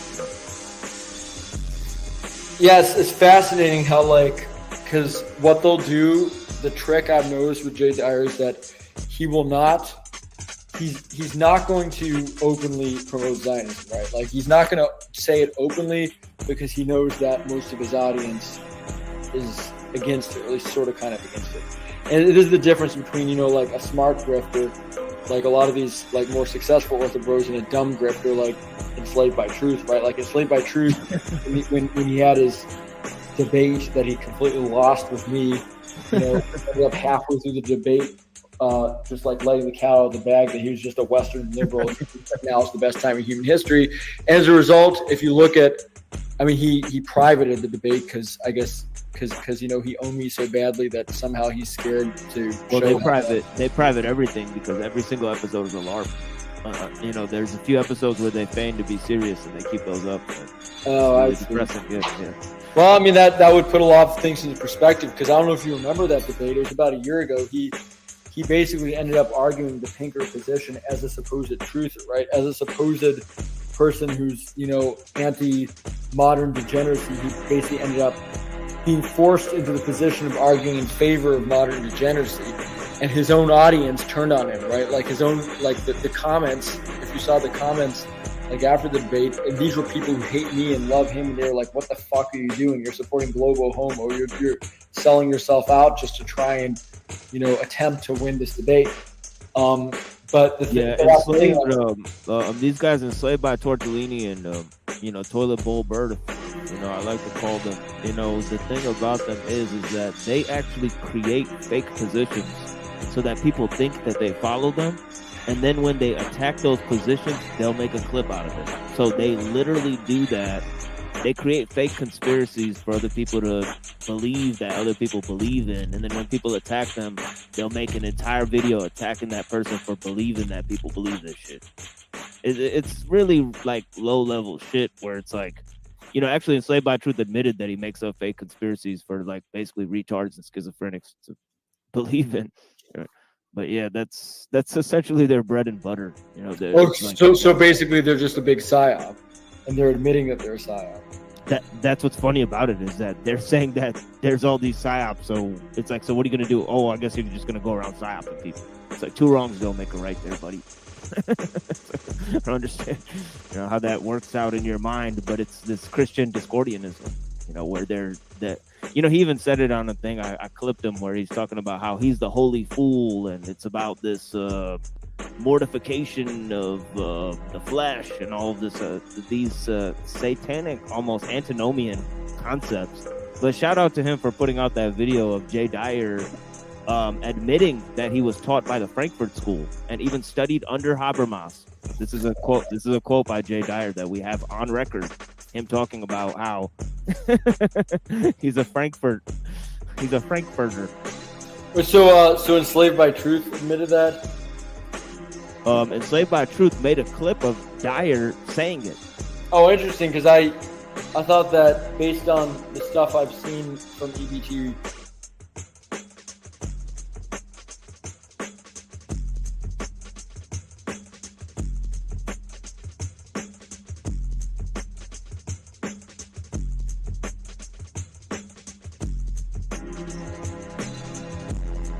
Everyone's just in their room, in their space. And your space is going to be this little fucking tiny little fucking square on the screen. That's going to be your space in the hyper-capitalist fucking AI world. You know, that's going to be your life. And as much as I want to be anti-capitalist, the only way to be truly anti-capitalist is to be hyper-capitalist. Is to, like, let them... give them carte blanche and let it fucking die faster.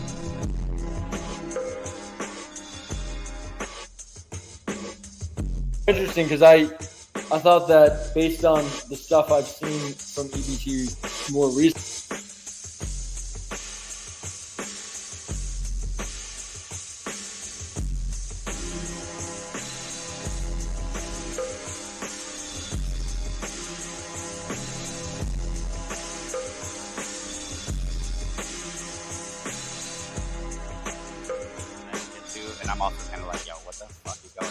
And that's actually what the name of the stream is, right?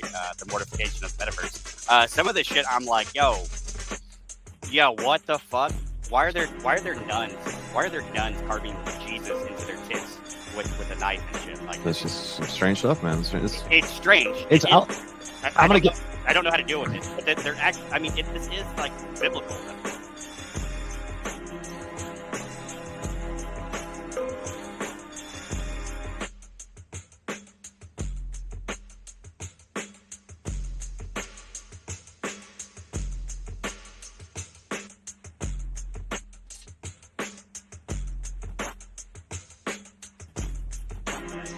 And I'm also kind of like, yo, what the fuck is going on here? And that's actually what the name of the stream is, right? The mortification of the metaverse. Some of this shit, I'm like, yo, what the fuck? Why are there nuns? Why are there nuns carving Jesus into their tits with a knife and shit? Like, That's just some strange stuff, man. it's strange. I don't know how to deal with it, but this is like biblical though. What's weird? Some are claiming it's that. I'm gonna be charitable and chalk that up to outlier, weird, niche radicals, and not like. Am I going to charge the Catholics wholesale for that? I don't think so. No. Yeah, I appreciate you being charitable, but myself am having kind of like, I've seen a lot of this shit before, and I never really paid attention to it. This is one of the reasons like I don't like St. Francis de Sales, is because he makes a lot of this like sexual language, like with the way that he relates with Christ and stuff like this. But then, like we're talking about doctors of the church. Yeah. That are having like orgasmic like experiences with Christ and stuff, and then like I don't know how to process it personally. Even Wagner in the stream today, he was like, "Why do you guys keep bringing this shit up? Like, I don't even want to talk about it because it's fucking hard to talk about it. I mean, like, why? I mean, it makes it look insane, but it's not as crazy. The thing is, this exists in the Orthodox Church as well, like the whole concept of the holy fool, right? Like the holy fool. Recently, I figured that he was pretty much just trying to suck Dyer's cock. Oh, he'll do that when you come around. See, it's a LARP when you come around, and then when he comes around me, he'll LARP as if he doesn't like Dyer, and he'll give us all this information so that we'll go and cover it, and then they'll attack us for covering it. It's really simple. Or like Andrew Wilson will talk about how he was a Freemason, and that's totally not suspicious. Right. Actually, I love that. Remember how we became the bad guys because we said stuff that Andrew Wilson also said about him, right? Like, because Machine Lies and TCPS became the bad guys. We talked about the fact that Andrew Wilson was a Freemason, and then what was our source for that? It wasn't like some like secret like truther. It was Andrew Wilson himself admitting that he was a Freemason. Yeah, that's when I started talking to EBT and them, because they actually were trying to press those issues, and then but then I noticed that they're just trying to create this nonsense. I found out later EBT tried to join the Freemasons too. They're all just the same.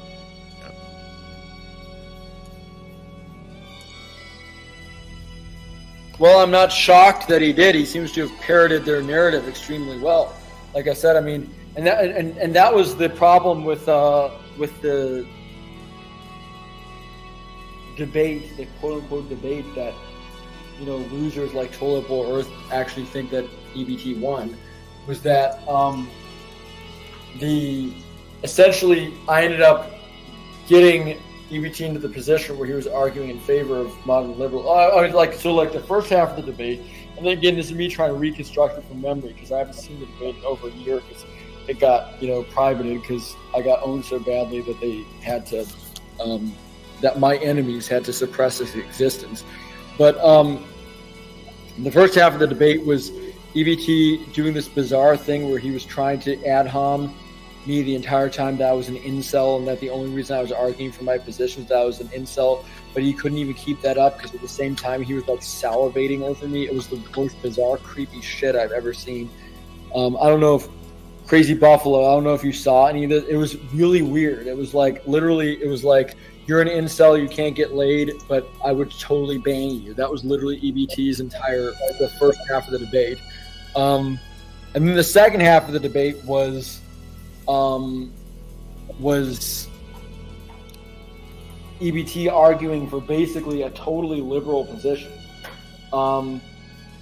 That's completely at odds with what traditional Christianity would support, and completely at odds with what most of his audience believes, which is why literally most of his audience in the comments were roasting him. His audience who hates me were roasting him for what an awful job he was doing, for how he was looking like a liberal cuck. and these clowns think that was a win, right? These clowns thinking ratioed by their own audience was a win.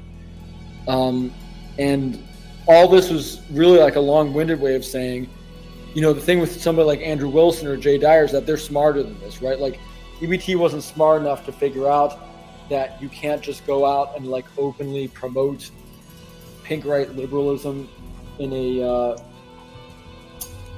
the context of a like far right truther conspiracy theory type crowd, right? Like because most people in general are not pink rights, and most people in the truther conspiracy community in particular are not pink rights.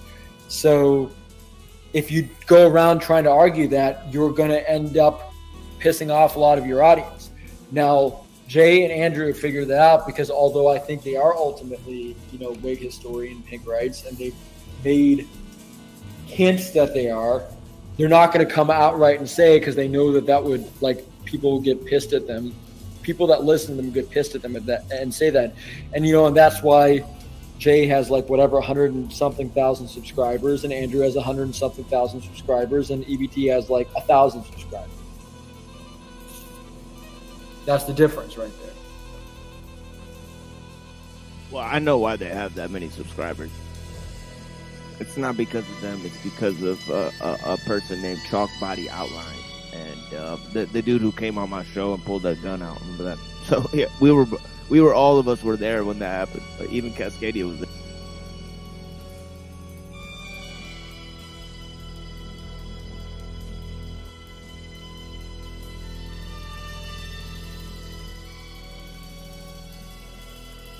The environment. Yeah, I mean, I think a lot of things that. Yeah, I mean, I think a lot of things that. Yeah, I mean, I think a lot of things that. Yeah, I mean, I think a lot of things. That You guys see him pull his gun out right now on me?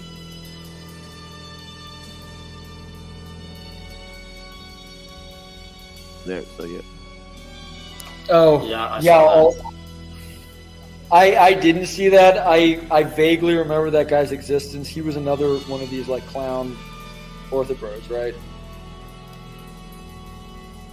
He has a lot more notoriety than all of them combined, pretty much. And he's been online for a while.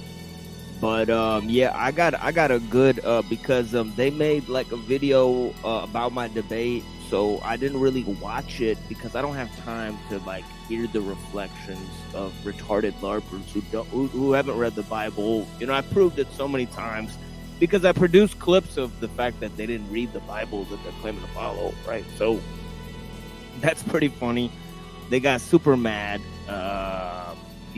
So I got all of these clips of them admitting to sexual degeneracy and promoting sexual degeneracy through the guise of Christianity, and saying all sorts of sexually degenerate things, promoting incest and all. Well, that's fascinating, given that they all tried to paint me as a sexual degenerate. Oh my God! These people have said the worst things, sexually degenerate things. Well, it's fascinating because I don't know if because again, Crazy Buffalo, I don't know how in the loop you are about all the stupid drama that happened last year, but like EBT and TVE both teamed up against me to accuse me of being a crazy degenerate pervert. And you know what my crazy degenerate perverted take? I just want you to guess what my crazy degenerate perverted take was. You have a guess?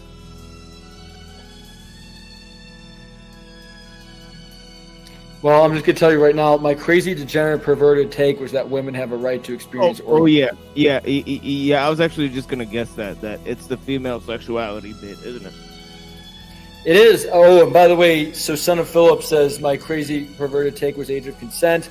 So thank you, Terry Ack, for outing yourself. You have 5 seconds to come in and debate me, or else you're gone from my channel forever. No, that's not Terry Ack. That's not Terry Ack. We got, Terry Ack's a youngin. I think we got to go a little easy on Terry. I think he's just in the wrong crowd. But the speakeasy crowd or whatever, I think there's just a lot of hooping in. All right, Son of Philip, come on in right now. I'm going to resend the StreamYard. If you're not willing to come on and debate, I'll assume you're one of the people that's trying to go after me, and I will be contacting the police about it. So come on in right now, you little fucking faggot. Because with the Tariq thing, because he said that in the beginning of our debate too, that the prophet was, that he raped people or something like that. So my whole thing was that. All right, so son of Philip, you all you've been doing is pretending to be good faith while you're in there making stupid claims that you know are only there to be incendiary. Now you're coming in right now, or else I'm going to assume that you're part of the same crowd that was trying to dox and swat me, that I'm getting the police after. If you don't want the police involved, if you don't want your ISP contacted and get involved, let me show you. You will come on right now. Let me show you the clip I have because it's part of a greater thing. All right, congratulations, son of Philip. I will be mentioning you in the police report. And you're now gone from the stream forever, you little fucking bitch clown.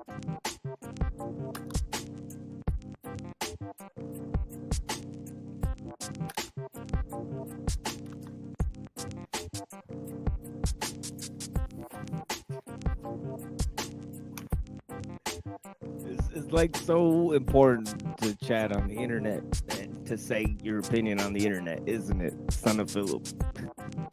You know what I mean? Whatever, dude. Well, it's a really stupid mistake that 3 or 4 people made because they lost the debate to me, trying to go after me, accuse me of being a PDF.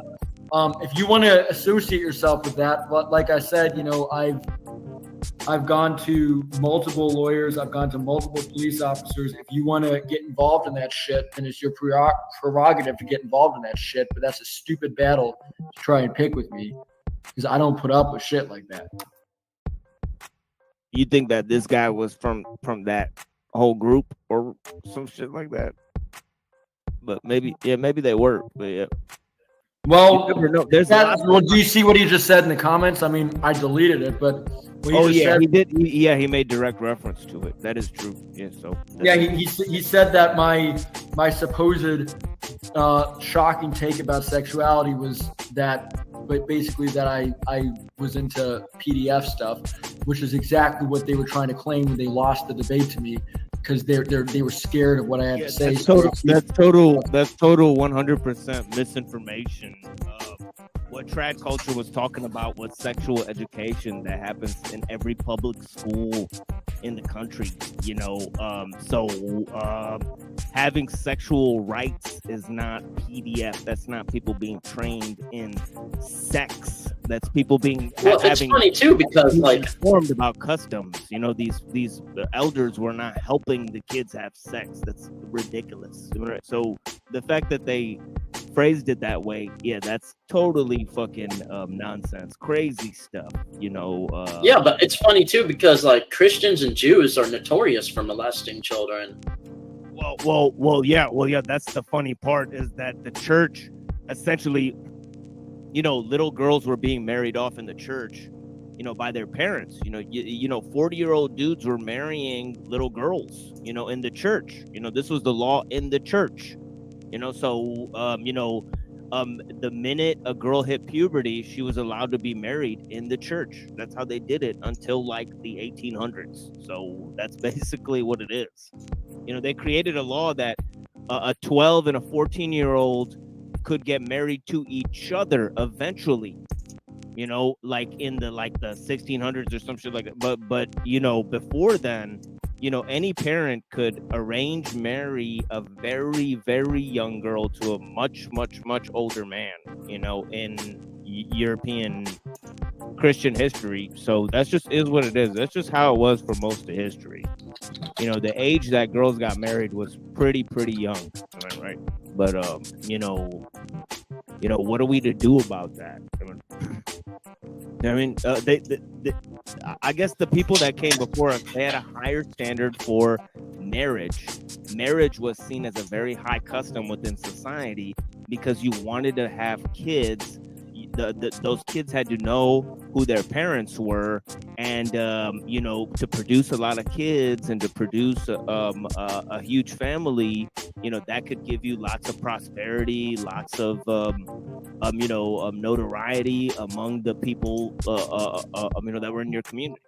So really what it was, girls were encouraged to use the window of time that they had to make children, so like 12 to like 40,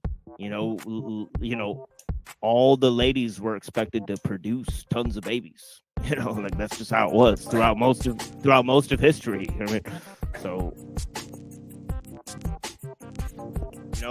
obviously today, children, kids, they're not mature at that age. People need a lot longer to get adjusted to modern society. That's a whole different can of worms. Modern society is not the same as the way these people live. These people were self-sufficient. They relied on nature. They had a distribution of power and a distribution of goods or whatever.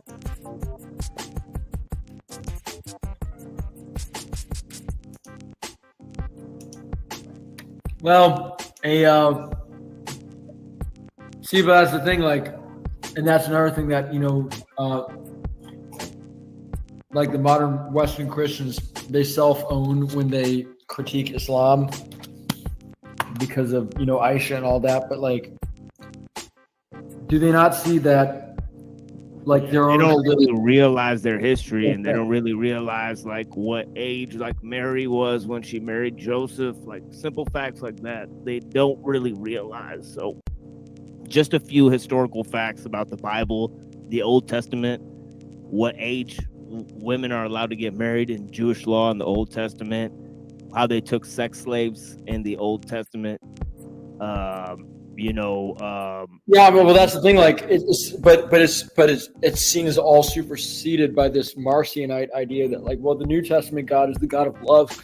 But I don't see 2,000 years of Christianity. Again, I'm not here to insult Christians, because I think that there's plenty of Christians who aren't, cock losers who are getting themselves in legal trouble, like son of Philip. But there's plenty of Christians that are not these sorts of loser frauds.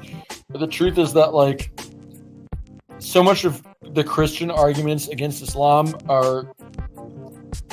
they're not really very intelligent arguments, because they end up being self-owned, right? So so much of it is just based on the fact that look at these Islamic teachings and try to ignore all the illiberal things and all the from a modern perspective offensive things that are contained in Christian teaching.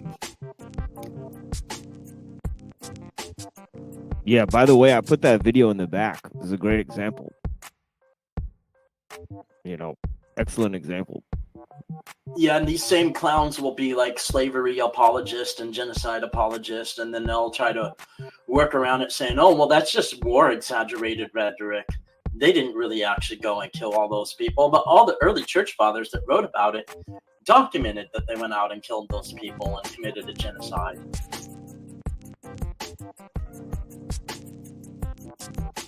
Yeah, 100%.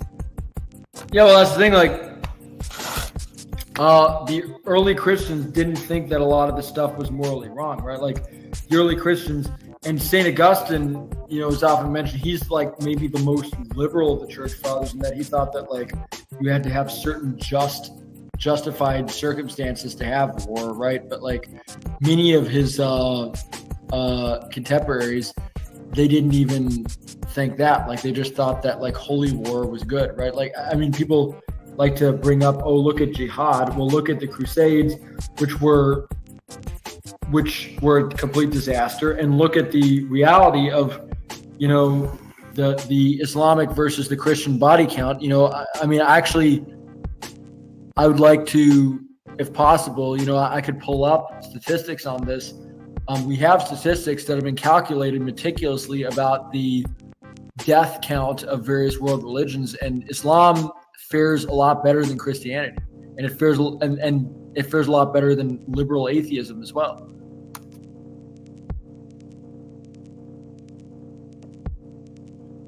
Yeah, well, if you really look at the history of the Crusades, they mainly killed a lot of Christians, because the Muslim armies were pretty efficient at defending themselves.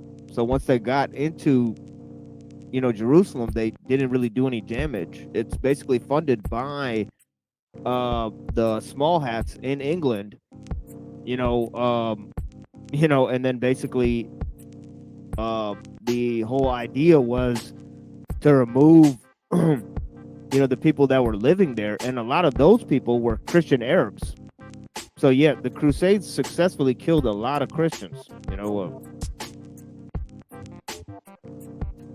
Yeah, so here we have body count, quantitative review of political violence across world civilizations. All right, so this is the University of Louisville, Kentucky.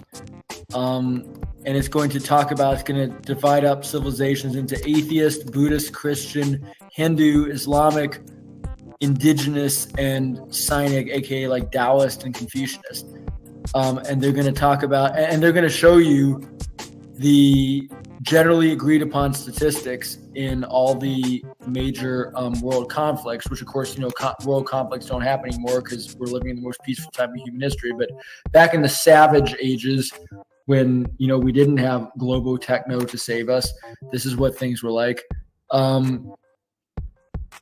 Now take a look at the most violent, bloody events in human history. World War II, the foundation of the People's Republic of China, aka the Great Leap Forward, the War of the Three Kingdoms in ancient China, the Soviet Union, and the purges and all that. This Anxi Rebellion, I don't know what that is, but I assume that's in China. The Mongol conquest, the Manchu conquest, the Taiping Rebellion, which was actually basically started by Christians. World War I, the Sino-Japanese War, extermination of the Native Americans, which, by the way, I actually think these numbers are way too low. I think actually the Native American death toll was a lot higher than what it's being claimed to be here. The Republic of China, so these were the supposed good guys, right? These were the pro-Western faction that you don't hear about their atrocities. So Tamerlane in the 14th, 15th century, he was the only Islamic death that reached the top 10, reached over 10 million. It was between 7 million and 20 million. It was the lowest of the top 10, according to this. And by the way, Tamerlane was himself the first person to be he was the first of his generation to convert, right? Like his grandparents or great grandparents were not Muslims. So wow, Son of Philip somehow is unbanned, even though I banned him. Are you liberal or trad? I don't get it. Well, how about this? How about you come on and we can actually have this discussion and be a mature adult and talk to me instead of sitting there in the comments coping and seething. Go ahead. I'm not afraid to talk to you, so go ahead. You have the StreamYard link. I've sent the StreamYard link multiple times now. Come on in and tell me about all the supposed crimes you want to accuse me of, and go on in and tell me about all the things I'm supposedly wrong about, because you're gonna pretend that you're a good guy and you're just getting a bad vibe from me, but then you're gonna make accusations in the chat. Do you understand why I might think you're bad faith? Do you understand why I might think you're bad faith when you disappear for an hour and then come back when you think you can score some sort of cheap shot points against me? So come on in right now. Come on in. You have the StreamYard link. You have the StreamYard link. Come on in. Stop making excuses, Son of Philip. Stop making excuses, because you're actually getting yourself in trouble. The accusation you just made against me is libel and slander. I've already contacted authorities and lawyers about libel and slander that lying piece of shit have made about me in the past. Don't get yourself involved in this. So come on in and we can have a nice, friendly, civil discussion so that you can. Let me just engage for a second, because liberals or trads. Like the trads and modern conservatives of today don't realize that they're liberals. So that's basically essentially the argument that we're putting together. They're 100% in support of modernism, just as trad culture demonstrated in the beginning, part of this video where he gave his solo presentation.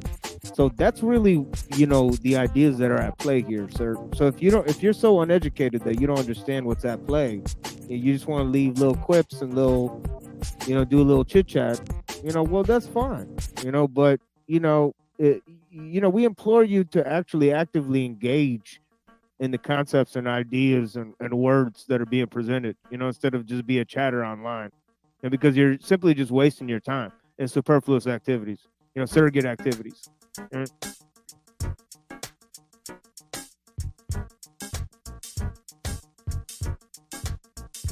There we go. Well, shockingly to everybody, I don't see him appearing in the back chat. So, yeah. So, anyways, now, as I was saying, though, getting back to sanity and maturity, emotional maturity. So here we have like looking at all these examples. So these guys, they give all these examples of all the major wars and genocides that we have good evidence for, and this is the conclusion that they came up with, right? So Christianity's median death toll is 177 million. Atheists is 126 million. By the way, that actually makes atheists look a lot worse than Christians, right? Because Christians have had 2,000 years to rack up their death toll. Atheists realistically have only had about 100 years. Yeah, like there's no even category for small hats on there. It's just they're not even configured. Like, well, I don't know. Maybe they're in the scot-free category. Got away scot-free. Yeah, you're right. That is kind of interesting, right? That like we don't have that they're not mentioned separately. I'm gonna hope for good faith and assume that they're under primal indigenous. Maybe. Well, I'll assume they're the ones who made the study, but that's another thing. Well, it's University of Louisville. It's a state-run university. I'm pretty sure it's associated with the state of Kentucky, which means that it gets funding through the state and indirectly through the federal government. So, take from that what you will. But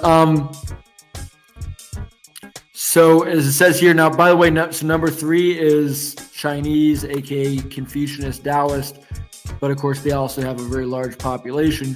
Number 4 is Buddhist. So the Buddhists, right, they're the peaceful religion, right? Like even Sam Harris, he loves the Buddhists, right? He hates religion, but he loves the Buddhists, and he says that they're different, right? They're the good religion.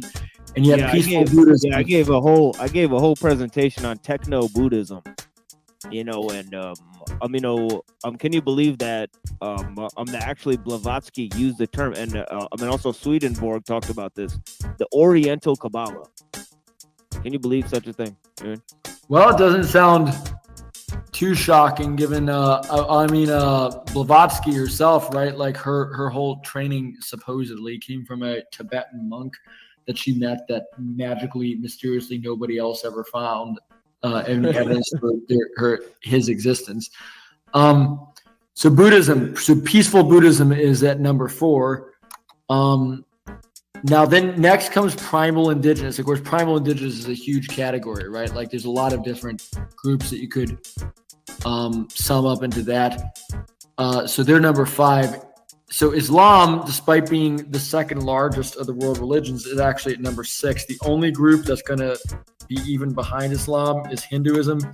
And a lot of that has to do with the fact that like the Hindus, they never really tried to like expand, right? Like Hinduism, the Hindus were pretty much always just like, let's just stay in India. Let's not like have anything to do with the rest of the world. Keep in mind, right? Like they're perennialists. They think that pretty much everybody's eventually going to merge back into the one anyway. So it doesn't really matter. So of all religions, Islam is like second to last, and of all the religions which believe in expansion, they're the last in terms of the amount of violence they've done. And by the way, so much of the Islamic violence that was done in history was actually like, it wasn't jihad, right? It was like, again, it was like the number one main event that brings up the Islamic numbers is the conquest of Tamerlane, who was a first generation Muslim who wasn't really like that serious, right? His reasons for conquering and doing violence wasn't because of jihad. It was just because he was, another sort of like steppe conqueror person, just like Genghis Khan, who was a lot more violent than he was.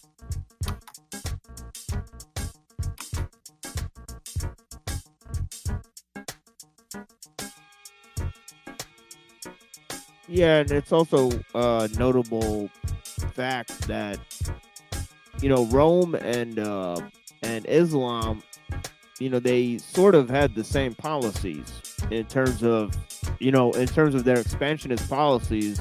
They would set up republican states, and if the people gave them tribute, well, they'd basically allow them to follow their customs. And that's a lot of the same thing with some of the same thing can be observed with the Mongolians as well. So, I mean, a lot of the factor of Islam is that it had a very low cultural impact. That's why, people in India to Africa to all of these other places, they still maintain their cultural and traditional rights, but they still practice Islam. Because Islam, the precepts are rather general. It's like, I think there's way less of a strain on what you should do about government or anything like that within an Islamic system, because first of all, it's a theopolitical doctrine, so there's no separation between church and state. So you don't have to have all these ideas like symphonia and economia and all these concepts.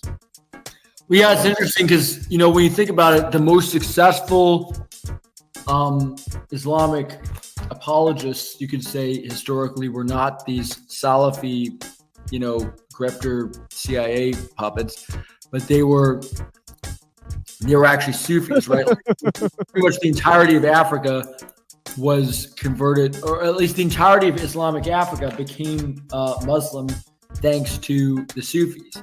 And it was thanks to a very sort of moderate doctrine that proliferated over time. It started with the Arabs that went in and conquered North Africa, and it was transmitted through the Berbers, and through the Berbers it was transmitted to the Tuareg, and through the Tuareg, when they went down to places like Senegal and Burkina Faso and Mali, they converted the natives. And so you end up with the Songhai and the Wolof and these other tribes, and the Fulani becoming Muslims, but they were all Sufis, right? So they were all relatively moderate. They were not fundamentalists. And you actually had this, I think, beautiful sort of situation where you had traditional cultures that were practicing Islam, but they were still practicing their own traditional culture at the same time. And by the way, that's in the Quran as well. Like in the Quran, they don't have this idea of the Tower of Babel, that we should all really be speaking one language, but God punished us with cultural diversity. They it says in the Quran directly that Allah wills the diversity of language and the diversity of culture, and that's a beautiful thing that we should favor. Yeah, and you could look at India, where Islam came in, and it was still, they basically it basically became amenable to a Persian Afghani elite that had basically governed India. The Mughals and all these people, they were more amenable to Islam, whereas they didn't really impact or force it on the people there. And they basically, some of the Islamic scholars would talk about the Upanishads and be like, look, these people basically believe in one God, I guess, sewed up here, because of the Upanishads. It's talking about the great principle that rules everything and all this type of thing. So, well, yeah, it's interesting. I don't remember the name of the guy, but he was under the Mughal Empire. He was one of the major Islamic scholars. He believed, or he stated that Hinduism was. He stated that he stated that they were one of the Al Kitab, right? He said that these are exactly. Yeah. Well, Well, I think they just wanted to do that because they're like, what are you going to do? You know, now that you conquered India, you can't just convert or kill all the Hindus. So they're like, it's just easier to just make them an honorary people of the book because you could sort of finagle the concept of one god in there. So yeah, it's fine. We don't have to kill them all. It's kind of funny, but yeah.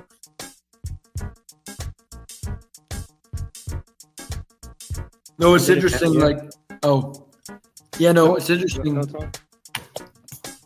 Looking at the history, it's definitely, and again, and to be fair and not, overly bash Christians, I'm going to acknowledge that Christianity for many, many centuries was also like this, right? Like, I mean, it was never, I'm going to say there was always an issue, right? Like, there's always an issue in Christianity that you didn't see in Islam, that was always like expansionary to the extent of denying certain basic human rights, right? Like you can even see in the Middle Ages with the Teutonic Knights and people like that going into Lithuania and Latvia and slaughtering people that kept paganism.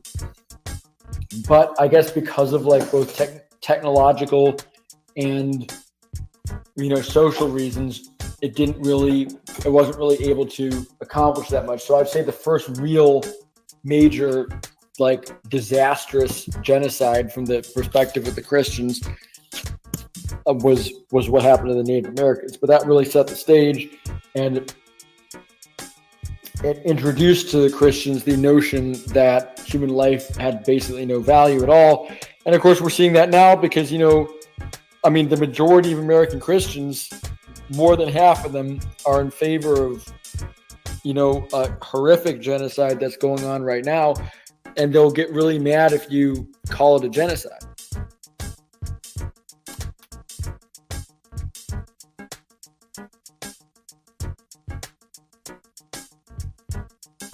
Yeah, I think it's just, it's part of the control group. Actually, the Christians preserved, the small hat people all throughout Europe and put them in the ghettos. They didn't want to eliminate them. They eliminated the pagans, but they preserved the small hat people and forced them into the ghettos and made them live that way. And they practiced different pursuits than the normal population.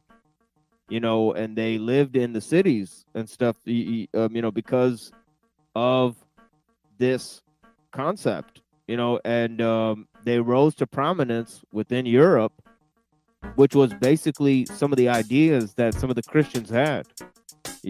That's why Europe created Israel, right? And some of the this idea that people like EBT, the retard, Ebitard, he thinks that this is Albert Pike predicting a World War III using Islam against Christianity. But really this concept comes from the Zohar, where it talks about the sons of Ishmael and the sons of Edom going to war against each other and killing each other. And then that's going to create the new age of Israel, really. Where Israel is going to dominate in the world. Well, yeah, but it's interesting because like that. Oh, crazy! I just recently learned that the Talmud and Kabbalah teach young Earth creationism. And that's the thing, right? Like it's, the Kabbalah in general and the Zohar in particular, which is, I guess you'd say it was the first, or at least like the oldest known Kabbalistic text. It's incredibly insane. Like a lot of the stuff that they teach is just really bizarre, and it's not, and it's just not rational, right? Like, the Zohar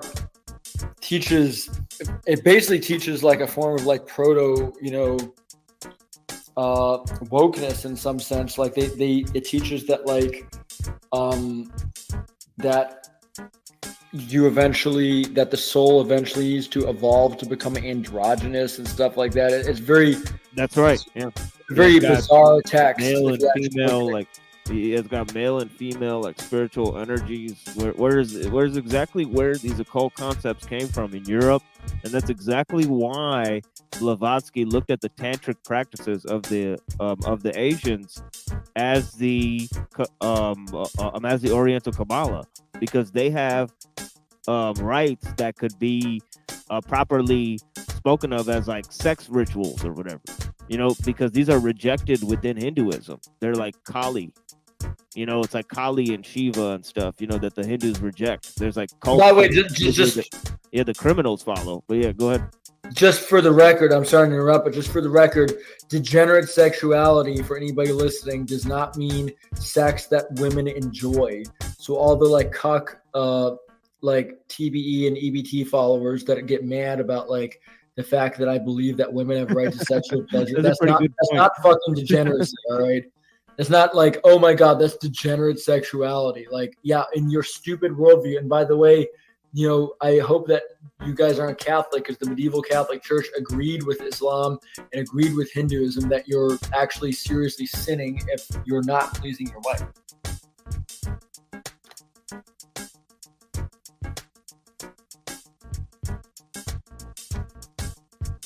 Yeah, 100%.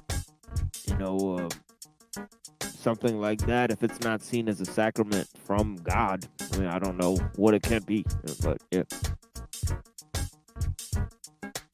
Yeah, I don't know. It's just it's interesting. It's fascinating. The whole thing. And by the way, it says a lot about the mind of people that are against me. It says a lot about my opponent's mind, that the first thing they have to think about, rather than imagining that I might be arguing for something beautiful like female sexuality, the first thing they think about when they think about controversial takes I might be associated with is their own perverted fetishes for children.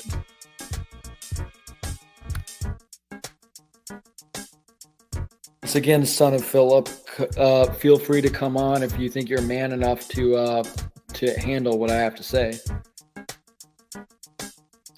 You seem to have mysteriously gone silent now for the last 20 minutes. I wonder what that's all about.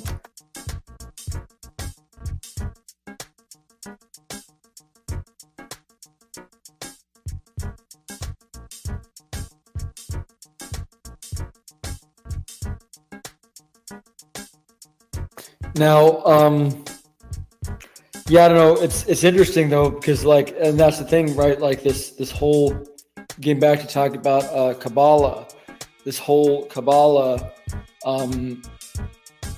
narrative, right? It's or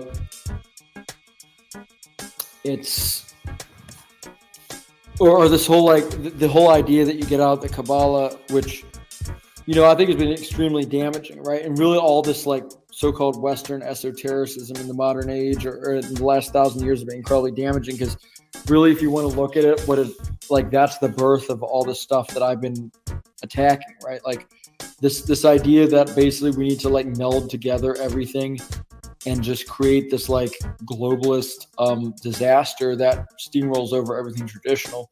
You really think about it, that idea comes out of this notion of tikkun olam, right? This idea that we have this goal to mold and shift the world in the direction that we want it to go in. And this is an idea that comes out of Kabbalah. It's not an idea that you find in the Old Testament. You don't find anything even remotely similar to this in the Old Testament. This is a later development. This is a rabbinical development over time via commentaries, via speculation, via appeals to things that are outside the actual bound of theology. Really, it's theological speculation is not revelation. And that's another one of the strengths of Islam, is that Islam, although there is this idea of tafsir, right? There's this idea of theological speculation always has to be within the basic foundations of revelation via Quran and Hadith, right? You don't just have thousands and thousands of years of just blind speculation the way you do in, say, Judaism.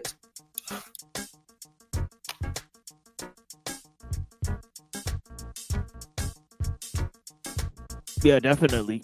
The synagogue is a debate society, so, and it's the same thing in Christians' history, that basically Christian theology is a bunch of philosophical debates, not only about,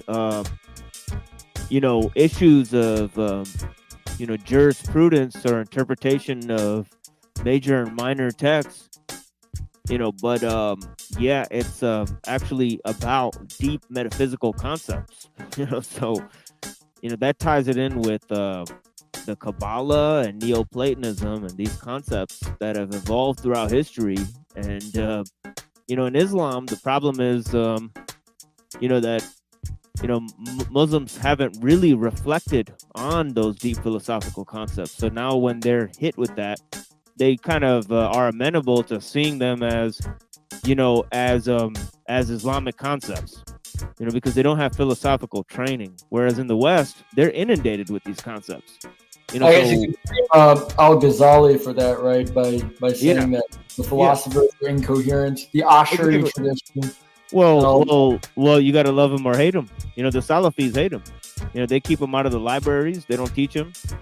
The Sufis in history, they've liked Ghazali, because Ghazali rejects philosophy. He makes room for mysticism, as a result. Well, it's interesting because I don't know if you follow Muhammad Hijab at all, but I think it's fascinating because I dislike him. Yeah, I dislike his ideas, but yeah, he's okay. Yeah, it's really weird because he's obviously a Salafi and he's obviously on that. He obviously takes that side, right? He's one of those Salafi grifters that you were talking about, for sure. And I agree. The thing that's fascinating though is that it's almost like he's so inconsistent at even he can't even actually make his grift convincing to himself. So he'll actually do videos where he says things about how Al-Ghazali was a major inspiration for him. But I was like, wait a second, but according to the Salafis, isn't Al-Ghazali in hell?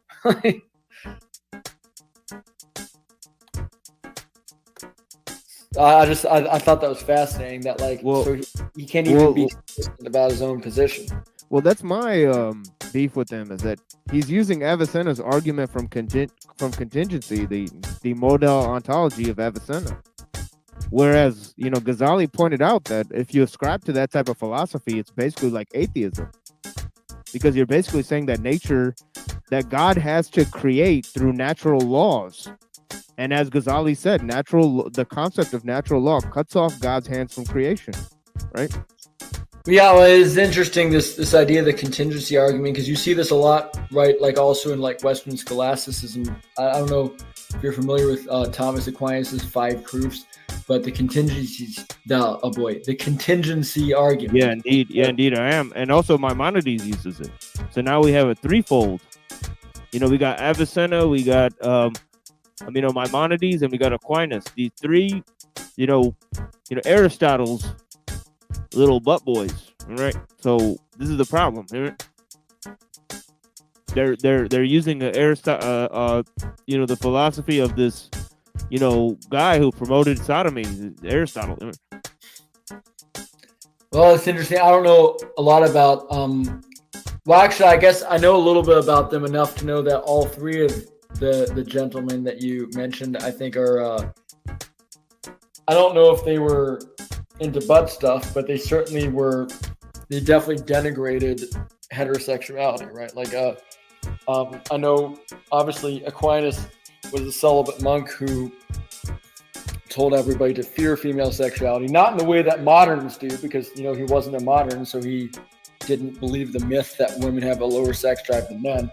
His understanding was that we should fear women's sexuality because it was so strong, right? But he was into this idea that heterosexuality was basically draining and was bad for men. Maimonides, he argued that the heterosexual sex was basically evil, and his followers argued that circumcision was a good thing because it harmed women's ability to enjoy sex, which is a bizarre argument because literally Muslims at the same time were arguing the opposite, that it was a good thing for women's enjoyment of sex. And then of course Avicenna or Ibn Sina, he argued in favor of the notion that the body was essentially just a creation and that you can't really say that there's a resurrection of the body, that and he was saying this as a Muslim too, right? He was saying that I'll let you continue. No. No. I just want to say that Avicenna's achievements in science and in natural philosophy, he basically created empiricism and and was able to extend Neoplatonism to this level. He was the foremost Neoplatonist at the time, really. But yeah, go on. Yeah, and I thought it was interesting because when you think about, I guess, but this is a Neoplatonic perspective, right? This sort of denigration of the human body, because he said, because he didn't want to, openly admit that he was an apostate, right? So he said like, oh, well, if Revelation says there's a resurrection of the body, we have to accept it. But that sure seems like it's illogical and stupid that there might be a resurrection of the body because the body's icky and bad. I mean, that was basically his perspective. And of course, Maimonides, who was not constrained by the revelation of the Quran, which very clearly acknowledges that there's a resurrection of the body, he went further and he said, no, actually, the body itself is just a part of basically like the illusion of existence, and that in the afterlife, we're all disembodied, basically like just pure minds, which is direct Platonism.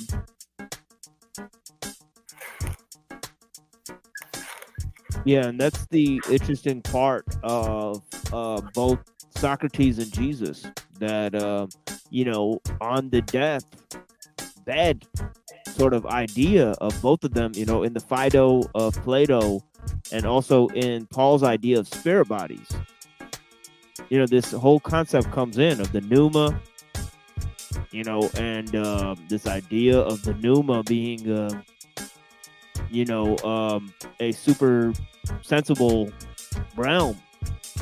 It seems to pair very closely together. Then you have the idea of homoousia, of the same essence, basically embedded within the Christian doctrine. So yeah, I mean, there's a reason why these ideas were amenable to European thinkers.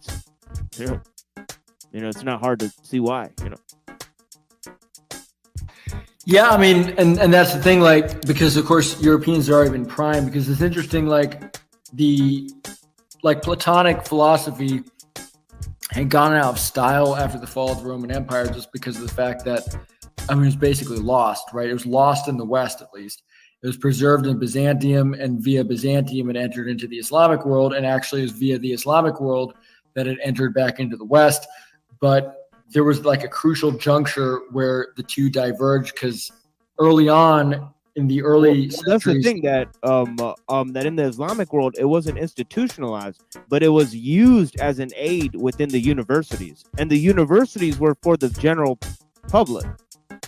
So within Christianity, the schools were for the monks, and they only learned about Plato and Aristotle, and it was institutionalized within their doctrine.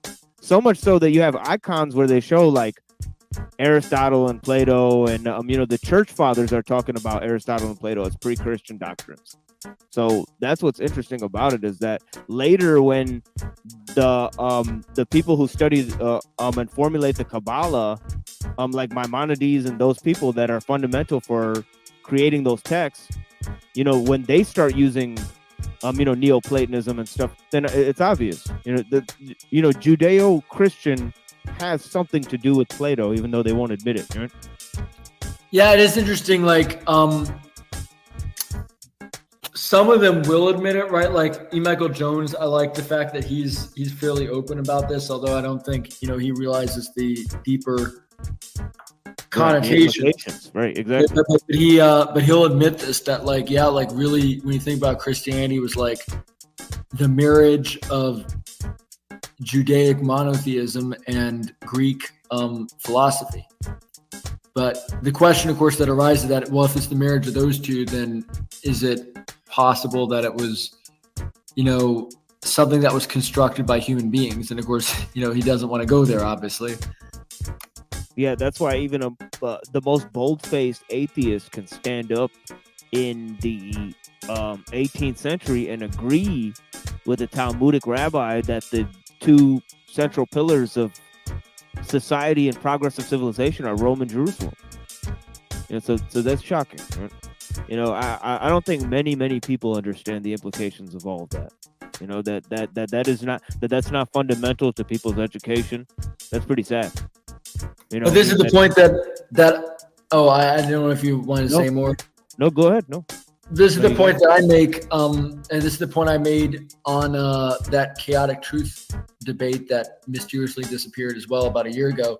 Is that it's funny how that happens when we go on shows? They just it seems to happen a lot. There's a lot of that going on.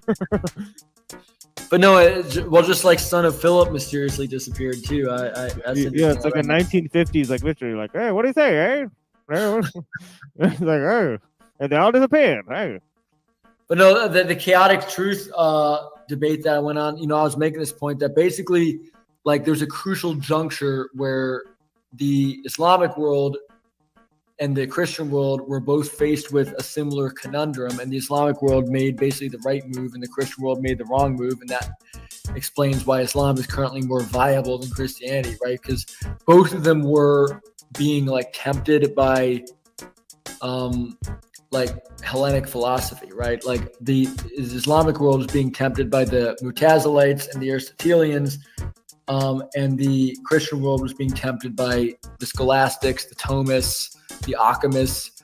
The difference is that like the Islamic world ultimately did not go that route because you started getting the Asharis, like Al-Ghazali, and they became dominant, right? So there was a period in like the 11th, 12th centuries when it looked like the same thing might happen in the Middle East, ended up happening in the West. But the thing is that there was a reaction in the form of the Asharis that ended up being dominant to the point where the Mutazilites don't exist anymore, right? Like there's some people that are trying to incorporate liberalized theology back into Islam, but the Mutazilite sect is basically dead.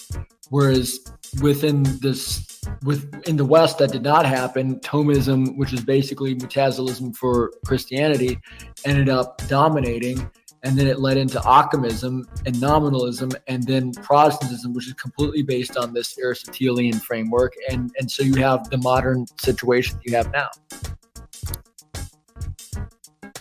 Yeah, that's why these radical Calvinist guys are younger as creationists.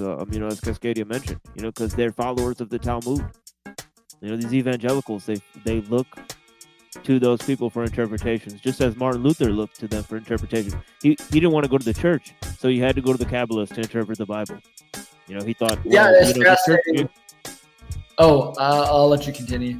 No, just that point that they didn't rely on the church, so they relied on the European Jewry at the time. Yeah, I would say like the number one book recommendation for this entire year of all the books I've read in the entire year, the one I would most vociferously recommend to anybody that's listening or watching would be there's a book called The Myth of Disenchantment, which goes into incredibly painstaking detail about all the like occult connections of all these figures basically in modern human history. And he touches on, a lot of these Protestant reformers, and a lot of that they did get their inspiration from Kabbalah, and they got their inspiration from like Western esotericism in general. And that's not even something that's controversial. I mean, that's something that they openly admitted at the time, right? Like the modern sanitized evangelicals that want to say that like, oh no, like occult and Christianity are completely at odds with each other. They represent like a modern sort of cope, right? Like Luther, Calvin, these people, they would not have even made that claim, right? Like they openly admitted that they were getting a lot of their inspiration from these esoteric traditions that were around, including Kabbalah and perhaps especially Kabbalah.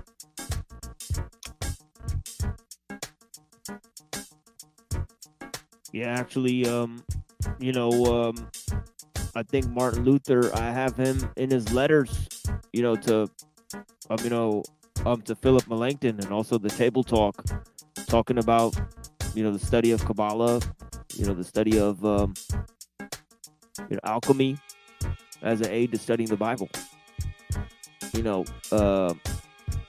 So there's all sorts of weird ideas there. But you don't have to look at Martin Luther to get there, because, as I stated earlier, the church is already inundated with Platonic concepts, right? For 1,500 years of philosophical debate about them, about those doctrines of Neoplatonism. Even Augustine was talking about the good as a privation, on the evil. This is a concept that's basically invented by Plotinus, and also the Manichaeans. So, the idea that Plato was influenced himself by Zoroastrianism, and the Alexandrian Jews were influenced by Platonism, right? So this brings us to a very interesting, subdevelopment within what is colloquially seen as the West, even though to call it that is amazing, because Greek and Roman civilization have almost nothing in common with European civilization. But, nonetheless. Yeah, that is fascinating, isn't it, right? Like, the West is this construct that really, and even because like I talk about the West a lot and how degenerate and maladaptive it is, but I want to stress I'm not talking about like the West in the 11th century, right? I'm talking about like something that specifically really was created. It may have had seeds prior to the Enlightenment, but it really was created by the Enlightenment, right? Like the world that we know of and all these like dumb things that I've deconstructed for the last year and a half on my channel that people in the West just believe as being like just these universal truths. These are all modern. Like nobody believed this during the Middle Ages. Nobody believed like any of the weird shit that I cover about like, all this simp bullshit about like women and men. Nobody believed that in the Middle Ages. Like this stuff would all been seen as laughable by people in like France, England, Norway, wherever you look in the Middle Ages. Nobody believed this shit. This is a specifically modern creation. It's a modern like alchemical creation, demonic creation. And I think it's been an incredible disaster for the human race for us to go down this route. And unfortunately, as it globalizes, it becomes a problem not only in the West, but in the whole world. That's exactly right. And I gotta step off of here. I will be back tomorrow, hopefully with you guys. I'll send you guys links on the Discord. I always send you guys a link on the Discord for my show, by the way. So, make sure you guys look on the Discord Saturday and Wednesday night. No. Yeah. I am back on Discord now, so I'll definitely be able to see that. Excellent. Thank you. Excellent. Yeah, but just before I leave, I want to say that yeah, you're absolutely correct. And basically, the shocking part is this, that if you look at the 11th century and all these ideas, Christianity and Islam was fine back then, but now once we have the Enlightenment, it's so much deformed, both Christianity and Islam, that even how people view those two things is radically different from when they did in the 11th century. I heard it written in a book. I'm currently reading a book on the history of India and Pakistan. I'm always reading those books because I'm from there, right? But the whole idea, that the guy who's writing this book, because it's pretty old, he said that a modern Muslim would more easily identify as a communist than he would with a Muslim in the 7th to 11th century.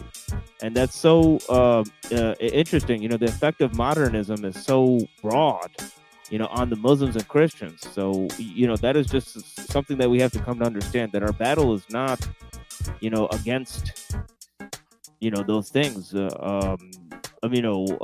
But to figure out how to battle against modernism, really, that's the foe. It's not to, we could, and I had this argument with one of my friends earlier today, like, should we focus on building up what we know or destroying, what's there? Well, in a sense, at least the way I see it, you can't really build much with the total influence that modern culture and technology has. We have to, for some way, ameliorate its effects or do away with some of it in order to make actual progress. But that's just my 2 cents, and we'll carry this conversation. This was a brilliant conversation. We'll carry it soon. Oh yeah, definitely. Thank you for coming on, Machine Lies. For sure, for sure. Anytime, my Definitely a friend. huge pleasure. Thank you. Of Thank course. you. Of course, anytime, brother. Yeah, you know it. I mean, same with you, Cascade. It's always a pleasure talking to you, my brother. You know, I hope you're having a peaceful day, All right, my friend. thank you. For sure, for sure. Blessings. Prayers for you guys. All right. See you tomorrow night, probably. Well, I don't know. Crazy Buffalo, do you want to have the last word before I shut down the stream? I don't know. I'm just in a lot of pain because I got sick yesterday or a few days ago. Dang. Well, I hope I you was feel just like better. laying in bed. Yeah, like when we opened up the panel, I was just laying in bed throughout half of it. Dang. Yeah. Well, I guess with any luck, you know, right? Like, well, I hope you feel better soon. I hope you're doing well or can do well over the course of, you know, the future. I'm glad that you could come on. I don't know. I guess because, you know, when I had the unfortunate experience that I had a couple months ago that I'm still, you know, consulting with legal professionals about, I kind of lost touch with a lot of people, including yourself. So I'm glad that you were able to make it. You were able to show up to the stream in spite of everything that might be going on in your life. So thank you for showing up. Yeah, I kind of wish I could make more content, but I really gotta like get some other things done first before I can start like making videos speaking about things. Yeah, fair enough. I mean, that's fair. Obviously, like, because well, my own perspective is right. Is that like, you know, I've had to do the same thing, right? Like I've had to say like, well, hang on, you know, is it really more of a benefit or a cost to be doing this, right? And that's why I haven't been as active. Yeah, and then like not long ago, I was reading The Dawn of Time from David Graeber, but it was funny because I went to like Radical Reviewer, who's an anarcho-communist, and he did a short video on anarcho-primitivism, and a lot of people in the comment section is like, oh, if that were implemented, a lot of people would die. Well, but the thing is that but the problem is that like a lot of people are going to die no matter how you look at it, right? Like it's not like, oh, well, if that were implemented, I mean, the truth is that the system that we've got is unsustainable. So it's really an inevitable thing that we're careening towards some sort of disaster. The question is, can we make it a manageable disaster or an unmanageable disaster? I would argue that, you know, going towards a more simple, living, deep ecology sort of worldview will actually probably minimize the chaos and the destruction and the death that would come in our wake. Yeah, before we wrap up, I'm just going to straight up say, I think anarchy and modernity are incompatible with each other. Well, yeah, well, that's the problem is because modernity itself is the opposite of anarchy, right? Like, I mean, modernity, you know, there's an old, I don't remember who it was who said this, but he was talking about France under Louis XIV, which of course at the time was seen as being like the most absolutist authoritarian state that had ever existed. He was the Sun King and all that. But the truth is that the amount of individual personal freedom that like the average person, the average village in rural France, rural Britain or something would have had was, I mean, it was incomparable to today, right? Like the average person who lived under Louis XIV in the middle of bumblefuck nowhere in France they weren't being watched by the royal family. They weren't being surveilled the way that people are now. They had way more freedom than people do now. So the reality is that like even the so-called authoritarian divine right kingdoms of the past, they didn't have the power to control people the way that like the modern techno state does. Yeah, and I honestly think that like ANCOMs do make a good argument against anarcho-capitalism by calling it an oxymoron, but they also have no self-awareness to look at the flaws of their own ideology. Well, yeah, well, that's the thing, because like when you look at classical Marxism, I guess you could say in the long run, eventually their goal is anarchism, but it's like we need to have our indefinite period of authoritarian rule before then, and then anarchism will just like magically appear. But of course, spoiler alert, it doesn't magically appear. Yeah, like radical reviewer himself said, "Oh, taxation is good." Well, that's the thing, and then like, because you see with these, whenever there's an actual communist state, and it's fascinating because, obviously, people like to make fun of it. And to some extent, I agree with this, making fun of the cringy, far left communist argument that, communism would work, but it's just like all that stuff, like the Soviet Union and Mao's China wasn't real communism. But I mean, in a sense, yeah, I mean, that is a stupid argument, but in a sense, there's some truth in it, just in the sense that, like, if you look at what Marx was actually advocating for, it wasn't anything like what ended up happening on any level, right? Like he did not see that we would have an indefinite permanent state of just like partisan rule. He talked about the withering away of the state, in fact. Now, I think that's naive because the reality is that the state doesn't want to wither away. That's something it would need another revolution after the socialist revolution for the state to wither away. And that's, the crucial problem with Marx's theory is that he didn't foresee that. No, not at all.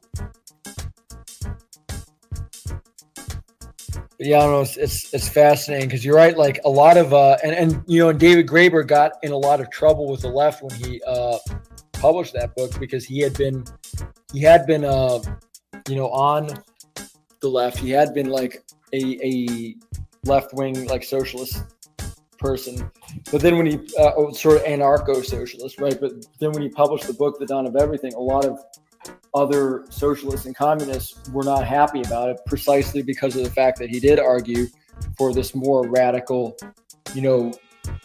reimagining of history and our role as human beings and the making of history and things like that. And they don't want to hear it, right? Because like the dogma that comes out of the far left is really kind of similar to the dogma that comes out of the far right, in that they both are assuming that modernity is somehow going to like advance us towards this better utopian world. And the whole point of that book is that no, that's not true. That's a completely childish and like backwards understanding of history.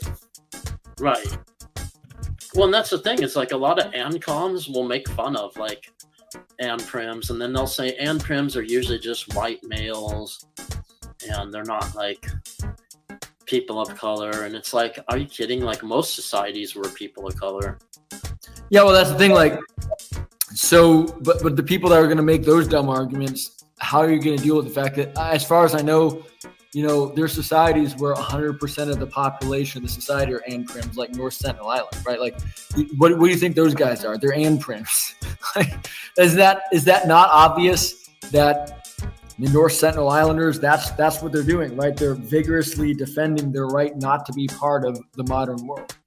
And there's no answer for that, right? Like, how can you justify if really what people deep down want is modernity and modern technology and the modern world and the modern surveillance state, then how come when they're given the choice, they don't choose that? And how come when they're not given the choice, they often resist it, many times with violence? James C. Scott made this great point in the book Against the Grain that the reason the Great Wall of China was built wasn't to keep the Mongolians out, it was to keep the Chinese in.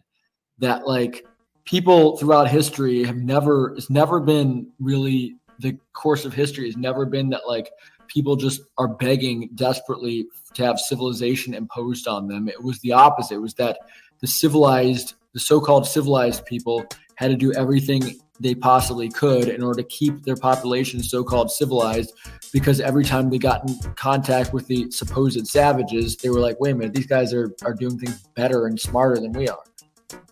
Yeah, well, civilization in itself is a big fat lie. I mean, it shouldn't even be called that because it actually takes humanity backwards, not forward. Well, and that's the thing, and that's the point that, these people that are writing these bestsellers that are, mogging the shit out of Steven Pinker's books, that's the point that they're making, right? Is that these so-called progress towards civilization has actually been like dehumanization. It's been like the domestication of the species, And if you accept the thesis that humans are a highly developed form of animal, then you should expect that humans in captivity will behave like zoo animals do, listless and degenerating and pathetic, and that's exactly what you see. Yeah, but see, these people will defend civilization, and they'll say, well, all we need is luxury space gay communism. We got to just be like Star Trek, and then life will be utopian. Yeah, well, that's the thing, but it hasn't happened yet, right? Like, it's always sometime in the future. They always have to push it in the future, right? Like, and the longer you try that grift, the less convincing it becomes, right? So, like, we'll head towards utopia, right? Like in the 30s and 40s, they were pushing this Buck Rogers crap that, like, by 2000, we'd all be in space and we'd all be like the super advanced high-tech civilization where, like, life was perfect. Life was so perfect on Earth that the adventurers and explorers had to go all over the galaxy and try and, colonize the savage natives of the galaxy. Now, didn't happen. We're a quarter of the way into the 21st century, and none of the predictions about the 21st century have come even close to coming true yet. So now we're trying to push it further into the future. So one day, this magical utopia that's never materializing is going to happen. Meanwhile, the societies that are living at the opposite end of our spectrum, like the North Sentinel Islanders, are vigorously fighting with bows and arrows to keep their supposedly savage backward lifestyle that's apparently so nasty, brutish, and short that they'll do anything to preserve it. Yeah, but JR, you never read a Post-Scarcity Anarchism from Murray Bookchin. Yeah, I mean, I never did read it, and that's probably a good thing. Like, I'll tell you what I am familiar with. Are you familiar with this guy Bruce Charlton at all? No. He was actually Edward Dutton's thesis advisor, but it's really fascinating if you read, like, he's got a blog, or at least he had a blog. I don't know if it's still up, about a year or so ago. And he had this blog up since, like, the early 2000s. So since the early-ish years of blogging. And he's actually, like, he's a really interesting guy, because you wouldn't, based on, like, his profile and based on the work he's done and stuff, you wouldn't think he was as based as he was, right? Like, he's a Mormon who spent most of his career as, like, a doctor in allopathic medicine. So it sounds like red flags, but you'd actually be shocked, because when you actually read his blog, it pretty much says, like, a good deal of what I say too. Like, he says multiple times on his blog, he's been saying this since the early 2000s, which is a lot more shocking to say that back then than it is now, that, like, no, actually, like, modernity has not made the world a better place. And he said multiple times, he talks about, the crucial difference between foragers and peasants, right? And he said that, like, the modern peasant slaving away in China or something, working for the man to create products to go out to the West, needs to be have a gun pointed at him at all times in order to stay a peasant, in order to stay complacent with that lifestyle. The average hunter-gatherer needs a gun pointed at him at all times to stop being a hunter-gatherer. Yeah, because people didn't willfully choose to stop being hunter-gatherers. That was mostly done through brute force. And you're right. In ancient times that was the case, and in modern times that's the case. And we know that because, like, look at how much destruction that has to be waged against these traditional hunter-gatherer societies before they'll give up their traditional lifestyles. I mean, look at what had to happen to the Kalahari Bushmen. It was, in that case, it was some brute force, but in that case, a lot of it was just, drugs and alcohol. Like, they had to ruin the society from the inside out before they finally left behind the lifestyle that they'd known for 40, 50,000 years. That's terrible. That's why I just can't, like, really have a positive opinion about a lot of, like, people who push, like, Western culture, Western society. I mean, I just think of those people as the equivalent of the devil at this point. And that's the thing, like, if you look deeply enough at it, you pretty much are forced to come to that conclusion. That's the conclusion I had to come to, right? And it took me a while, like I said, I I started getting into anthropology around about 2011, which was my senior year of high school. And I don't even remember exactly what it was. I think it was like I was a huge like nerd about like these fantasy tabletop games like D&D. I was a huge nerd about Lord of the Rings, and the thing I was most interested in was, you know, the anthropological aspects, like the dwarves and elves and all that. And through that was like a conduit to my senior year of high school. I started like reading actual ethnographies and actual accounts of like real life traditional cultures, and it was like, wow, this is like way better than the shit that I was told to be complacent with in the West, right? Like, wow, like people actually do things differently. They actually think differently. They actually structure their societies differently. And it really kind of, it was an eye-opening and a mind-opening experience.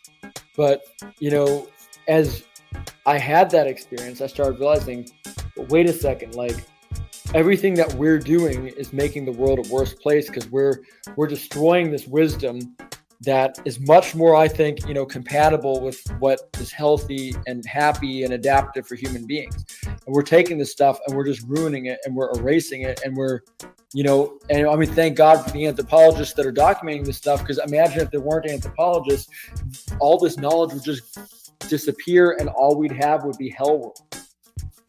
Right.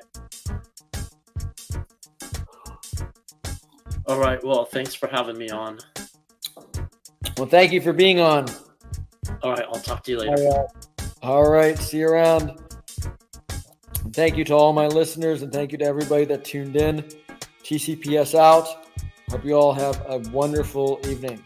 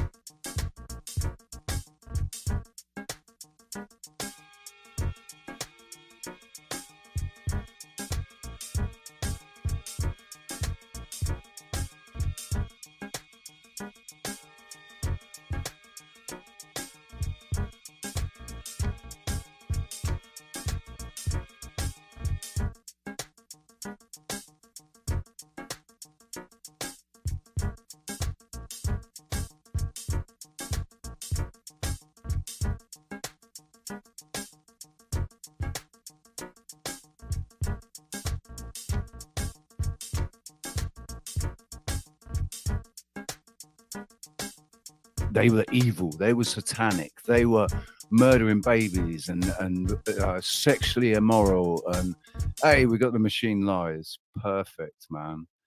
Absolutely perfect. How you doing, buddy? Hey, what's going on?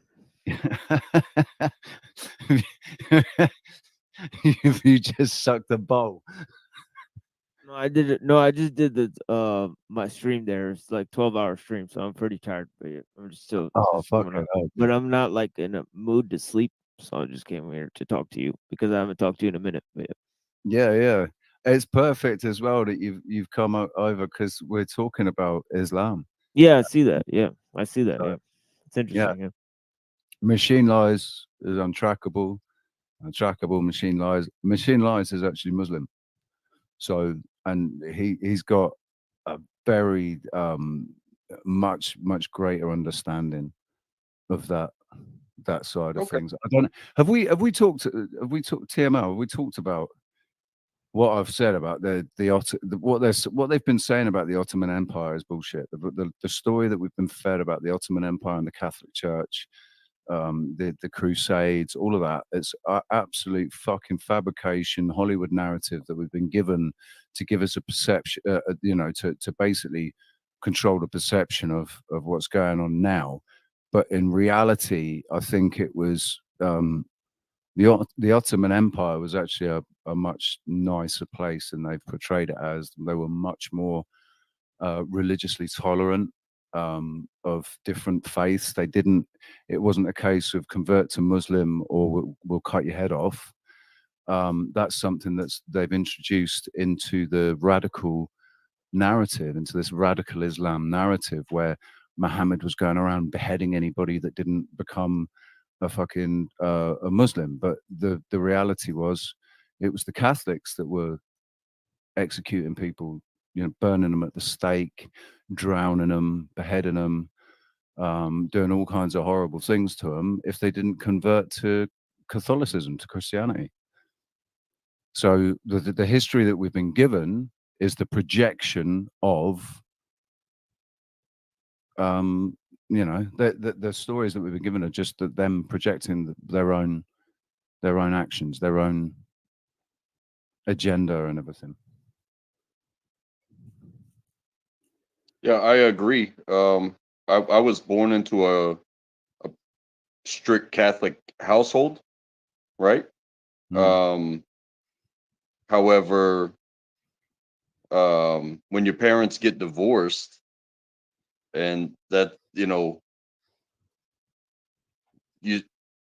one side is that they stay there strict, like almost like it's almost like my father thinks that he is the next coming of Jesus as far as his participation in the church. And my mother is raising 3 kids, so we never went to church. And you just that minute aspect of it. But then you look into the historical stuff, and it's like, well, why is the Catholic Church so powerful? Because they literally went and said, you will convert before you die, or you will just die. You know what I'm saying? Yeah. Because they were going to kill him anyway. And from what I've seen. TMO may have fallen asleep. No, I'm here. I'm intently listening to you guys. Yeah. And don't take me like too serious, because I'm no history buff. I've watched some movies, I've watched some documentaries, I've read some stuff, but man, I'm just a dude that lives my life. And some of the things that I've seen have turned me so far away from tradition based off of a book. I have the world right in front of my eyes, and I'm gonna be there rather than live by somebody else's rules. Like, God to me it's not in a book. It's right here all It's the in your time. heart. God's in your heart. Like Yeah. that's I've said ever since I don't know how you what your feelings are about the Mandela effect, but ever since in 2015, when the Mandela effect started really becoming a thing, we started seeing changes in the Bible. The Lord's Prayer changed in the Bible, and it was like, rah. And I thought about it. I thought, what's this going to do? Because that's supposed to be the word of God. All these Christians and who really believe that the Bible is the word of God, but the word of God can never be changed. That this is, what the fuck's going on? And I realized, well, the words in the books, these books that have been printed, all of these books, everything that has ever been written about God whether it be inspired by God or not. It's not the word of God. It might be inspired by God, but the word of God is something that's written on your heart. It's not written in a book. You're right.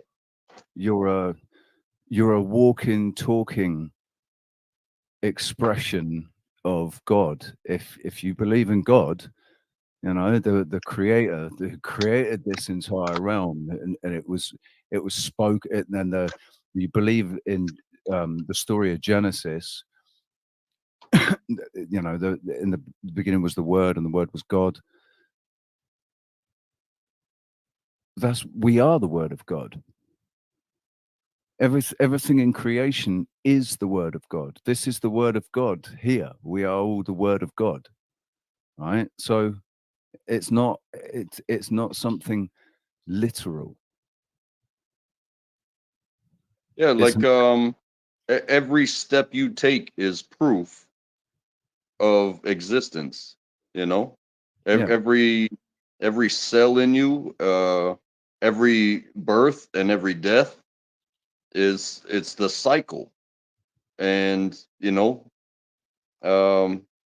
talk about how long will what are we looking at? the documented account of the Armenian genocide, first of the century, reported by America's ambassador to Turkey. When was it published? Ambassador.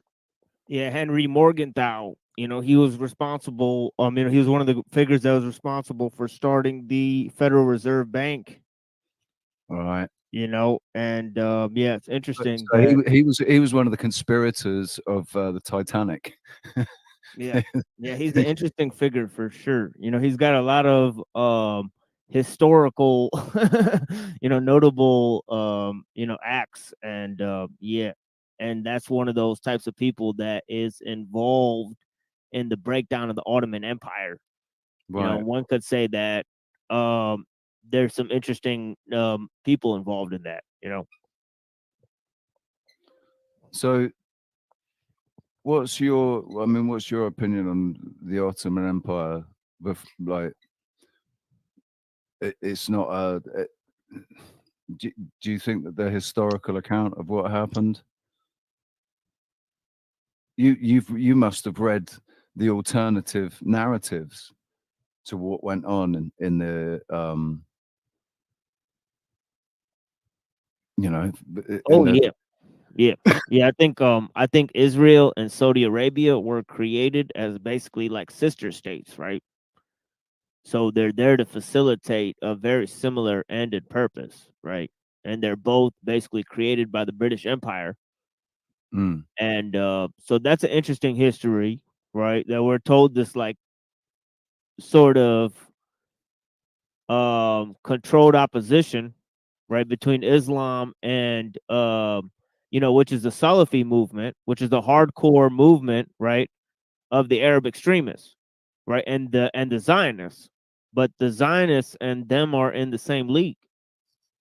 See, right. So that's very interesting, isn't it? That Yeah. behind the scenes, it seems like, because it's like, who created these extremist groups, right?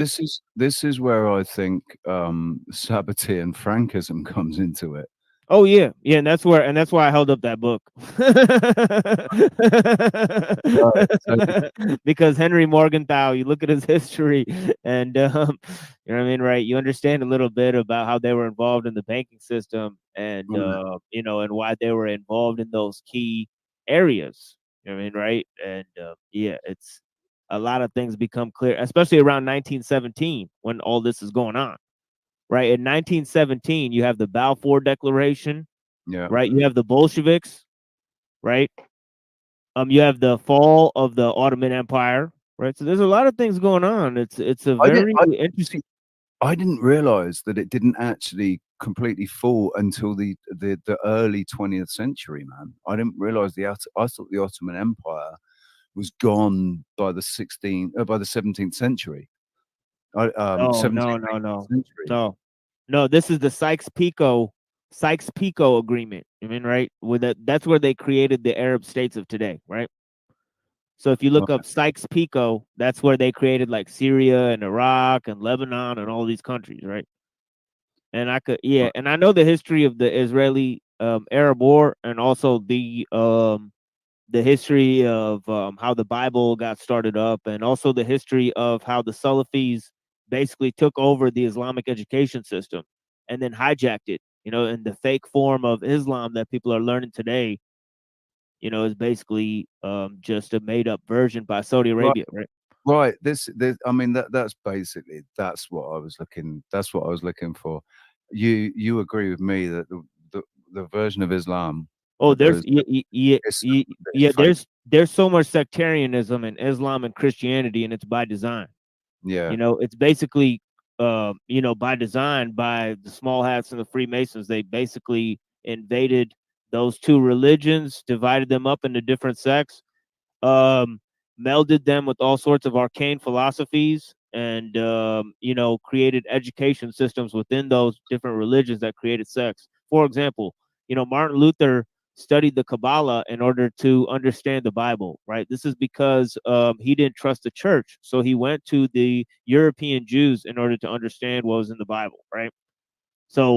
They were preserved in Europe because they were seen as the chosen people of God by the church, even though they forced them into the ghettos, right? They still preserved them, right? The heretics, they just wiped them out, like you said. I mean, right? If somebody was a pagan and they didn't want to believe in Christ, well, it's time to go, right? So so that's what they did. Whereas in Islam, they made certain exceptions. They made exceptions for certain groups of Zoroastrianisms and certain groups of Hindus throughout Islamic history, and of course, they allowed Jews and Christians to practice their religion, right? But in terms of other groups of people, yeah, Islam wiped out a bunch of other groups of people for sure. Right? So Zoroastrianism is. I've heard it suggested that that's basically where the whole savior, the idea of Christ as a savior of mankind that's come from straight from Zoroastrianism, because it's the Zoroastrians that are talking. They first talking about somebody coming back to save everyone. Well, there's actually a kingly figure that's mentioned in the Book of the Jews, right? And essentially, it's a figure that's going to rule in Israel, right? But there's two versions of this figure, which then caused a dichotomy. When they created the Zohar and the Talmud and the Kabbalah, they created two figures, instead of one. One was the Messiah, son of Joseph, and then the other was the Messiah, son of David. Right. So one was a suffering Messiah, and so one had to atone for the sins of Israel, and the other one basically was going to become king and rule Israel, right, and also rule the world, right. So there's this notion of this dichotomy of these two ages that then was borrowed by the evangelical Christians, right, because as I said, they got some of their rights from the of Jews, right? And particularly this idea that the world had gone through a redemptive period, right, until the kingdom of God was going to rule on earth, right? So they said that all of the suffering in the world that was going on was necessary to bring this about, and this is why the Jews and the Christians are going to suffer, and some of them created this idea that um, the sons of Edom and the sons of Ishmael are going to engage in a great war, and that's going to bring about basically the rise of Israel's predominance in the world, right? So many people conflate, this was transformed over time, right? Because what actually Ishmael and Edom means is it is a certain race of European people and a certain race of Arab people, right? But now what it is that that's conflated to mean all of Islam and all of Christianity. Okay, so Europe is extended to mean Christian, right? And then Arab is extended to mean Muslim, right? So this is a strange thing that happened, right? Just as you know, you could look at the term, Yehudi, right, which the term Jew came from, right, and basically it's both a ethnicity and a religion, right? So it means two different things, right? But and The it's fact that it's like an ethnicity, I have, or that it's claimed as an ethnicity. There's no genetic marker that says anybody's of Jewish faith, Jewish. Yeah, they can't. Yeah, they can't trace it because Moses' wife was black, and then King David married a Hittite, right? And Hittites and Ethiopians are not traditionally considered to be descendants of those people, right? In the Bible, they're mentioned as distinct from Semitic people, right? So it's interesting that So Can I chime in there? Yeah, Because for sure. by my witness,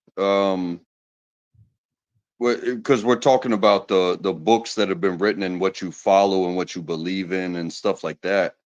I have watched people convert, regardless of what they were born into, regardless of their genealogy, regardless of the color of their skin. When they choose in their life to subscribe to this, that, or the other, they pay some money, they take a class, they read the book, they pass the test, and next thing you know, they are this, that, or the other. So it goes along with what you were saying about, what is Jewish, what is Christian, what is Muslim, because there's people like Mike Tyson that went to prison and he converted to Islam. Um, my my brother, he wanted to get married in a Catholic church, but he was How not would you like? confirmed. How would you like if they dropped him off in in England, 2 weeks after he did that? Right? How many people would have ended up in the hospital? Right? Because that's what it is, right? People don't really, it's Muslims. Muslims don't follow Islam, right? Christians don't follow Christianity. Right. So that's square one. You know what I mean? But then moving you- on from that, you- what these and- people follow is secular humanism, right? But do you see what I'm saying? Whereas people claim like like 007 said earlier, you were talking about where you're from, but you named nations, and now we're naming books. Well, you can be from said nation, but that's not your genealogy. That's not the track of the line that you come from. It's just a location. My And genealogy then has both. and That's then the there's these books that you can subscribe to. If I go and become Jewish tomorrow, or over the course of time, however long it takes to pay my money and pass a test, does that make me Jewish? Do you understand what I'm saying? Yeah. I've got a friend. He hosts with me on Fridays from Israel. His name's Nia. He's got his own YouTube channel.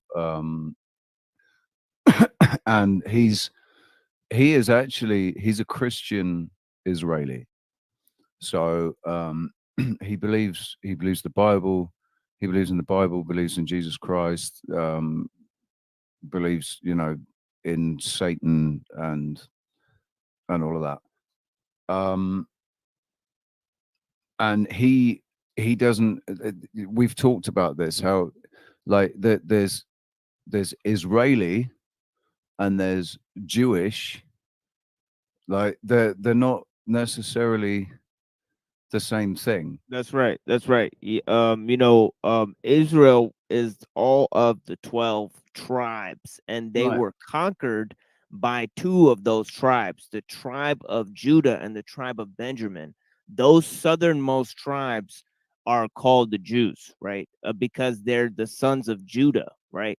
So so that is a specific title because they warred and conquered over the rest of the tribes, right? Which was Israel. So the tribe of Judah made war upon Israel, right? So indeed, there are two distinct things. You know, the tribe of Judah conquered Israel and they expelled the northern tribe, Ephraim, right? So yeah, so there's all of this history in the Bible that people don't really pick up on, you And know, of what the fact that the Israelites weren't Jewish. The Israelites that went through the desert 40 fucking years or whatever it was, and that spent 40 years in the desert, they weren't Jewish. They were worshiping Baal, and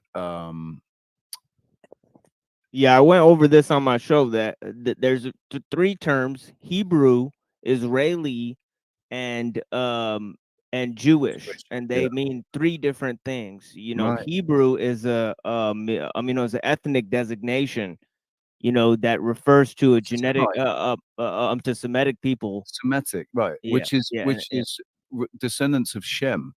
Yeah. Right. Yeah, that's correct. So, Yeah. that's why I get every single time I hear people using the term anti-Semitic, I really, I do, you know, I want to be on one of these news shows where they say, "Oh, you're anti-Semitic." And so, do you actually know what Semitic means? Do you know what to be anti-Semitic? So basically, if you're standing up for Palestinians, you're anti-Semitic. Standing up for Palestinians are Semitic. They are they're Semitic as well. Palestinians and Jewish, they're all part of the Semitic group. They're all, are they not? It's anyone speaking Hebrew, Arabic, Farsi. Those are Semitic, right? Am I right? I think so. so. I don't know technically if Farsi would be in there, but there are groups of Semitic people from Iran, I believe. You know what I mean, right? So, you know, I'm sure those people would be speaking some sort of Farsi language, you know. But yeah, I think the idea is that they were basically vassals of the Persians, just like the Greek people were, right? And actually around the same time, which some people surmise, especially the fathers of the church surmise, that like some sort of Jewish influence might have reached Plato to influence his moral philosophy, right?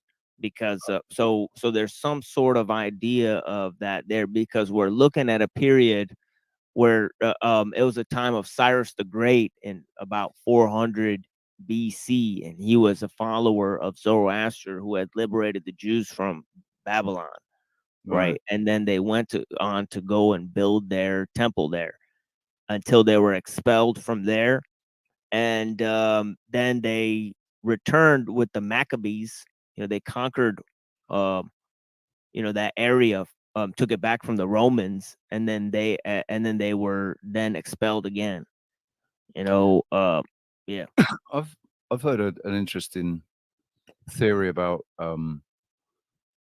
why they were being expelled from everywhere they went to, and the theory is basically because they were stoking trouble and then funding both sides, playing one side off against the other, and getting caught for doing it. It was the bankers, basically, the bankers playing one side off against the other, financially invested in both, and getting caught for doing it. And that's why they were everywhere they did it, they were found out and kicked out. Yeah, it's interesting history, you know. They were definitely expelled from lots of European countries throughout history. And there's a whole list of you know, dozens of European countries they were expelled from. So yeah, the history is very interesting. The whole thing about the Crusades, basically, if you imagine that you had a group of bankers that were having huge loans levied against properties, titles, land. Well, in it was really under Richard the First, who then instituted a program called Survey Camerae, Servi Camerae, Servi Camerae, Camarae. That was Benjamin, you should jump on, man. yeah, where they like How you doing? brought them back into England. And then it was really Oliver Cromwell. He was friends with a Talmudic rabbi, I think, named Manasseh ben Israel, right? And really Cromwell allowed the Jews back into England.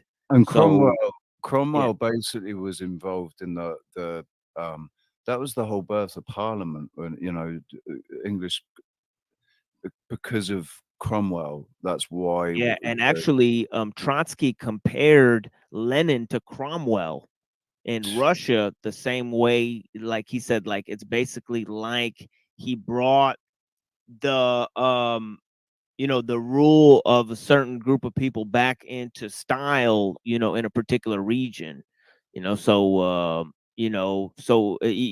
actually England had a Jewish prime minister, Benjamin Disraeli, right, who was very much an ardent supporter of Zionist causes as well.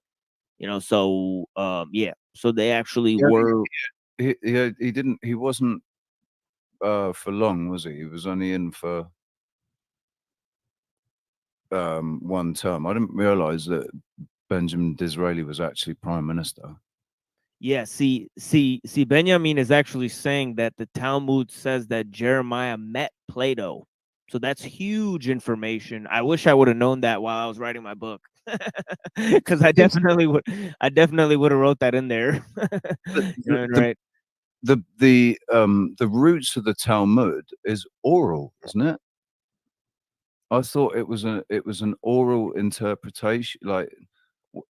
Yeah, but eventually they wrote it down in the 5th to 7th centuries. So this is another thing for me, right? I went to my parents had me on a track to go and basically become a banker or a fucking surgeon or a barrister, or something in that part of society. So I went to private school where Yeah, the I'm education, literally the first son of 2 doctors, so I know exactly what you're talking about. the education, private school education, certainly back in the 80s, was completely different to what to normal state education. You get basically, if the parents are going to pay for it, they get taught different in private schools.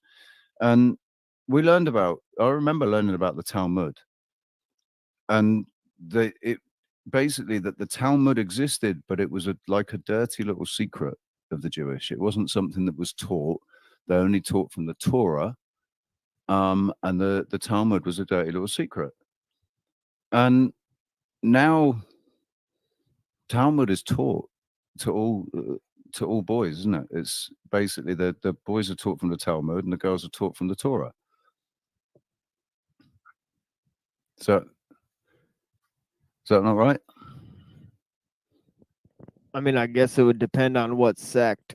There's different sects. There's like reform communities that are more centered towards the Kabbalah, and then there's obviously the more orthodox communities. And the Kabbalah.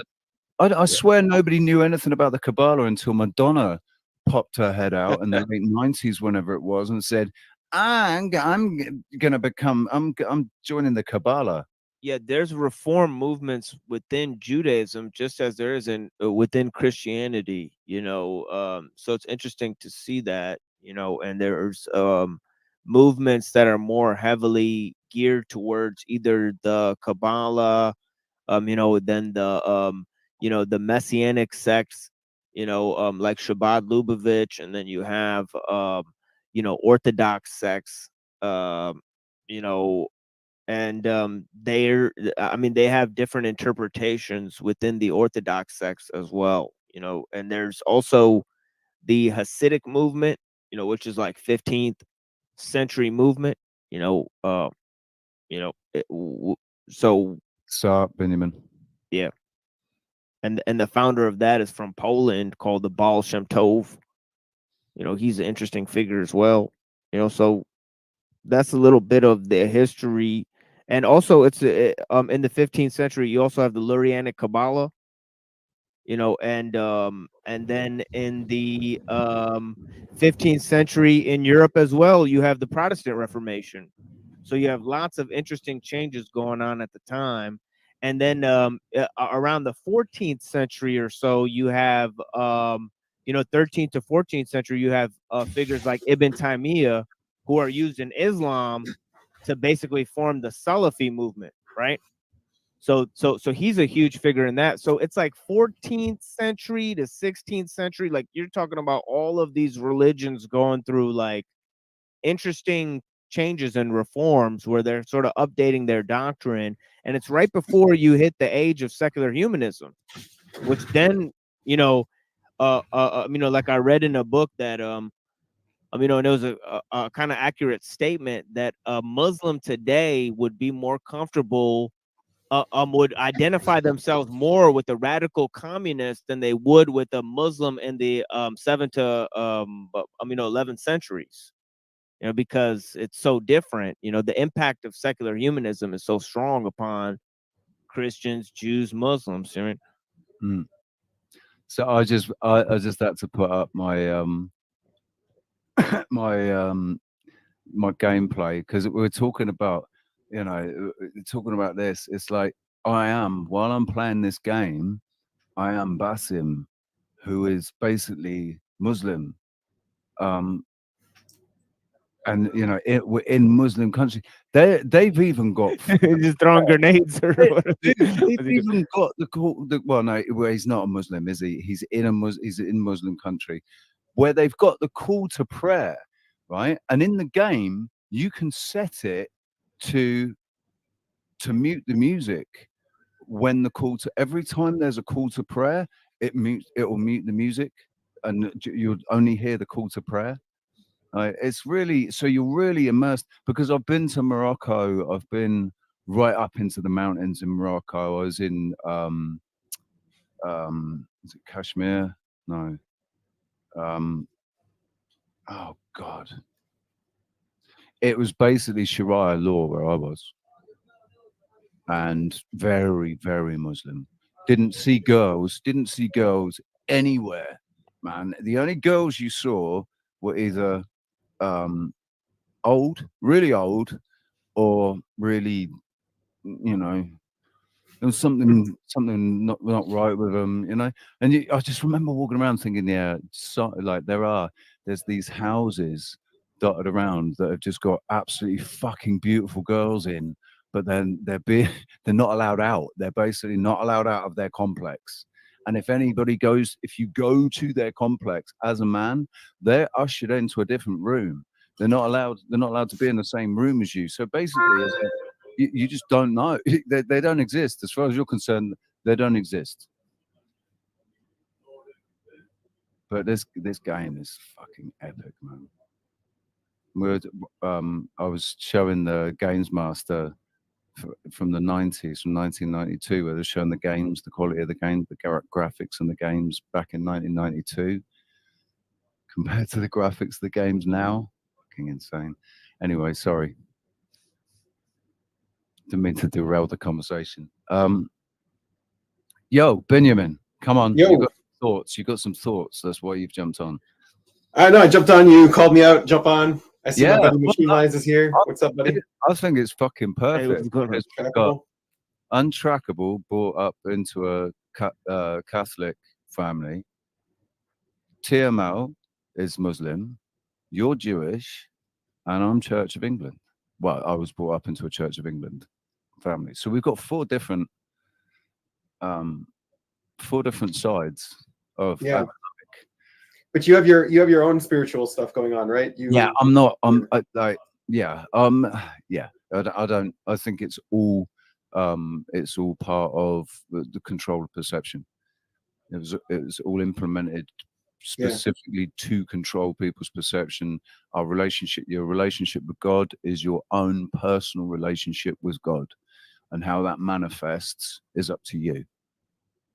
It's just respecting the fact and being humble to the fact that there's a creator, there's a conscious being of much greater power, intelligence, benevolence, love, capable. We're just a fractal of that, basically. Each one of us is just a fractal of that consciousness. Can I say something? Is just that like I believe in science, and that's based off of witness of experiments, right? Real science. You're talking about real science where the scientific method has been applied. I'm a fan of science where the scientific method has been applied. I'm not. So I have a different opinion of the other science, which I class as pseudoscience. But it has bred this definition within me that religion is faith-based actions towards a perceived outcome. So if you're trying to go to, Valhalla, if you're trying to go to heaven, if you're trying to go someplace like that is described in these prescribed subscriptions to the books and how they define it, but if you can redefine where you think you're going to end up if you do certain things, that's what's helped me along the way. You know what I mean? Yeah, that sounds like what Nietzsche was trying to say too. With that was his biggest problem with religion, is that your religion is you're doing things for an afterlife or for something other than reality. And he always tried to turn it back on, saying the biggest meaning is in reality, and everything you do should be for reality. Which means that the most important moment, like now, is the most important time. If you're doing it for the religion, you're doing it for the future. When you die, it's not for now. It's not in the moment. It's not in the present. Yeah, or like even if you do something for the future, not for an afterlife, but for like a real future. Right. Yeah. But I just think that I feel so strongly about it, about the way I feel about it, because of how I got to where I am, like how because of my relationship with what we'll call God, and who I feel I've been speaking to the entire time is God. Where that has taken me is that, how I'm feeling about like perception. They've always known how important perception is.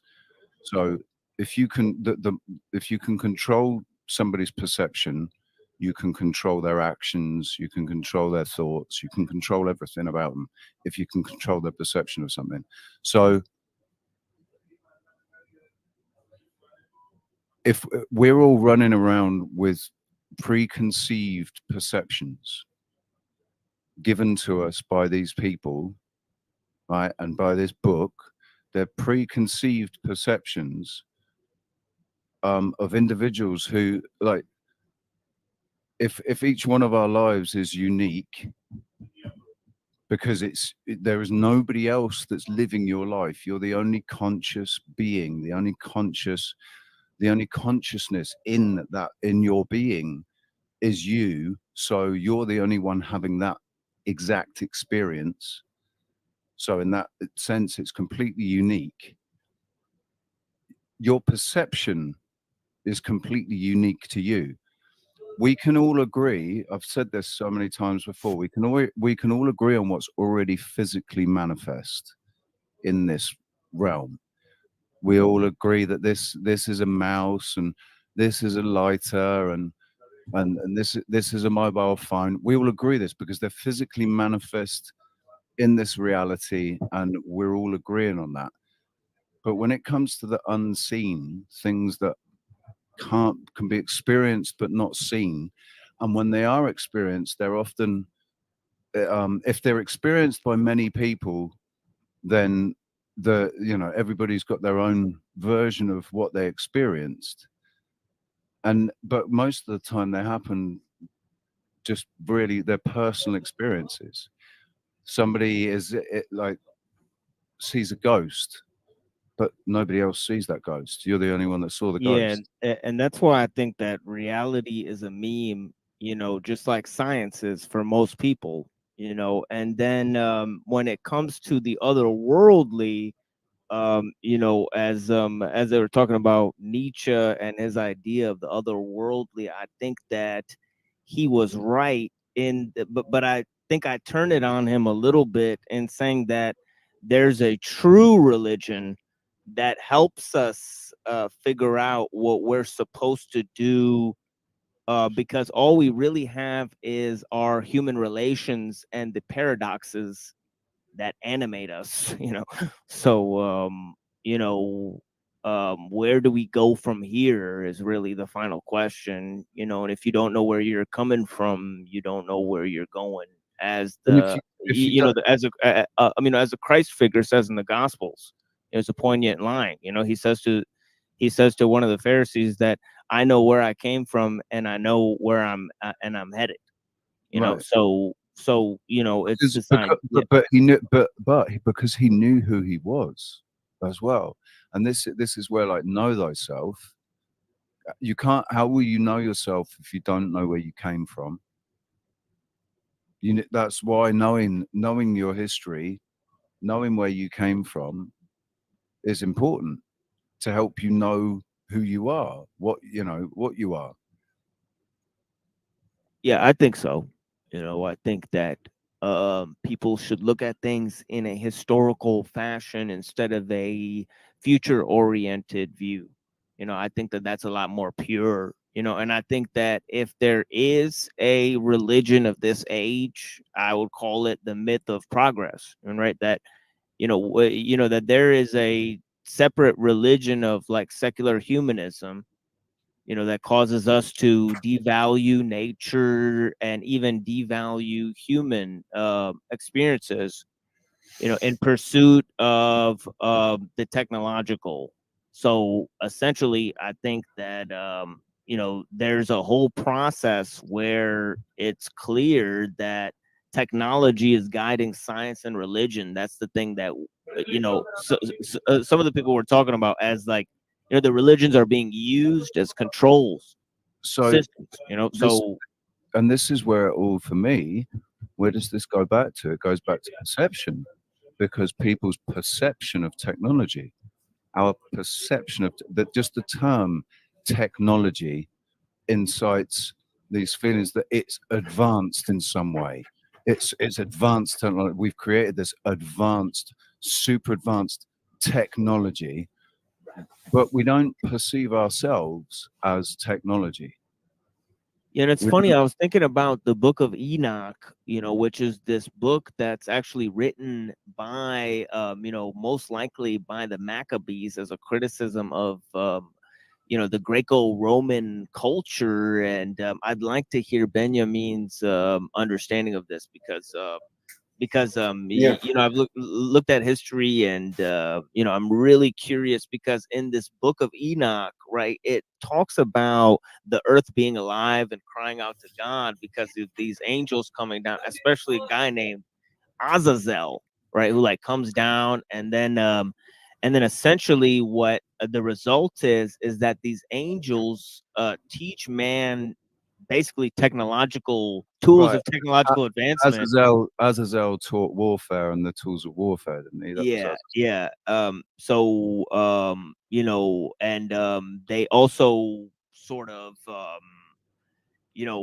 uh hacked the genetics of human beings in some way. It seemed like they took like women and they bred with them, right? So they inserted themselves into the gene pool of humankind, and this technological advancement was then stopped by God or seen as a sign of perversion, and then they were banished right? So there's all of these tales, right, that seem like the Maccabees prized these tales, right? And it also seems like some of these rebel angels seem to resemble the gods of the Romans and the Greeks, right? As an extra little layer of criticism that they have of them, you know.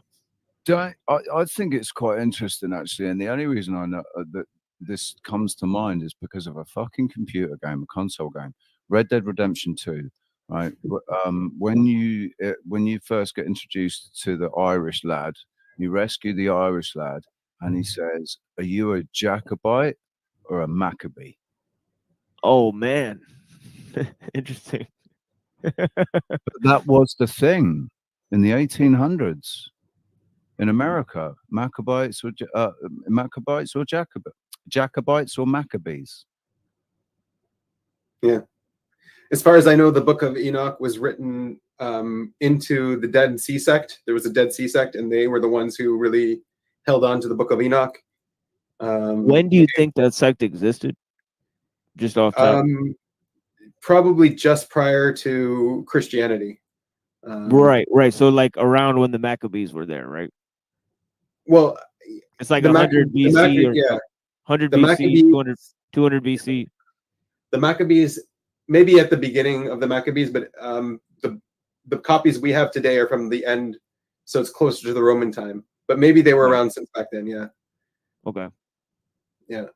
And so yeah, the Book of Enoch is I guess their mythology in their sect is what they were putting forward. So it was never canonized. It was never accepted into like the whole Tanakh, into the Bible. But it's I don't know. We don't really read it, the Book of Enoch, but it's an interesting book. What about the books of the Maccabees? The books of the Maccabees, it's a historical. But it's not in the Tanakh, right? Some of them are not. It's not in the Tanakh, no, because the Tanakh I saw that as well. Yeah, I saw that as well. But the Ethiopians have it. Some of them. Yeah, we have it too. We read it. We read it every Hanukkah. It's It's not canonized in the Bible, but it's still a book that you read, and it's a historical book. It's got some interesting stuff there. You read the Book of Enoch at Hanukkah, every Hanukkah. No, not Hanukkah. The Book of the Maccabees. You're right. Oh, right. Sorry. Yeah. So, I think that's really fucking interesting, man. That would still be a thing, terminology used in the 1800s. I mean, in the game, it's late 1800s. Right. Jacobite or Maccabee. As far as I mean, America's always been very, very Hebraic in its inception. Yeah. I mean, so one of my subscribers, Lexi, she's got diaries of her family that go back to the 1500s or something. Wow. Like, it's insane. So that's pre-America, yeah. So she said like the whole move to the Americas was what they called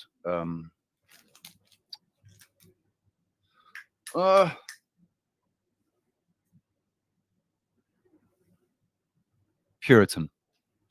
The Puritans, right? The whole Puritan thing about being and getting away from Rome, getting away from the papacy and getting away from Rome. And then it was basically with the whole revolution and everything, getting away from the English. The thing is, like in England, you didn't really get to own land if you weren't born into it. Like, no, you can't own at that time. And then if you went to the US or like the Americas, you could start owning land and you'd no longer be a peasant or whatever. Crikey, you could go over and just stake a claim. Right. Stake a claim, claim some land.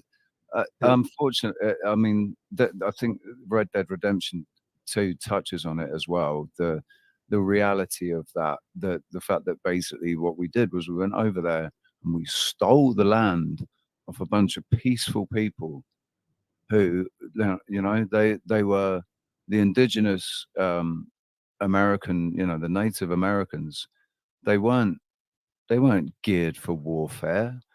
They were geared for hunting, not warfare. They used their hunting tools for warfare. It turned into that. And all these promises were made, all these deals were struck, and promises were made, and they were hoodwinked, and then fucking moved on, and it was all the robber barons, basically, the people hungry for the oil, hungry for the gold and the silver,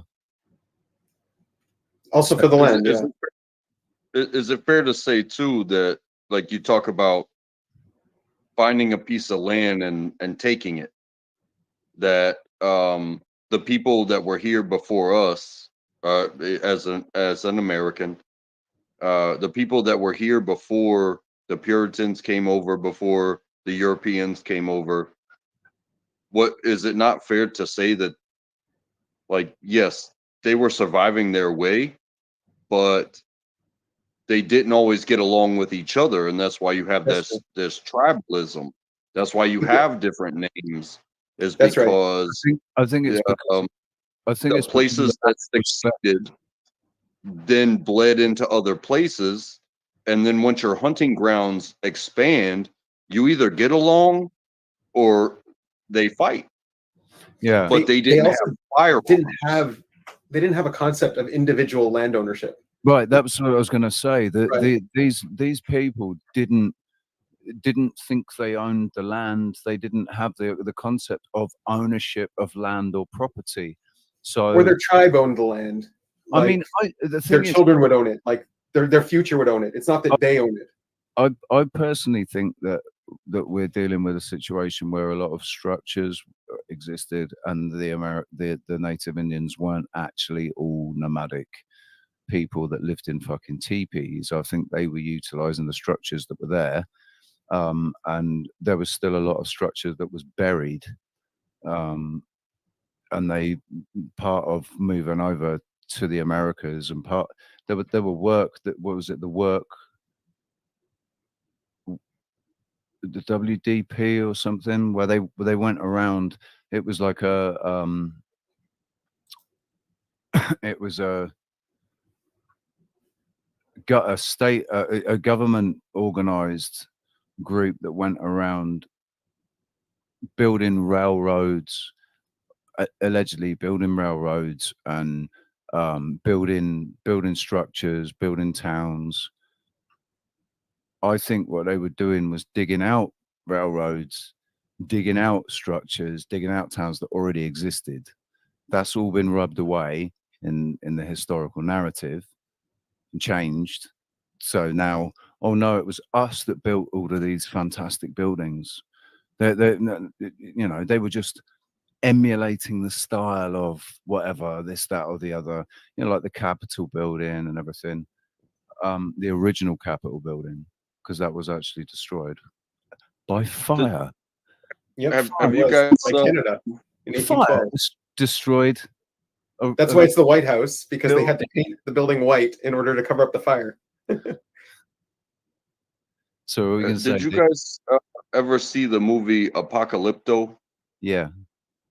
And I'm not taking that as a historical account, but there was a tribe, and they wanted the dude to have babies with his wife, and they were who they were, and they had their little plot of land, right? But there was a bigger place, and there was a bigger man, and that bigger man said, hey, basically cover territory, because we have a succeeding population here, and we don't want to make it look like we're killing our own. So when we take their land, we will take them prisoner, and we will sacrifice them for for rain, and for, what do you call it, the greater good, if you will.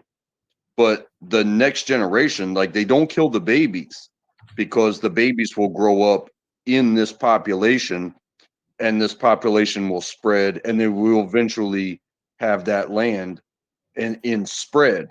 But you can't leave the people that know alive.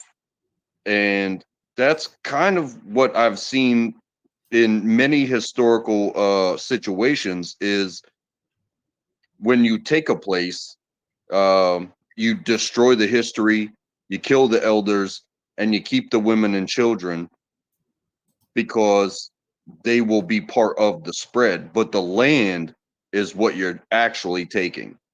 Yes, you're taking lives, but you're taking the land so that way your population can spread and accumulate and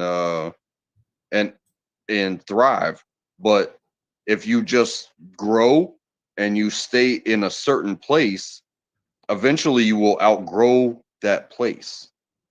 And then you won't be able to feed the amount of people based off of your success. So either you get more land or you reduce population. And so when they would take the land, they would reduce population by executing the people that they took captive that could, rise up and fight against. But at the same time, when you do that, you gain the land and you gain the youth that are going to grow up within the population and be faithful. You know what I mean? It's not an easy thing to wrap your head around, but that's what happened. And it's what happened in many, many civilizations, regardless if it was on this continent or that continent. It's like, hey, we got too big for our shoes. I'm taking your shoes and I'm gonna kill you dead. Yeah, I mean that's part of the human condition, where our egos rule the roost. Where, and that's what this entire realm is built on now, is ego. It's all about material possessions, power over other people, power and influence over other people, and recognition and respect, to be respected. And Well, it definitely, me personally, I think we have so much, you said technology, ever since the hammer and the sword. We have way too much technology and we have way too much knowledge and we have way too much experience to keep doing the same thing over and over and over again, because that is the definition of insanity. To think that you're going to get a different outcome rather than just shake hands and be like, hey, you're human, I'm human, we both need food, we both need water, we both need shelter. What are these borders really about? This is where, like, I think And that gets into your ego argument, because what are the borders really about? It's about an individual's ego, right? Right. I mean, but this is where. So I think they've been, whoever it is that's in control, like, whoever it is overall that's in control, or whatever mindset or ideology that is in control now and has been for a long time, has been in control for a long time, rewriting history for a long time. Like every century, we have some sort of fucking revolt, some sort of pushback that gets rewritten in history or scrubbed out of history, because the reality is that we're no different today than we were 2,000 years ago. As intelligent human beings, there is no difference. The only difference is the programming, the data that we've been programmed, the things that we're experiencing. That might be different, like the way that we're experiencing it. But essentially, we are no more intelligent than. I grew up thinking that we must have been pretty dumb as shit, basically. Like, well, we're no more smarter than our machines, right? At this point, because it's just they're producing humans to run the machines, Dude, so it's an impossibility for a human to create something that is greater than itself. Because if that's possible, that's introducing the idea that whatever created us, it's possible for us to be greater than that. Well, no, What- it's just that like a sword or a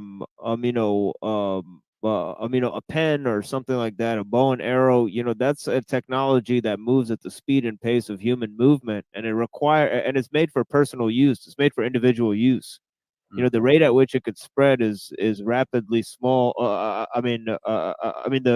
The new scale technology, the rate at which it encompasses our lives is rapidly, much larger and quicker, and its advance, the speed and pace of its movement and the speed and pace of innovation are doubled. And actually, what it is that, large scale systems are not under human control. Actually, they're thinking that it's actually smarter to have machines do the programming of these large scale systems and just Because let they human can, beings do other things. Because for human beings to manage these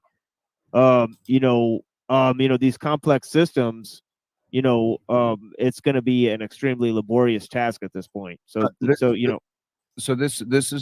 is where we go to back to perception. So people's perception that artificial intelligence is actually some form of intelligence, because it can process data and huge amounts of data in seconds, which is something that a human cannot do.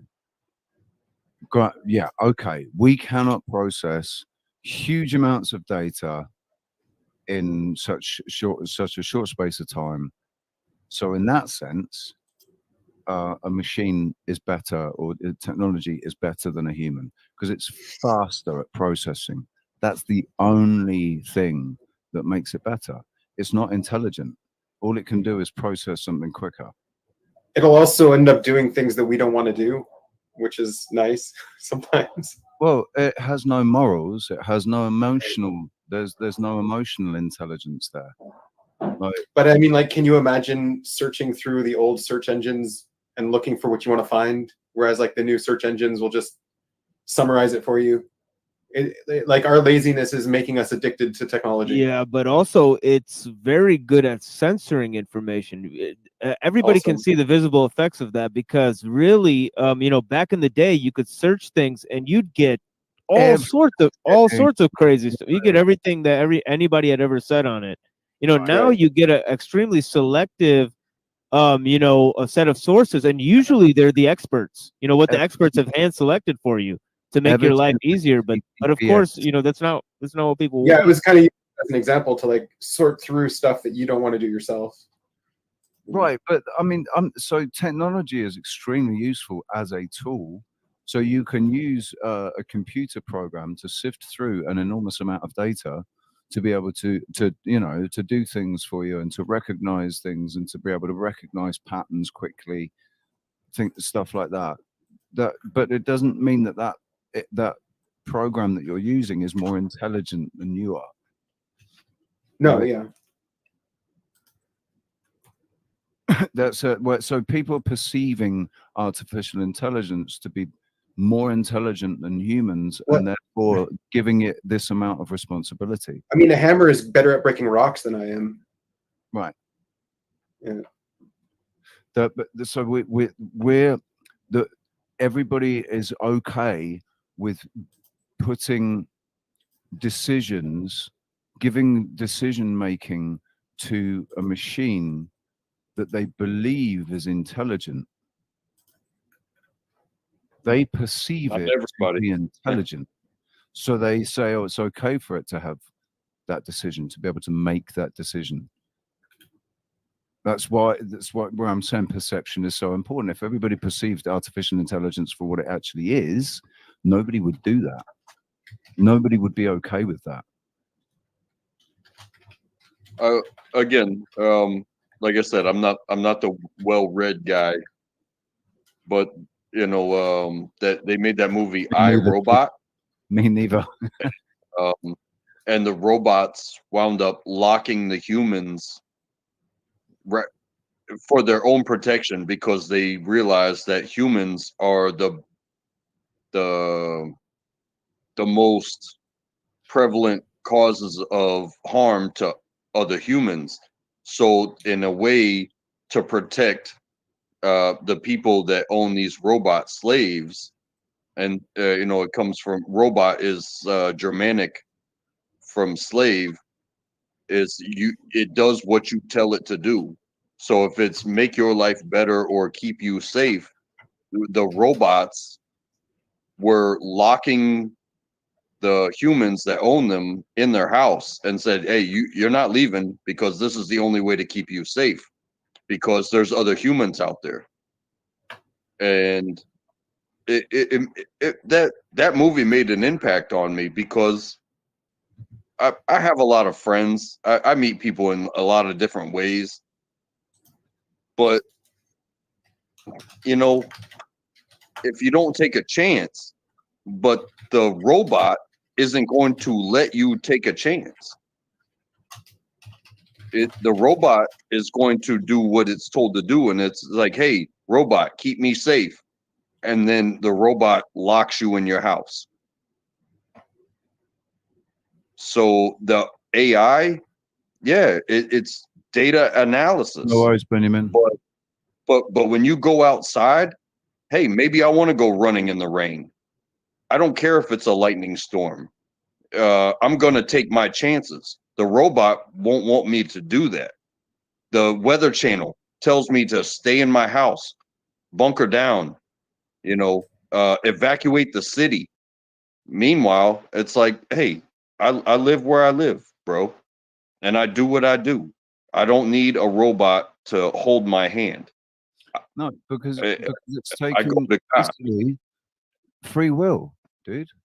Free will. This is all about free will. And what the people that are trying to control everybody are absolutely hell bent on is removing people's free will.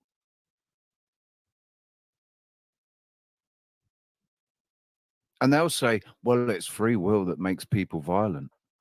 It's because of free will that people are violent. So we need to take free will away, and then we can end violence. We can end war. If we take everybody's free will away, that will end war. No, it'll just create a bunch of frustrated people that see natural disasters happening, and it's like, hey, if you just let me out of my house, I can help that person. The interest. I understand what you're saying. I 100% do. But if you take people's free will away, then we'll you stop can't. helping each other. Dude, you can't take people's free will away. That the free will is a God-given right. That's the whole point of being a human being, is that you've got free will. Yes. So freedom nobody- is an interesting thing because it's sort of a self limiting resource in a way, because the more free you think you are, really the more enslaved you really are. So that's the case with most people, is that their idea of freedom causes them to be tricked over those chains, that people learn to love the chains that bind them. You know what I mean? Right. So that idea sort of is makes freedom itself as questionable as knowledge is, because like knowledge can provide you with the goodies, but it can also people can spend their life trying to gain information that doesn't necessarily help anybody and is actually destructive in nature. And you see that all the time. So it's like freedom and knowledge are these sort of slippery things where it's like it's more about what you do with it than what it actually is. It's not sort of inherently good. Whereas if you give freedom to somebody who hasn't mastered their desires, they'll literally use that freedom to then destroy themselves. So it's like, oh shit, what have I done? Right? And so it's a really interesting thing, because knowledgeable people are not honest. Stupid people are honest. Right. So that's the interesting thing about it, is that the more knowledge somebody has, the more they can use it to trick people. So not all knowledge is necessarily good. Right. That's where knowledge is potentially dangerous. In the wrong hands, knowledge can be dangerous, and also a little bit, like just having a little bit of knowledge about something can be dangerous because if you don't know, it makes you inept basically, and you're a liability. You're a liability to yourself if you know. So this idea, this is why this is one of the things that I realized about the whole, trying to wake people up and stuff, right? I was like, everybody's got to wake up. We got to wake everybody up, man. No, because so many people aren't ready for the information.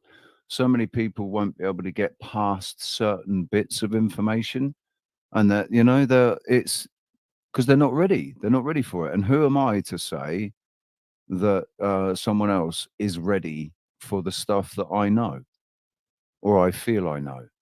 I don't Well, necessarily know. I would like to touch on that word freedom. Yeah.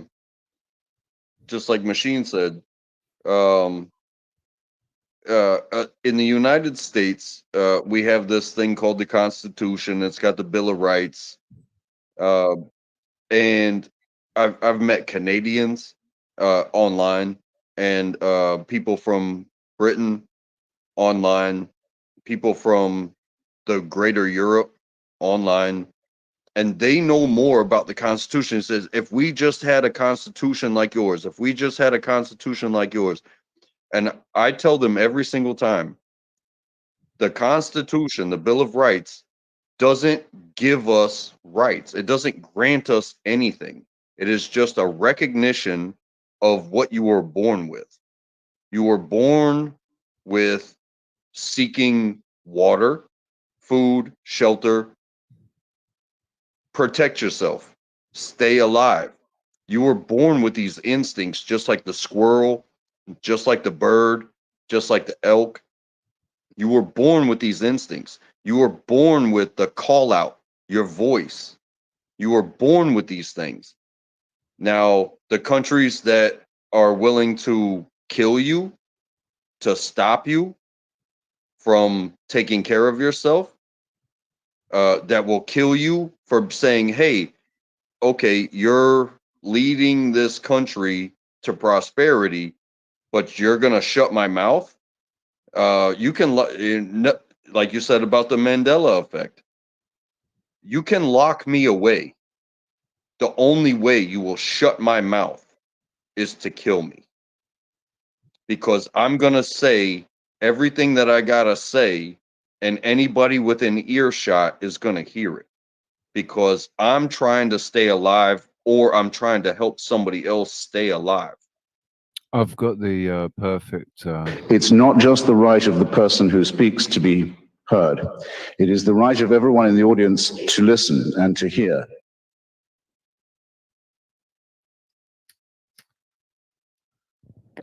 Yeah, and that's why I said that you brought up like instinct of the animals, and I always say that, instinct is basically memory without learning, whereas intuition is learning without memory. And both of them are things that are outside of knowledge. They're outside of the knowledge game.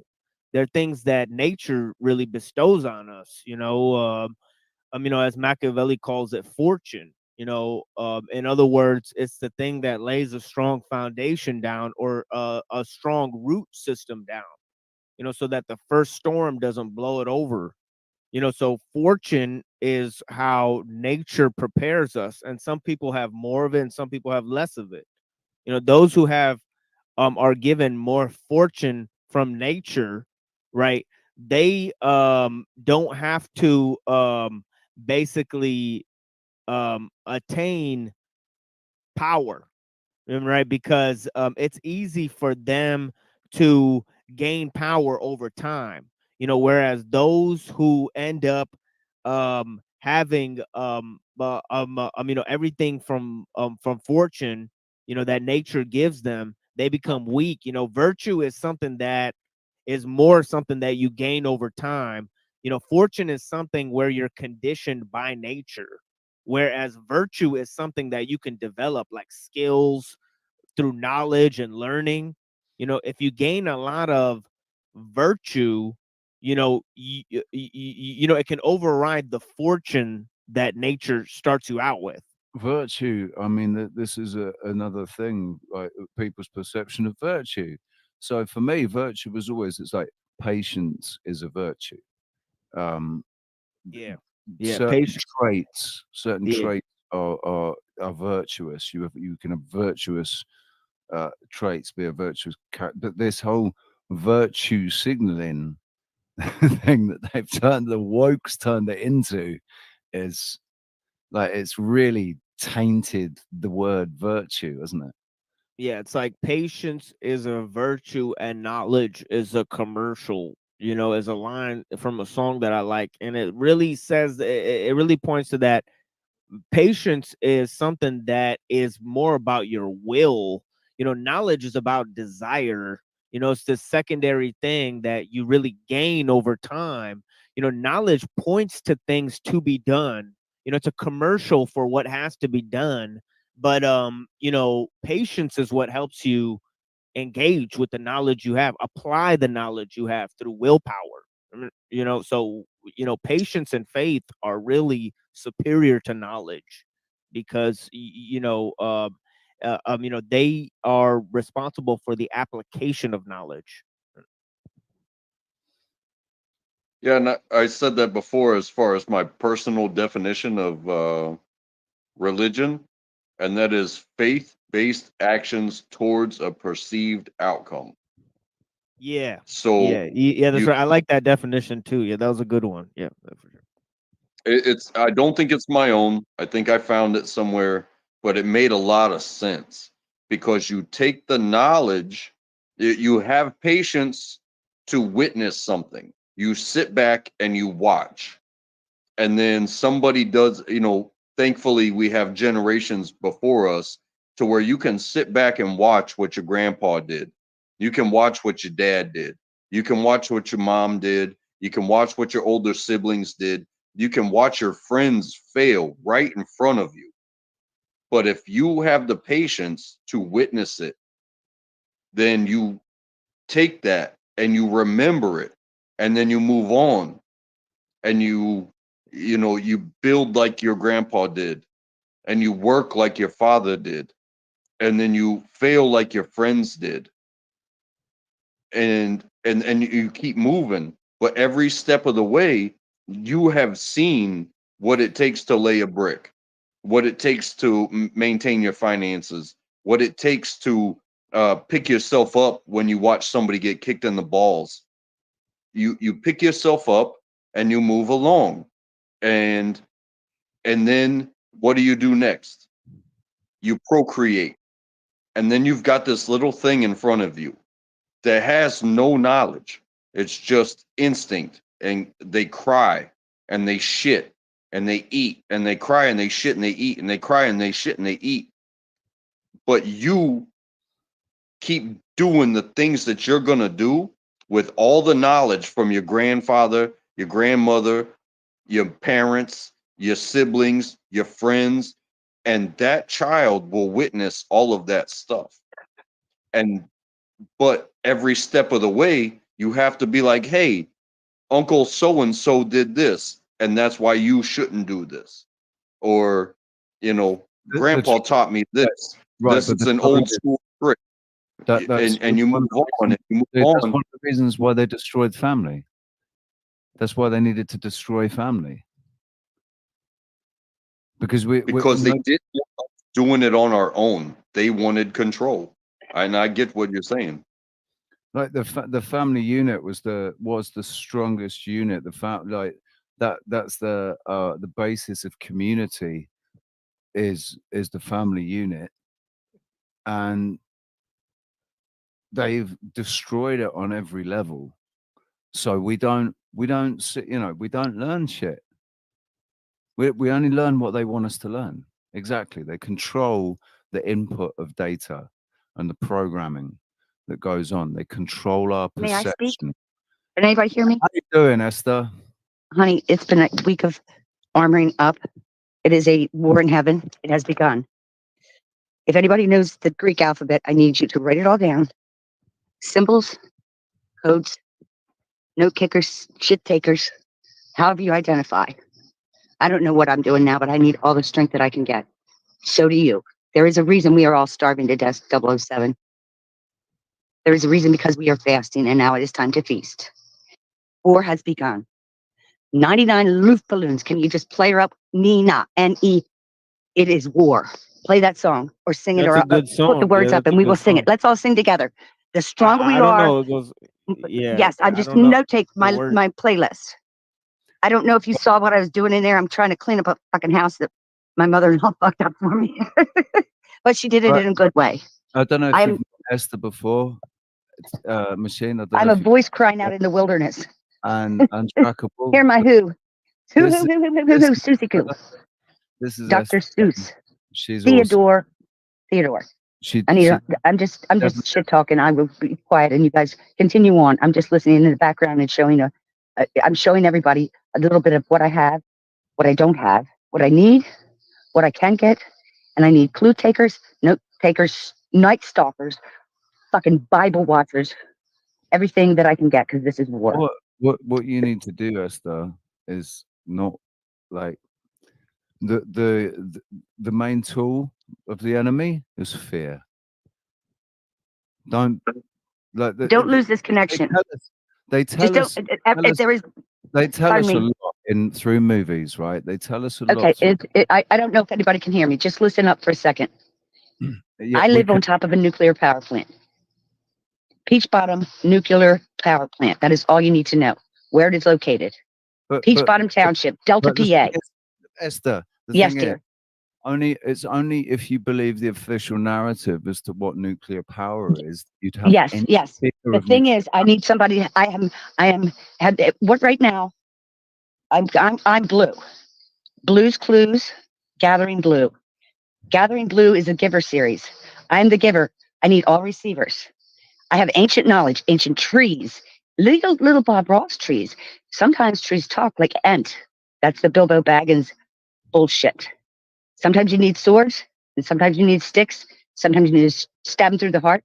Sometimes there's a dagger and a zombie and everything else. If you can garden, garden up. We need heritage seeds. We need preservation of whatever we have. We need to armor up. We need to be ready to go underground, above ground, jump from a parachute, I'm not escape worried. to reality. Escape to reality. Open your eyes and see. Sometimes it's a grand illusion, and sometimes you're programmed to the whole fucking thing. I have the knowledge of the World War II. I'm a daughter of the American Revolution, which means fucking buckle up, buttercup. There's somebody that shoved that fucking tea, and it's all the witches in the world. In Boston, there's got to be a Plymouth Rock. You got to expand from there. There wouldn't be an Oregon Trail if there hadn't been the shit kickers that hell up and hell on in Washington, D.C. with the Redskins that they erased. Here in my land, in Airville, we still have Indian Steps Museum. That is where we sought to go the other day. Indian Steps Museum is made of rocks. It is an underground thing. If you know anything about nuclear radiation, it is real. There are different ways to do the nuclear radiation. If you know the Greek alphabet, you know that there is alpha, beginning on the end. That's the beginning. Delta. That alpha is where they split the atom. They are losing control. They have no idea. If we don't set things in motion now, we lose the future. Yes, dear. Esther, slow down. Yes, hold on. I need to put you on speaker, and I need to calm myself. Yeah. Go to my You need to safety place. slow down. Yes, I'm dear. Big breaths. Right. Yes, hold on. Let me just set something straight. The idea of the atom is still theoretical. They haven't been able to actually prove that the atom exists.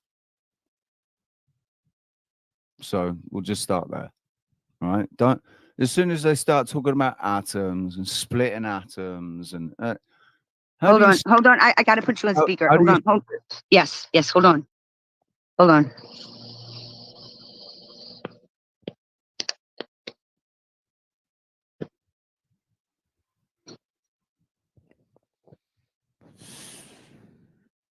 Just continue talking for a minute. That gets me going. Just continue the discussion that I interrupted. How do Please. you split something? How do you I'll tell. That's ancient knowledge. how do you, how That's do you ancient split knowledge. That is how ancient do you, knowledge, and they're trying to erase it. how They do are you trying to split erase it. something We that are. you can't prove exists? How do you split something that you can't prove because you can't Because the way you can't prove anything is to erase all of history. We're in 1984. If anybody's ever read that book, we are at square zero. I'm going to go to the other side of my life and show you how things really are in the reality world of Fuckville in Airville, PA, which is nothing but fields of corn followed by a flag on every acre. You wouldn't believe it there. You'd have to see it to believe it. Hold on. 100%, Dylan. It's another model given to us by people that seem to love balls, spinning balls that spin around other balls. They can't fucking get away from. And what do we have then? The whole cosmic thing, the whole cosmetology thing. Cosmetology. Who's going to put on the makeup if somebody doesn't show you how to do it? I believe in atoms. I believe in atoms too. If you have the thing of the atom, which is the nucleus, which is the surrounding layer, same as a cell, the nucleus of life. I think it's a theoretical concept just trying to explain something that actually we can't explain. Yeah, I believe in the atoms, but I'm a little bit suspicious of them myself. I'm like, what are these little guys up to? I don't trust them. I don't trust them. Right. How do you weigh something that you can't measure? You can't say how many atoms are in something. You can only estimate based on theory, based on an equation. Well, You it's can't interesting actually photograph that those atoms. Okay, can we sing the logical song or at least remember the words to it? This is playlist. My Esther's playlist. Continue on. If you have some time for me, then I will sing a song for you about 99 balloons. Let balloons go by. That means war. Red war. Blood. I'm gathering blue. We need the whites. The white army. If it's light, if it's dark, if it's black, if it's white. You gather your black sheep, your white sheep. Baba, black sheep. No. See, or you say, oh, look at that, black and white. This or that. That black and white. Freemasonic. You know what? Guess what won't happen on Monday? When my mother-in-law kicked me out when I was supposed to go to therapy, cussed me out.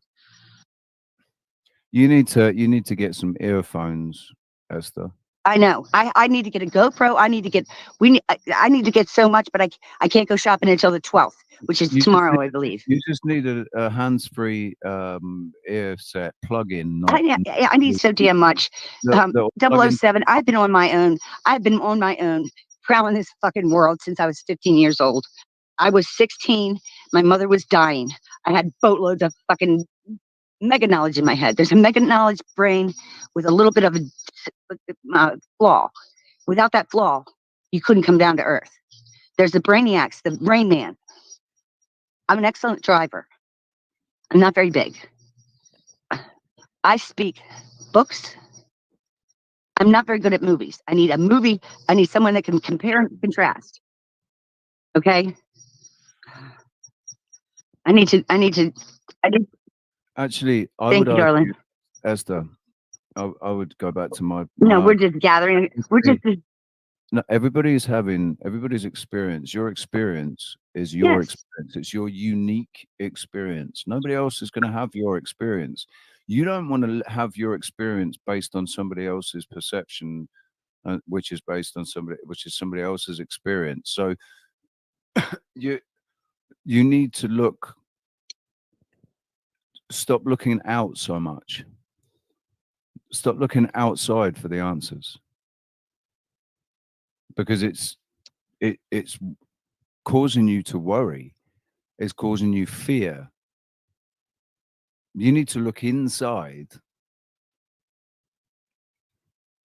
for these answers. That's the only place you're going to find these answers, because where you're looking, what you're focused on, that's what's going to keep manifesting for you. If you want to prove that the earth is a globe, you'll find proof that the earth is a globe. If you want to prove the earth is flat, you'll find proof the earth is flat. If that's kind of part of the the law here. They got everybody focused on this Freemasonic paradigm of fucking left or right, this or that. You got to be you're with us or against us. You got to choose. You got to choose this or that, red or blue, black or white. It's one side against the other. Duality.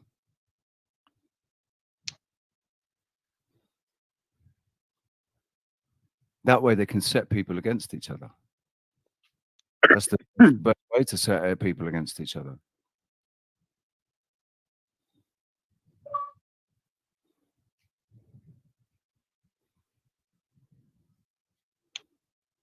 Wow. That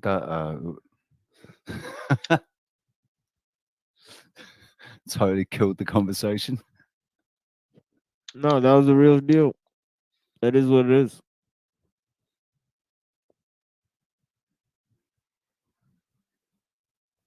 You know, I'm just terribly tired. I'm sorry, guys. You know, No I worries, really man. apologize. Yeah. I've really been up for like 12 hours and much, much, much longer than that. Almost 24 hours at this point. But it is what it is. Sleep is good, man. Unless you want to go for like, yeah, unless you, I had one of my most amazing experiences was as a result of sleep deprivation, and it wasn't even intentional sleep deprivation. It wasn't that I was being deprived of sleep by it. I kept getting these, we'll call them downloads, and then like I'd be getting tired after 48 hours. I'm getting really tired, and I think, yeah, I'm gonna lay down, close my eyes, and go to fucking sleep, man. This is insane. I close my eyes, and then a thought pops in my head, and with that thought comes the complete sense and feeling that I've already slept for 8 hours and I'm full of energy again. And that kept happening for 5 days. And it was in the middle of that I had this experience.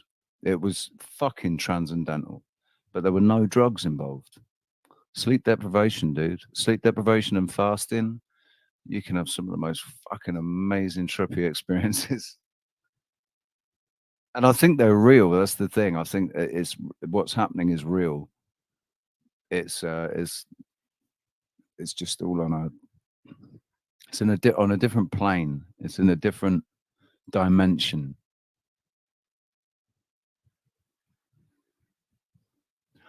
Dylan, dreaming. If dreaming is important, then the fact that I haven't really. I mean, I have dreams. I had a dream. It was either last night or the night before last. I had a dream, but I can only remember a little snippet of it. And I woke up just as it started to get good. And then another dream. I remember having another dream where I've told this one where I was in a forest, in this dense forest, and it had been snowing, and there was snow and ice on the ground. And then I realized that I've got a gun, I'm in the army, and I'm walking around this. Or no, I haven't got. I'm wearing army fatigues. I haven't got a gun, but we're walking around this warehouse, and then I look down and I've only got white socks on. I'm not wearing any boots, so my feet are getting wet, and it's uncomfortable walking on all the twigs and everything that are on the ground. And I'm looking in through the window, and there's all these guys running around inside this warehouse, and I'm just stood there looking in, thinking, what the fuck's going on here? Like, what the fuck is going on? And then I look in, and then they look at me. Somebody in there looks at me and sets off an alarm. Everybody starts scrabbling, and in that moment, I realize I'm in a dream. And I realized I was in a dream, and then I woke up, but it felt like I was pulled out of the dream. It didn't feel like I woke up. It felt like somebody went, oh fuck, he's woken up. Like he's realized he's dreaming, and I was pulled out. It was really weird, but that one stuck with me. But I don't, since my car accident, I haven't dreamt. And I've Hey, put that can I down. ask? Can I ask you, 007? Yeah. Did you serve in the army? No, I didn't. Not in this life. I haven't served in the army. But I've been through some traumatic, like highly traumatic events. But yeah, not army. I did not ask you that to discount your life. No, no. Dude, maybe I would have been more comfortable. Like, it was literally, it's weird. It's like in my memory of it, it's like my consciousness was in this body that was walking around wearing army fatigues and didn't have any boots on. But I suddenly realized that I was consciously aware. And it was like, this is so great, because it was me, and it was like, yeah, but this isn't me, and this isn't my life, and this must be a dream. You know, there was a stretch of being completely bewildered, and then realization, and then as soon as I realized, pulled out, and it was like, oh, you bastard. Because once I realized it was a dream, then it would become a lucid dream, and I'd have control over it because it's my dream.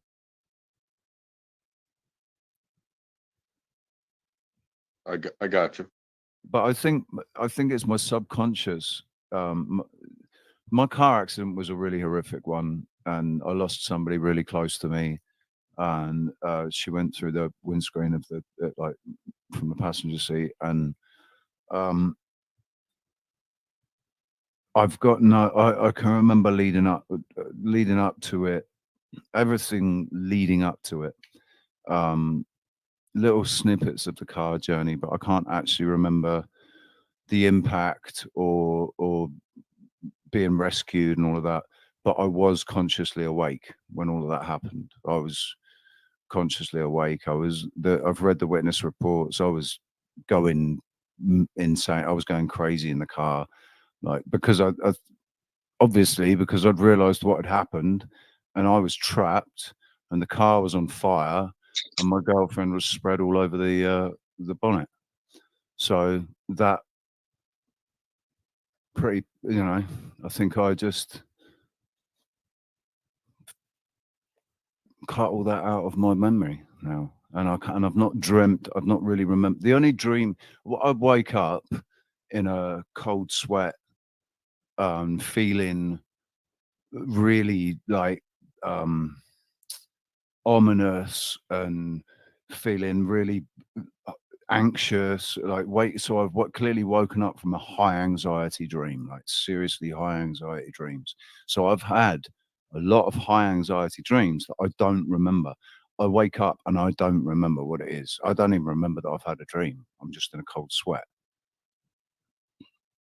But there's been a couple that I have remembered. And it's like, I don't know, is that my imagination, or is that actually, is that a memory? So that was 2000. That was Christmas 2000. So it's been a long time. I've not been dreaming, really. Yeah, it's funny you say that, because I often like dream and I see like 4 or 5 places, like a store, a library, like a school, a park, and like a neighborhood and a city. And it's almost like all of them are ideas of places, and they're almost amalgamation of memories, sometimes of places that I've been to, like different houses I've been in, will be like in the neighborhood and shit. And then I guess you know, essentially you have to ask yourself, in a dream, is it 3 different things? Is it something, a memory of something, so it's something you've already experienced, or it's something you made up in your mind? That's the second option. You could have wholly constructed this thing out of whole cloth, and it's just a totally new amalgamation of something. And then the third is, it's just a actual place that you haven't been to. You're just seeing it for the first time, you know, but it just exists in another world, so to speak. You know, so I've there's just many had a different options. I've just had a theory pop in my head, like while you were saying that because you know, what I'm saying about about our experience, about subjective reality, like our subjective experience of objective reality, our own personal experience is all based on it's all filtered through whatever our perception is, whatever our perceptions tell us. If this is a matrix that we're in, if this is a simulation of some kind, then the dream world could almost be like a staging ground where it can be, it's whatever you make it.